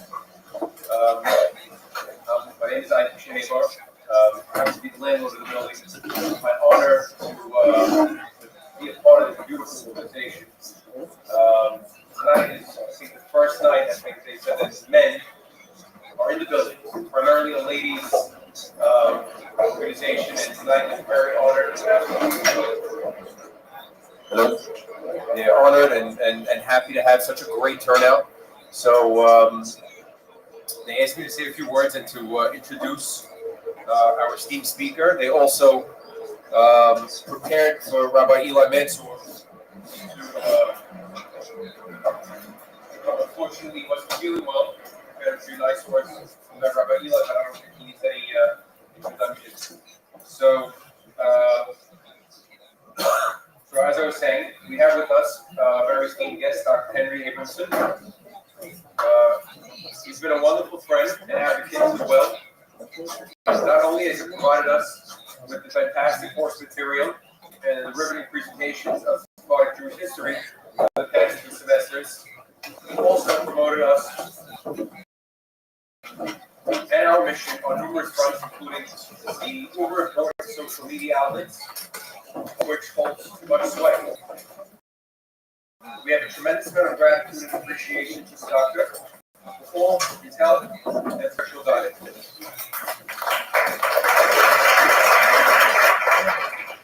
Those of you that do not know, Dr. Henry Abramson serves as the Dean of the mighty WJ campus of Aurora College.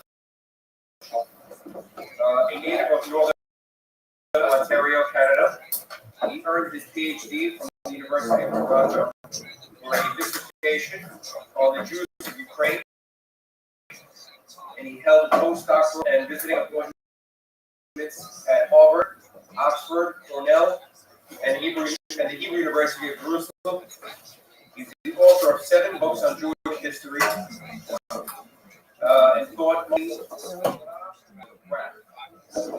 historical context of the Esh Kodesh, and is the only person ever to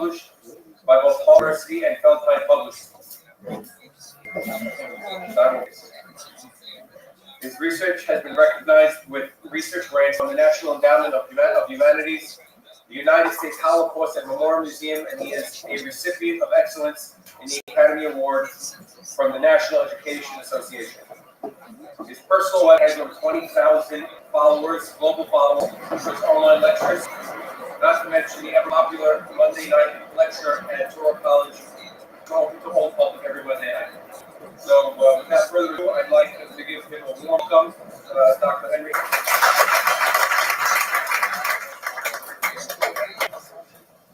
Thank you very much. I'm very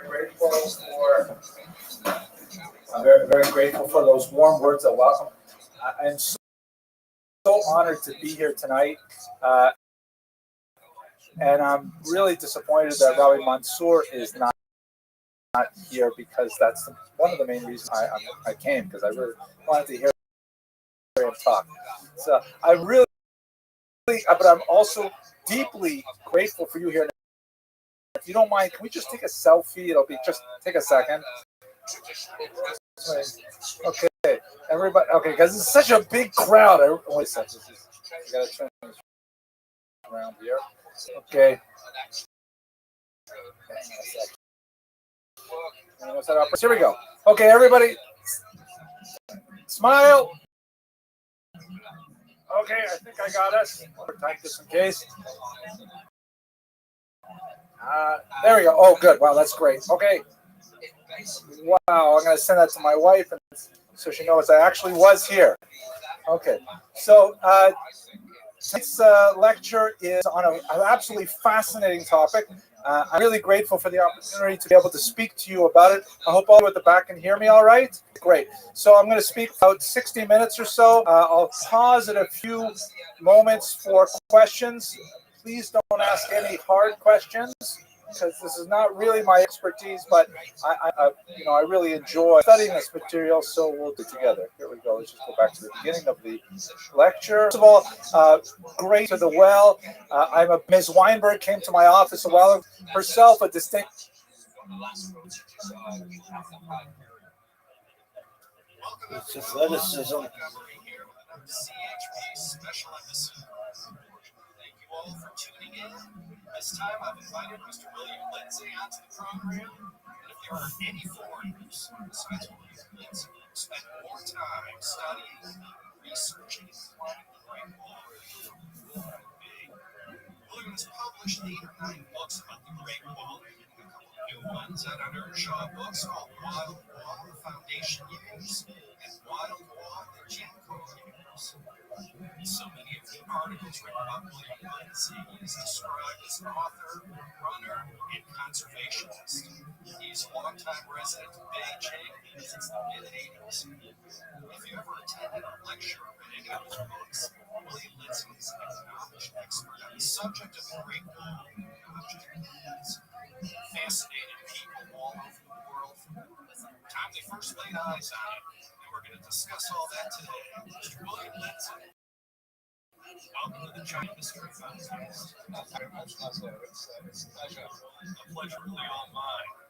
William, let me ask you, what's occupying your Great Wall life and thoughts these days, this year, your 35th year there?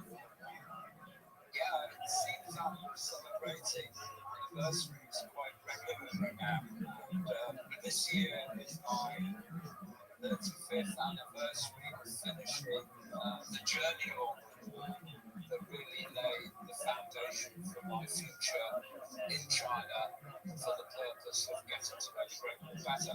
So 35 is a big year, because I start to wonder, how am I going to make my 40th? And should I go on a big journey to celebrate? Actually, I'm happy to report that just as the Great Wall was a generation-to-generation project during many dynasties, in my family there is a tradition that we regularly refer to as Wall fever. So, as you can probably tell, I'm from Great Britain, and in Great Britain we have a war, hatred, And it was along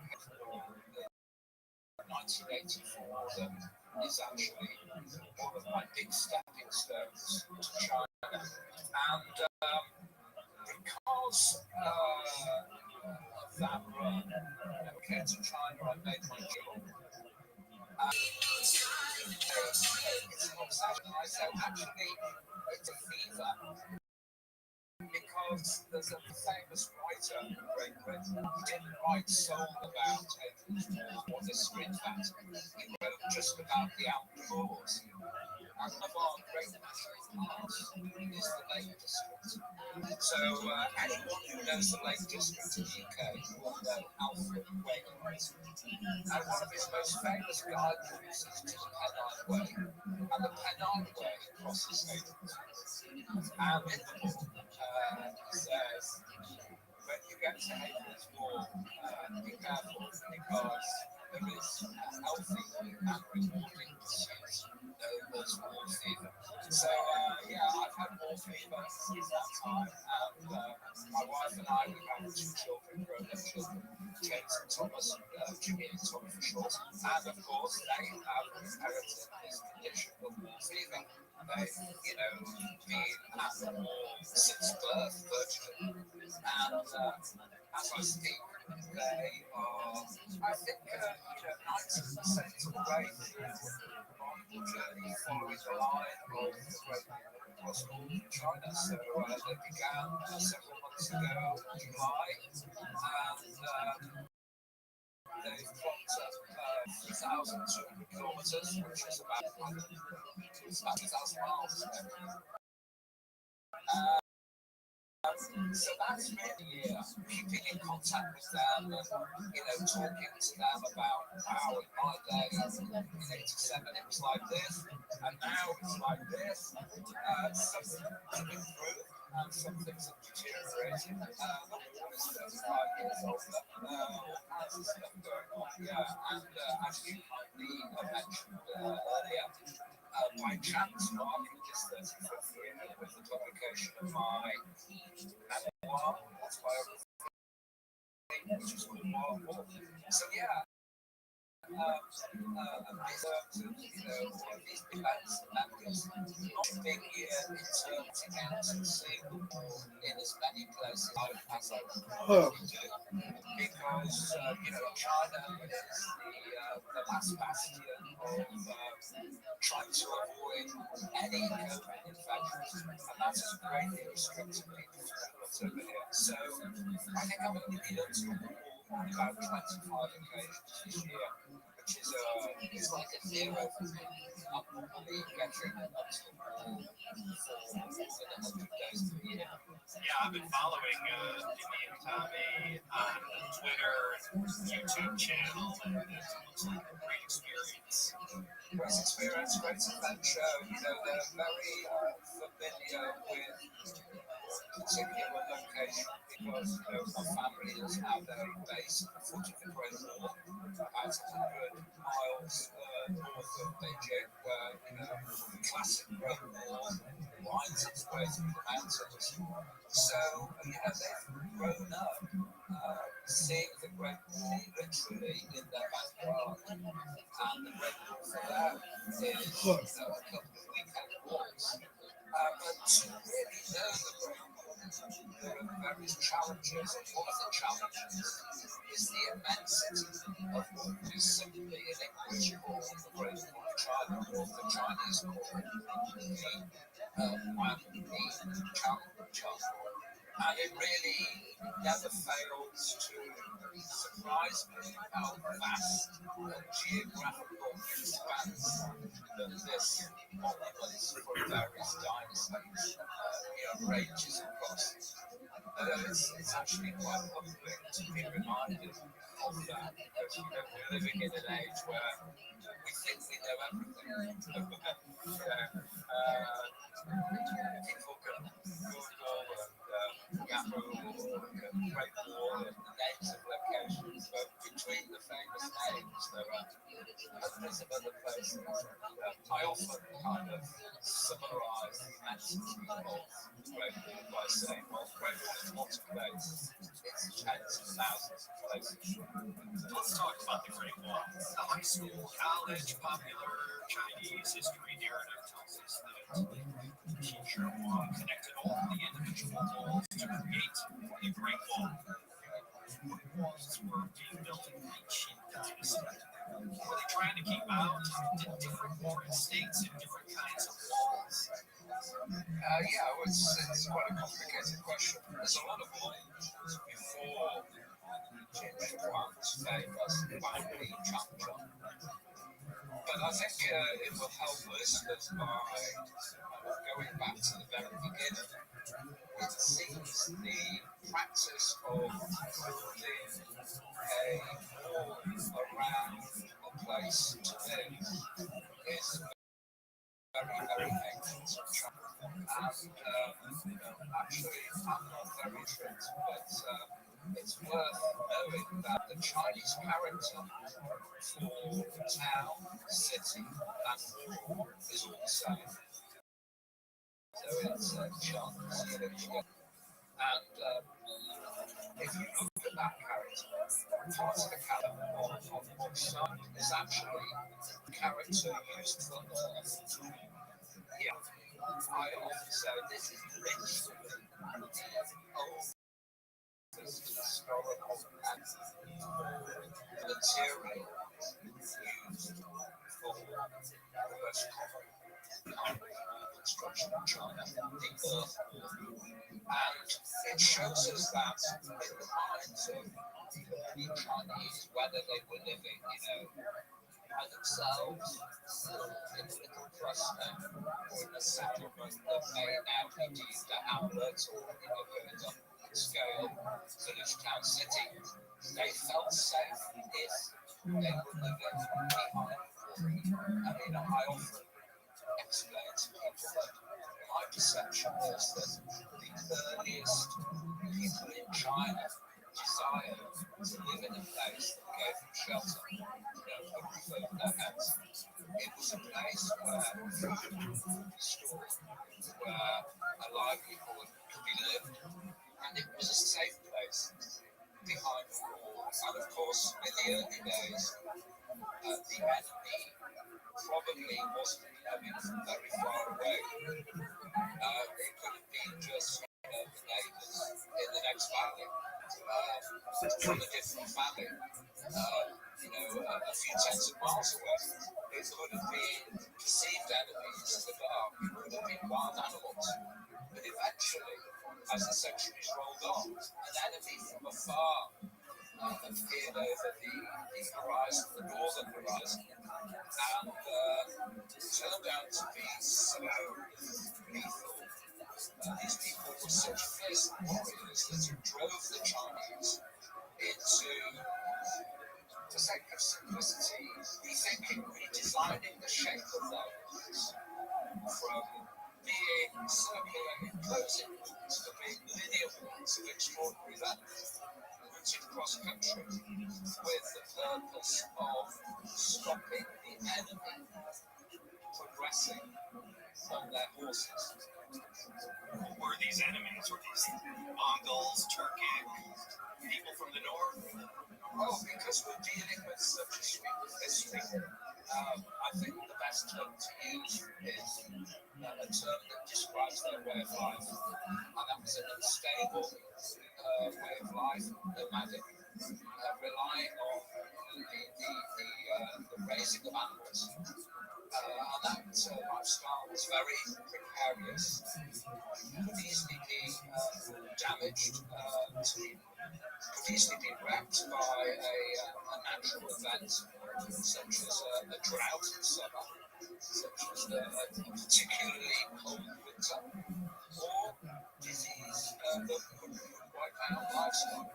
And of course, any event like that robbed people of their immediate future livelihood, hunger, starvation, threats.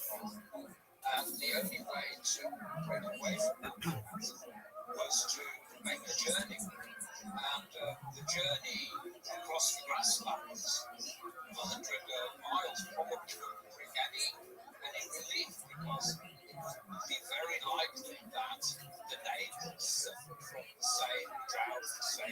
all the same disease. So a long distance journey was eventually necessary, and it led the people south because, of course, that's the weather. Eventually, it led to land that was occupied by the Chinese clusters of the world, all organized by their life. They had transitioned from raising animals to raising animals and growing crops, and particularly, they planned for the future. They stored surpluses in their barns, in towns and cities, states stored surpluses in granaries, and they had the ability to ride the natural disasters that came their way. But the man-made disaster that was the attack of the tribes on Chinese land was unprecedented, obviously. And the Chinese wondering, what the hell should we do next? And I think this, let's nail the date. In my mind, round about BC seems to be a turning point, because the history is record. At that time, there was a state in the northern part of what we would know as today's China, called the Chow State. And the king of the state was in, well, more than a country, the occurrence, the regularity of these raids on his land by these people that changed the rules of warfare. The people who came from the north were not in chariots, they were not on foot, they were just riding horses. And they were superb horses.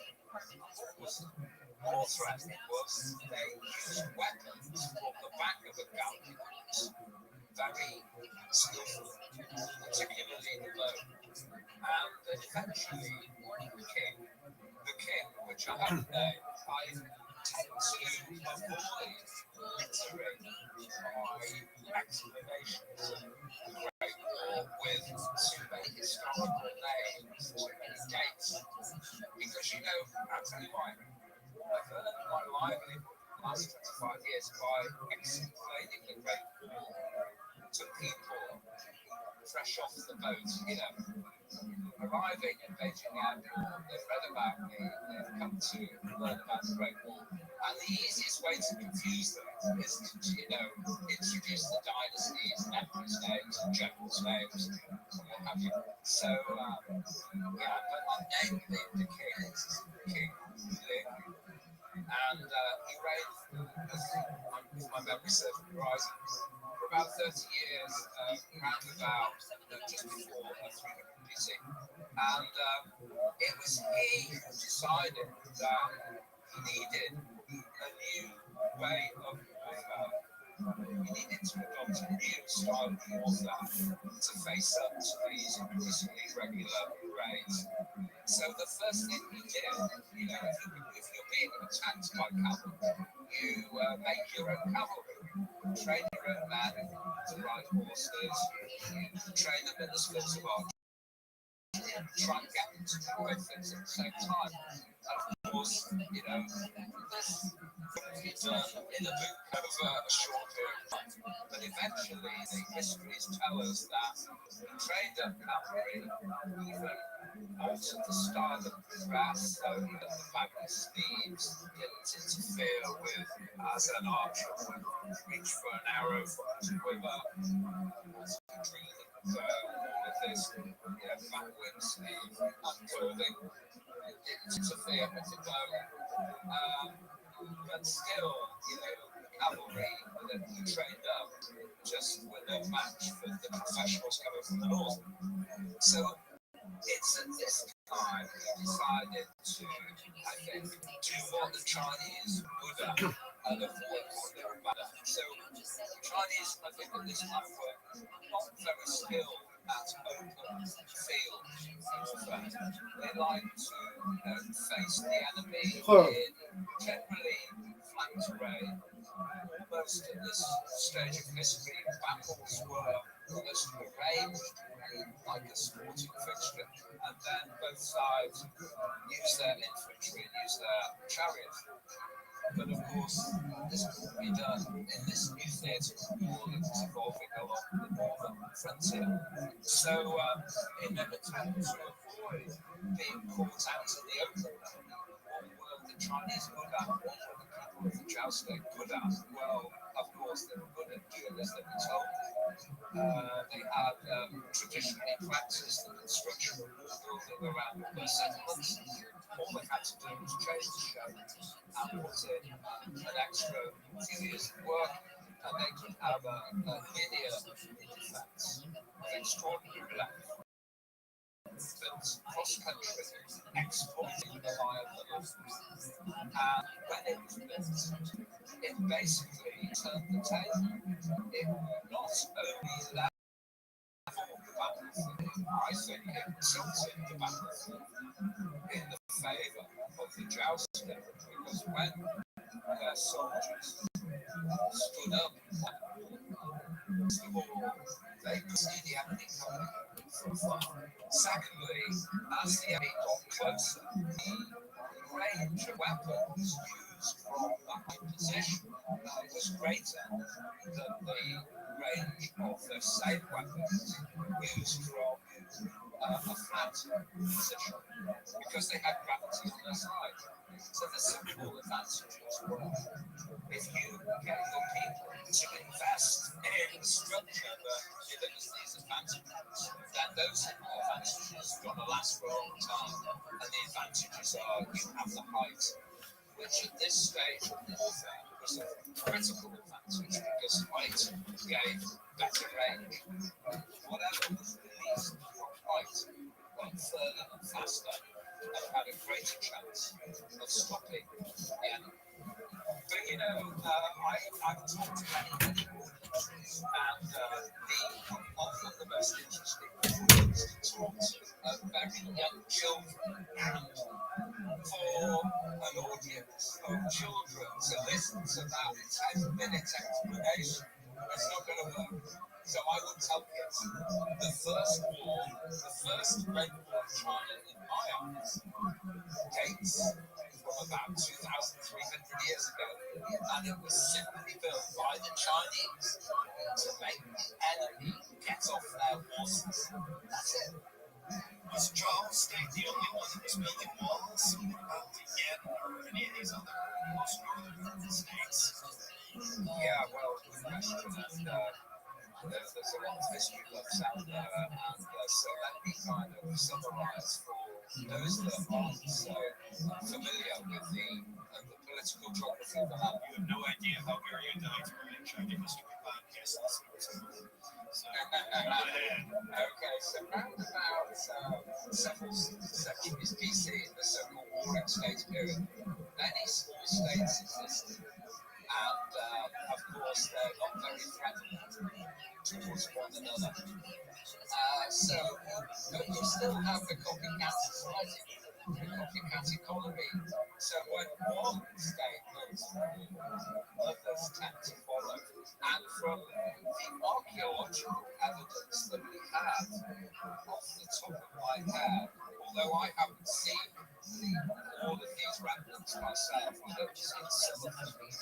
It seems about 10 warring states at least built structures that we would call, that the Chinese call Chanchan walls. Between 300 BC and 224 BC, which of course is a key date, because that's when the Qin state succeeded in creating the Qin Empire out of the conquered warring states. At this time, about 10 different states had drawn Chanchan. So many people say to me, okay, is there a difference between a Chanchan, a long and a Wampum Chanchan, which is a 10,000 meter? And, well, I think there is. It's a bit of a name game. It's a bit of an academic point. But I I think I'd like to give listeners my view on it, and also some Jen's view on it. This term, when the Changchun first appears in Records of the Grand Story, written by, of course, Sima Qian. So, Sima Qian, in one of his later chapters, he actually says, I have been to the northern frontier and I have seen a Changchun, and it's roundly, and it starts here and it goes through such mountains and it ends there. And I think this is a very interesting page in his history. Actually, one of my projects of about a decade ago was the Great Northern Quantum Objects. Half the book. And yeah. So in my choice of 100 objects, there are a handful of books. There's Franz Kafka's The Great War of China, very nice 10,000 word essay by a fellow who's never been to China, but uses the Great War as this platform for exploring the psychological toil that this mega project had on its builders. Another book I chose, my 50 objects, was The Great Wall of China by William Edward Dial, which is the first book in any language solely about the Great War. And another book that I chose on page 4 was Science Grand Historian.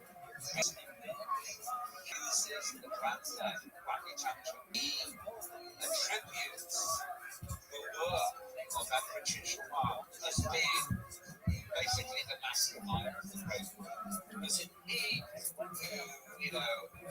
having conquered all the land, decided that, to consolidate his power, the long wars kind of divided the old states. It dismantled because they couldn't possibly in the future by people who wanted to break the building brand new empire. But he retained 3 states of the northern periphery of his empire. And one of those was the that I referred to earlier, the Zhao state. Another was the Jin state that had been built partly by him. And another was much further to the east, the Yen state.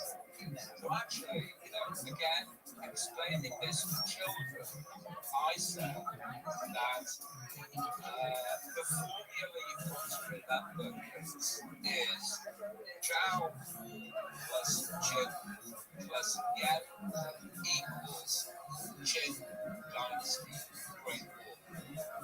And that's the formula. Great Wall of history is so dominated by what happened in Qin and Ming. What were the notable historic moments in Great Wall of history that weren't Qin? It sort of seems like whenever you read anything or see anything, there's the Qin story, and then a blank space, and then all of a sudden it's like Ming and Qi Huang, and then we start to hear more about the long war, including those guys. There's also a compassion that There's a lot of history there, from Qin to Ming. a lot of history. It's a sweet book, basically from 300 BC until the end of the Ming in 1600. So the second argument is a couple of thousand years. And when I began my 50 objects, I was concerned that exactly as you said, I was going to have a few objects at the beginning and a ton of things at the end, from the Ming, and it's going to be like a desert. And I was really keen on finding objects between the 2 bookends, as it were, that would explain what was going on in China at the time. And if there was no building to explain, why not? I thought that was an equally fascinating point. Yeah, times of peace, times of war. So actually, a lot was going on. There's a lot of detail, and there's a lot of information out there, and there's a lot of objects to tell these stories.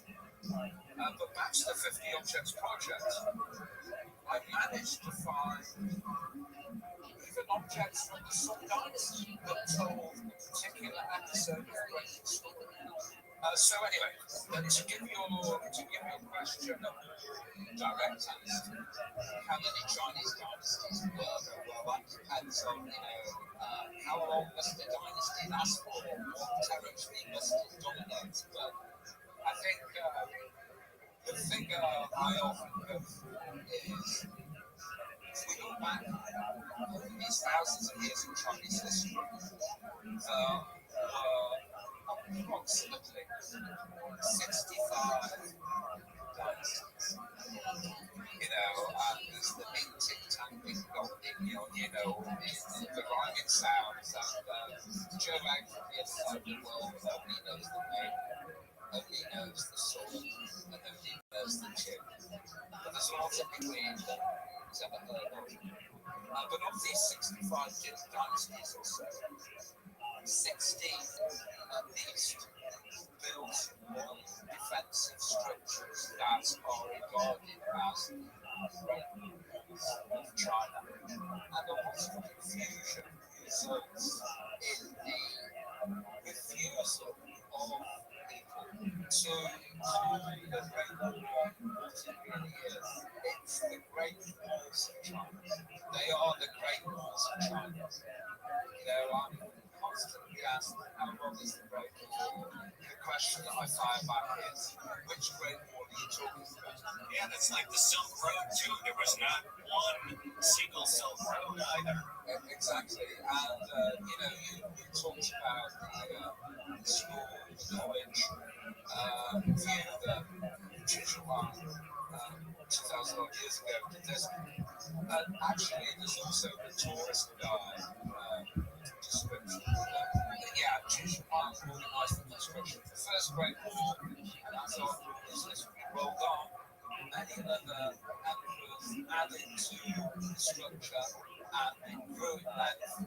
And the final renovation was a few hundred years ago in the Ming, and most of the Great Wall we see today dates from that time, which is actually a load of guff. And history is history, but I'm not a historian. If I'm asked to describe myself, I say I'm a subject matter expert on the Great Wall. And actually, you need to be quite a bit of a geographer, quite a lot of an archaeologist to get to grips with the subject. But archaeology tells a lot. This century, there will be two major surveys of the archaeological remains of the Great Walls of China. The first took place between 2003 and 2007. So for 5 years, archaeologists and surveyors in every province of North China were instructed to find and measure the extant sections of the Ming Dynasty Great Wall. And in 2008, they announced that the Ming Dynasty Great Wall of China, the remains that we can find, measure 8,851 kilometers, which is about 5,500 miles. Next, the teams went out further because the walls that were built have a larger geographical distribution. So the archaeologists went out to measure all the walls.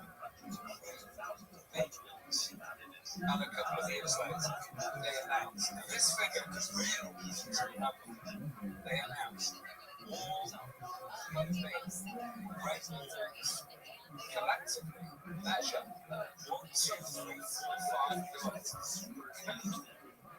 Isn't that handy? Yeah. So, if we add pretty big. 1, 2, 3, 4, 5. With the big 885 one, we get a grand total of the length of the Great Walls of China extant on the landscape of the People's Republic today. And that figure is 24,196 kilometers. More than one. More than one. You can do a whole episode on the length of the leads around dynasties and when you're out to the sticks in China, back in 87, I could hardly speak a word of Chinese.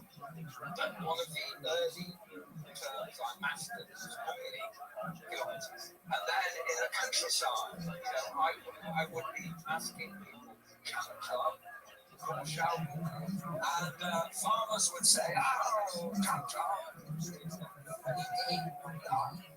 okay, so quick translation. Hi, William to farmer. How many kilometers away is the Great Farmer to William? After 5 Chinese leagues, we will arrive there. So William didn't know the difference between a metric kilometer and a Chinese league. And there's a big difference. Apparently there's a difference as to whether the league is uphill or downhill. It's kind of a raw measure of the difficulty of the journey on foot. Well, I've always considered when I learned the character, my Chinese teacher is a third of a mile, and I'm just looking at that ever since. Yeah, it's about 100 meters. Yeah, it's confused people.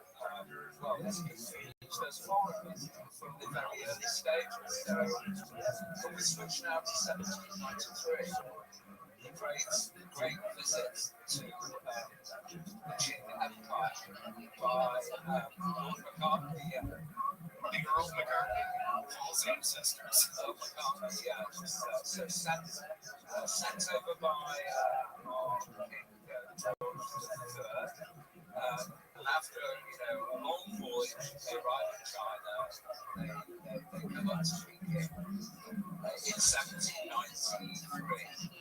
I think it's August, and they kind of check in with the ministry, and they're told, the emperor, the general, he doesn't spend the summer in the city. He goes out into the countryside north, because he said natural ancestry wants to get out of the urban environment, back into the hills there, do a bit of hunting, enjoy the good temperatures. And the Brits, they say, oh, can we go and see the emperor? Because we bought him some nice gifts, including this birthday gift. And they get permission to head north to the Imperial Resort, which is in a city now known as Chengde. So it's about 150 miles north of today's Beijing. And so the British delegation, which was about 200 strong, set off. Conservationist. He's a longtime resident of Beijing since the mid-80s. If you ever attended a lecture or read any of his books, William Lindsay is an acknowledged expert on the subject of the Great Wall project. Fascinated people all over the world. The time they first laid eyes on it, and we're going to discuss all that today. Mr. William Lindsay, welcome to the China History Podcast. Thanks very much, Nelson. It's a pleasure. The pleasure's really all mine. Mr. William, let me ask, what's occupied your Great Wall life and thoughts these days? This year, your 35th year there. Yeah, it seems I'm celebrating anniversaries quite regularly now. And this year is my 35th anniversary of finishing the journey of that really laid the foundation for my future in China for the purpose of getting to know the Great Wall better. So 35 is a big year, because with the start to wonder, am I going to make my 40? And should I go on a big journey to celebrate actually happy to report that as the Great Wall was a generation project during many dynasties, in my family there is a condition that we regularly refer to as wall fever.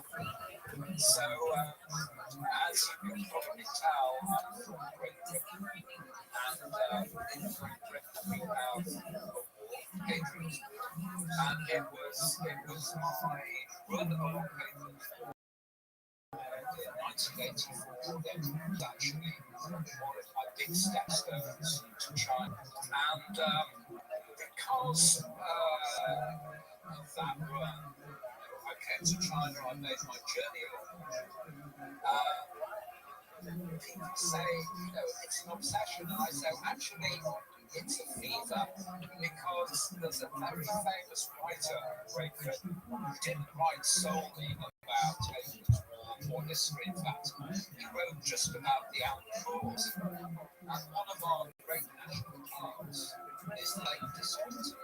So anyone who knows the Lake District in the UK will know Alfred Wainwright.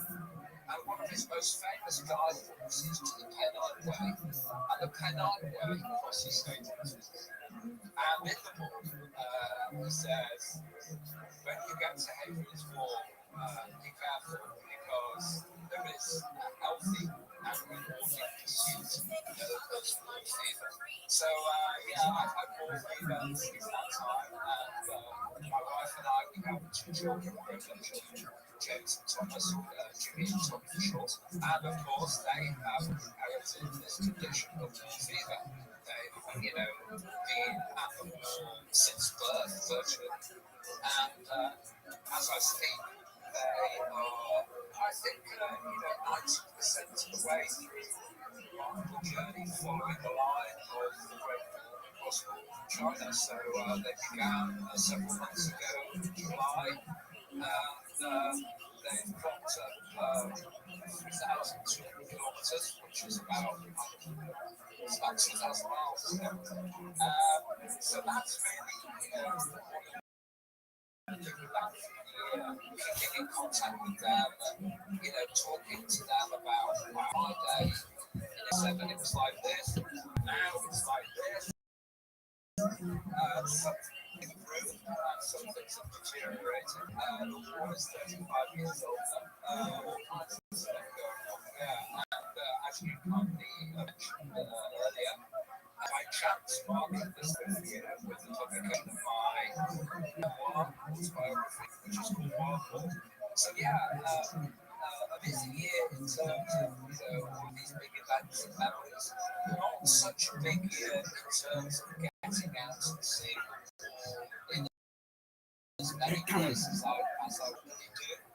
Because China is the last bastion of trying to avoid any COVID infections, and that is greatly restricting people's movements over here. So I think I've only been out to the wall on about 25 occasions this year, which is it's like a zero for me. I'm probably getting most of the more than 100 days a year. Yeah, I've been following Jimmy and Tommy on Twitter and YouTube channel, and it looks like a great experience.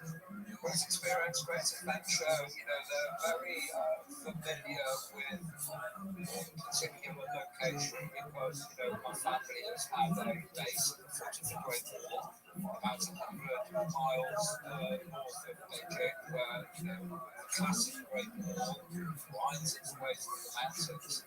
So, they've grown up seeing the Great Wall literally in their backyard. And the Great Wall for them is, a couple of weekend walks. But to really know the Great Wall, there are various challenges, and one of the challenges is the immensity of what we simply in English call the Great Wall of China, or the Chinese Wall, the final challenge of China. And it really never fails to surprising how vast geographical expanse that this monument from various dynasties ranges across. It's actually quite humbling to be reminded of that because we're living in an age where we think we know everything. People can Google and Yahoo or Great Wall and the names of locations, but between the famous names, there are hundreds of other places. I often kind of summarize immensity of the Great Wall by saying, well, the Great Wall is a place. It's thousands of places. Let's talk about the Great Wall. The huge popular Chinese reindeer and everything else connected all of the individual walls to create the Great Wall. What walls were being built in the Qing dynasty? Were they trying to keep out different warring states and different kinds of walls? It's quite a complicated question. There's a lot of walls before Qin Shi Huang's famous family Changchun. But I think it would help listeners by going back to the very beginning. It sees the practice of building a wall around a place to live is very, very ancient in China. And actually, I'm not very literate, but it's worth knowing that the Chinese character for town, city, and wall is all the same. So it's Chong, C-H-N. And if you look at that character, part of the character on one side is actually the character used for Earth. I often say this is literally the oldest historical evidence the material used for the most common kind of construction in China, the earth wall. And it shows us that in the minds of the Chinese, whether they were living, by themselves, in a little cluster, now indeed the hamlets going up in scale, village, town, city, they felt safe if they were living behind a wall.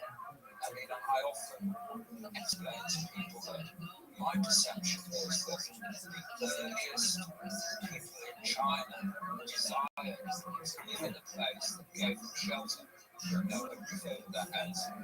It was a place where food could be stored, where the livelihood could be lived, and it was a safe place behind it. And of course, in the early days, the enemy probably wasn't coming very far away. It could have been just, the neighbours in the next valley. From a different family, a few tens of miles away. It could have been perceived enemies in the dark, it could have been wild animals. But eventually, as the centuries rolled on, an enemy from afar appeared over the horizon, the northern horizon, and turned out to be lethal. These people were such fierce warriors that drove the Chinese into the sacred secrecy, rethinking, redesigning the shape of their lives from being circular in close to being linear ones of extraordinary length, routed across country with the purpose of stopping the enemy progressing on their horses. Who were these enemies? Mongols, Turkic, people from the north? Well, we were dealing with such a swift history. I think the best term to use is a term that describes their way of life, and that was an unstable way of life, nomadic, relying on the raising of animals, and that lifestyle was very precarious.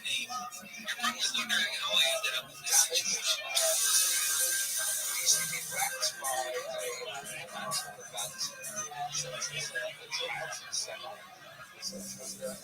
particularly cold winter, or disease from our livestock. And of course, like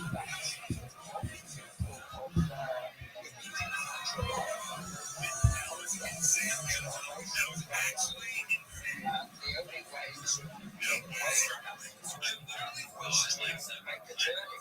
And the journey across the grasslands, miles probably, and it would be very likely that from the same Wondering how I ended up in this situation. so I think that south because, of course, that's the weather. Eventually, it led to land that was occupied by the Chinese within clusters.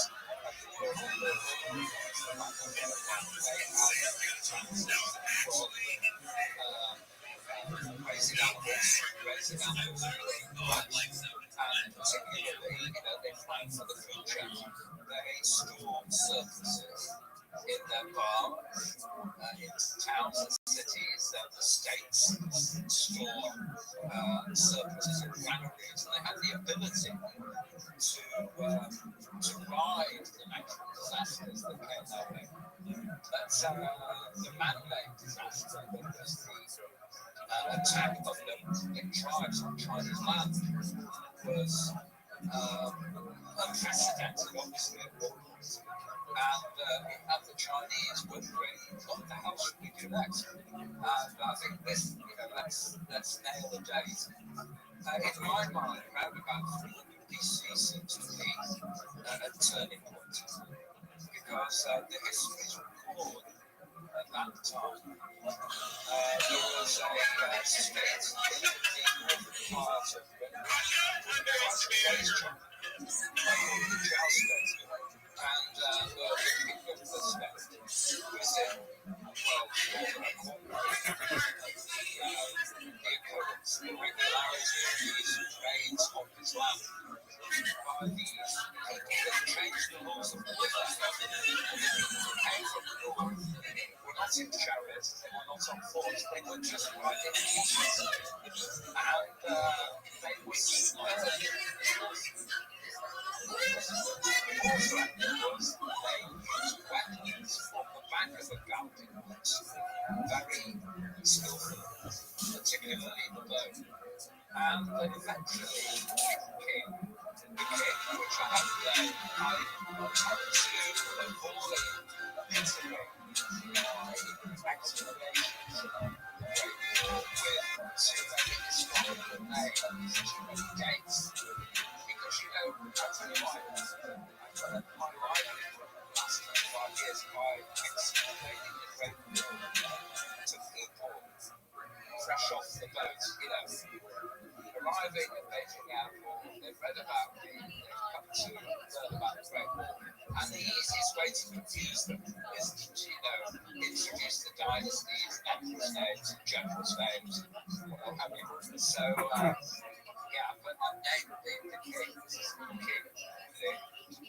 and he reigned, if my memory serves right, for about 30 years, around about just before 336. And it was he who decided that he needed a new way of warfare. He needed to adopt a new style of warfare to face up to these irregular raids. So the first thing he did, if you're being attacked by cavalry, you make your own cavalry, train your own men to ride horses, you train them in the skills of archery, and you try and get them to do both things at the same time. And of course, this couldn't be done in a boot camp over a short period of time. But eventually, the histories tell us that trained up cavalry altered the style of the guard, wagon steeds didn't interfere with as an archer reach for an arrow from his quiver as he drew the bow, all of this backwards, putting it into there on the bone. But still, cavalry that are trained up just with no match for the professionals going to the north. So it's at this time we decided, I think, what the Chinese would avoid what they would have. So Chinese, I think, at this time were not very skilled at field warfare. They like to face the enemy in generally flat terrain. Almost at this stage of history, battles were just arranged like the sporting fixture, and then both sides use their infantry and use their chariots. But of course, this will be done in this new theatre of war that is evolving along the northern frontier. So, in an attempt to avoid being caught out in the open, what were the Chinese good at? What were the people of the jousting good at? Well, of course, they were good at doing as they were told. They had traditionally practiced the construction of wall building around their settlements. All they had to do was change the shape and put in an extra few years of work, and they could have a linear defense of extraordinary length built cross country, exploiting the lie of the land. And when it was built, it basically turned the tail. It not only leveled the battlefield, I think it tilted the battlefield in the favour of the jousting, because when their soldiers stood up on that wall, first of all, they could see the enemy coming from above. Secondly, as the enemy got closer, the weapons used from that high position was greater than the range weapons from a position. They had gravity on their side. So the simple advantage is if you get to invest in structure these advantages, then for a long time, and the advantages are you have the height, which at this stage of the warfare was a critical advantage because height gave better range. Whatever was released from height went further and faster and had a greater chance of stopping the enemy. But I've talked to many audiences, and often the most interesting audience to talk to are very young children. And for an audience of children to listen to that 10-minute explanation, that's not going to work. So I will tell kids the first war, the first Great War dates from about 2,300 years ago, and it was simply built by the Chinese to make the enemy get off their horses. That's it. Was Charles State the only one that was building walls? Any of these other more strong states? Yeah, well, good question. And there's a lot of history books out there, and so let me kind of summarize for those that aren't so familiar with the political geography of the land. You have no idea how very indictfully German history is listening to. Okay, so around about several centuries BC, in the so-called Great State period, many small states existed, and of course they're not very friendly towards one another. But you still have the copycat society, the copycat economy. So when one state does, others tend to follow. And from the archaeological evidence that we have, off the top of my head, although I haven't seen all of these remnants myself, I've only seen some of them, it seems about 10 warring states at least built structures that we would call, that the Chinese call Changchun walls, between 300 BC and 21 BC, which of course is a key date because that's when the Qin state succeeded in creating the Qin Empire out of the Konghu states. At this time, about 10 different states had Changchun. So many people say to me, okay, is the difference between a Changchun, a Longzhu, and a Wang Changchun, which is at 10,000 meters? And, well, I think there is. It's a bit of a name game. It's a bit of an academic point. But I think I'd like to give listeners my view on it, and also some Chen's view on it. And this term, Wang Li Changchun, first appears in records of the Grand Historian, written by, of course, Sima Chen. So, Sima Chen, in one of his later chapters, he actually says, I have been to the northern frontier and I have seen a Changchun, and it's Wang Li, and it starts here and it goes through such mountains and it ends there. And I think this is a very interesting page in his history. Actually, one of my projects of about a decade ago was Folks, are you really aware of this athleticism and how amazing it is? Because I've got to take a whiz. Oh, fuck. I have to take a whiz. Look at this athleticism, though. I feel like I'm going to puke.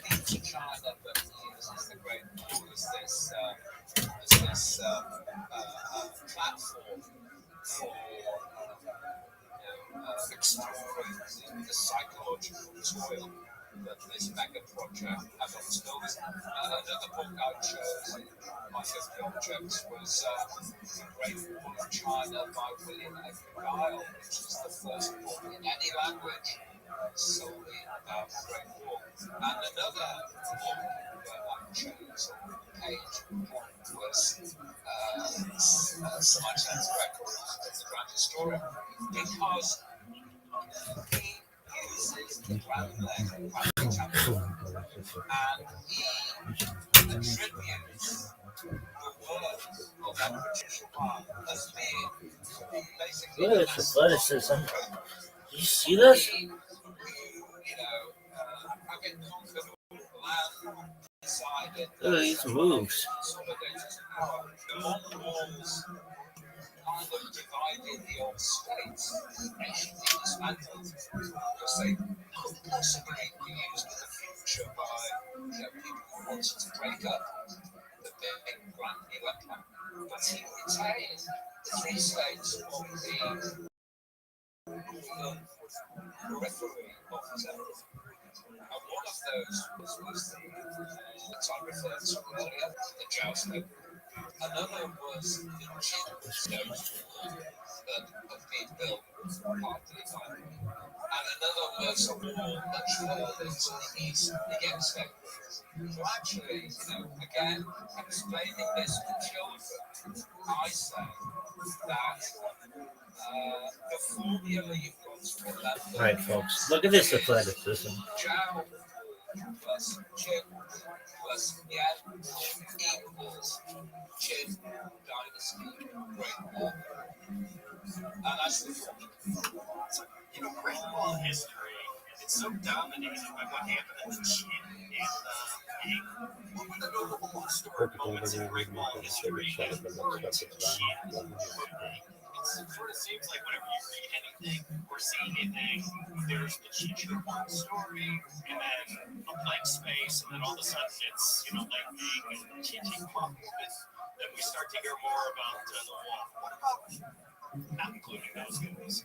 Yeah, that's also a good question. I think It's a lot of history there, from Qin to Ming. a lot of history. It's a split, Working basically. on that, man. 300 BC, the Empire Ming For the sake of argument, it's probably 1,000 years. And when I began my project, was exactly that. I was going to have a few objects at the beginning, and then some things at the end. Adonai, Adonai, Adonai, Yeshua. Search and provide my social level band. That would explain what was going on in China at the time. And if there was no listener to explain, why not? Because I thought that was an equally fascinating point. Times of peace, times of war. So, actually, what was going on, there's a lot of detail, and there's a lot of information out there, and there's a lot of objects to tell these stories. But that's the 50 Objects Project. I managed to find even objects from the Song Dynasty that told a particular episode of the Great War story. So anyway, to give your question a more direct answer, how many Chinese dynasties were there? Well, that depends on, how long must the dynasty last for, what territory must it dominate. But I think the figure I often go for is, we look back over these thousands of years of Chinese history, there were approximately 65 dynasties. There's the big tic tac ding dong ding dong, the rhyming sounds, and Joe Egg from the other side of the world only knows the name, only knows the sword, and only knows the tune. But there's a lot in between that he's ever heard of. But of these 65 dynasties or so, 16 at least built defensive structures that are regarded as great China. And a lot of confusion results. Look at this athleticism. Folks, I'm really going to try to summarize this. Yeah, but give us a play-by-play while you're listening to this All China podcast. All right, kids. Firstly, I'm saying dick like it's going out of style.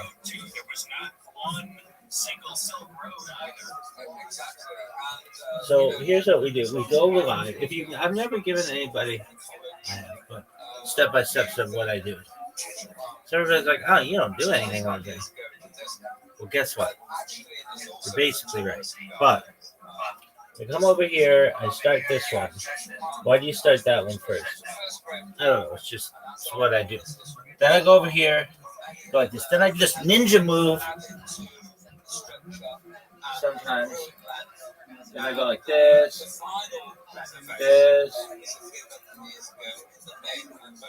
Are you a ninja?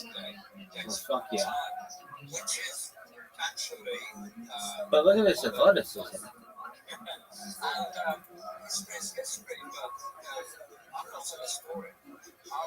If I'm asked to describe myself, I say I'm a subject matter expert on the Great War. And actually, you need to be quite a bit of a geographer, quite a lot of an archaeologist, quite a bit of a historian to get to grips with the subject. But archaeology tells us a lot. And this is such a blessing. Like, it's really impressive. The first took place between 2003 and 2007. So for 5 years, archaeologists surveyed in every province of all China were instructed to find and measure the extant sections of the mid-dynasty grave.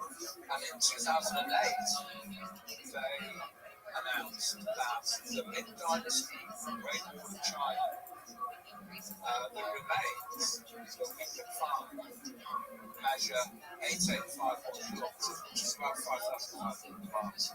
Next, the teams went out further because the walls that were built have a large geographical distribution. So the archaeologists went out to measure all the minerals. And a couple of years later, they announced this figure is really easy to remember. They announced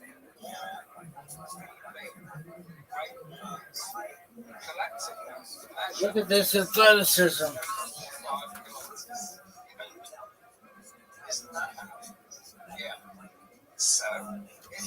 Folks, I'm going to try to summarize this for you as best I can.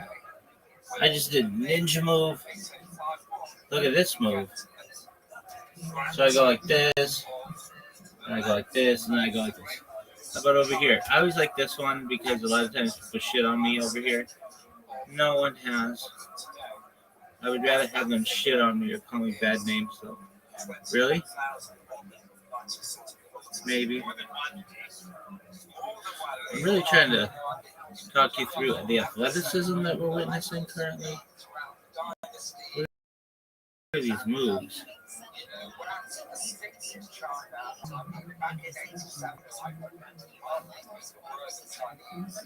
Look at this move.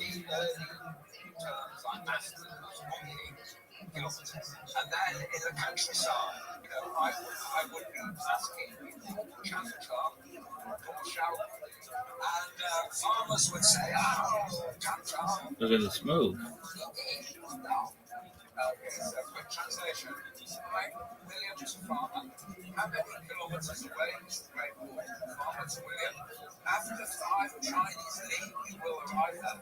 So William didn't know the difference between a metric kilometer and a Chinese li.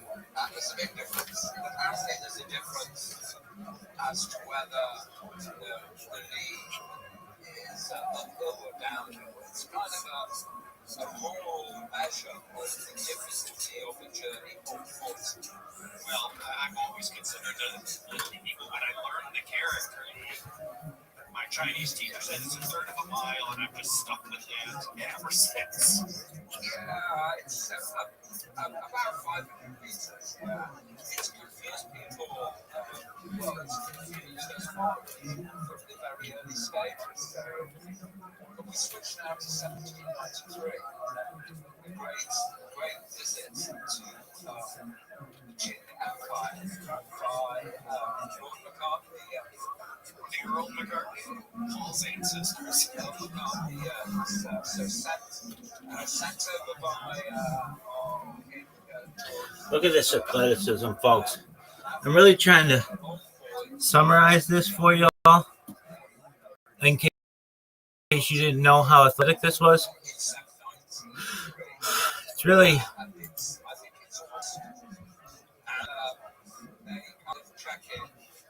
unprecedented.